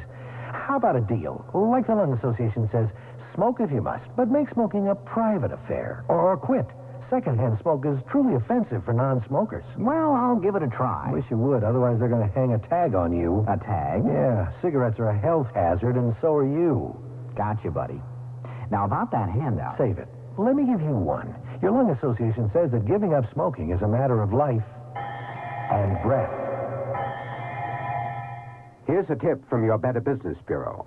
When you shop, remember that there's more than just the price of the product to consider. There's also the reputation of the seller. And if you have a question about reliability, check with your local Better Business Bureau. It's also good practice to check the warranty, what it does and doesn't cover. It's also a good idea to find out if you have to pay for shipping if the merchandise must be returned. And check to see what other charges, if any, you're going to have to pay. Another way to be a careful shopper is to know something about the policies of the store or the seller. Consumers should find out what the return policy is. Does the store give cash refunds? Does it provide credit on future purchases? Does it allow returns only on certain products and not on others? Look, you better get all the facts before you buy. This has been a consumer tip from your Better Business Bureau.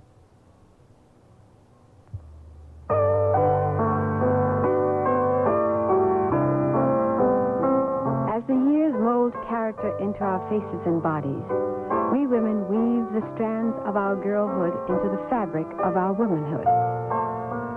It's an inevitable process, joyous for some, painful for others. Hello? Hi, Carol. Oh, Julie, you caught me in a rush. I'm cooking spaghetti for Michael, that guy I met at Murray Rosenbaum's wedding. It's my first meal for him. Can we go over the notes from the staff meeting tomorrow? I'm pregnant. What? I'm almost 3 months pregnant. You're what? And, I'm going to keep the baby. Oh. Yeah. Well, congratulations. Thanks.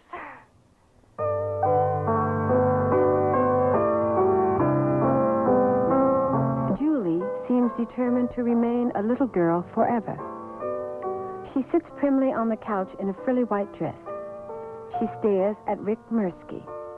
It's the stare of a child looking at Santa Claus. Julie. Oh! Julie. What? You're the light of my life. Oh. I'm mad about you.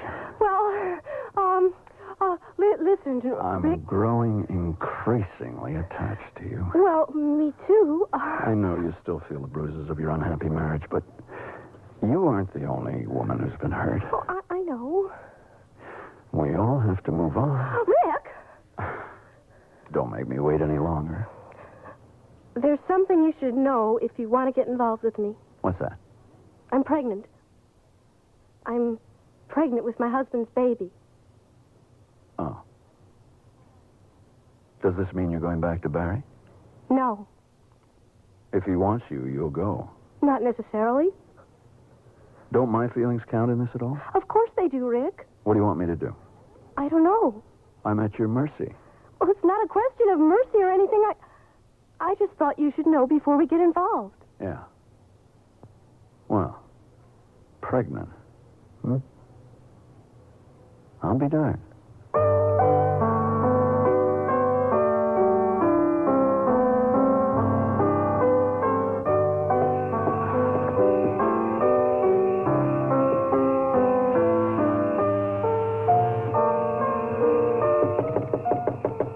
Rick? Hey!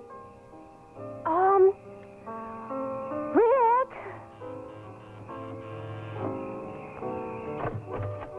Hi! Julie? I brought you chocolate cake. Here. Oh, thank you. How sweet. What time is it? 1 at night. Yes, I noticed. Were you asleep? It's okay. I'm sorry. I said it's okay. I should have come at a different time. I was going to bring the cake tomorrow, but then I didn't hear from you today, and my husband called, and I needed someone to talk to, and I thought you'd understand, so I brought the cake, so maybe you'd listen to me. You're not mad, are you? No. Come in. We'll have some cake, and you can tell me all about it.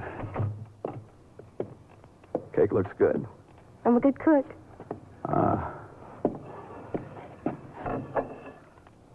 Milk? Please. Now, what's this about your husband and the cake? Well, the cake is nothing, really. I mean, it could have waited till tomorrow, but Barry called and we got to talking, and I finally got up the nerve to tell him about the baby. Is he coming back? No. Oh. He said the only reason I got pregnant was to What? get him to come back to me. And then he said it wasn't going to work because it probably wasn't his kid anyway, and I said it was his baby, but he wouldn't believe me. Of course he believes you. No, he said he didn't. He always said I had roving eyes. Roving eyes? Because men always came up to me. He said I encouraged them, but I didn't. He's just being cruel. He's not cruel. What is it then? I don't know. It'll be all right. All I ever wanted was a house and some kids and a dog. Maybe some hamsters or goldfish or something if the kids wanted them. That's sweet. Is it? I don't know anymore. It didn't seem like a lot to ask. Oh, I wish my dreams were that simple. I don't think it's so simple. Or if it is, life has played a pretty nasty joke on me. What do you mean? I'm supposed to be the kind of girl that stuff comes easily to. I'm pretty. I was president of the pep club. I won all the art awards in high school and most of them in college. I can cook. I can sew. But there must be something wrong with me. From a man's point of view, I mean. I don't think there's anything wrong with you. You don't? Not in the least. But my husband ran off with an insurance underwriter. The more fool he. Let's have some cake.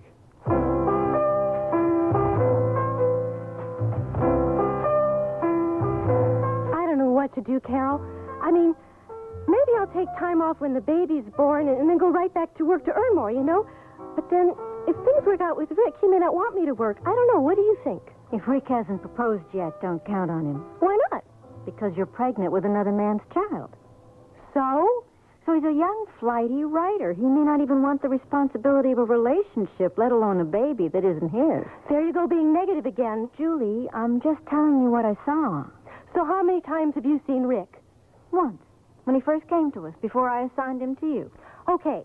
I've known him 4 months. And it was just a first impression. You said it, a first impression. You don't know what goes on behind closed doors and everything. No, He's almost noble. really sensitive, like a guy in a novel in olden times when people treated each other with respect. He'd never let a woman down, especially if she were in my situation. Julie, you're not a damsel in distress.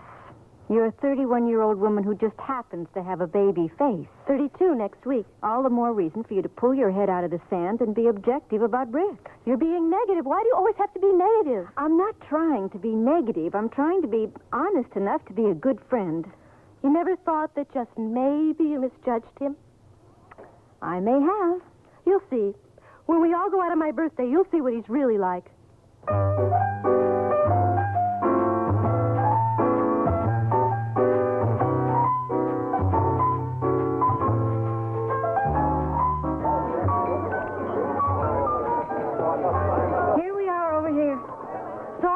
We would have been here on time, but Julie had the wrong direction. Oh, no matter. Happy birthday, Julie.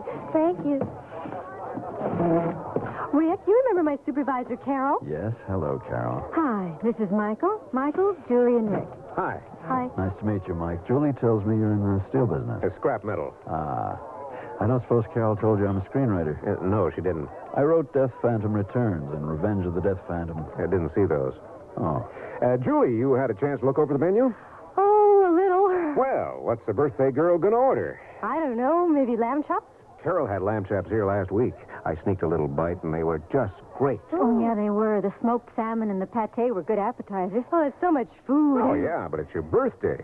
No wonder you're so thin. You don't eat. Carol? Well, when you're not pregnant, you're as thin as a bone. Oh, I am not. When's the baby due? Oh, about 4 months. Yeah, that's so exciting. Yeah, I guess. Oh, there's no guessing about it. It's wonderful. Yes, it is. My kid brother's wife just had a baby. A boy, Joshua. Cutest kid. Must be about 6 months now. Oh, really? My ex-wife never wanted babies, but I love them. Me too. You should see this kid. Smiles all the time. Real smart. They had him that new Lamaze way. I heard of that. They said it was quite an experience, sharing the birth. Listen to me gossiping about babies. No, please. I mean, go on. Well, they went to classes. For how long? Well, during the 3 months before the baby was born. She learned special breathing techniques. She said that helped her through labor and helped to take her mind off pains. He learned to coach her through it. After practicing a long time, she automatically responded to the sound of his voice, even during delivery when everything was intense and chaotic. Really? And he's right there? Oh, of course. That's what I thought. They said it was the most moving, beautiful thing they'd ever shared. I wish I could do that. I mean, it would be really nice to share that. Where are the waiters? Why is it that every time you're ready to order, there are no waiters?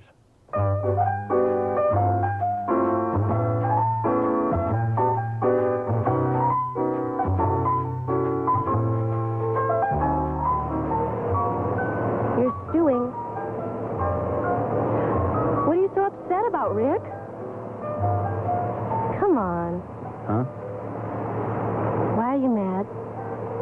I'm more disappointed than mad. Why? To find that your husband was right about your roving eyes. You're kidding. I saw you studying Michael with that lascivious baby blue stare. You think I won't notice you flirting in a salacious manner when it happens right in front of me? Oh, come on, Rick. He's Carol's friend. Besides, he's too old for me anyway. Huh. I'm too short for you, and that didn't stop you with me. But it's a whole different thing. I don't want to discuss it. Come on. It's my birthday. What's that fight, Rick? I won't dignify that puerile remark with a response.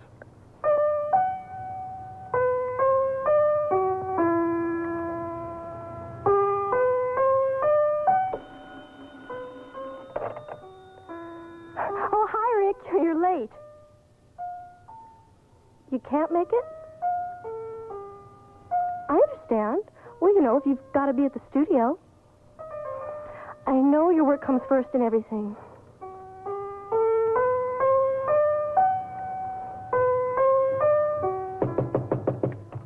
Come on in. Hi, Julie. Oh, Carol, I don't know what to do. I think I'm losing Rick.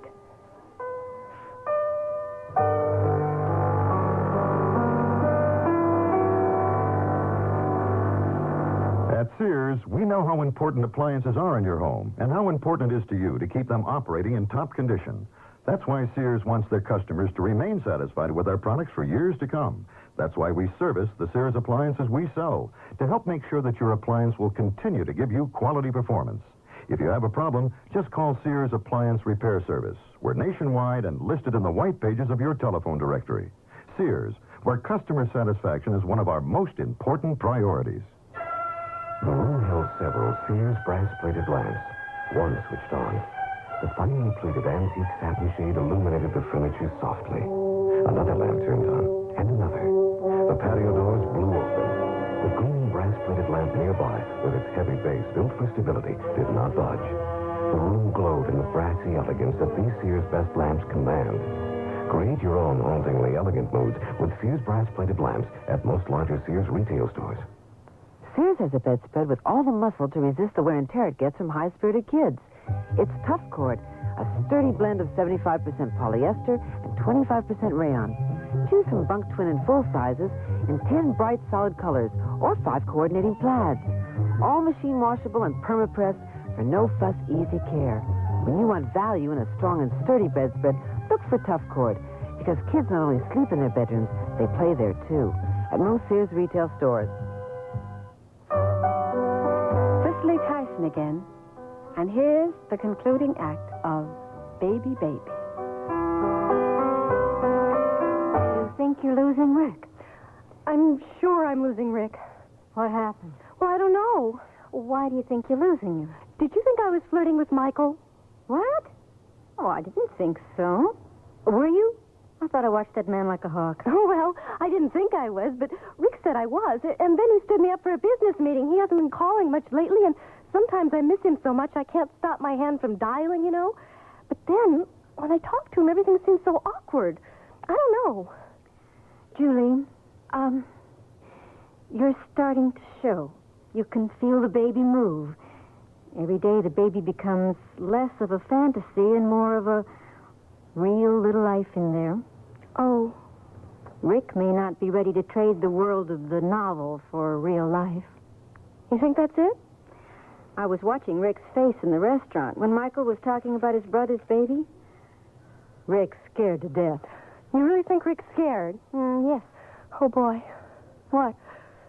So do I. Oh, Carol, what am I going to do? You'll work it out somehow. I thought he was so strong. Strong people get scared. But I didn't think he'd back away from me. I'm sorry, but what... I won't let him back away. I won't. If he wants to, you have to let him. That jerk? Come on, Julie. It doesn't mean he's a bad person. It just means he's in a situation he's not ready for. He's not ready for.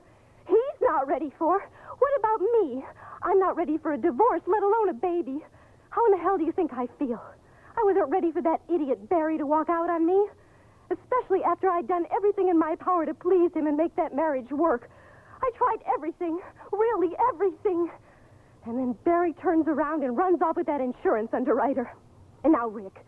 Julie, I want you. Then once he has me, he stops calling. Well, damn it, I want things too. I want to be with somebody. I don't want to be alone. I don't. I won't go through this birth alone. Not on your life, I won't. And stop staring at me with that ridiculous expression on your face. Well, Julie Perkins, I didn't know you had it in you. What are you talking about? Anger. Oh, my. Julie, you look so beautiful. What? You're acting like an articulate woman instead of a shy and mumbling girl. Oh. I think it's very healthy. You do? Yes. You look decisive. Huh?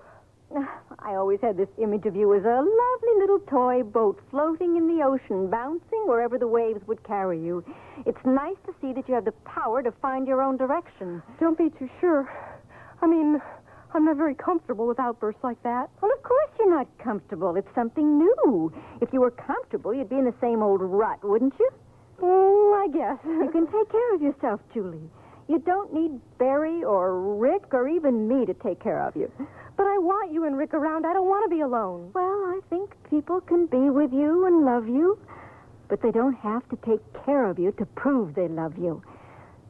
You know, I used to think that my mommy loved me because Mommy took care of me. She buttoned my coat and fixed my breakfast. Things like that. So I decided caring for and loving were the same. And then I realized the most loving, and the hardest thing my mother ever did for me was to send me out in the world alone, strong, independent, and free of my need for her. Now I know that someone who loves me truly will try to make me stronger. That person won't try to tie me to her or him with bonds of dependence and need. You think so?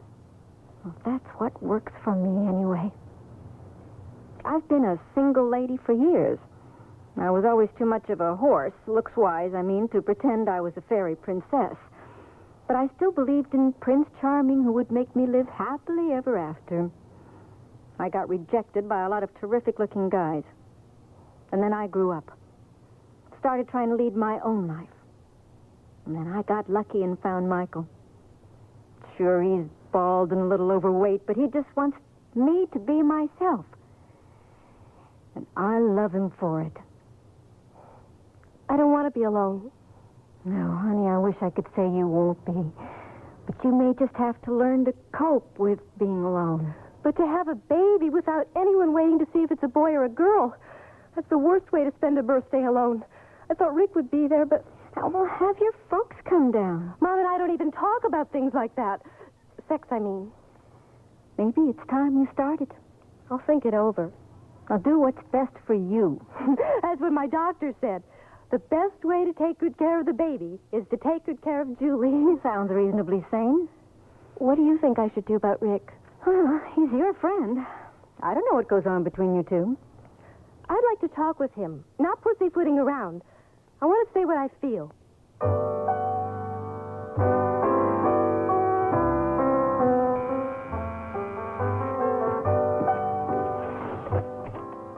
Julie. Hi. Well, this is a surprise. I have to talk to you. Indeed. It's about time I really was honest with you, so here goes. Yes. Well... It's about the baby, Rick. As you can see, it's well on the way, and I think I should level with you, and you should level with me about whether you will be involved or not. With the baby and me, I mean. Julie... Rick, what is the meaning of this? Inga, this is my good friend, Julie. Julie, good heavens. Oh, Rick, you are not so all alone as you were saying.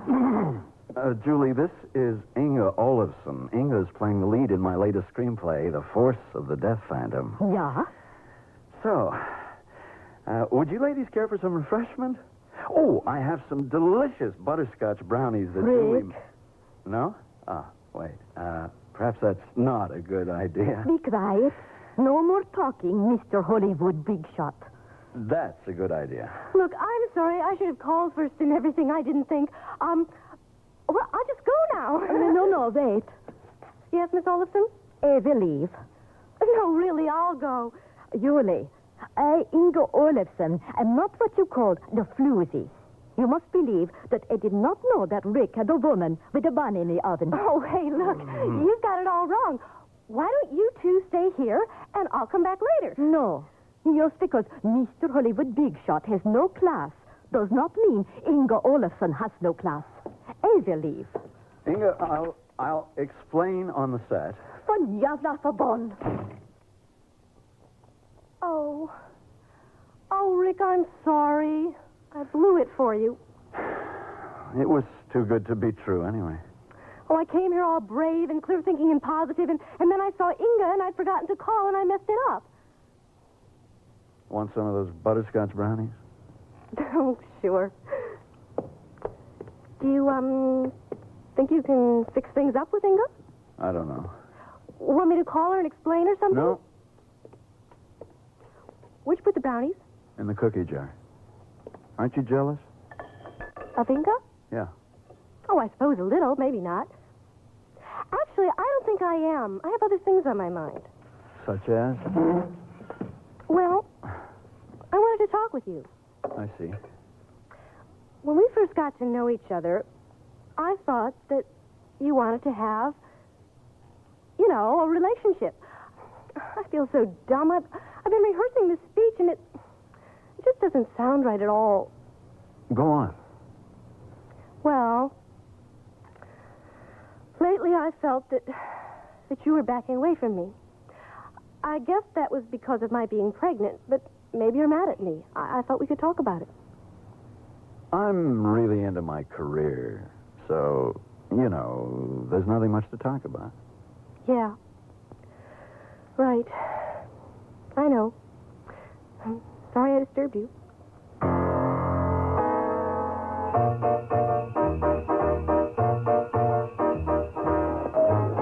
Julie, hello. Rick Mirsky. Oh, my. How are you? Quite good. Force of the Death Phantom is coming out soon. Oh, how nice. Yes, I'm rather excited. Good. I seem to have a propensity for running into my ex-girlfriends in shopping centers. Like Adele Gardner. You remember that story? Sure. Can you have coffee with me? Oh, thanks, but I can't. Carol's watching the baby. Oh, you had the baby. Well, 6 months ago. A boy? A girl. Lucinda Carolyn. Oh. I'm just getting some little things for her first Christmas and everything. Yeah. Did your husband come back? No. Then you were all alone. No, Carol was with me. Oh. She coached me with the Lamaze method. It was... What? Oh, really something. Must have been excruciatingly painful. Oh, Rick, don't be squeamish. I mean, it hurts an awful lot, but you know it's going to be over. Yeah. And, of course, Carol was there, and that helped. And having the baby was so wonderful and amazing that when it was over, I felt like I could do anything. Yeah. Well, almost anything. I was able to get through it without any drugs. I was pretty surprised. I guess I'm stronger than I thought. Indeed. How's Inga? Who? You know, Inga Olafson. Oh, yeah, Inga. I wouldn't know. Oh. Do you? What? I was curious to see if you would mind if I... no, I imagine you wouldn't like that. But you won't know for sure if you don't ask. Could I perhaps stop by and see your baby? Sure. Oh, excellent. But I've moved to a bigger place for the baby. Uh-huh. And it's quieter. I'm over in Beechwood Canyon. It's listed in the phone book. I have my address book right here. Why don't I just write it down? If you like.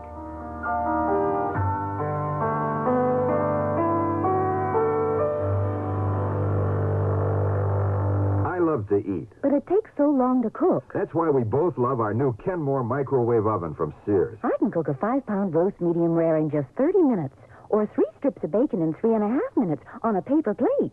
Bake 2 potatoes in 8 minutes, and cook vegetables faster than boiling them in water. That means less time in the kitchen. And more with you. Fast, clean, cool cooking with Sears Kenmore microwave ovens, all with automatic defrost. Choose the right model for your kitchen from the many styles available at most Sears retail stores. This is my first night camping with my family of 5. Now I'm really glad I packed my Sears family-style tent. It's Sears' best tent, tested by Sir Edmund Hillary, the first man to conquer Mount Everest. This tent stands 6 feet 9 inches in the center and has a sewn-in 10 by 14-foot floor. It sleeps 8, plenty of room for my family, and even the dog. We like the windows that can be zipped shut from the inside, and this large front canopy. Sears' best family-style tent is built to be lived in, and if it's good enough for Hillary, it's good enough for my family at most larger Sears retail stores. When my brother was my age, being in style meant wearing old jeans and about a pound of dirt. But today, us guys are more sophisticated in our style. And that's why Sears has Style Works. A guy can pick up on the latest styles in jeans, tops, sweaters, and dress your clothes like vested suits. I can depend on the Style Works shop at Sears for just about everything to keep me looking great. And the prices? Pretty reasonable. My folks like that. Style Works. Today's styles all in one place. At most larger Sears retail stores.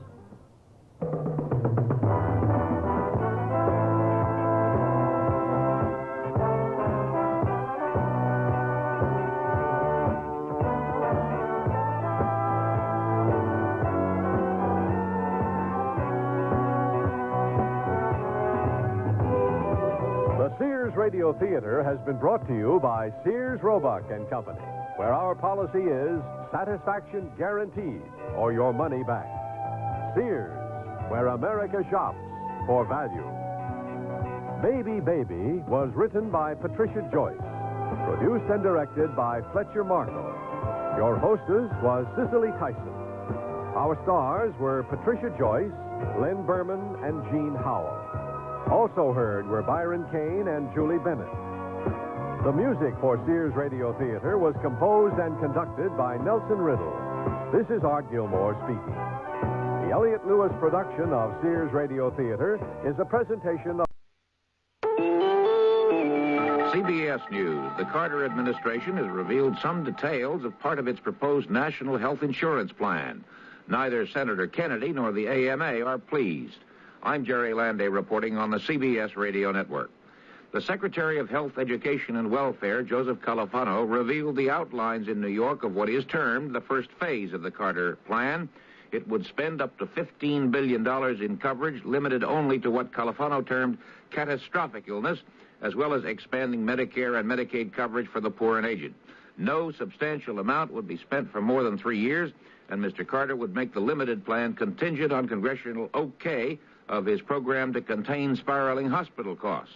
Senator Kennedy, who favors immediate passage of a comprehensive health coverage bill, termed the Carter approach disappointing and piecemeal. Adding a $15 billion new program of benefits without the other kinds of system changes is going to mean additional inflation into the system and effectively is going to bankrupt middle America. Dr. James Sammons of the American Medical Association opposed the Carter plan as going too far. He's obviously trying to use a highly emotional phrase, catastrophic insurance, to generate additional support for an ill-founded, ill-advised, unworkable, totally complicated, and unnecessary piece of legislation that the administration is presently proposing. Califano defended the first phase package as all Congress can digest and the country can afford at this time. More after this. Mom, why didn't you show Mrs. Wood the ring Daddy gave you for your anniversary? Because all she'd look at would be the brown spots on the back of my hand and guess my age. Oh, Mother, if you're that sensitive, get some porcelana. Some what? Porcelana. It's a medicated cream that helps fade age spots. It sure worked for Bob's mother. Really? Porcelana. Works on age spots, brown spots, and freckle spots. Just rub it in. Watch spots start to fade. Porcelana Medicated Fade Cream actually works to lighten brown patches and spots that come not only with age, but during childbearing years, too. Porcelana is available at cosmetic counters everywhere. Porcelana, you say? I'll get some. It'll help bring back the natural tone of your skin in just 6 weeks. Porcelana. Just rub it in. Watch spots start to fade, fade, fade. Porcelana Medicated Cream. Use only as directed. The members of the United Nations Security Council have passed a resolution condemning Israel's 12-year-old occupation of Arab territories and creating a special commission to investigate Israel's settlement policies. The United States abstained, did not use its veto power to kill that resolution. As both Israel and Egypt prepare to put finishing touches on peace treaty documents to be signed Monday, Israeli television reports Prime Minister Menachem Begin will order a major new construction drive to set up 10 more Israeli settlements in the occupied West Bank claimed by Jordan. There's no confirmation. Bargainers for the Teamsters Union today turned down the initial offer by the trucking industry on a new 3-year contract in the first major test of President Carter's voluntary 7% wage guideline. The rejection had been expected.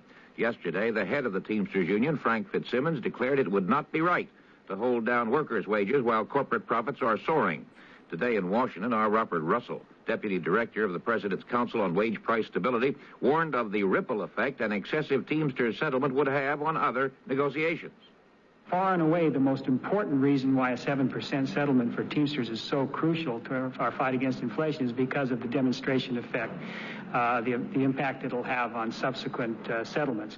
If all settlements in the country, if all wages went up by 10% instead of 7%, then the rate of inflation would be at least 2 percentage points higher.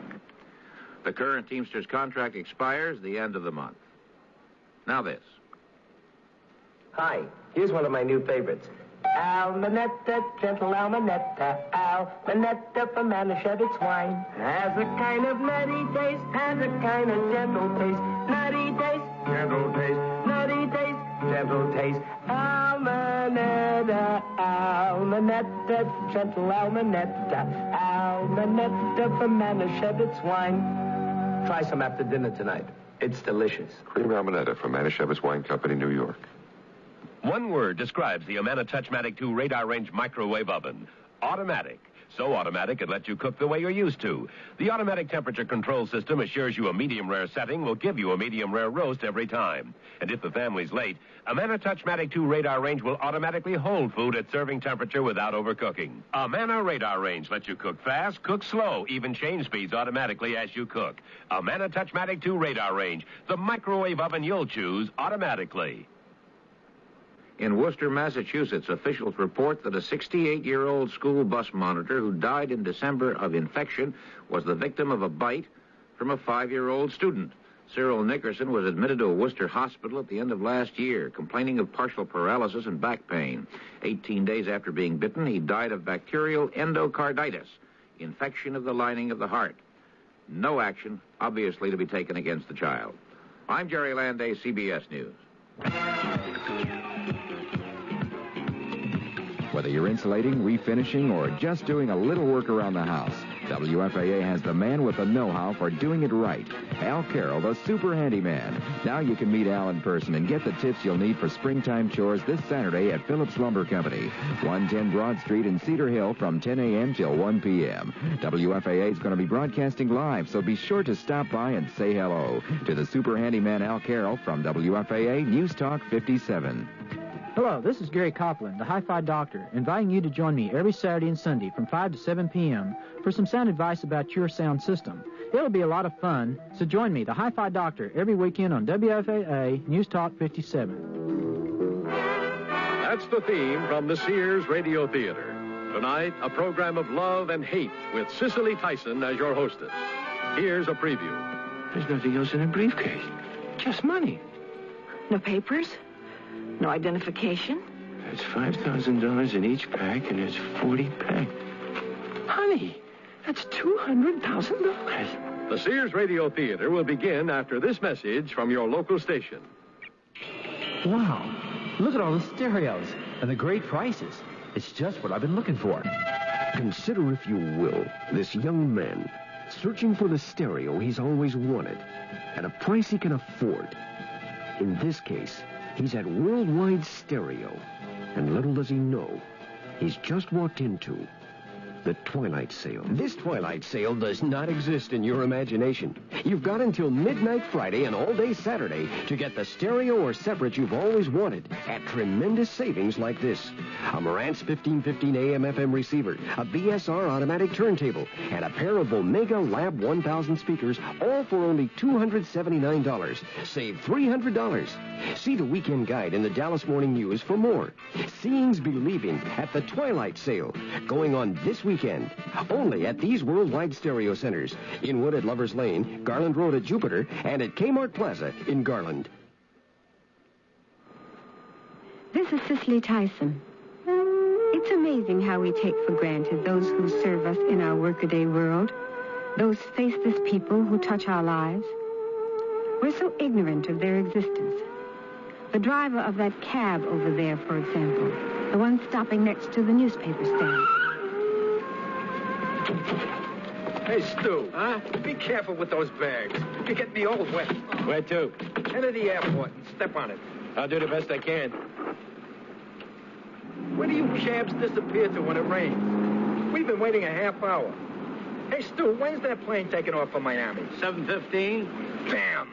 Hey, driver, step on it. We gotta make that plane. Hey, what's the matter? You could have made that line. Hey, buddy, I'm not looking to get in an accident. Are you doing this on purpose? Because we're in a hurry? Well, you just blew your tip. Of all the New York cabbies, we gotta get Mr. Careful.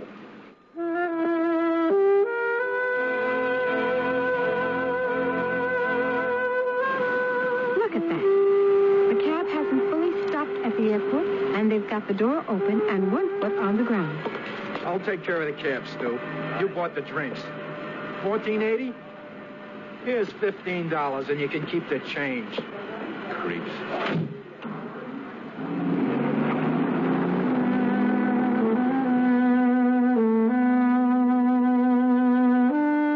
Surrounded by traffic, Lou Marino's taxi looks no different from any other. A few dents, some scratches, the need of a good paint job. But there's one big difference. One of his last two passengers forgot his briefcase. Lou Marino doesn't know it yet, but that briefcase is stuffed full of money. And that's only the beginning of our story.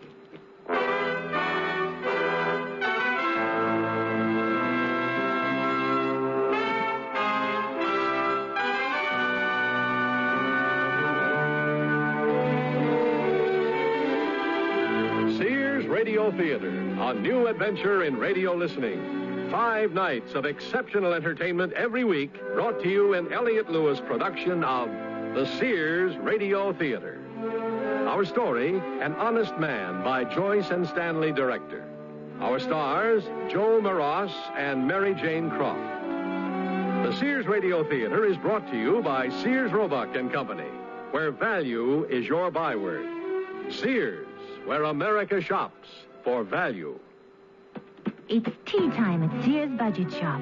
Why? Because we have solid pull-on pants in tiny, typical, and tall sizes that fit you to a T. Team up the pants with a terrific coordinating top. Short sleeve with yoke front, the top comes in tempting spring solids and prints. These tops and pants are terrific, easy care polyester knits. So try them soon. They're great at coffee time or afternoon tea. In the Budget Shop at most larger Sears retail stores. Winter's leaving, all right, leaving your lawn a mess.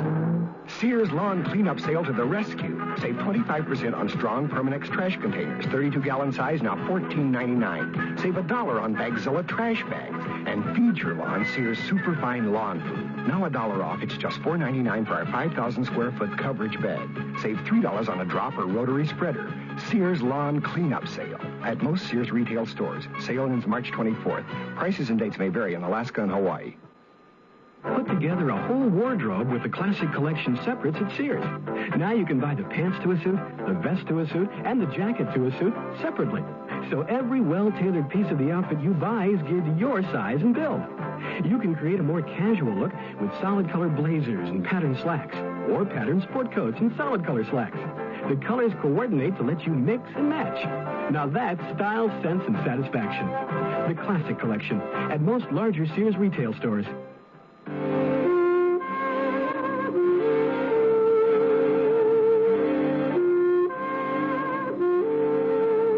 Our cab driver, Lou Marino, leaves his last passengers at the airport and drives the long road home. The rain lets up a little, but the streets are puddled, and the rhythmic swipes of the windshield wiper are hypnotic.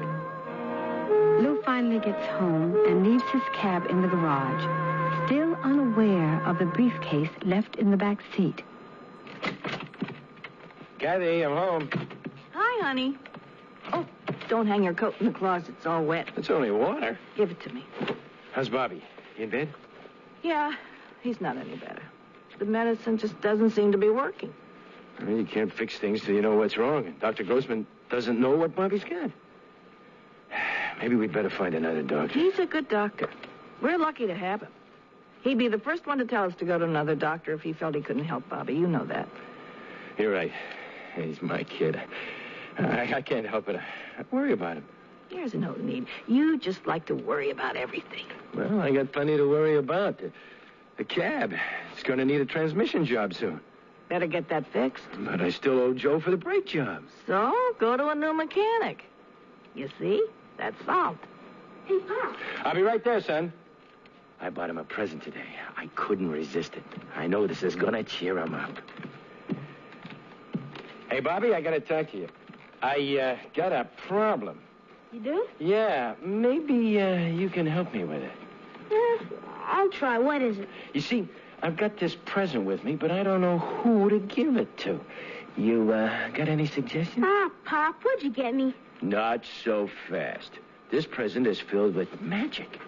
When I saw it, a little voice in the back of my head said, Lou, you have to buy this for Bobby, because if there's anything that's going to get him well, it's this present. This wrapping is very tricky. There, I got it. Ta-da! Wow, they're a Fawcett Majors. Lou, Who'd you say you bought that for? Well, don't look at me that way. I bought it for my son. The best son in the world. For a son who loves his father so much that he's going to give him visiting privilege. You got it. I thought so. Hello? Just a second. Bobby, you feel like talking? It's your friend Jimmy. Sure. Come on, Lou. I think I heard your stomach growling. Hi, Jimmy. Listen, while you're getting the food on the table, I'm going to run out in the garage and clean out the cab.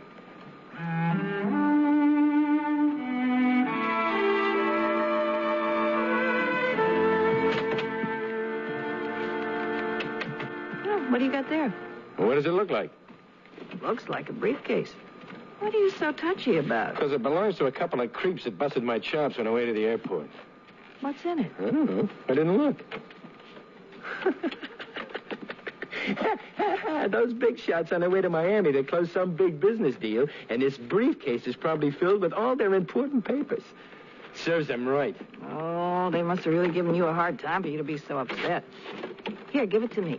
You sit down and eat. I'll look through it and see if I can find out who they are.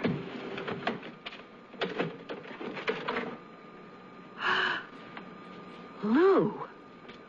Lou. What is it? Oh. What is it? Money. Look at all that money. Oh, is it real? I'm no expert, but it sure looks real to me. Oh, it feels real. There's nothing else in the briefcase. Just money. No papers? No identification? I wonder how much there is. There's got to be at least $10,000 here. There's $5,000 in each pack, and there's 40 packs. Honey, that's $200,000.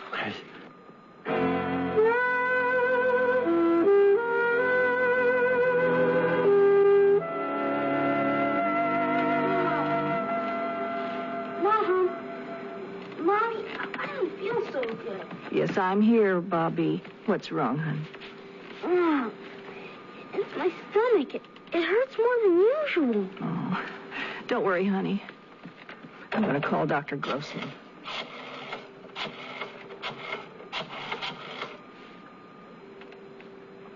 Dr. Grossman, please. Yes, I know it's 3 o'clock in the morning, but this is an emergency. Mrs. Catherine Marino. Oh. Hang on, Bobby.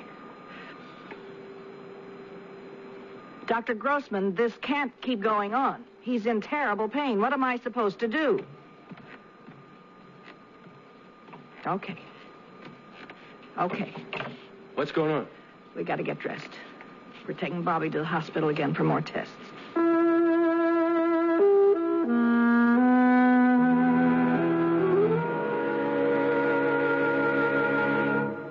Need a shirt to go with a skirt? Enhance new pants, make the best of a vest? See the ladies, tailored short sleeve shirts at Sears. Pointed collars, placket front with bottoms cut straight. That's great. Classic shirts that are easy to wear. Polyester fabric makes them easy care. Solids from white to navy blue. Lots of soft tones too. Plenty of prints, we've got them in store. They're just the thing you've been looking for this spring. Mrs. Tailored short sleeve shirts in the women's sportswear department at most larger Sears retail stores. You want to buy some radios, but tires all look the same.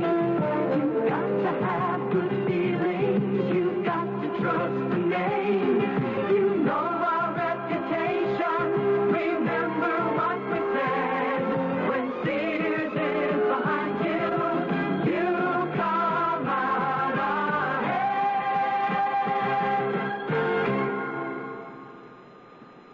Sears offers you dazzling savings on crystal glass chandeliers. Save $30 on a 5-light chandelier, now $59.99. Glass-encased arms, hurricane shades, prisms that dance among beaded drapes create this glass confection. You save $40 on Sears 8-light chandelier, now $79.99. Here, antiqued cast bronze extends gracefully to sparkling crystal glass drops. Remember, just $59.99 and $79.99. Available in most larger Sears retail stores. Sale ends March 24th. Prices and dates may vary in Alaska and Hawaii.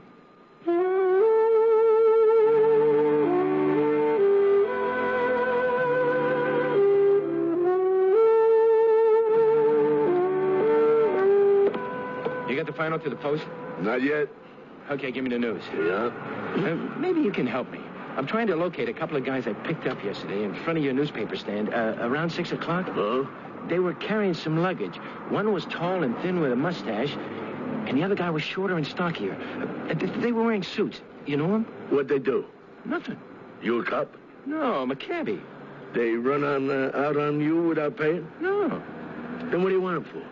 That's a long story. You know them or not? I don't know. It was raining, you know. I don't look up when it rains. Maybe it was those guys came out of the pool room over there. And then again, a lot of people hang out in doorways when it rains. Maybe they were just hanging out under the doorway.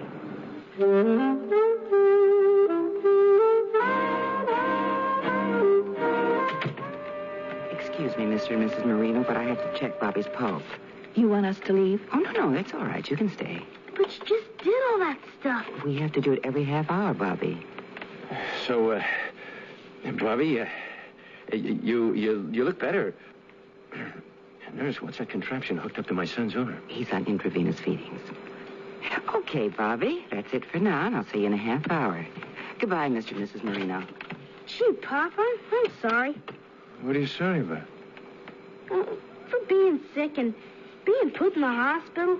This is going to cost you a lot of money. Now, don't you worry about that. We got insurance. That'll take care of everything. You just concentrate on getting well.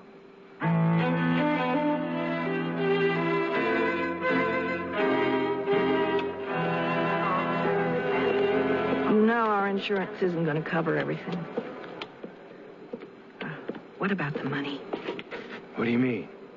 You know what I'm talking about. Don't play dumb with me. It's not ours. We gotta give it back. Still got it, haven't you? Of course. I put it away in a safe place, our safe deposit box. And I'm still looking for those guys. I'll find them. Well, maybe you won't. Have you thought about that?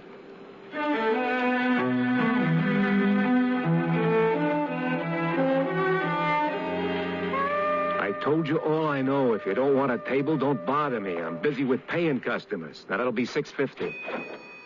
Is there anybody else I can talk to? Nope. There's only me. I run this pool hall all by my lonesome. Well, why are you so sure you never saw those guys? Just look around you. What do you see? Do they look like Wall Street types? No, they look more like rejects from 42nd Street. That's why I'm so sure.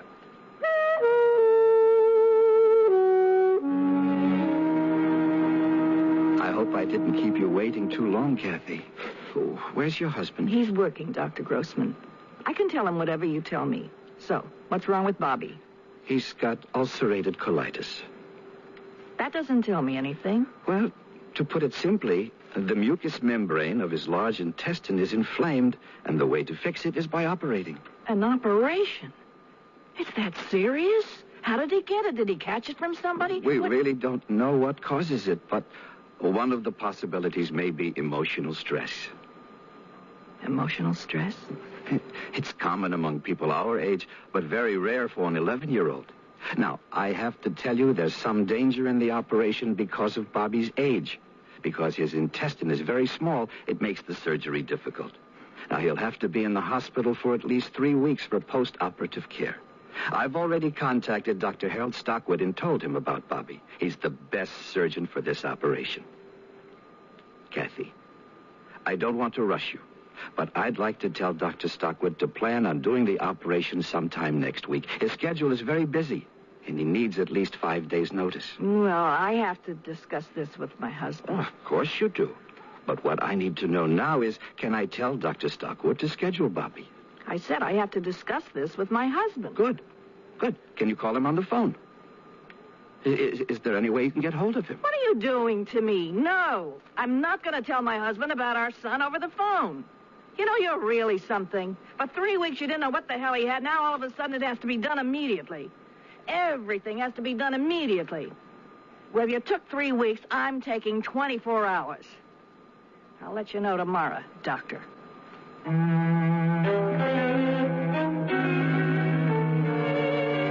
Who's this Dr. Stockwood? Well, he's supposed to be the best. Well, I want my kid to have the best. He will, Lou. I don't understand it. Emotional stress.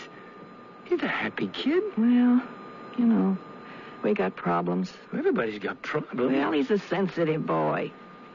Maybe he picks up on our problems and gets affected by it. You think so? I don't know. Doctors don't know. They say it's just a possibility. Bobby's going to get better. Don't forget, they couldn't cure him till they knew what was wrong with him. Everything's going to be fine. You'll see. Tell me, what's happening with the money? Find the guys yet? No. I can't figure it out. There's nothing in the newspapers about anybody losing money. Wouldn't it be great if you found them and they said, oh, we don't need the money, but just petty cash. Why don't you keep it? Don't count on it. That doesn't sound like the guys I had in my cab.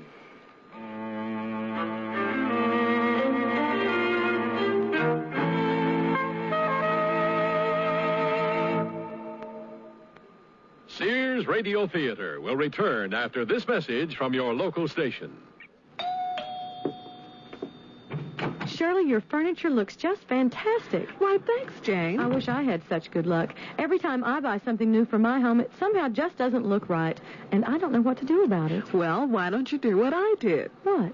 I had the designers from Contemporary Collections come out to my house and help me pick out the furnishings that reflect me and my lifestyle. Contemporary Collections? That's right. At Contemporary Collections, their furniture is the finest quality in workmanship and materials.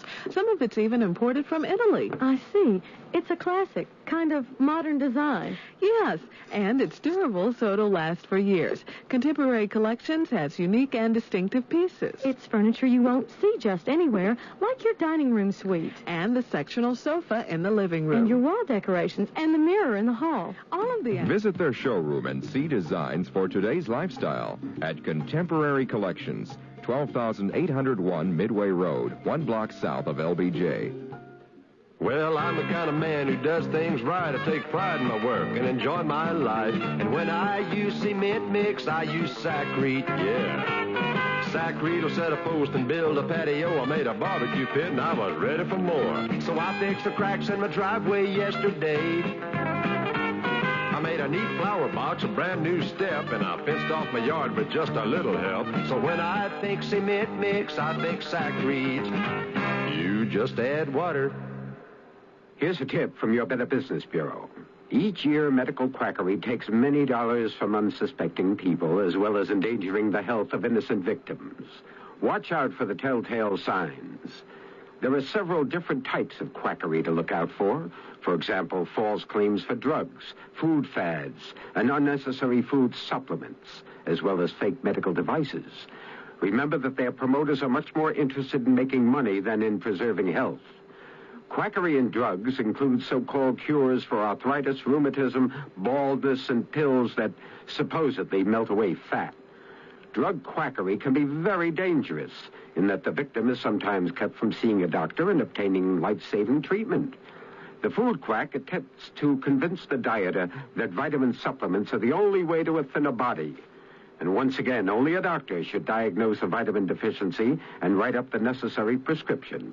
A tip from your Better Business Bureau.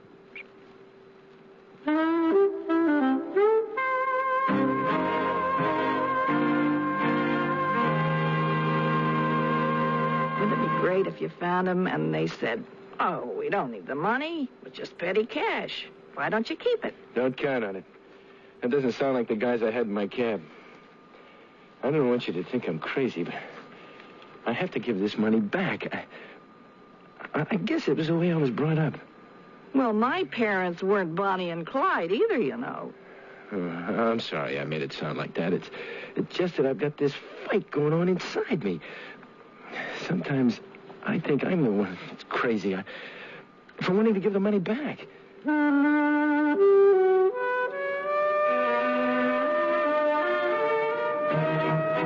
Excuse me, miss. Maybe you can help me. Well, that's what I'm here for. Were you working Wednesday at 7 at night? Well, yeah. Great. Listen, do you remember a couple of guys who were late? They were running to catch that plane that night to Miami? Huh? One was tall and thin with a mustache, and the other one was shorter and heavier. It's very important that I find out who they are. You see, I need to get in touch with them as soon as possible. Are you kidding? You know how many people I see every day, and they're all late. They're all running to catch planes. Besides, I can't give out that kind of information. Look, you seem like a nice man, but I don't know. You could be a killer or a sicko.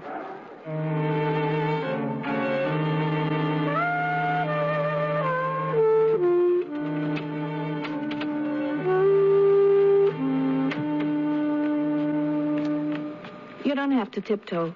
I'm up. Put the light on. I didn't want to wake you. Where were you so late? Working. Why didn't you call? Because I picked up one fare after another. I was on a roll. I didn't want to break it. Well, Bobby's operation is set for tomorrow. There's papers on the night table for you to sign. Give me your consent. I've already signed. Okay. So, did you give the money back? No.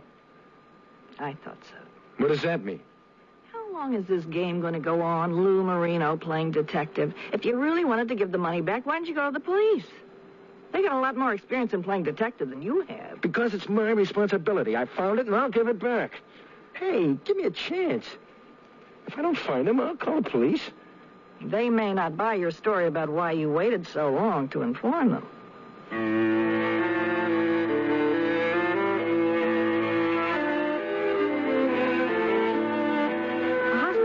Frightening and reassuring at the same time. When Lou and Kathy Marino brought their son Bobby here several hours ago, it was reassuring. Now, with time past, it's getting frightening. What's taking them so long? Maybe something went wrong. They told us it could be dangerous. You shut up, please. I'm nervous enough as it is. Operations take a long time. Somebody should come out and let us know how it's going. This waiting is killing me. Lou, please, sit down and stop pacing. I love that kid. If anything happens to him... Nothing's going to happen. Everything's going to be fine. If I could only change places with him. If it only was me. He's so young to know so much pain. Come on. You want to go get a cup of coffee? Do you good. No. How about something stronger? What? Like a drink? Yeah, maybe that'd help. Hey, Doc, what's going on? Nobody tells us anything. I just got here. I'll go and see if I can find out anything.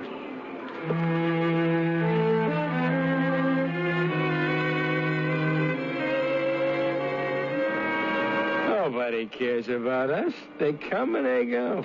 Everybody's got someplace to go but us. Dr. Grossman comes, but he goes, and he never comes back. He'll be back when he has some news for us. If we had money, they wouldn't treat us like this. Yeah, you got to be rich to get decent treatment. Maybe we should tell them about that $200,000 we got, huh? I shouldn't have let you have those drinks. I thought it'd help you relax. Oh, I'm relaxed. Hey, you know something? Those guys I picked up were drinking, too. Yeah, that's right. He said, I'll get the cab. You paid for the drinks. What are you talking about, Lou? You're not making any sense. Sorry I didn't get back sooner, but I'll bet you can tell how it went by my smiling face. He's fine. Oh, Doctor. Look, Bobby's still under sedation, so you can't see him till tomorrow. Oh. So why don't you go home and get some rest? There's nothing you can do here. Oh, Doc. Hey, Doc, there were times I didn't think such nice thoughts about you, but right now, I want you to know that I think you're a great guy. How about a drink?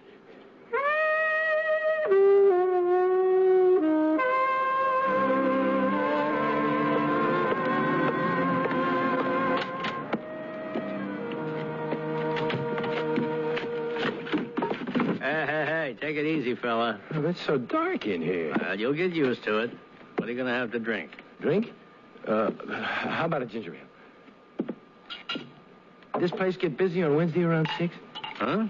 You see, I'm trying to find a couple of guys that may have been here last Wednesday. Last Wednesday? Oh, who remembers? Please, try. It was raining really hard that night.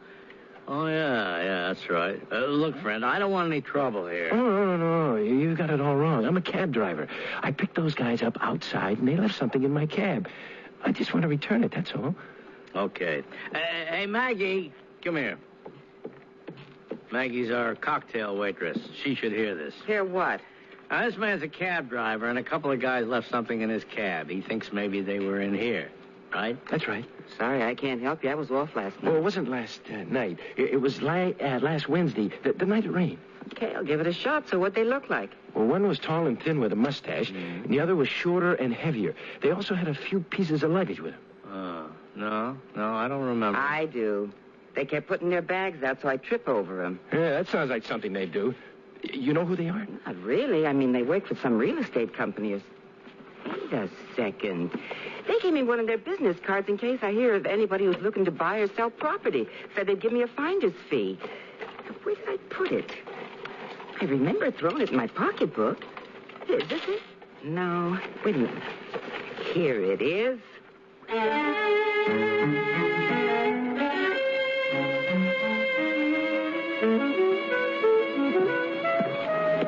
Can I help you? Yes, I'd like to see Hank Pritchard or Stuart Bronckhurst. Well, do you have an appointment? No. Well, I'm sorry. They're not here right now. Can anybody else help you? No. When do you expect him? In about an hour. I'll wait. Okay. If you'd like, you can sit at that empty desk over there. Oh, wait. Hank, there's somebody waiting to see you. How can I help you? You can't, but I can help you. I'm usually good with faces, but I don't know yours. How are you with money? Missing any? The cab driver.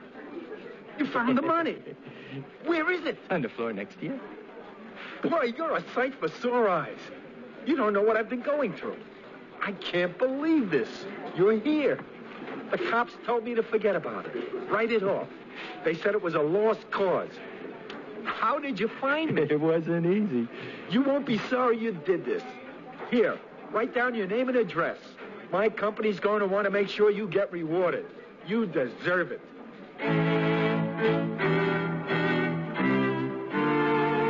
Hey, Bobby, you really got it made. Look at this. All your meals in bed, your own TV. When can I move in? Pop. Hey, tell me again what he said when you return the money. Okay. Just one more time. He said, write down your name and address. My company is going to want to make sure you get rewarded. You deserve it. Gee, I wonder how much they're going to give you. Well, I didn't do it for a reward, but since they brought it up... Hey, Pop, your picture's on the TV set. Turn up the sound. What? No more will we hear derogatory terms in reference to our New York cab drivers without being able to retort, what about Lou Marino? The ever-increasing bad feelings that have developed towards New York and its people have been halted in its tracks by the actions of our Brooklyn cab driver. To Mr. Marino from all New York, I want to say, we love you and we thank you. Hey, Pop, you hear that? You're a hero. You saved New York. Bobby, don't believe everything you hear. Why not, Lou? I believe it.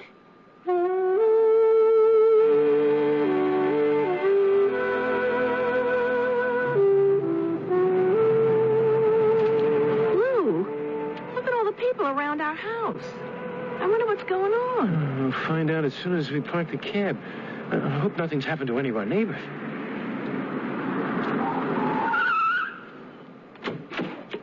Mrs. Miller, what's going on? There he is. There's that jerk. Hey, dummy! Hey, you dummy! Lou, what is this? Let's get inside the house. Stupid freak! Get...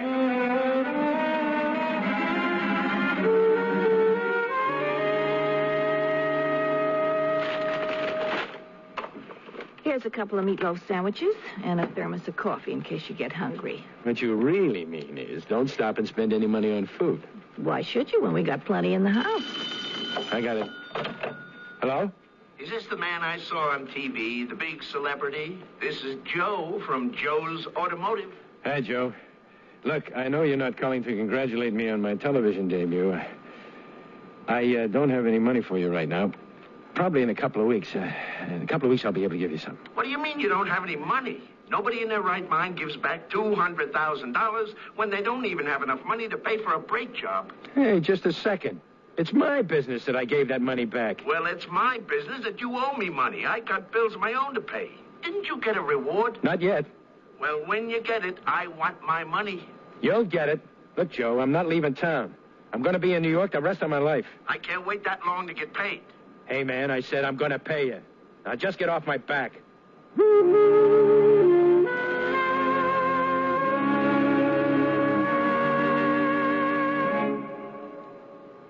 here I go again. It's time to rent one of those steam-type carpet cleaners. Why rent? Now Sears puts power in a carpet cleaner you can own yourself.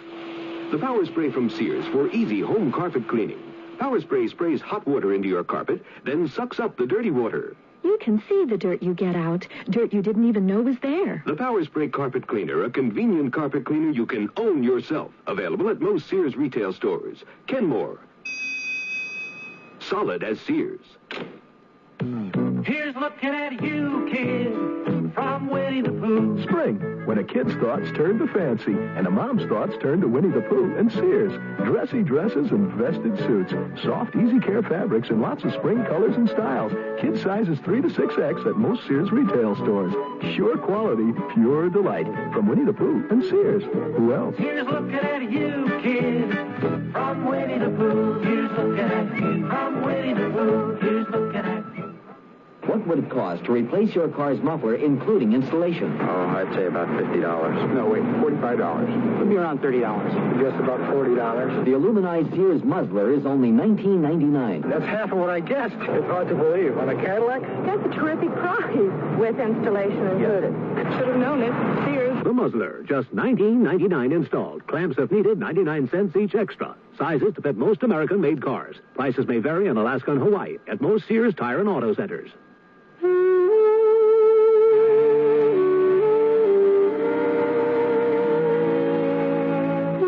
Cicely Tyson again. And here's the concluding act of An Honest Man. Lou, I got the mail. Boy, there's a lot here. Probably all bills. No? Where is it? What's taking them so long? They should have sent your reward by now. Call them.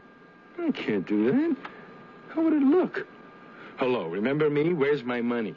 Yeah, I guess you're right. Well, at least you got some fan mail. Dear Mr. Marino, this is the first time I have ever written to a person that I did not know. But you have moved me so much that I had to take pen in hand and put my feelings on paper. Oh, that's nice. I was having dinner while watching the news, and after your story appeared, I lost my appetite. What? That's what she said. How could you be so stupid as to give back the money? A lot of real estate companies have been ripping off the public for years. And finally, when a member of the public gets a good shot at them, he does nothing. He returns their money. You'd have been smarter if you had given it to charity or to people who could have put it to better use since you chose not to keep it yourself. Oh, she goes on and on. Maybe I'd better open up another letter. Oh. Well? I don't think I'm going to read you this one. The language is a little sickening. In fact, I don't know why I'm reading it. I'll get it. Mrs. Marino? Yes? Who is it, Kathy? Mr. Marino, my name is David Hoffman. I'm a reporter with CBS News. Sure, you're on TV. Close the door, Kathy. Please, Mr. Marino, don't lock me out. It's important that I tell your side of the story. Let me tell people what's happening to you, the terrible things you've been going through. Listen, if you want to help me, you get off my back. The public forgets, but you got to give them a chance to forget. Look, I got to work. I've got to make money to support my family. I can't do that until you stop making me a celebrity. Please? Please, just leave me alone. Go pick on the president.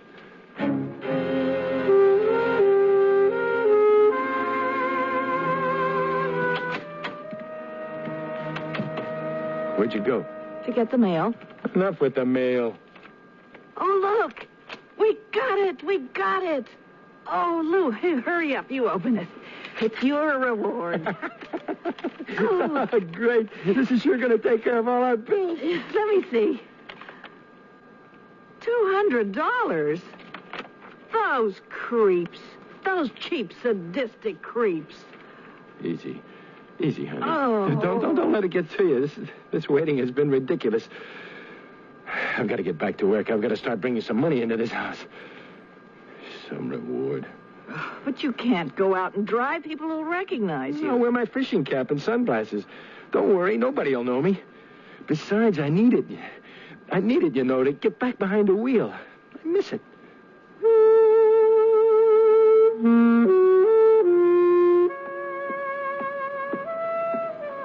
You can't sleep? No. I get hungry. Feel like talking? It's late. Go back to sleep. I'm okay. You know, if something's bothering you, I wish you'd talk to me about it. I'm your wife. I love you. I'm here. I'm here to listen, to help. Don't carry it all on your shoulders. This is a partnership. 50-50. Not 80-20. I was just thinking when I was a kid, used to go to the movies on a Saturday afternoon. How the good guys in those pictures, the guys who caught the crooks and saved the dam from busting, always ended up living happily ever after. I tell you, Kathy, if those guys in those movies were in the real world today, they sure have their work cut out for them.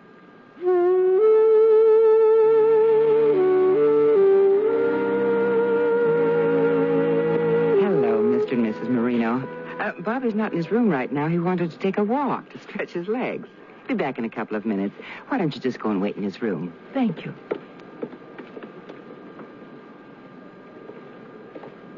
Excuse me, nurse. Yes? Can you tell me why the Marinos are here in the hospital? I'd go over to them myself, except I don't want to intrude in case they're going through something personal. Oh. Well, you see, their son Bobby had to undergo a serious operation, but everything's just fine now. Oh, what kind of operation? I know you. You're David Hoffman from the news. I watch you all the time. Thank you. Now, could you give me some information about the Marinos? Well, I don't think I'd better. You see, we have strict orders not to talk to reporters about the Marinos. Can you tell me who performed the operation? Well, I guess I could tell you that. The surgeon was Dr. Harold Stockwood.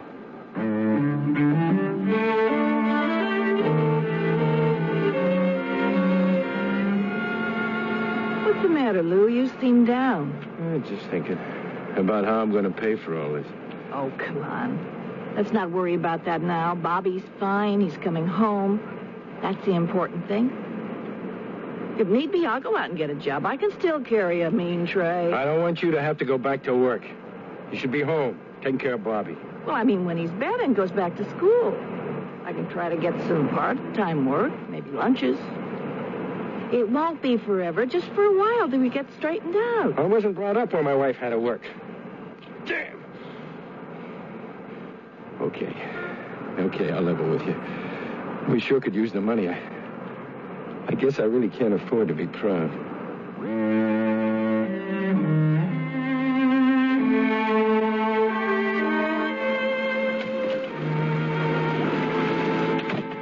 I'm home, Eddie. In the kitchen. Oh, look at you. You're all wet. Take off your clothes. Put on your bathrobe. In a minute. I want to watch your news. And so there will only be a 10% chance that the rain will continue through tomorrow. And now it's time for an update on our Brooklyn cab driver, Lou Marino. Oh, no, not again. Want to turn it off? Honesty is the best policy. A lot of us were taught that. Not many of us practice it, but we were taught it. I hear stories about what's happening to our honest Brooklyn cab driver, Lou Marino. It hurts me. It angers me. It frustrates me. All he did was what we were all brought up to do, to give back what wasn't ours. And yet there are people out there who feel a need to punish him, to hurt him, to destroy him. We have found out that just after Mr. Marino returned the money, his only son, 11-year-old Bobby, underwent major surgery. It was a very dangerous operation that he thankfully recovered from. And still, Lou Marino returned the money because it was the right thing to do. He could have used it for hospital bills. He didn't. He still owes a lot of money to a lot of people. We should be proud of a man like Lou Marino, a man who... Lou, why'd you turn it off? He's right, Lou.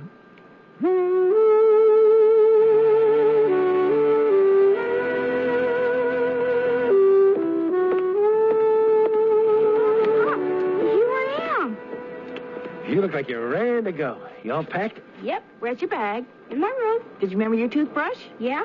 Good.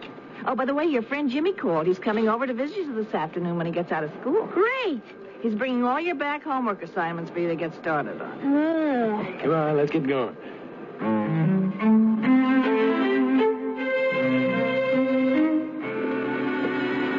Doesn't that so great. What? The air. Why the hospital smells so yucky? Oh, no. Is that car honking at me? Yeah, Pop. The guy's waving at you. Oh, no, not now. Hey, are you Lou Marino? No, I'm not. Yes, you are. And that's your wife and kid. Hey, I just want to tell you I think you're a great guy.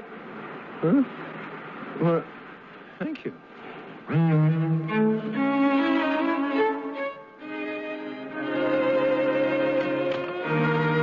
That was really a very nice man. He had great taste. My Pop's the best. Hey, you two better stop that. You're going to give me a big head. Bobby, go in your bedroom, put on your pajamas. Then you can come out and have a piece of homemade chocolate cake. Oh, boy. Lou, you want some cake with coffee? Sounds good. I got it.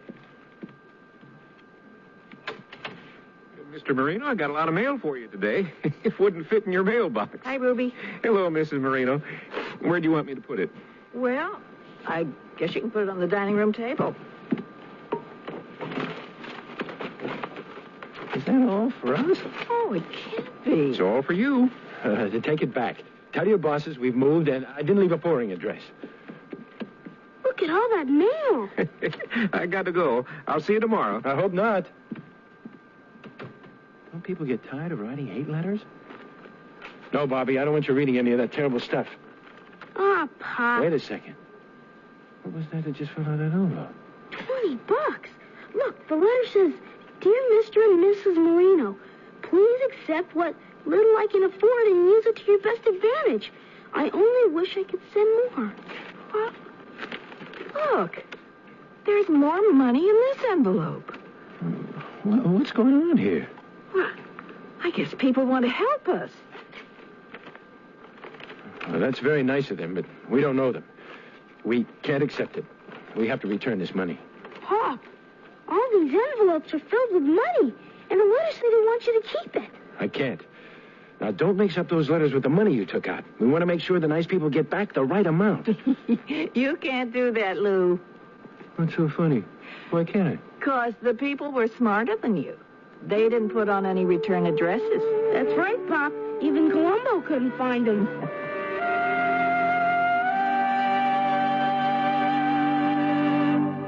When I need advice, I go to my mom. Why not? It's free. Now that I'm married and moving into a new house, I want all the advice I can get. So when Mom says shop Sears, I listen. You should. Sears is a great help on those big items you'll need for your new home. Major appliances like washers, dryers, and refrigerators. They'll deliver, install, and service. I always depend on Sears. You should, too. Sears, where America shops. The room held several Sears brass-plated lamps. One switched on. The finely plated antique satin shade illuminated the furniture softly. Another lamp turned on, and another. The patio doors blew open. The gleaming brass-plated lamp nearby, with its heavy base built for stability, did not budge. The room glowed in the brassy elegance that these Sears best lamps command. Create your own hauntingly elegant moods with Sears brass-plated lamps at most larger Sears retail stores. Join millions of Americans and shop the easy way with a Sears credit card. All you do to apply is call toll-free 800-526-0444. It's your entry to shopping convenience and quality merchandise. Your card will be accepted at over 3,600 Sears stores across the nation, and you can choose from over 100,000 Sears products and services. Even use it for your catalog orders, in the store or over the phone. Just say charge it. Call 800-526-0444. New Jersey residents call 800-652-2777 for your Sears credit card.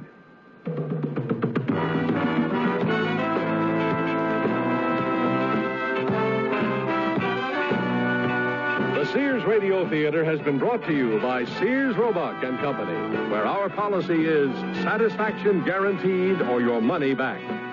Sears, where America shops for value. An Honest Man was written by Joyce and Stanley Director, produced and directed by Elliott Lewis.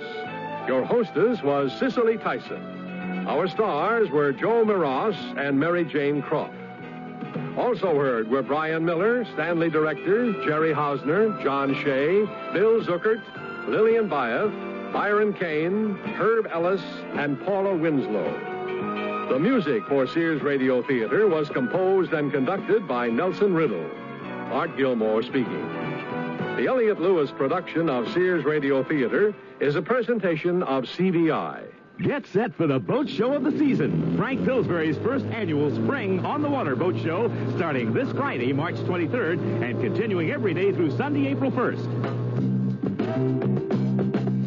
And joining with Pillsbury in this 10-day boating spectacular featuring the fabulous 1979 Sea Rays are two other great Metroplex names in boating. Boss Marine with the sensational Boston Whaler and Mercury outboards, plus the Yacht Shop with Catalina and C&C sailboats. Pillsbury has over 125 new Sea Rays, lake-ready and set for immediate delivery with up to 10-year convenient bank financing. Bring the entire family. Take the Pepsi Challenge with the new 1-calorie sugar-free Pepsi Light. Refreshments, prizes with no purchase required, special demonstrations, clinics, films, and factory reps on hand. Plenty of free parking. Open every night till dark. Come join Frank Pillsbury, Boss Marine, and the Yacht Shop. Take the Royal Inn exit off Stillings and look for the big Pillsbury sign. What's all the excitement, Ben? Well, it's your Uncle Frank Parr's annual fleet sale, kids. We're putting these red tags on all the sale cars and trucks. How many are there? All of them, kids. Every new Chevy car and truck on your Uncle Frank's lot is fleet sale price with the kind of discounts big companies like Hertz and Avis get when they buy hundreds at a time. Oh, didn't Uncle Frank do this last year? Every year since '73. This is his 6th annual national fleet sale. It's a Frank Parr original. Some other dealers have copied him, but his discounts are unbeatable. Here, you want to help put some of these red tags on? Yeah, boy. Yes, sir. It's a once-a-year opportunity for Metroplex area folks to... Hey, John, hold it. Not that one. That's my truck. You said everyone on the lot. Yeah, but I mean... Too late, Ben. Somebody just bought it. Oh, boy. Your best buys are made at Parr Chevrolet. You love our Uncle Frank. Because Uncle Frank is a good old boy. Pardon me, sir. There's been a mistake. You see, this is my truck. Hurry in for the year's best discounts on all new Chevys during the 6th annual National Fleet Sale at Frank Parr Chevrolet in Irving. What in the world happened in March? Brought to you by your local Navy recruiter. The United States Constitution went into effect in March 1789. In March 1794, Congress authorized the establishment of the United States Navy. The first U.S. Navy ship built on the West Coast, the paddle gunboat Saginaw, was launched in March 1859. In March 1876, Alexander Graham Bell sent the first complete sentence ever transmitted by telephone. The Hall of Fame for Great Americans was established in March 1900. In March 1912, the Girl Scouts of America was founded by Mrs. Juliet Lowe. All U.S. banks were ordered closed in March 1933 by President Franklin Roosevelt during the Great Depression. The first manned flight of the Apollo lunar module was launched into space in March 1969. What in the World Happened in March is brought to you by your local Navy recruiter, who will answer your questions about Navy opportunity. Or in the continental United States, call 800-841-8000 toll-free. In Georgia, 800-342-5855. Tomorrow's Sears Radio Theater will be a story of adventure with Richard Widmark as your host. Let's listen. I'm led to understand, Mr. Fest, that you know the island of Mondunga very well. Just over a year ago, with 380 good fighting men, I installed the maniac who governs it now, President Andrei Bokar. Some folks might say it was the only mistake I ever made. But whatever they say, I don't give a damn. So be sure and tune in tomorrow to the Sears Radio Theater. Get your amplifier a free checkup from the hi-fi doctor himself, Gary Kaplan at Spring Thing. It's coming your way April 6th, 7th, and 8th in the Women's Building at the Texas State Fairgrounds. Spring Thing, the most incredible showcase of products, services, and ideas, is absolutely free to you. From WFAA News Talk 57.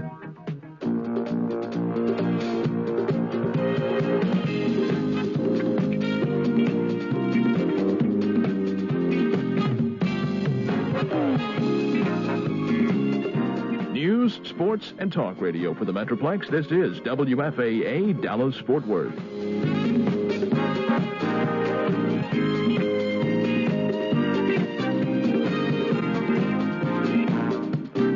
I'm Charles Osgood, CBS News, inviting you to get a head start on the morning news with Dick Wheeler and all the news people here on WFAA. Dallas-Fort Worth. The theme from the Sears Radio Theater. Tonight, A Story of the West with Lorne Greene as your host. Here's a preview. Did he ever actually shoot anyone? Well, that's the story. After a while, folks just began to steer clear of both of them. Well, why Jubal? Well, because they were identical twins. You could never be sure which one you were confronted with till he opened his mouth. The Sears Radio Theater will begin after this message from your local station. This is Lorne Green. The town of Commodore's Gap sits on the rolling prairie in the Wyoming Territory. It's nestled in an elbow of the Platte River, just to the east of the Rocky Mountains. It's like any other frontier town in most respects, except for one curious feature. Just beyond the town limit stands a remarkable-looking house, 3 stories high, built in the Victorian style, with a mansard roof, a tower, and a good deal of gingerbread trim. It seems as much out of place now as it did when it was built after the Civil War by Commodore August Milburn, late of the United States Navy, who, for reasons of his own, decided he wanted to settle as far away from water as he possibly could. He lived there only a few years before a hunting accident cut short his life. 2 years later, a young man named Jubal Silito came to town and inquired after the house. He was told no provision had been made for its disposal, and whoever wanted the work of keeping it up could have it. Jubal moved in. But unfortunately, he was not alone. He had a twin brother, Jedediah, who was as mean-spirited as Jubal was kind. Neither brother did much to fix the place up, but Jubal did tend the orchard and plant a small garden, and folks liked him as much as they disliked Jedediah. So when it happened, they were stunned in disbelief and terror. And that's only the beginning of our story.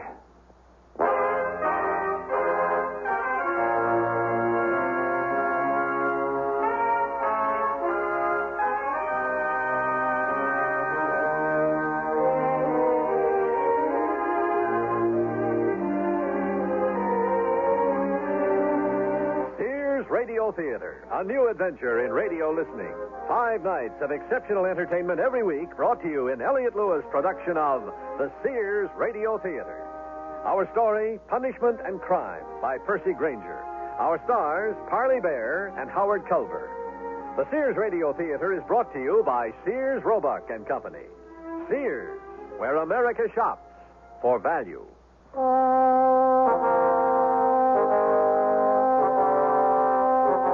Wyoming is on the verge of statehood. The completion of the Transcontinental Railroad has opened the West to development unparalleled in modern times. But progress always occurs at the expense of history. And even so slight a town as Commodore's Gap has a history. Or I should say, a memory or two it would be more than happy to have drowned out by the shrill of a locomotive's whistle. The year is 1890. We're in the office of the mayor, Edward T-Bone Pettigrew. He's entertaining a very important visitor. Now, the main railroad line runs 15 miles to the north. Our surveyors have laid out a proposed branch line into Commodore's Gap, which I'll show you on the map. Wait down that end, would you? Surely. Here's the coaling station on the main line at Elmore Springs. We'll lay track from that point south along the Platte River and build a station here. That looks pretty good to me, Miss Peters. This, of course, is assuming that you can guarantee us the freight business we discussed yesterday. I sure can. Do you have any reservations about our proposed route? Nope. What about that house? What house? Just north of town, that old mansion. It's sitting right where we want to lay track. Well, as far as I'm concerned, you can tear it down. You have to negotiate to the owners, I suppose. There aren't any. Not anymore.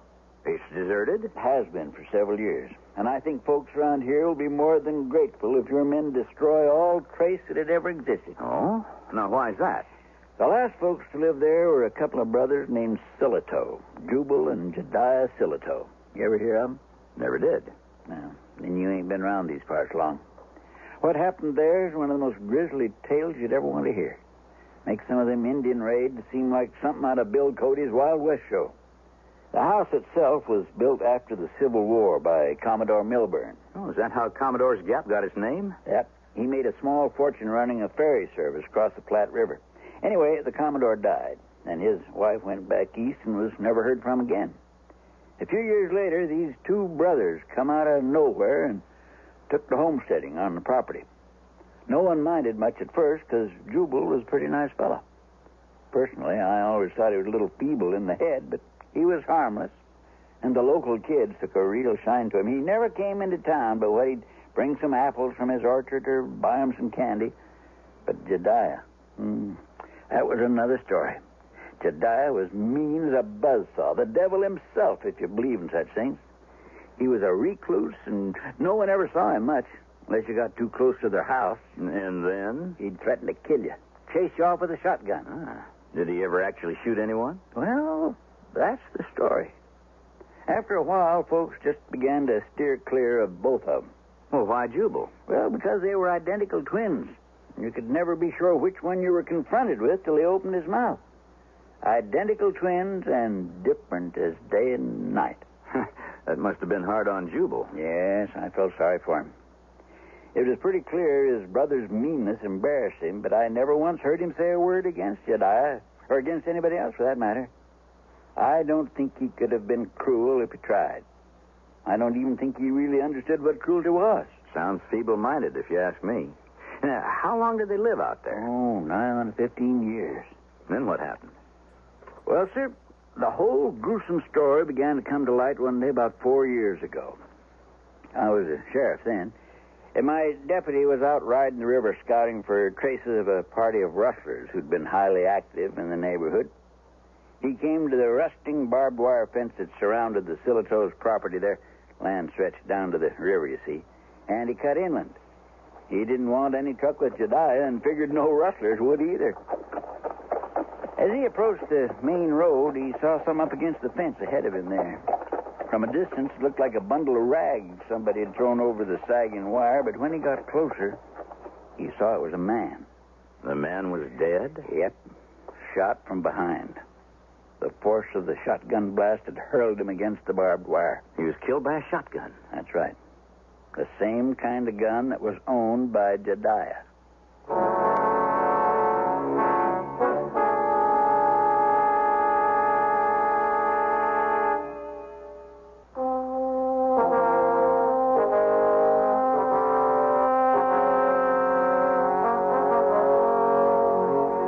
The railroad is coming to town. Commodore's Gap is finally going on the map. Its future, like that of all America at the time, seems unlimited. But the future is built on the past, and the past must often be exorcised. Perhaps that's what the mayor of Commodore's Gap, Edward Pettigrew, is doing as he continues his story. Well, as I say, I was the sheriff at the time, and the body was discovered by my deputy, Jim Prescott. There he is, Sheriff. Good golly. That's how you found him? Thrown up against the barbed wire like that? I ain't touched him. I come got you first thing. Half his back is blown away. Like he was trying to run. Looks to me like a shotgun blast. Yeah. Let's get him untangled. Have a look at his face. You ever seen him before? Oh. Judging by these old clothes he's wearing, he looks like a tramp. Check his pants pockets. See if there's anything that'll identify him. I'll check his coat. You ask me, it's pretty obvious what happened. Old Jedediah finally scratched the itch on his trigger finger. What'd you find? A few dollars, a bit of string, nothing more. Look at here. What's that? An old photograph. A woman. Looks to be middle-aged. Not very good looking. Well, I've known men that carry worse. You didn't hear anything, did you? Or see anyone? Nope. But in this cool weather, he could have been dead a couple of days. Well, you better get back to town. Bring out a tarp and a buckboard. Where you going? To have a talk with Jedediah Silato. I rode the quarter of a mile or so along the river till I came inside of the house. The whole business made me uneasy right from the start. I kept trying to reassure myself as I approached that Jedediah wasn't going to shoot me, too. I had this nervous feeling I was being watched. And I'll admit I was relieved when it was Jubal who answered the door. When I told him what had happened, he was stunned. The man was murdered? Shot in the back. From the size of the wound, I'd say at fairly close range. He was on our land. Up by your north fence. This is terrible. I don't know what to say. Who was he? I don't know. I'd like to have a word with Jedediah. Oh, Sheriff, you don't think... No, you don't really think Jed could have done such a thing? Where is he? He's upstairs, but he's asleep. In the middle of the day? He hasn't been feeling well. In fact, he hasn't been out of bed for nearly a week.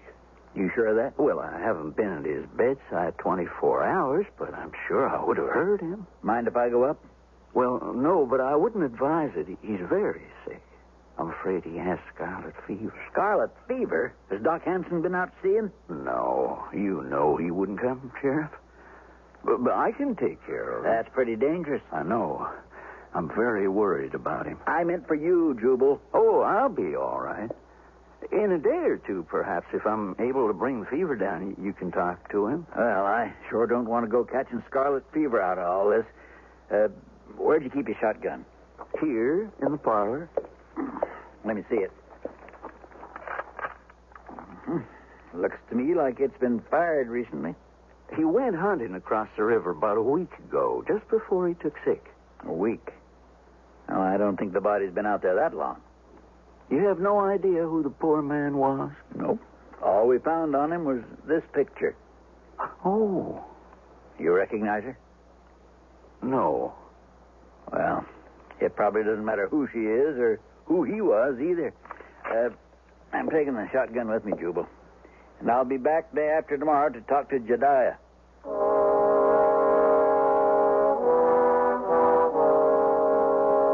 So you left the house without talking to him? Yep. Well, how'd you know Jedediah was sick at all? How'd you know Jubal just wasn't covering his escape? I didn't. I trusted him. I could have saved myself a lot of trouble if I hadn't. But then I might never have gotten to the bottom of the whole story either. So what'd you do? Wait the 2 days and go back? No. Something was bothering me. I kept saying that the identity of the dead man didn't matter, but I realized the more I said it, the less I believed it. Now, if he was just a tramp, what would it matter? I kept looking at that photograph. Of the middle-aged woman? The expression on her face just wouldn't let me alone. The eyes burned with the heat of a visionary prepared to show no mercy to the infidel. The photographer's hallmark was stamped on the cardboard matting, and it was from a studio in Laramie. There wasn't much to go on, and I kept telling myself it wouldn't lead to anything anyway. I could have discharged my duties in the affair by just digging a hole and rolling the dead man in, but something about the whole business just wouldn't let me alone. And I rode up to the coaling station at Elmore Springs and flagged down the eastbound train that same afternoon. By evening, I was in Laramie. It was a long shot. The photograph was obviously old, and it was likely the man that took it was no longer in business. But I was in luck. The fellow was still there. Hello? You Mr. Lombarda? Yes, but I'm sorry. We're closed for the day. Well, this won't take but a minute. Oh, no, all my equipment is put away for the night. My name is Ed Pettigrew. I'm the sheriff out in Commodore's Gap. Oh? What do you want with me? I was wondering if you could identify this picture. Well, let me take it over to the lamp. Oh, well, this is very old. It's got your imprimatur down there at the bottom. You recognize her? Silito. What? Silito. Her name was Silito. You sure about that? Well, I remember she came into the studio with 2 young men. Her sons? I don't know. None of them said a word. Oh, she said she wanted a picture of herself and 2 copies made, but that was it. Did they live here in town? I think they did. In fact, I believe she's still alive. She lives in the Angus Horn. That's a flea bag hotel over in the old section of town.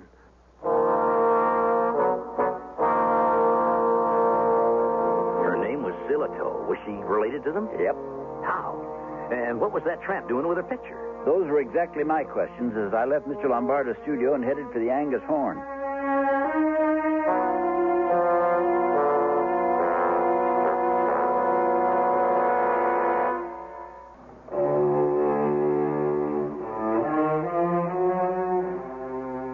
Sheriff Edward Pettigrew's search for an explanation to the brutal murder of an old tramp is making unexpected headway.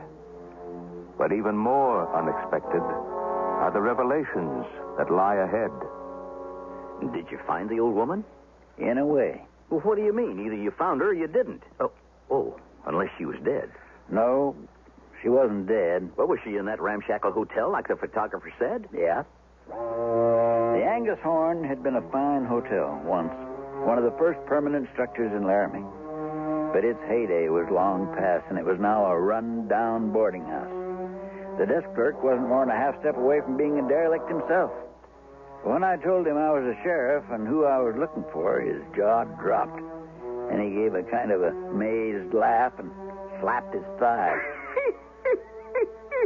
By golly, I don't believe it. She's been expecting you. She has? Sure. Well, has somebody else been here already? No.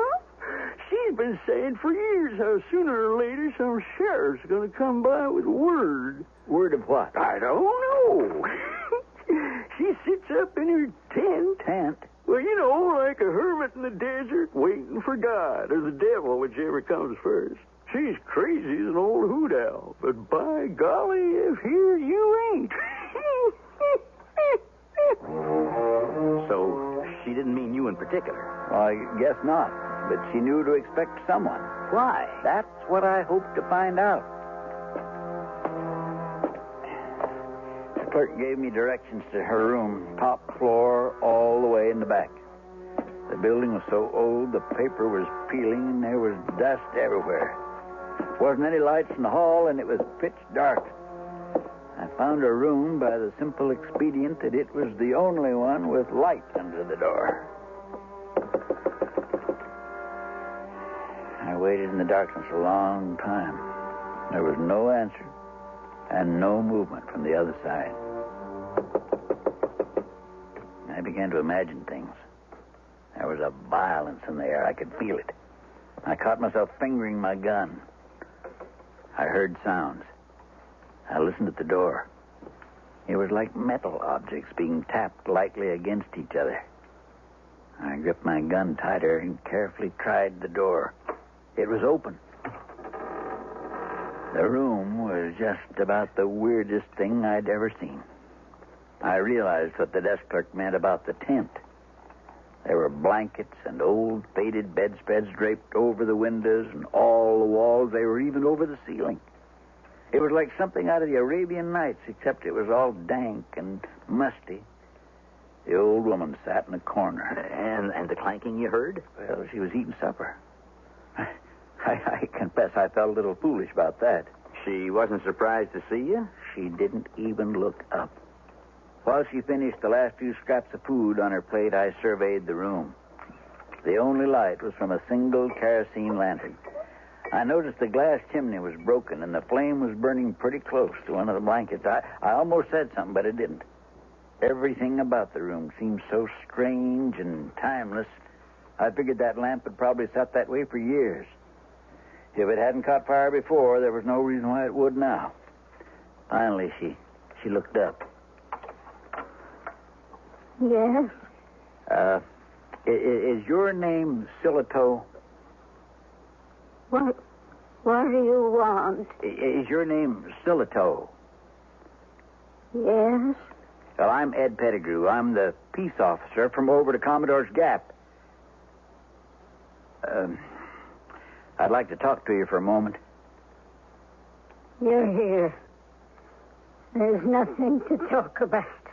Why have you been expecting me? Who says I was? The old fellow who runs the desk downstairs. You don't want to listen to him. But you were expecting someone, a sheriff? Tell me what's happened. I was kind of hoping you could tell me. Do you recognize this? What is that? Well, it's an old photograph. Where'd you get that? Is that you? Might be. The photographer remembers taking it. He says it's you. How'd you come by it? Do you have two sons? Do you have two sons named Jubal and Jediah? I had two sons. Yes. When was the last time you saw them? I don't remember. But they're living not 50 miles from here in Commodore's Gap. Together? You mean you didn't know that? But they've been there 15 years. Together? They're living together? Her whole countenance changed. She rose to her feet and came towards me like she couldn't believe what I'd said. She was their mother. She asked me one question after another, hungry for news. When I allowed as how Jediah was the less well-liked of the two, she nodded vigorously, and a fanatical edge crept into her voice. Jediah was evil. Evil. Satan's blood flowed in his veins. He was a judgment on us. But Jubal was good. He was the stronger he was. He would triumph in the end. I always knew he would. Jediah's wickedness has been vanquished. The devil has succumbed. I don't know what you're talking about, but I'm afraid his wickedness hasn't been vanquished at all. He's killed a man. Killed a man? At least I think he has. Who? I don't know. But we found this picture on the body. You found that on the body? I don't understand. Who else would have carried your picture, Mrs. Silito? I don't know.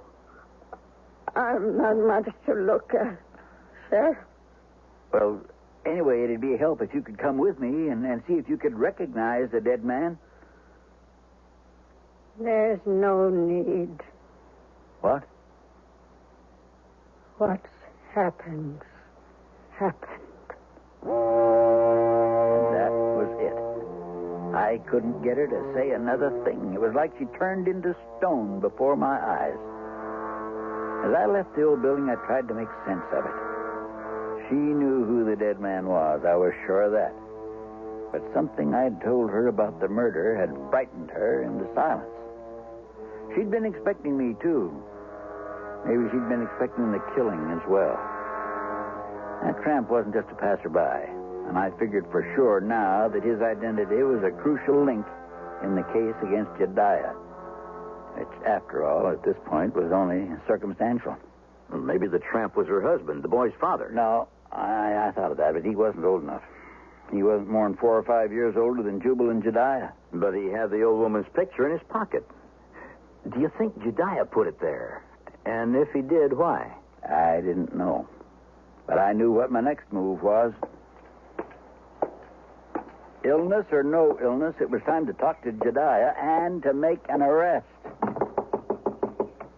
Once we had a trial, we could subpoena Mrs. Silito and compel her to testify under oath. Yes? Oh, Mr. Pettigrew. Morning, Jubal. Come in. Thanks. I want to see Jediah. Oh, he's still very ill. You said you'd wait a few days. I know what I said, Jubal. What I'm saying now is I want to talk to him. He's asleep. He had a restless night. The fever's worse. If you could wait until he wakes up. Sorry, Jubal.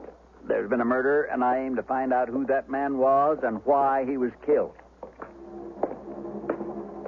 I went upstairs. Jubal followed. At the landing, I asked him to point out Jediah's room. As we walked down the hall, it occurred to me that to the best of my knowledge, no outsider had ever been on the second floor of the house. Not since he moved in. And at the moment my hand fell on the door latch to Jediah's room, I felt a pang of fear. I turned quickly, but Jubal was standing with his arms at his sides with a strange kind of idiot grin on his face, as if he had ceased to comprehend what was going on. I opened the door slowly and went into the room. Blinds were drawn. It was dim. I became intensely aware that this room was even barer than the rest of the house. There was no rug, no pictures on the wall, no furniture, just a bed. And the bed was empty. Empty? There was no one in the room. Jediah was gone. So he'd escaped. He'd never been sick at all. I'd been duped. I'd made an estimate of Jubal's character, and I'd been wrong. But he stood there looking so bewildered, a part of me still wanted to give him the benefit of the doubt. Maybe Jediah had heard me coming. But the windows were shut, And moreover, the bed hadn't been used, at least not recently. And I had to accept the evidence. Jubal? Where is he, Jubal? I don't know. I was taking the best care of him in my new house. He shouldn't have gone. He's not well. You lied to me. No, I didn't. What about this photograph, the one we found on the body? Now, you said you'd never seen it. Well, I haven't. Who is she? It's your mother, isn't it, Jubal? I found her. She's living in Laramie. Is that your mother, Jubal? Is it? What did she tell you? I lied to him. I said she told me everything, whatever that was. I thought that might break him, make him talk. But he just stared blankly at the floor, confused, lost. Well, what did you do? I had no choice. I put him under arrest as an accessory to the murder. But then I had to face the real problem. Jedediah had escaped. Somewhere, a maniacal killer was on the loose.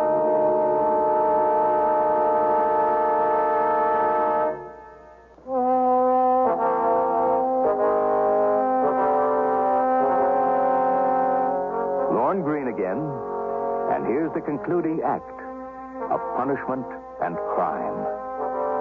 Once I had Jubal locked up, my next job was to find Jedediah. Jubal wouldn't talk? He said nothing that made sense. He continued to act confused, as if he was bewildered by what was happening. It's a safe pose under the circumstances. Now, I figured there were two possibilities. If Jedediah was long gone already by the time my deputy found the body, he had a good 4 or 5 days head start, and his whereabouts were anyone's guess. And the other possibility? That he was still in the house when I'd gone there the first time. Now, if that was true, he'd know I'd found the photograph of their mother on the body, and he could figure I'd probably try to track her down. And he might make an effort to get to her first to keep her from talking. Well, I could be fairly sure I'd beaten him to that particular punch. Mrs. Sillitoe had seemed genuinely surprised to hear that her sons were living together so close by. I could be pretty sure she hadn't been visited by either one. But he could have been on his way. Exactly. I missed the eastbound train, so I made the trip back to Laramie by horse. I got there the following afternoon and went straight for the Angus Horn. That is, I went to the spot where the Angus Horn had been 3 days before. Well, what had happened? It was burnt to the ground. Nothing left but a pile of charred rubble.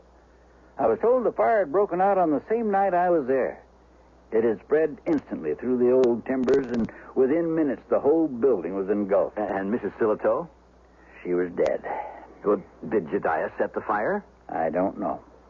It was possible. Something pretty bad had happened in that family that none of them wanted to talk about. But that included the old woman, too. I remember the fear in her eyes.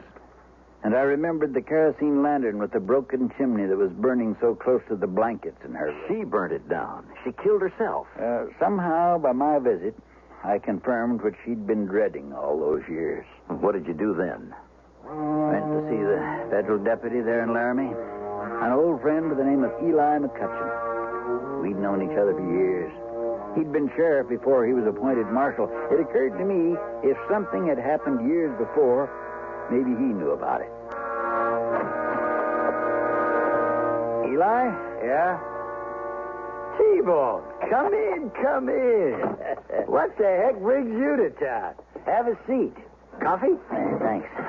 I could use a whole pot. You look tired. There. That'll wash the dust out of your throat. Thanks. We had a bit of excitement here a couple nights ago. An old hotel burned down. I know.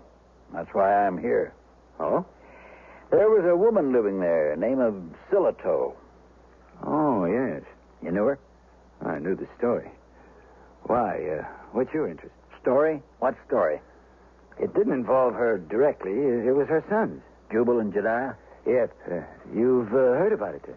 No, but they've been living out in Commodore's Gap for the past 15 years. Living together? Yeah. I don't believe it. In the old Milburn house. On friendly terms? I'd say so, yes. That's incredible. That's the same reaction I got from Mrs. Sillitoe. Now, why is it so incredible that they should be living together? Well, we all know Jubal didn't have a malicious bone in his body, but I'd have thought even he couldn't forgive what Jedediah done to him. What was that? Well, you got to understand, they came from a very religious family. The father was a fire and brimstone preacher, and the mother, the one who burned in a hotel, was his chief tambourine beater. They lived and breathed the Old Testament and raised those two boys so strict, you wouldn't believe it. Well, Jediah was the black sheep, real mean. But Jubal was as Christian as a boy could be. Didn't know the meaning of evil. That's them, all right.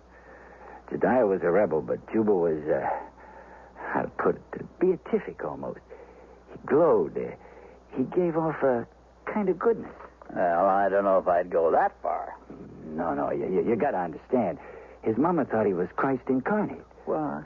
She really did think she'd given birth to a perfection. Well, you can't imagine the effect that had on Jediah. I think he wanted to destroy him just as sure as Cain destroyed Abel. As it was, he did the next worst thing. And what was that? Jubal was in love with a girl. I forget her name now. They were going to be married when he finished 2 years of seminary school in St. Louis and then moved west to Oregon and set up a parish. Had it all planned out, their whole lives ahead of them. But Jediah? 2 years is a long time for a young couple to be separated. He went after his brother's girl. He stopped at nothing. He even seemed to go through a whole reform for her sake. Anyhow, she eventually yielded. But no sooner had she done that than the mask came off. He humiliated her in public and vanished. Disappeared. A short time later, she discovered she was pregnant. Took her own life. My God. Jubal never showed the least sign of anger. You'd think a tragedy like that's got to take its toll somewhere. But he never spoke a word against his brother. Even now. It's almost like he refused to admit it had happened. Whenever the subject came up, he'd look puzzled, like he didn't remember. I think he was the most remarkable person I'd ever met. He did become kind of withdrawn, though, and he never did go back to finish his studies. After a few months, Jubal left town, too, and I never heard of either of them again until 2 minutes ago when you walked through that door. So he went off and found his brother and forgave him. Even took care of him. And it's had no effect on Jediah at all. A nastier person you'd never want to meet. Well, it's beyond my understanding. But, what's your interest in all this? Well, I'm afraid Jediah's gone and killed a man. I'm not surprised. What was the cause? I don't know. I don't know, and I'm no closer to knowing it than I was when we found the body. But the fact is, he's escaped. I came to Laramie because I thought maybe he'd try to see his mother. And now she's dead. Anyway, he's still on the loose. We'll watch for him. Are you staying the night? Can you come to the house for dinner? Oh, thanks, but I'd better get back. Eli, you know that even now, Jubal's still defending Jediah. He covered his escape. I had to arrest him as an accessory, and he won't say a word. I don't know how two brothers can be so different, especially twins. Twins? So identical you can't tell them apart until they speak. Yet inside as different as night and day. Jubal and Jediah weren't twins. There must have been 4 years between them. They didn't look at all alike. Yeah, but they've been living together. They've been living together. Jediah was dark-complected. Jubal was blonde. There wasn't the slightest resemblance. That's impossible. Did you ever see them together? Ed? No. I never did. I don't recollect that anyone did. But they were like two different people. So Jubal was living alone, pretending to be both of them. Now, what was the purpose of that? It's like this, Mr. Peters. He didn't have a choice. What do you mean? When I got back to Commodore's Gap the next day, I confronted Jubal in his cell. Jubal? Yes? Yes, sir. Jubal, do you know why you're in jail? You say I helped my brother to escape. Did you? I don't know. Did you? Was he sick with scarlet fever? Were you taking care of him despite all he'd done to you? No. Are you your brother's keeper? No. Did you help him escape? No. No, I never helped him to escape. I'll never help him to escape. He's here. He's right here in this cell. He'll always be here. He'll never get away. And you can hang me for all I care, you hear me? Hang me, because I'd just as soon kill you as look at you. So he was completely mad. But why? Why'd he take on his brother's personality? Well, I think it's what the marshal said. The pain his brother caused him had to take its toll somehow. If not in the soul, then in the mind. He couldn't let out the anger directly, so he took on his brother's personality. Did he realize what he was doing? No, he was completely unaware. Well, so we'll go out now and have a look at the mine? But wait a minute. You never told me who was the murdered man. Who do you think? Jedediah? Returned after 15 years. Why, only the good Lord knows. Maybe to ask his brother's forgiveness. But I doubt that. Leopards don't change their spots. From the looks of the rags he wore, I'd say it was because he was destitute. And Jubal killed him. Chased him out of the house, ran him down, and shot him in the back. The perfect son. So Jedediah won after all. And that's what the desk clerk meant when he said she was waiting word from God or the devil. Yes. And Jubal, what happened to him? He was made to stand trial for murder. The verdict was guilty. And the prosecutor asked for the death sentence. But the judge said no. Why? He said that Jubal had had punishment enough. What he'd done was commit the crime. They sent him to an institution for the criminally insane. And he's still there? Yep. But the last I heard, he's begun to read the Bible again.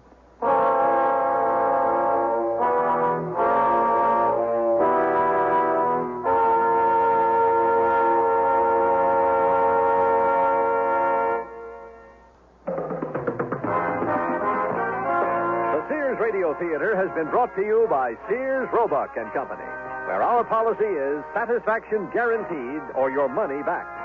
Sears, where America shops for value. Punishment and Crime was written by Percy Granger, produced and directed by Fletcher Markle. Your host was Lorne Green. Our stars were Parley Bear and Howard Culver. Featured in the cast were Len Berman, Peggy Weber, Joe Maross, and Jack Carroll. The music for Sears Radio Theater was composed and conducted by Nelson Riddle. This is Art Gilmore speaking. The Elliott Lewis production of Sears Radio Theater is a presentation of CBI. That's the theme from the Sears Radio Theater. Tonight, a program of love and hate with Cicely Tyson as your hostess. Here's a preview. Do you really think they'll march?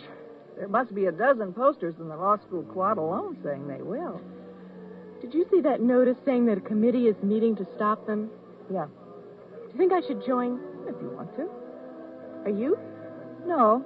The Sears Radio Theater will begin after this message from your local station. This is Cicely Tyson. I'm here in the history wing of the world-renowned Burden University. There's a window in the door of this office, and I can see Jill Graham inside. Jill is 25 and very bright. Her Ph.D. thesis is entitled Correlations Between Literature of the Carolingian Renaissance and that of the French 12th century Renaissance. It's a safe, scholarly topic, one that makes the ebb and flow of historical events and human passion seem far away. However, history doesn't always wait to be read about in books. Soon something will happen right in Jill's town that will change her life forever. And that cultural force will, in turn, be only a phrase in a history book to another scholar. But now, Jill isn't interested in history in the making. She's interested in the history of ancient civilizations. That's the course that her tutoring pupil, Donna Mardesian, is trying to pass. Who gives a fazoozle about the Peloponnesian War? I don't know any Peloponnesians. I don't even know how to spell it. We study the Peloponnesian War because... I don't care. I don't care. Why bother to learn it? So you can pass the course. That's what you're paying me for, isn't it? And that's only the beginning of our story.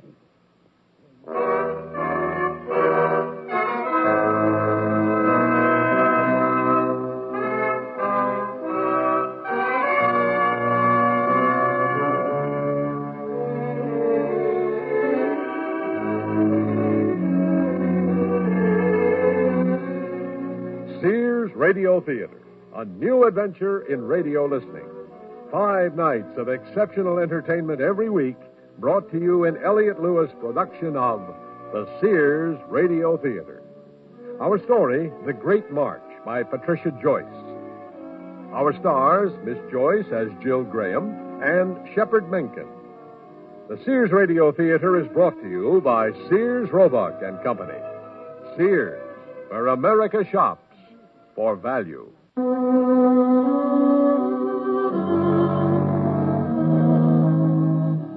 Jill Graham is having trouble with her pupil, Donna Maldesian. It seems that Donna has a short attention span and a short temper. She's also short-sighted. She thinks it's easier to blame her frustrations on Jill than it is to buckle down and overcome her own mental blocks. That's so lame. What? That you think this junk matters. It has its purpose in the curriculum. It's really pathetic. You're so pedantic. That's all you think life's about, isn't it? Being holed up on the 5th floor of the library stacks. Getting pasty skin and bags under your eyes. Going cross-eyed reading fine print. That's not the issue here. Do you even have any friends? Come on, Donna, cut it out. What about men? Have you ever met a man who thinks Peloponnesians are a real turn-on? Donna, lay off it. That has nothing to do with the purpose of this meeting, which is to get you to pass your class. Now, either you want to work or you don't. I don't. I already told you that. Then save your money. I'm leaving. Some tutor you turned out to be. Don't blame me if you don't want to work. I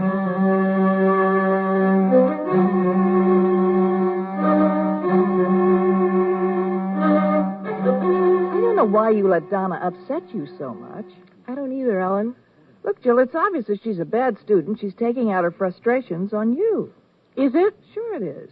Makes me so mad to think of you taking this jerky girl seriously. But in a sense, she's right. I mean, I do get carried away with my work. But that's good. I do the same thing. Helped me get where I am and helped you get where you are. That's the problem with that drip Donna. She's not willing to get into her work. Ellen, we've known each other for what, 7 years? Yeah. In 7 years, I've had 2 successful relationships. One has been my friendship with you. The other has been my relationship with my history books. I've never had a successful romance. So? Well, I feel that's something I should have. Should have or want to have? Both.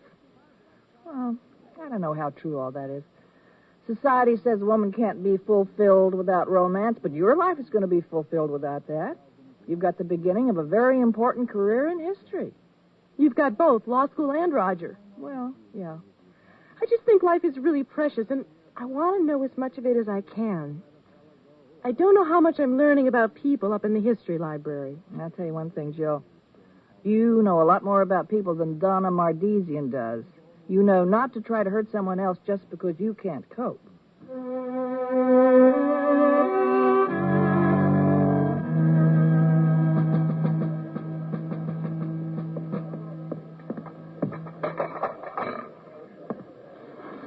What's wrong, Jill? You look like you just found a cockroach in your soup. Did you see those posters in the quad? No, unfortunately. Scary. It reminds me of Donna Maldesian. Why? You think Donna Maldesian's a member of the American Fascist Party? You think as soon as you're finished tutoring her, she sneaks off to a party meeting, throws on her sexy, tight-fitting stormtrooper's uniform, and writes racist slogans on ladies' room walls? Pretty logical. Seems like something Donna Maldesian might do. Ellen, I'm serious. It's the same psychological problem. Donna was frustrated about her own problems, but rather than deal with them, she focused her anger into attacking me. Now, a lot of these American Fascist Party guys are frustrated and lonely. Their racial slurs come out of their own unhappiness. I think you're right. I don't want to see the American Fascist Party marching through Burdenville. We shouldn't have to deal with their hate any more than I should have to deal with Donna Maldesian insulting me. Well, do you really think they'll march? There must be a dozen posters in the law school quad alone saying they will. Did you see that notice saying that a committee is meeting to stop them? Yeah. Do you think I should join? If you want to. Are you? No. But you're Jewish. Look, I don't like what they stand for, obviously, but legally they have a right to march. Isn't it a question of humanity, not legality? The purpose of law is to help society function in an equitable, humane way. Don't you think that's a really pompous statement? Probably. I don't know. I'm going to that committee. Then go. Help you get out of the library. I'm not doing it for social reasons. But you said you wanted to be around people more. Look, I happen to think it's the right thing to do. The right thing to do is to protect their right to free speech. My favorite Oliver Wendell Holmes quote: "What the Constitution must protect is not free thought for those who agree with us, but freedom for the thought we hate." I had American History 239. I know what the guy said.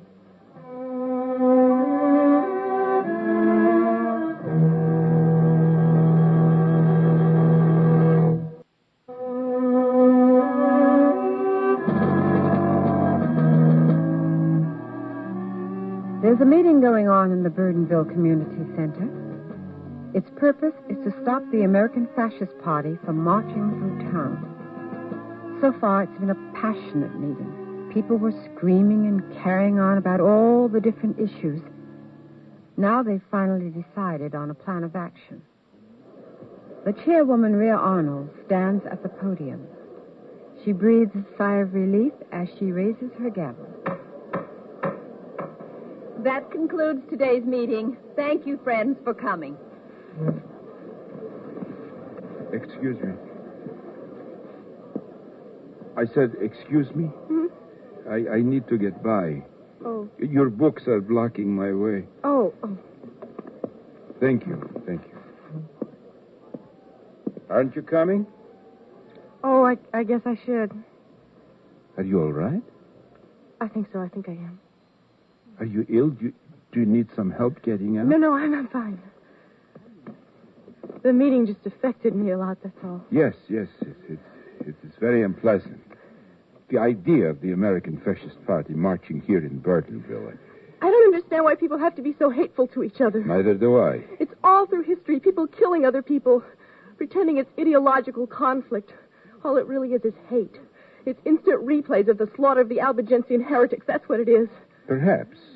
Perhaps, although the slaughter of the Albigensians had as much to do with greed and lust for power as it did with hatred. It was the same in Europe during the Second World War. What did you say? It was the same in Europe. Before that?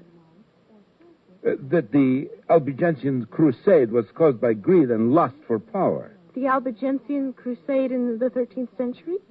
The same. I'm a medieval historian. Are you? No. By profession, I'm a doctor. How did you know about the Albigensian heretics? I like to know things. Me too. It's not too late. Would you like to have some pie and coffee together? I'd like to talk with you.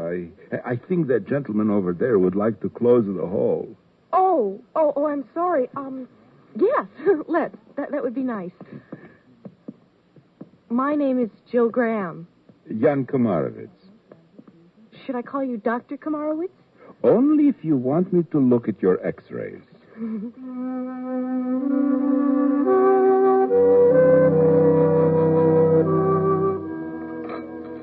Sometimes I think I spend too much time learning and not enough with people. But they say things all work out. That's what I was told, too. As I got older, I wondered if indeed it all works out. How's your pie? It's good. Want some? If you'll try mine. What is it? You, have a tattoo on your arm. Yes. You were in the concentration camps? For 5 years. Oh. Yes. No wonder you feel cynical. Oh, I'm not the only one in this town. There are many survivors here. I was just angry that the American Fascist Party was marching. I didn't even think about what it would be like to remember the real fascists, to have gone through that. I'm Jewish. Oh. Yes. Does it bother you to talk about the camps? Sometimes, not now. I think that now it is a bit of a release. I felt very angry during the meetings, though. Yet it is easier to say that I've been in the camps when I am sitting in a warm coffee shop and seeing a sympathetic face looking at me over a piece of cherry pie. It makes those 5 years seem very far away. But they are far away. An experience like that is never very far from one. Especially with this little reminder that the American Fascist Party has planned. How did you do it? Survive, I mean. Oh, I almost didn't. No one else in my family did. I'm sorry. I remember the day that we knew we were free. What was it like? For everybody, it was different. Some cried, other people ran around kissing everything. For me, I remember noticing how good everything smelled suddenly. You can't imagine how wonderful life is when you've come so close to losing it.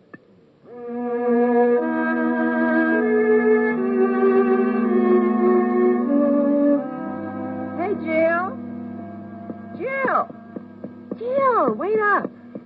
Hi, Ellen. Where are you going? Constitutional law. How about you? Oh, I've been working on my thesis until my brain cells are all short-circuiting. Now I'm taking a break. I'm going over to the committee to stop the American Fascist Party march. Jiminy, what a grandiose title. Going to a committee with a name like that will probably fry your brain even more. Well, I figure that a change of pace will spark me up. What are you going to do? We're campaigning door to door to get people to support certain town ordinances that will ban the march. What ordinances? Oh, let's see. I was talking about this one a lot last night. They want to ban slogans or symbols like the swastika that would defame a group. I think it makes sense. Did you know that there are a lot of survivors of concentration camps here in Burdenville? I mean, what do you think it would do? What are the other ordinances? Oh, let's see. No marching in paramilitary uniforms like the stormtroopers' uniform. It's almost the same as the first. What's the other one? Let me think. Oh, it's, they want the American Fascist Party to post an insurance bond for any damages that might result from the march. It'll never hold up under the First Amendment. How can you say that? Because it won't. Shouldn't. You sound so confident. Well, you know me. You know I always come off more confident than I am. I really don't know what'll happen. But I tell you, Jill, I could bore you with long legal arguments and precedents, but to me, the basic issue is, are we going to have freedom of speech or not? If we are, it's a costly freedom.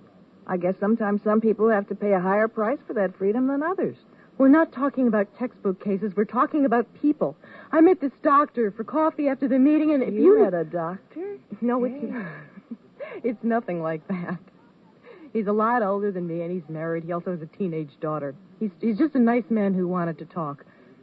Anyway, he was in the concentration camps for 5 years, Ellen. He's been through so much pain. Why should he have to be insulted by those fascist idiots? Isn't there such a thing as protection from mental cruelty? Why should he have those old wounds opened up again, you know? It just doesn't seem fair. Well, it doesn't seem fair to deny people the right to speak, does it? No.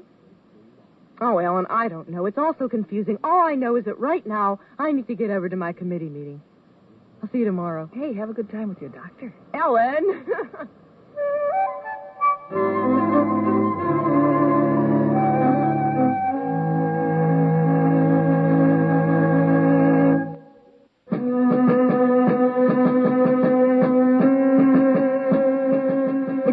Turn off the TV news and ignore events that are happening halfway around the world.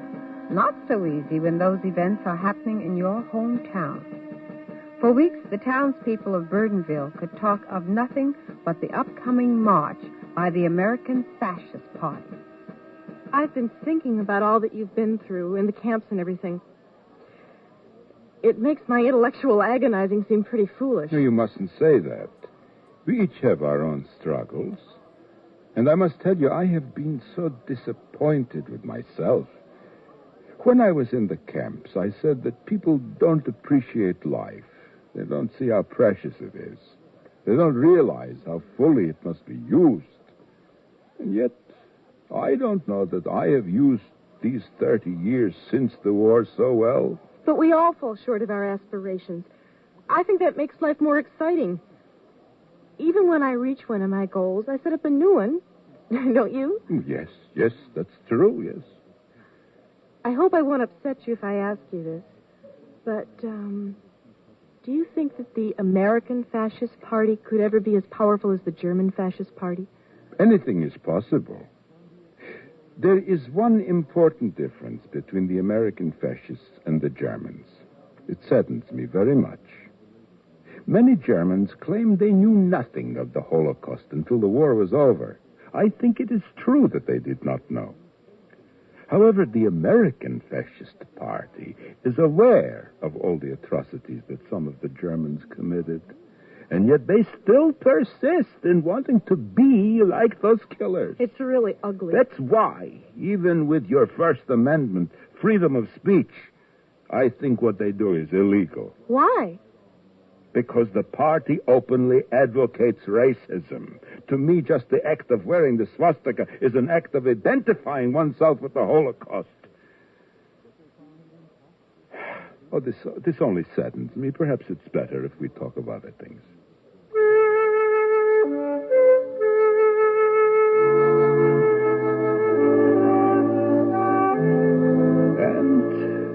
things became so very different between Trudy and me. Right around the time that she was pregnant with Ilana. Why? I would be lying if I told you that I understood the reasons. Oh. Well, what happened?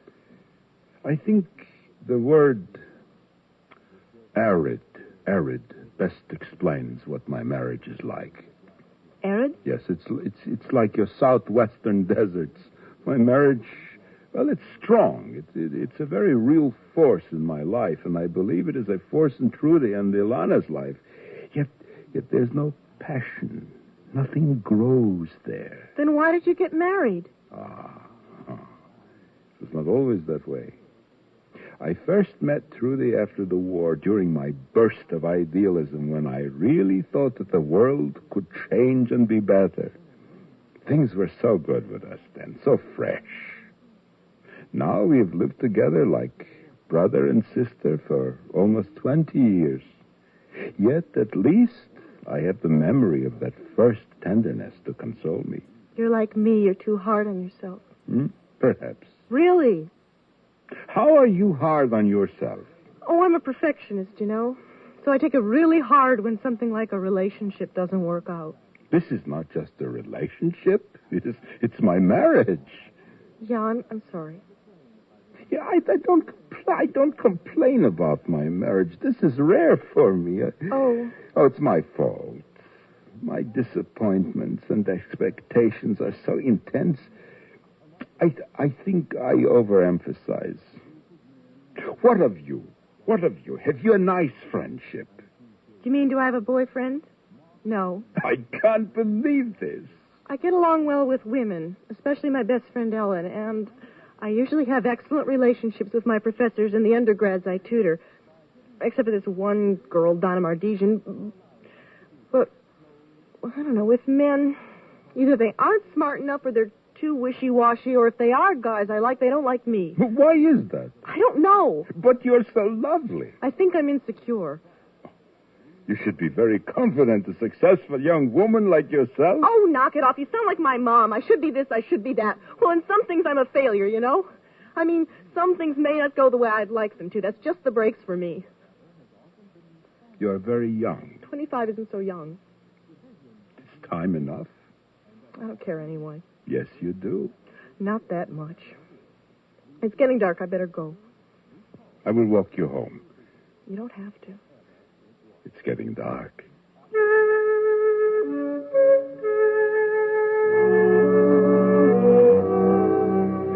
Well, the problem is it's the doctor I told you about, Ellen. What doctor? Oh, Ellen, you remember Jan Kamerowitz, the one who's on the committee to stop the march? The one with the wife? Right. Terrific. Oh, I know it's not smart, but I've been spending a lot of time with him, you know, after we finish our volunteer work and everything, just as friends. Only I've started thinking about him in a romantic way. I guess that in some way it's healthy for me. He's the first man I've known that I've felt compatible with. What do you mean by that? It's like being with you. Oh, yeah? No, only it's different because you're different people, of course, and there's the whole man-woman undercurrent with Jan. Anyway, I can be relaxed and be myself around him. And he's sensitive and intelligent enough to know what I'm saying. Sometimes I think he understands what I'm trying to get across better than I do myself. Sounds good, Jill. Yeah. You gonna do anything about it? That's just it. I don't know if there's anything to do. For all I know, he might think I'm just another mousy-haired graduate student. Oh, I can't imagine anyone calling your hair mousy. Any more than I can imagine someone thinking of you as just another graduate student. See, that's another thing. He's real supportive, just like you are. He's also married. Yeah. With a teenage daughter. Well, maybe my romantic feelings will all kind of blow over. Maybe. What's new with you? Enough about me. Well, Roger's in the tax law class this quarter, so I never see him. What's happening on your committee now that the town ordinances have passed? Or do you spend all your time daydreaming about your doctor friend? No, we have to go to court. The American Fascist Party says we're denying their freedom of speech. We're trying to raise the money to hire a really good lawyer. I knew they would. I hope they uphold the freedom of speech. Well, that's encouraging. Jill, I'm a bleeding heart liberal law student. Wait until I get out in the cold, cruel world and someone from your committee offers me the case in favor of the town ordinances. I'd change my colors soon enough. Would you?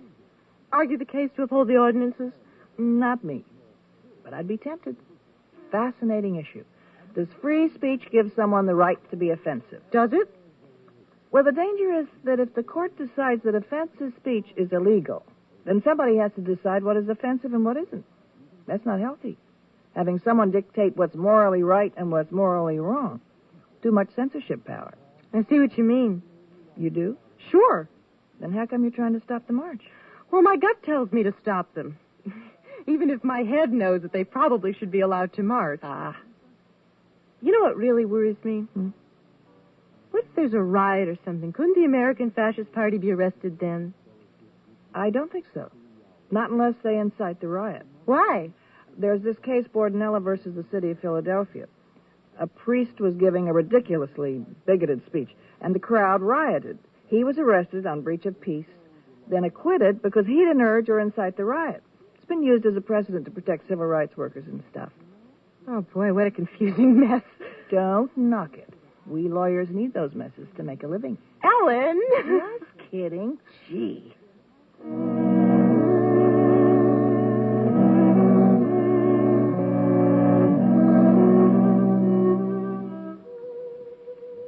How's your scampi? Fine. So quiet. It's really nice of you to take me out to dinner. Generous. No, you're the one who's generous. Your friendship has given me back some of my old zest for life. Thank you. Please don't be offended. At what? My affection for you. I didn't know. No? You mean affection?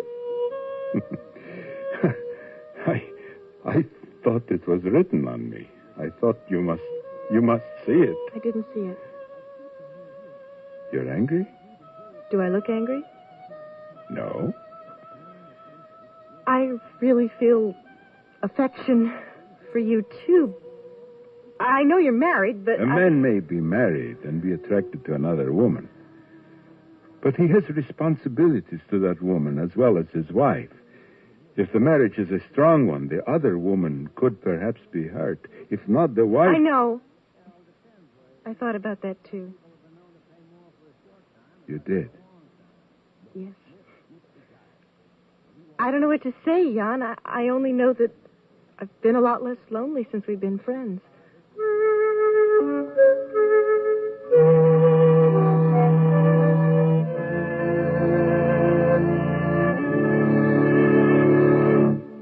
Cicely Tyson again, and here's the concluding act of The Great March. I think the court of Marie de Champagne was the most fascinating thing about the 12th century Renaissance. Oh? Why is that? It seems to me that was the first time women as a group were considered as a real social force. Did you know that during the Middle Ages, one of the church councils actually debated whether or not women had souls? No, I didn't. They decided that we did. How brilliantly perceptive of them. We're here. Yes, I love talking with you. yes. And I you. I can always tell when you're feeling vulnerable. You say, yes. And then your eyes get all misty. I do? Yes, I must. I find myself wanting to say yes right now. Yes? Yes.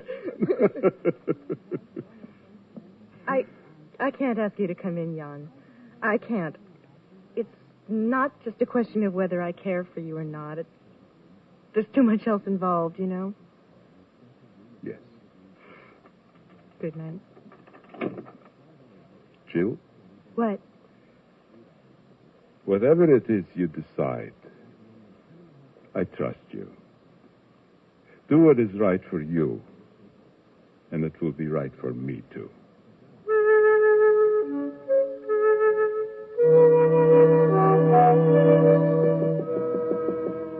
Only monks and serious students allowed. All who dare enter must keep a vow of silence. Otherwise, stay out. Are you studying? That and cooking split pea soup on my illegal hot plate. I hope you're not the local sheriff. I need to talk. When will you finish? Oh, well, come on in. Can you spare the time? Oh, Jill. If I read one more contract, my eyes are going to grow fur. I think I'm a masochist to study this much. What do you think? I think I need to borrow your brilliant legal mind to help me solve a problem. Oh, no. Not that. I can't take that. Sacrifice me to the biology lab for dissection purposes. Devour my split pea soup. Leave me to starve. But please don't make me use my legal mind anymore. Ellen. I'm sorry. I'm just punchy from cracking the books all day. I'll say. Really? What's up? Want some soup? No, thanks. It's about Jan. Oh?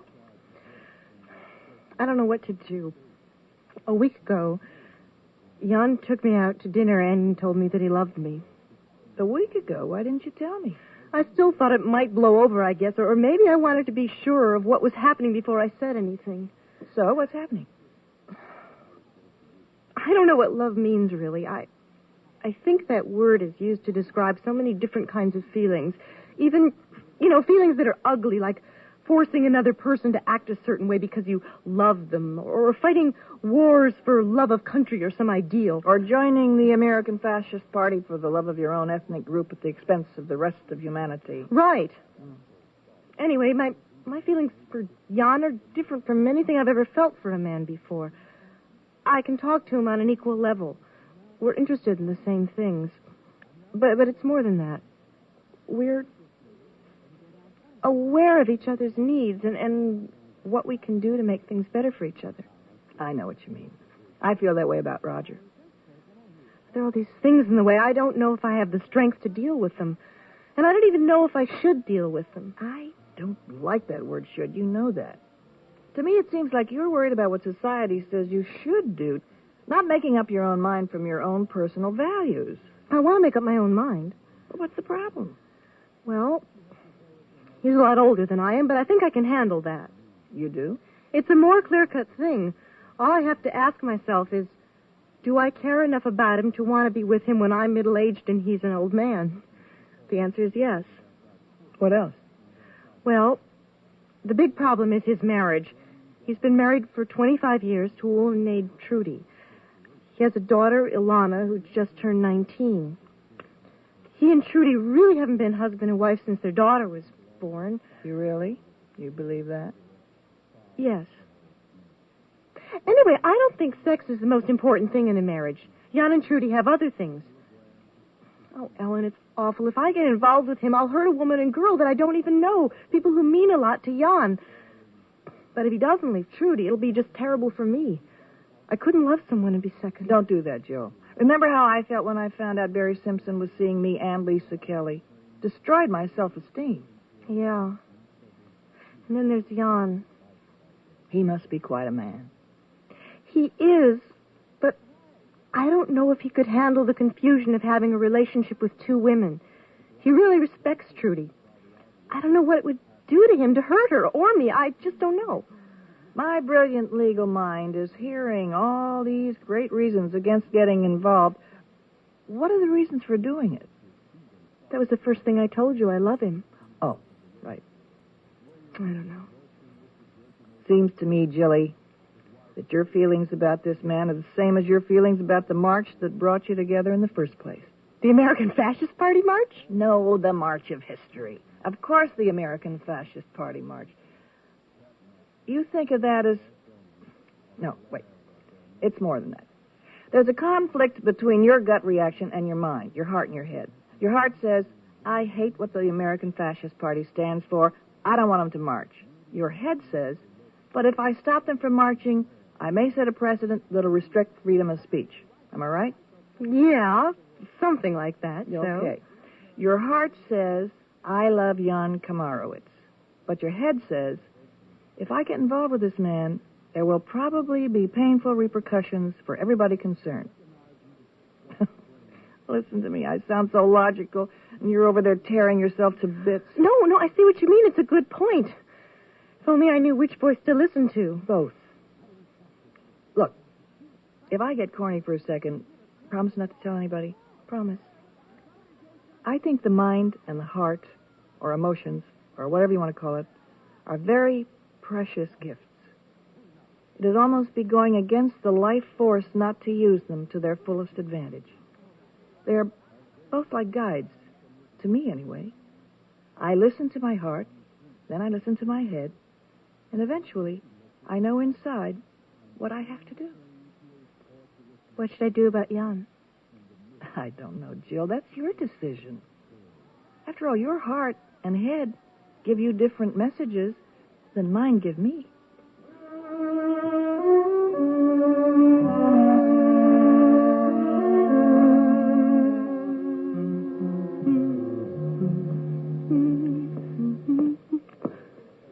Hi, Jan. How are you? Very good, very good. What is it you wanted to tell me? A lot. First of all, I'm leaving the committee to stop the march. Why is this? I still don't like what the American Fascist Party stands for. But I guess I finally realized that this free speech thing is important to me, too. Well, it's important to all of us. Yes, but... Ria Arnold and I have been talking. We think that we have found a solution that will satisfy most of the committee members. What's that? Since the town ordinances were declared unconstitutional under the First Amendment, we must allow the American Fascist Party to march. Really, we have to? Yes, legally we must. However, we think that the most effective way to protest them would be to pay them no attention, to ignore them. These overgrown bullies do not even merit a counter-demonstration. They'll give a march and nobody will come. That's great. So, you can still be with the committee and satisfy your conscience. No, Jan, it's more than that. I can't stay with the committee because I can't see you anymore, at least for a while.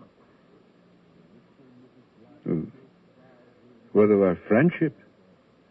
I feel like I've done something awful, letting my emotions get carried away with me. I should have known it would be bad to get so attached to you. How can you say that? Oh, I don't know. I know I can't get involved with you in a physical way. It would just hurt you and me and your family too much. I should have seen that. I should have known what I was getting into. I should have stayed in the library where I belong. Yes. What's that supposed to mean? Yes, you do belong in the library. You are a brilliant scholar. But you also belong with people. You are one of the most sensitive and caring people I have ever met. Oh, sure. Still, I understand that it would be hard if we became more deeply involved. I believe it is a wise decision you have made. But please don't say that our friendship should not have been. You have helped to bring back my passion for life, something that I thought had died forever. But it's painful. What? Getting close and breaking off. Perhaps there is some pain mixed with the joy. Joy? Has it not been a joyous friendship? Yes. Will you be angry if I tell you something? How do I know until you tell me? I hope that I can take this passion for life that I have rediscovered with you and bring it back to my family. Why? So I can keep alive what you have brought out in me. That way, I can feel your presence even if I don't see you. Then I hope you stay happy. And what of me? What of me? Have I given you nothing? Confidence. Caring for a man whom I admire. I never thought that was going to happen for me. You will use this for me? How? By using the library for studying, not for hiding. By believing that there are other men who will care for you as I have. Men you will like. I'll try. Don't try. Do it. Okay. It is ironic, you know. What? That this march, which I hate so much, has helped to bring back the joy of life that I lost when the real fascists first came to my home. Has it really? My happiness after the war was a false happiness, a reaction to intense sadness. That happiness I have felt knowing you is something I have not felt since I was very little. It is a happiness that is best appreciated by people who have once felt very disillusioned. An innocent happiness. I hope you can understand a little. A little.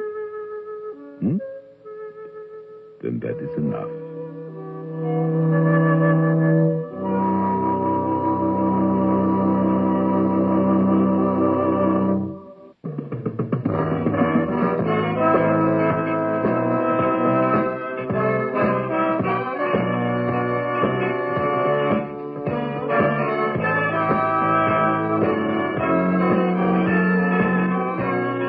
The Sears Radio Theater has been brought to you by Sears, Roebuck and Company, where our policy is satisfaction guaranteed or your money back.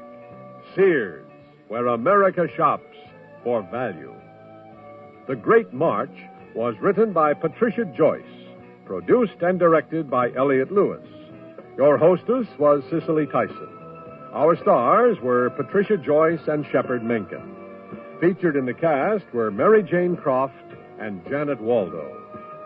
The music for Sears Radio Theater was composed and conducted by Nelson Riddle. This is Art Gilmore speaking. The Elliott Lewis production of Sears Radio Theater is a presentation of Sears. That's the theme from the Sears Radio Theater. Tonight's story is a comedy with Andy Griffith as your host. Here's a preview. The movies. Man, that's where this country's headed. And anybody from Europe with a name like Valentino or Chevalier is going to clean up. I think we better look into this here cinema a little further. The Sears Radio Theater will begin after this message from your local station. Ah, the Roaring '20s, a glittering, light-hearted era of the Model T, the flapper, raccoon coat, jazz, prohibition, and dance. It was the golden age of sport. Babe Ruth, Jack Dempsey, Gertrude Ederle, the galloping ghost Red Grange, Bobby Jones. Valentino was the great lover. Doug and Mary were America's ideal couple. Clara Bow, the it girl, bathed in perfume. Al Jolson made his first talking movie. Perhaps the crowning achievement was Lindy crossing the Atlantic. But all those spectacular and important events have nothing to do with our story. Our tale deals with another kind of plot. The time, 1929. The place, well, see for yourself. It is a right pleasure to be in Uniontown today. Union City. Yes, Union City, Kentucky. Tennessee. Yeah, that's right, yes. Now look down the road, and you will see the car of the future, the Perfecto, built by Mr. Lionel J. Forge himself. And in the driver's seat, the Baron de Paris. I dare you to test ride this machine. I challenge you to climb on board and travel 175 miles per hour. Only $1 for the opportunity of a lifetime. You must not miss this. Only $1. It's perfectly safe, ma'am. Thank you. $2, yes, thank you. Rev, $1. $3, why, sure. Oh, and here is the Baron de Paris. Now, if you'll just hold 1 sec, folks, I'll check with the Baron. Be with you all right quick. Vernon, you better not stall this time. How much you got? Shut up. You're supposed to be wounded, unable to talk. The Baron and I are going to test run down the road. Now, all you fine people just line up and wait. I said how much? That's right, Sheriff. Keep them in line over there. $43. Say what? Shh. That's the best I can do, Bubba. Now, go on. Hit it. Take off. So long, suckers.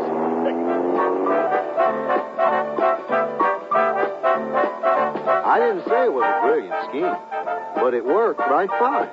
That is, until they got to Joplin, Missouri. Now, you stay with us because Vernon and Fontaine are just beginning their adventure.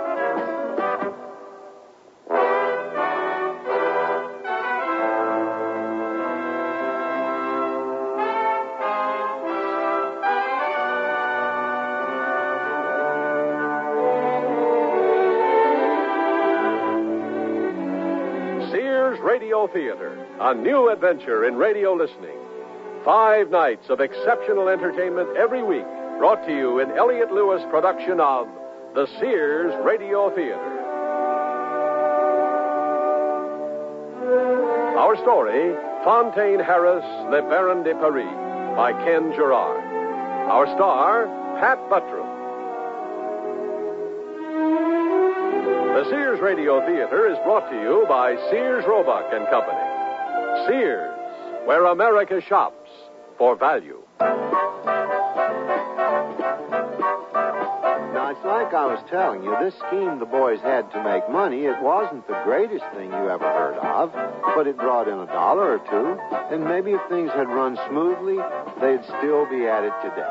But that's just not the way life happens, as you've no doubt observed. It's great to be here in Poplar Bluff, Missouri, and you fine folks are in for the thrill of a lifetime, because here comes the Baron. There you are. We're moments away from the big event. Now, if y'all just take a place over there in front of the cigar store, it'll be all Jake. All right, ma'am. Yes, $1 each. Thank you. Plenty of room. We can take 4 at a time. Just a sec. I have to have a powwow with the Baron. How much? Be right with you, Mr. Mayor. 78. Complain about that. Get in. Seems the Baron wants to check out the generator. We'll be right back. Adios, chumps. Hey, my money! Come back! Come back!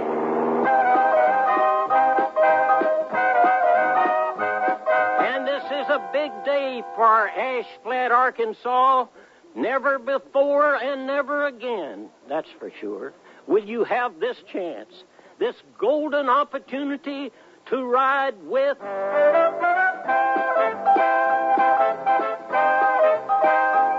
citizens of Kabul, Missouri.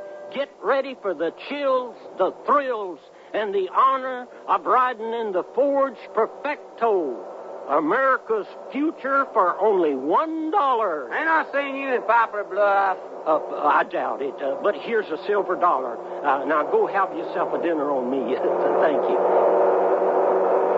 Here's the Baron now. Now you all just line up in front of the cafe until we get ready. I think we've been spotted. I knew this was a bad idea. How much? 38. Uh-oh. Look over there. Some geezer is pointing this way. And that's the sheriff with him. Get in. Be right back, folks. There's convoys.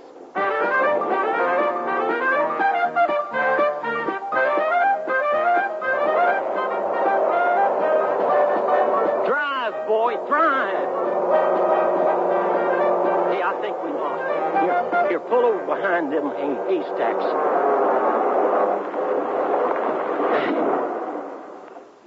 Hey, I'm never gonna be free. Be a hunted man my whole life. Police, angry daddies. I'll be dead before I'm 35. Oh, that's great driving. You are the best wheelman in the nation.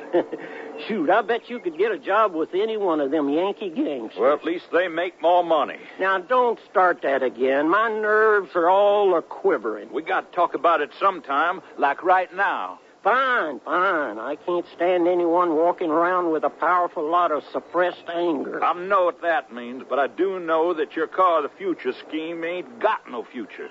You're overstating the problem. Bull. This is the pits. We take in $40, $50 every third day. Chicken feed.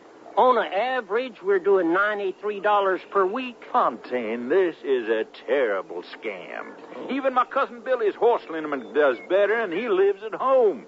I spent half my life in that dang car and the other half running from the sheriff. Well, excuse me. Mr. Rockefeller hasn't donated to our cause. I'm tired of living like this. Did you have it any better at Vandermeer's garage? I'm thinking on it. Ain't you having fun? This is a slice of life. Fun? Sleeping in cornfields, racing around with John Q. Law in my fanny? I think this car is my future. An early grave. That's some thanks. I give you the opportunity of a lifetime. Bull. Hot damn, I didn't promise you a tea dance. We're just in our startup period. Just the beginning. We're testing concepts, marketing ideas, taking random samples. I got the big con up my sleeve. You lie like a rug. Okay, let's hear the big one. No, forget it. You're not receptive. Let's split the money and part friends. I guess the almighty meant it this way. It's like breaking up the Yankees.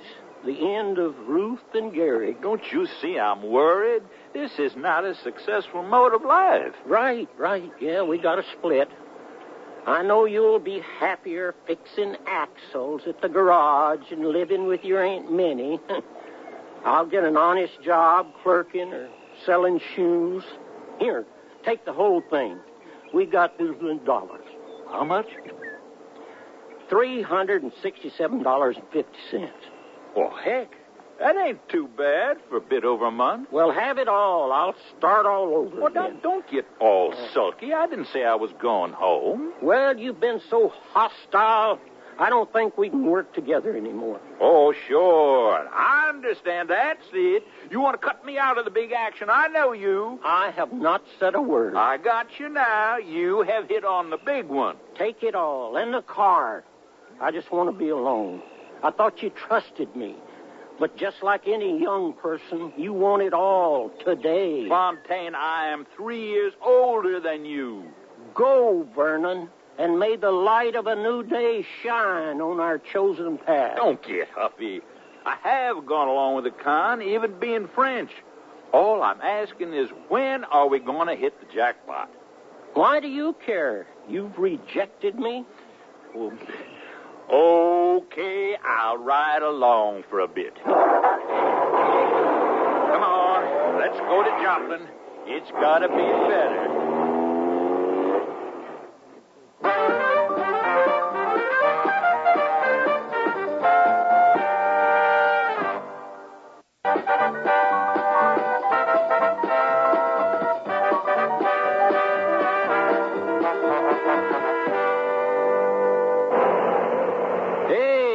This here looks like a real metropolis. Hey, look at there. That building must be 7 stories high. Bet it's got one of them elevators, too. Hey, Bubba. Hey, pull over. Somebody spot us? Hell no. Take a gander at that. Hot stuff. It's a movie theater. So what? They're showing a talking movie. Big deal. Al Jolson made one last year. Now that is the future. Movies that talk. Look at that. Love Parade with Jeanette MacDonald and Maurice Chevalier. A singing movie that will thrill you to the heart, starring the international French star in his first American role. Let's go. That kind of stuff shouldn't be allowed. My Aunt Minnie says it's devils working all them movie women hussies. Yeah, that's why she's sitting in Dothan. No vision. You crazy? She owns 1,000 shares of the Auburn Auto Company. Reckon she's worth $250,000 on paper, and she can't read or write. The movies. The talking movies. Man, that's where this country's headed. And anybody from Europe with a name like Valentino or Chevalier is going to clean up money and the women. I think we better look into this here cinema a little further. All she did was put up $1,500, and she's a damn millionaire. Paper profits. It ain't real. What makes you so dang smart? I read, I study, I examine. If that isn't the most bodacious pile of manure. I read, we are poor. I study the road maps to avoid the police. And I think I want to examine why I'm still driving for you. Because you know Fontaine is going to make you rich. I am a damn fool. Head over there. We'll take lodgings at the Joplin Arms Hotel this evening. Lodgings. I know he's going to get me hung, maybe shot.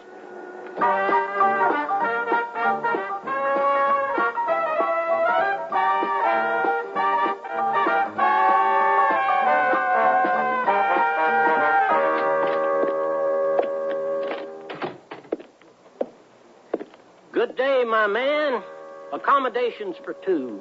Perhaps you have a suite? Oh, but of course, the President Grant has a fireplace and a sitting room. Wonderful. We'll take your smallest room with 2 single beds. But you just said... Merely checking, my man. Oh, yes, of course. Sign here, please. First, we would like to avail ourselves of your superb dining room. The Baron has been famished since we left New Orleans. Le Baron? Yes, I'd like to present Le Baron de Paris, the famous racing car driver. Oh. We're here in this beautiful city to give a demonstration of the Forge Perfecto. Oh, enchanté, monsieur. Armand Chevalier, le maître d'hôtel, à votre service. Unfortunately, the Baron is unable to speak.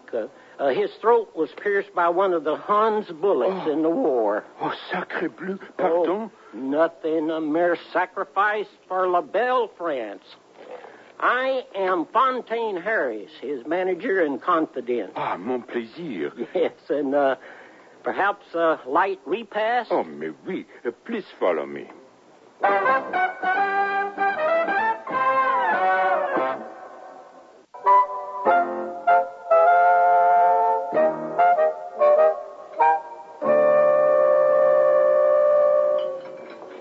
Well, charming.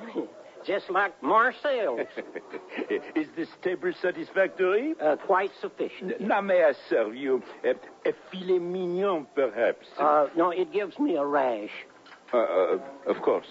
Perhaps a little turtle soup, some grilled trout, and then my special souffle. We had that yesterday. Yes, of course. How about chicken fried steak, biscuits, green beans, and a double order of grits? 1 portion and 2 plates. Mon Dieu. A disgrace? He is not a Frenchman, and you are a fraud. Notre Gaulle would even smell grits. Now, hush up, Bubba. We're going. He speaks.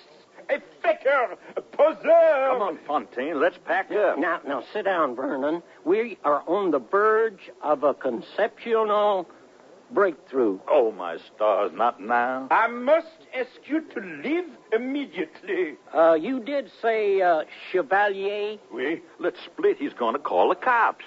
Chevalier like in Maurice Chevalier? Oui. He is a 17th cousin on my father's side. I knew it. The same profile and the voice. You really think so?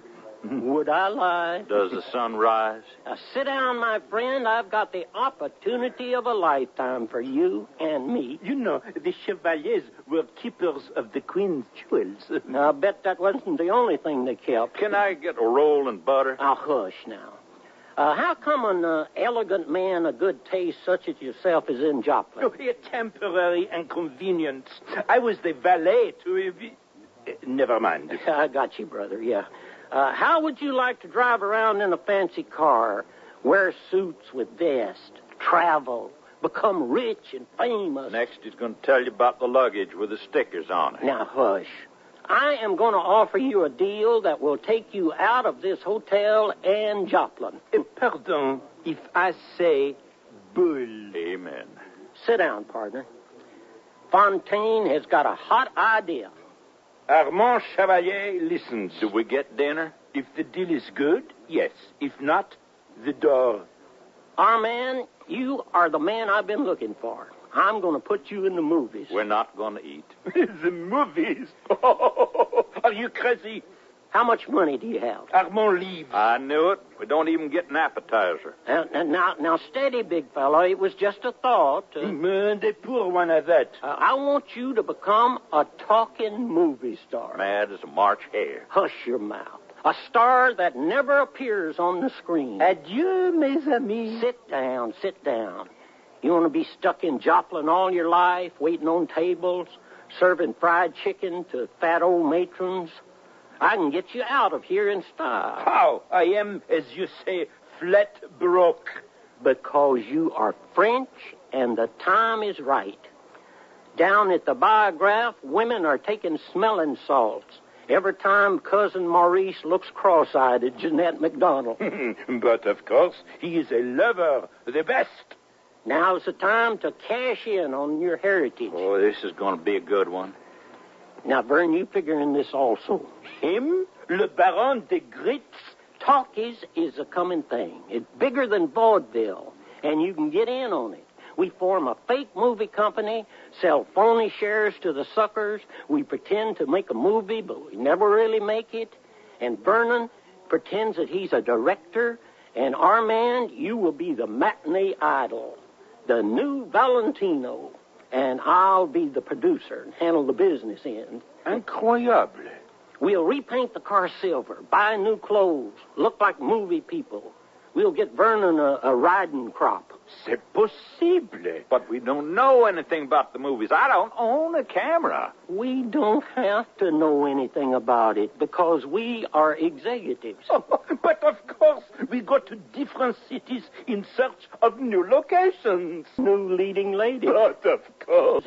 In the name of the town there, looking for new female star, interested thespians. Investors may meet the producing staff, name of the hotel, and so forth and so on. And I handle the business, and you two do the casting. You got it? Oh, how I love to cast. Did you ever try for trout? They're real tough to catch. Oh, Vernon, you are the dumbest. What the hell? Boys, just pick out the honeys with the richest daddies and leave the rest to me. I will sell more worthless stock than Ponzi did. It is wonderful, sensational. I accept. I will be the greatest chevalier of them all. Well, hold on now. Something's bothered me. A hunger pang. No, it's your name. I like my name. Not yours, dummy. Armand's. I beg your pardon. You see, if you use Chevalier, then everybody and his uncle will know we're fakes. Now, to pull this thing off, you got to have a new name. But of course, a good point. Yeah. Bien. My middle name is Henri. How about Henri Ford? Idiot. How about Henri Garbeau? Oh, I always wanted to be Greta Garbo's husband. Well, just be her cousin, and we'll do all right. Oh, I love it. I salute you. You have the heart of a true Frenchman. Garçon, 2 steaks for this table and a side of grits. Compliments of the house. Kansas City, here we come. When do we leave? Tomorrow, after the good people of Joplin ride the car of the future. A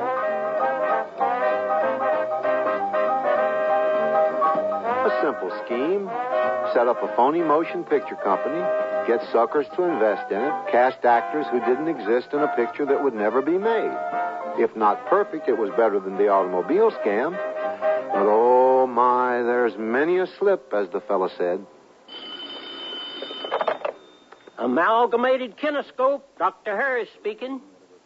Oh, hello, Mr. McCoy. It's a hotel manager. What can I do for you? What? How many? I tell you what you do. Put them in the small ballroom and give them some light refreshments, and we'll see everybody one at a time. Of course, yeah. You just put it right on our bill. Why, sure. Mr. Garbo will be glad to give your wife his autograph. Fine. Right. No, it's not too late to invest. Bye. What is going on? We've hit the jackpot, brother. We're going to be rich. The lobby's just full of people. He says maybe 100 or better, just waiting to see us. Investors, mamas, daddies, future stars. I did it. I did it.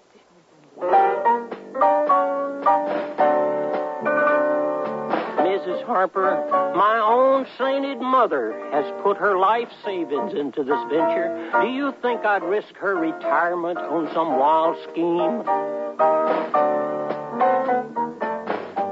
Well, I can't sell you that many shares, Mr. Crown. I mean, we're almost oversubscribed. And, you know, Mr. Mellon from the Farmers Bank and Trust, he asked me to save him the... Oh, what the dickens. You're here first. Take 20 shares. Just make the check out to me. That's right. Just make it payable to me. $250. Right. Thank you, Mrs. Dowd. And you have made the investment of a lifetime. Henry, will you escort this lovely flower of Kansas City to the casting salon while her grandmother and I discuss some high finance? But of course, come this way, my dear. Oh, ladies, it's a brilliant concept. I congratulate both of you. And now that you're shareholders, I can assure you special treatment. Henry, DJ, meet the Farrell sisters. We're going to cast them as identical nurses. Oh, the pleasure is mine. Twins. How exciting.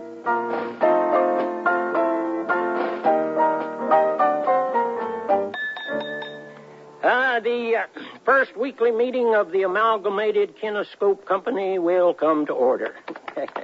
Hey, this is real swank. I've never had room service before. Yes, it is something one can grow to appreciate.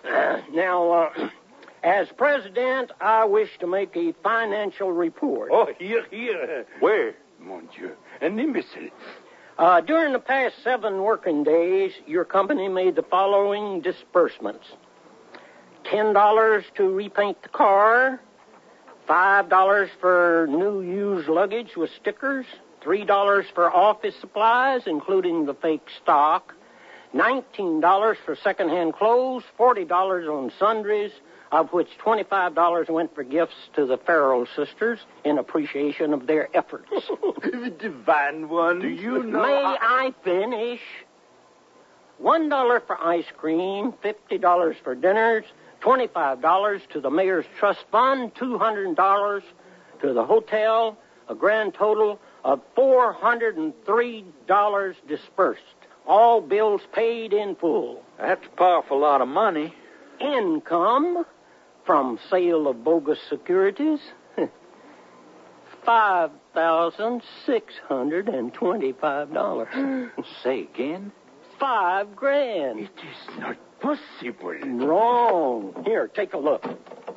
Oh, I've never seen anything so beautiful. I went to the bank this morning, put the whole thing in cash. Yahoo, I can buy new clothes. A new car. Play the stock market. Champagne. Pick the Farrell girls out in style.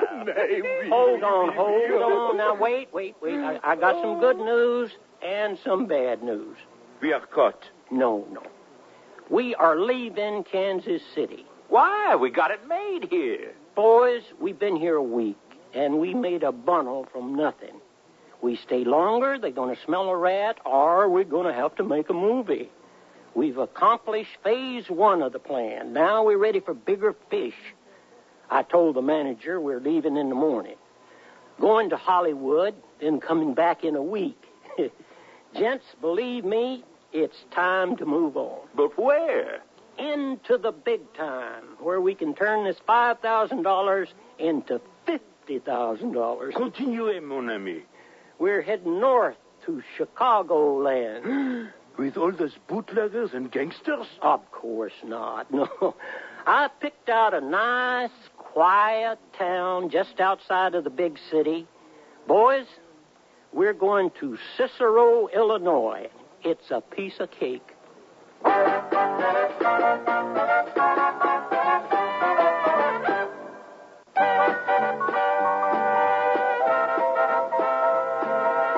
Andy Griffith again with the concluding act of Fontaine Harris, La Baronne de Paris.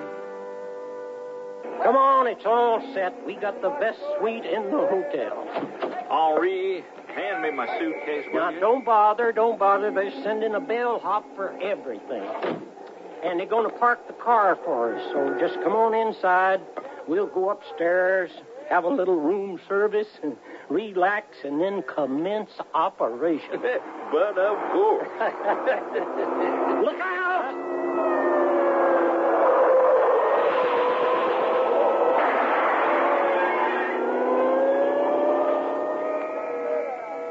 I'm going back to Joplin. Let's get out of here.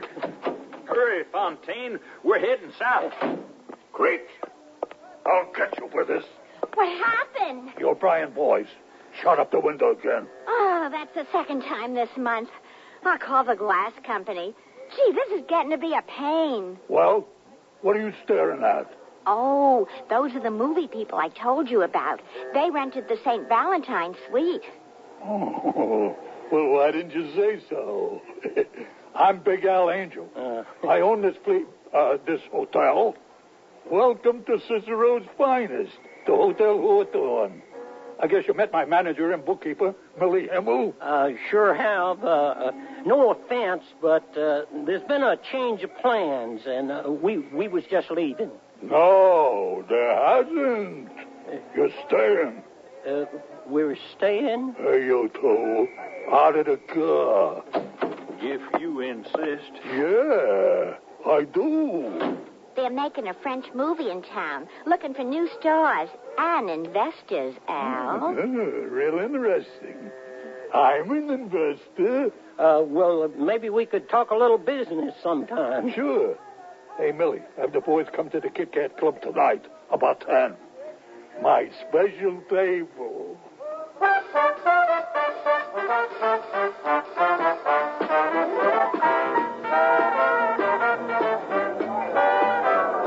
And that's their pitch, a talking movie. A smart stock option plan. It sounds good. You sure they're clean? Nothing a little phony. Al, I've been doing your books for 3 years. The private ones. And the set for the income tax people. I know a straight deal when I see it. Anyway, you got to move part of that whiskey money into something. We got cash laying around the office like it was facial tissue. Okay. If you say it's bona fide, I'll invest. Second, Lou is coming in from Toronto tonight. I got the whole payment here, all in hundreds. Good old Lou. He's the heart and soul of this operation. A thief with honor. Sure, a regular swell guy who's getting $400,000 for his heart, his soul, and his crummy booze. You got the bag? Right here. A lot of dough. Any of the funny money in here? No, you can't pass that counterfeit stuff off on Lou. That's dumb. How about just a couple of grand? Al, we are running a legitimate illegal business. Gee. But the stuff looks like the real McCoy. We gotta use it. I got it. I'll buy the movie company with it. That's dishonest. No, it's smart. Millie, make up a valise with $15,000 of junk money. We'll go legit with it. Hey, here they come. Hey, over here, man. The best table in the house. Oh, Millie, get it. Right nice place you got here, Mr. Angel. The best speakeasy in Illinois. Imported booze, real glasses, thick carpets. The dice game is upstairs, and the crap table's in the cellar. Hey, Charlie, bring us some drinks. Millie treating you okay, boys? Oh, real fine. Terrific. Thanks, Charlie. Huh? Here we go. Nothing but the best. For you, a toast to long life, fast cars, and wild women. Good stuff. Millie says you got a hot deal. Talking movies is the thing of the future. Oh, it's not that great. It's really a wild gamble. I wouldn't advise a man of your stature plunging into this. No, we even have second thoughts about the whole venture ourselves. Oh, yeah. We just may abandon the project. Talking movies, ridiculous. That's the best sales pitch I ever heard in years. You say it's punk just to whet my appetite, huh? Great negative selling, boys. Oh, no, honestly, we haven't put it together. We don't even own a camera. And I am not an actor. You've sold me. I'll take 100% of the stock. It's not for sale. Yes, it is. I guess so. I knew we'd come to terms. How much? $10,000. Sold. Mon Dieu. And just because I like Mr. Gaboo here, I'm giving you another $5,000 as an override. For the whole thing in cash? Absolutely. And here comes Millie with your money. Here, take it. It ain't right, Al. Take a look. You want to count it? No, I'll take your word. Wonderful. How about a toast to the new partnership? I'm not thirsty. Drink. It might change your mood. It's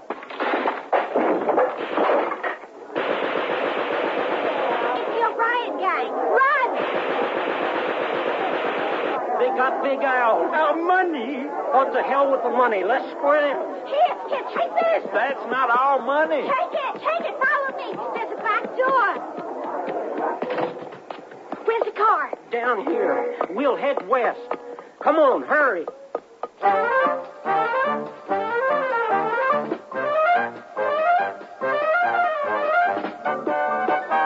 We made it. Pull over. I want to catch my breath. Where are we? On the road to Aurora. We're going toward Iowa. Well, we can't go back. Sorry, fellows. But our money. The Kansas City investment. In the hotel room. Oh, dang it. Broke again. Is he come? Is he go? C'est triste. I got some money. Oh, thank you, Millie, but you keep it. You see, this here movie thing, it was a scam. There wasn't any picture. The stock was worthless. It was just a con. That's wonderful. You ain't mad? No. Al was going to pay you off in counterfeit money. Oh. Conned by a con man. But we're not broke. I took Al's bootlegging money when we left the club. Take a gander. Glory be. Is it real? Good as gold. How much?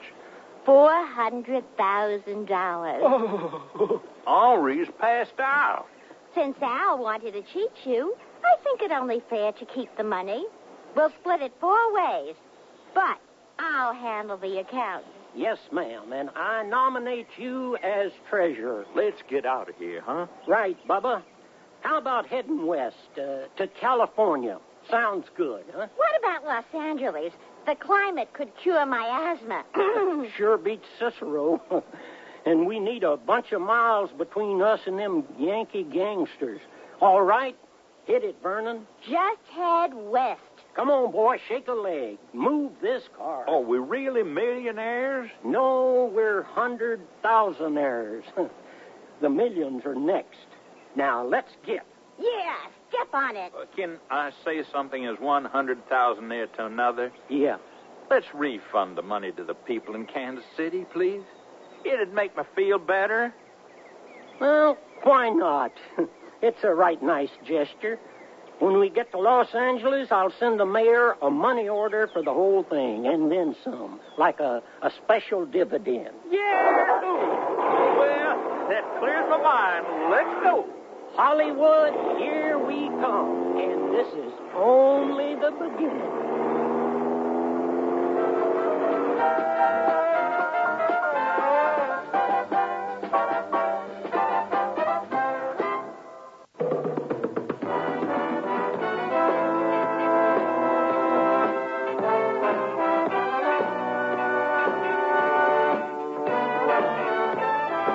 Sears Radio Theater has been brought to you by Sears Roebuck and Company, where our policy is satisfaction guaranteed or your money back. Sears, where America shops for value. Fontaine Harris, Le Baron de Paris, was written by Ken Gerard, produced and directed by Elliott Lewis. Your host was Andy Griffith. Our star was Pat Buttram. Also heard were Barney Phillips, Shepard Menken, Sandra Gould, Dawes Butler, and Ed Max. The music for Sears Radio Theater was composed and conducted by Nelson Riddle. Art Gilmore speaking. The Elliott Lewis production of Sears Radio Theater is a presentation of CB. This is Andy Fisher, WNEW News, on a rainy night in Manhattan. The forecast tells us it may dry out for a bit tomorrow, but the rain will be back tomorrow night and Saturday. The British are likely to have their first female prime minister before very long. We'll have an election update, tell you about the NFL draft, the Mets loss to the Giants, and, of course, Game 4 of the Stanley Cup semifinals. On the News and Sports Wrap-Up, after the Sears Radio Theater. That's the theme from the Sears Radio Theater. Tonight, a program of love and hate with Cicely Tyson as your hostess. Here's a preview. I'm certain, Grandmother. Grandmother. Oh, I love hearing you say it. It means that I'm something to someone. Finally, after all these years, there's a human link in my life. I'm not alone anymore. The Sears Radio Theater will begin after this message from your local station. All right, it's question and answer time. I know the questions, you know the answers, or do you? First question, who is the detective hero created by a famous female British mystery writer? I don't know. Right. Second question, which author was the creator of Sam Spade and a close friend of Lillian Hellman? Martin Mayonnaise. Correct for 1,000 bobolinks. Third question, what is the name of the greatest killer of all time? Al Capone. Bugsy Malone. Bonnie and Clyde. Bullets. Correct for 1,000 bobolinks. The greatest killer of all time is heart and blood vessel disease. It's no joke. More people die of heart and blood vessel disease each year than of all other causes of death combined. We'd like to change that. We're the American Heart Association. Call us to find out where free blood pressure screenings are being held. Remember, we're fighting for your life. This is Cicely Tyson.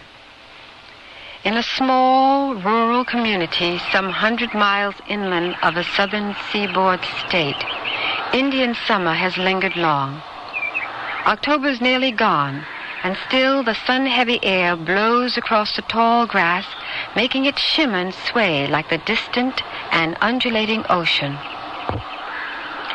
Then it appears on the horizon, large and yellow, high-flying and racing, responding wildly to the air currents far above.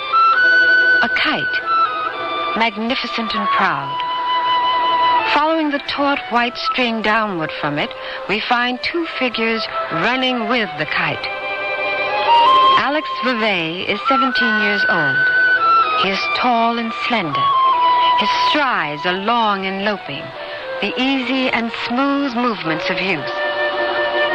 His much smaller companion keeps abreast of him, taking 2 steps for every one of his, holding her fine-boned face up to watch every motion of the kite, her long silver hair fanning out behind her.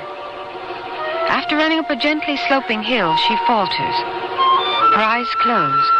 She loses sight of the kite, and her hand goes to her constricting chest. Alex runs on, unaware, and then, realizing that he's alone, he stops and turns back to her.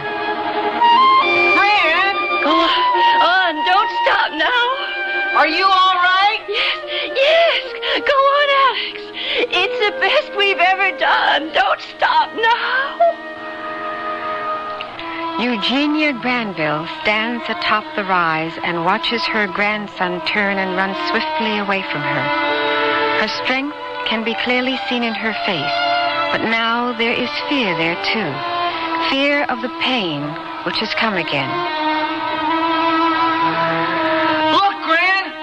Look how high it is now! With her right hand pressed over her heart, Eugenia Granville waves her left arm encouragingly toward Alex, unable to speak because of the pain. A silver-haired spectator standing alone endures familiar intimations of mortality as she salutes the exuberance of youth in the running figure of her grandson. And that's only the beginning of our story.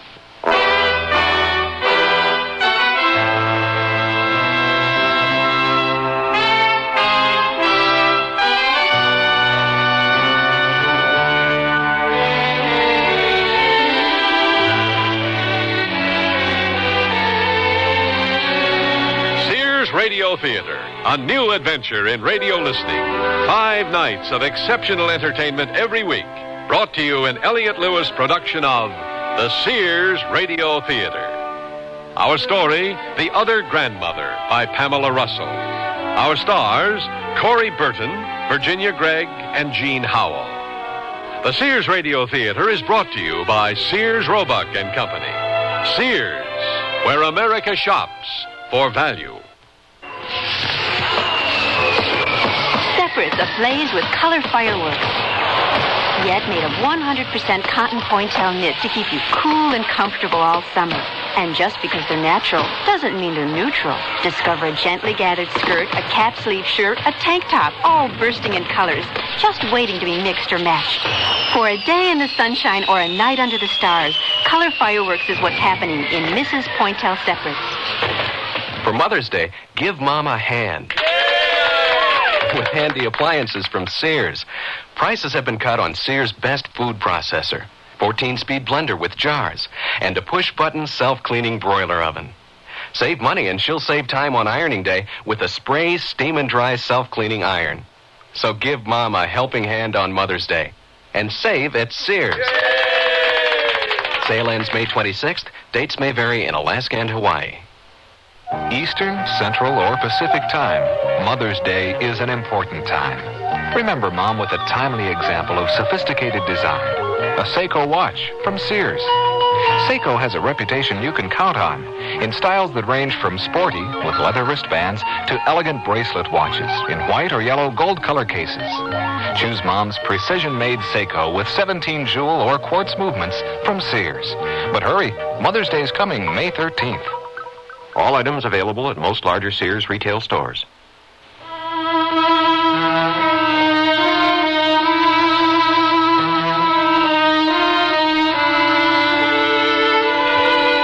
Watching her grandson Alex manipulate the flight of his high-flying kite, Eugenia Granville stands alone on the rise of the hill.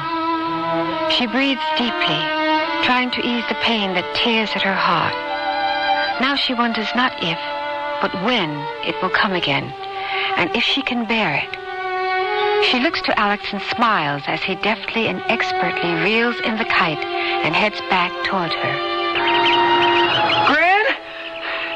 Gran, did you see? I did. It was higher than ever before. You okay, Gran? Why, fine.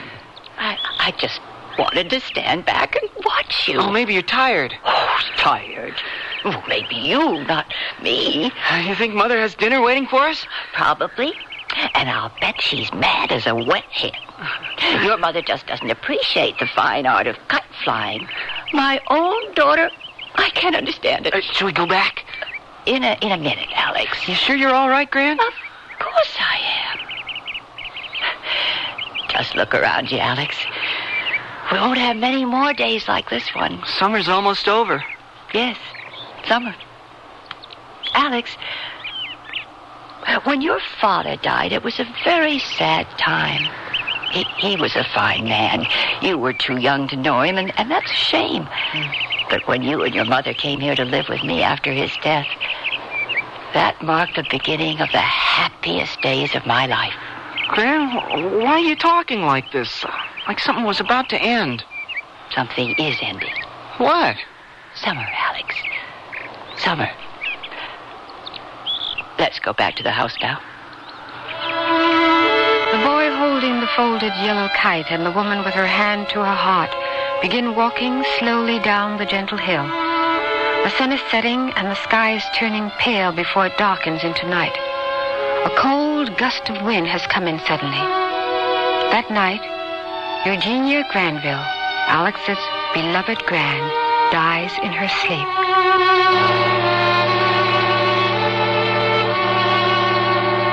3 days after the small and solemn funeral,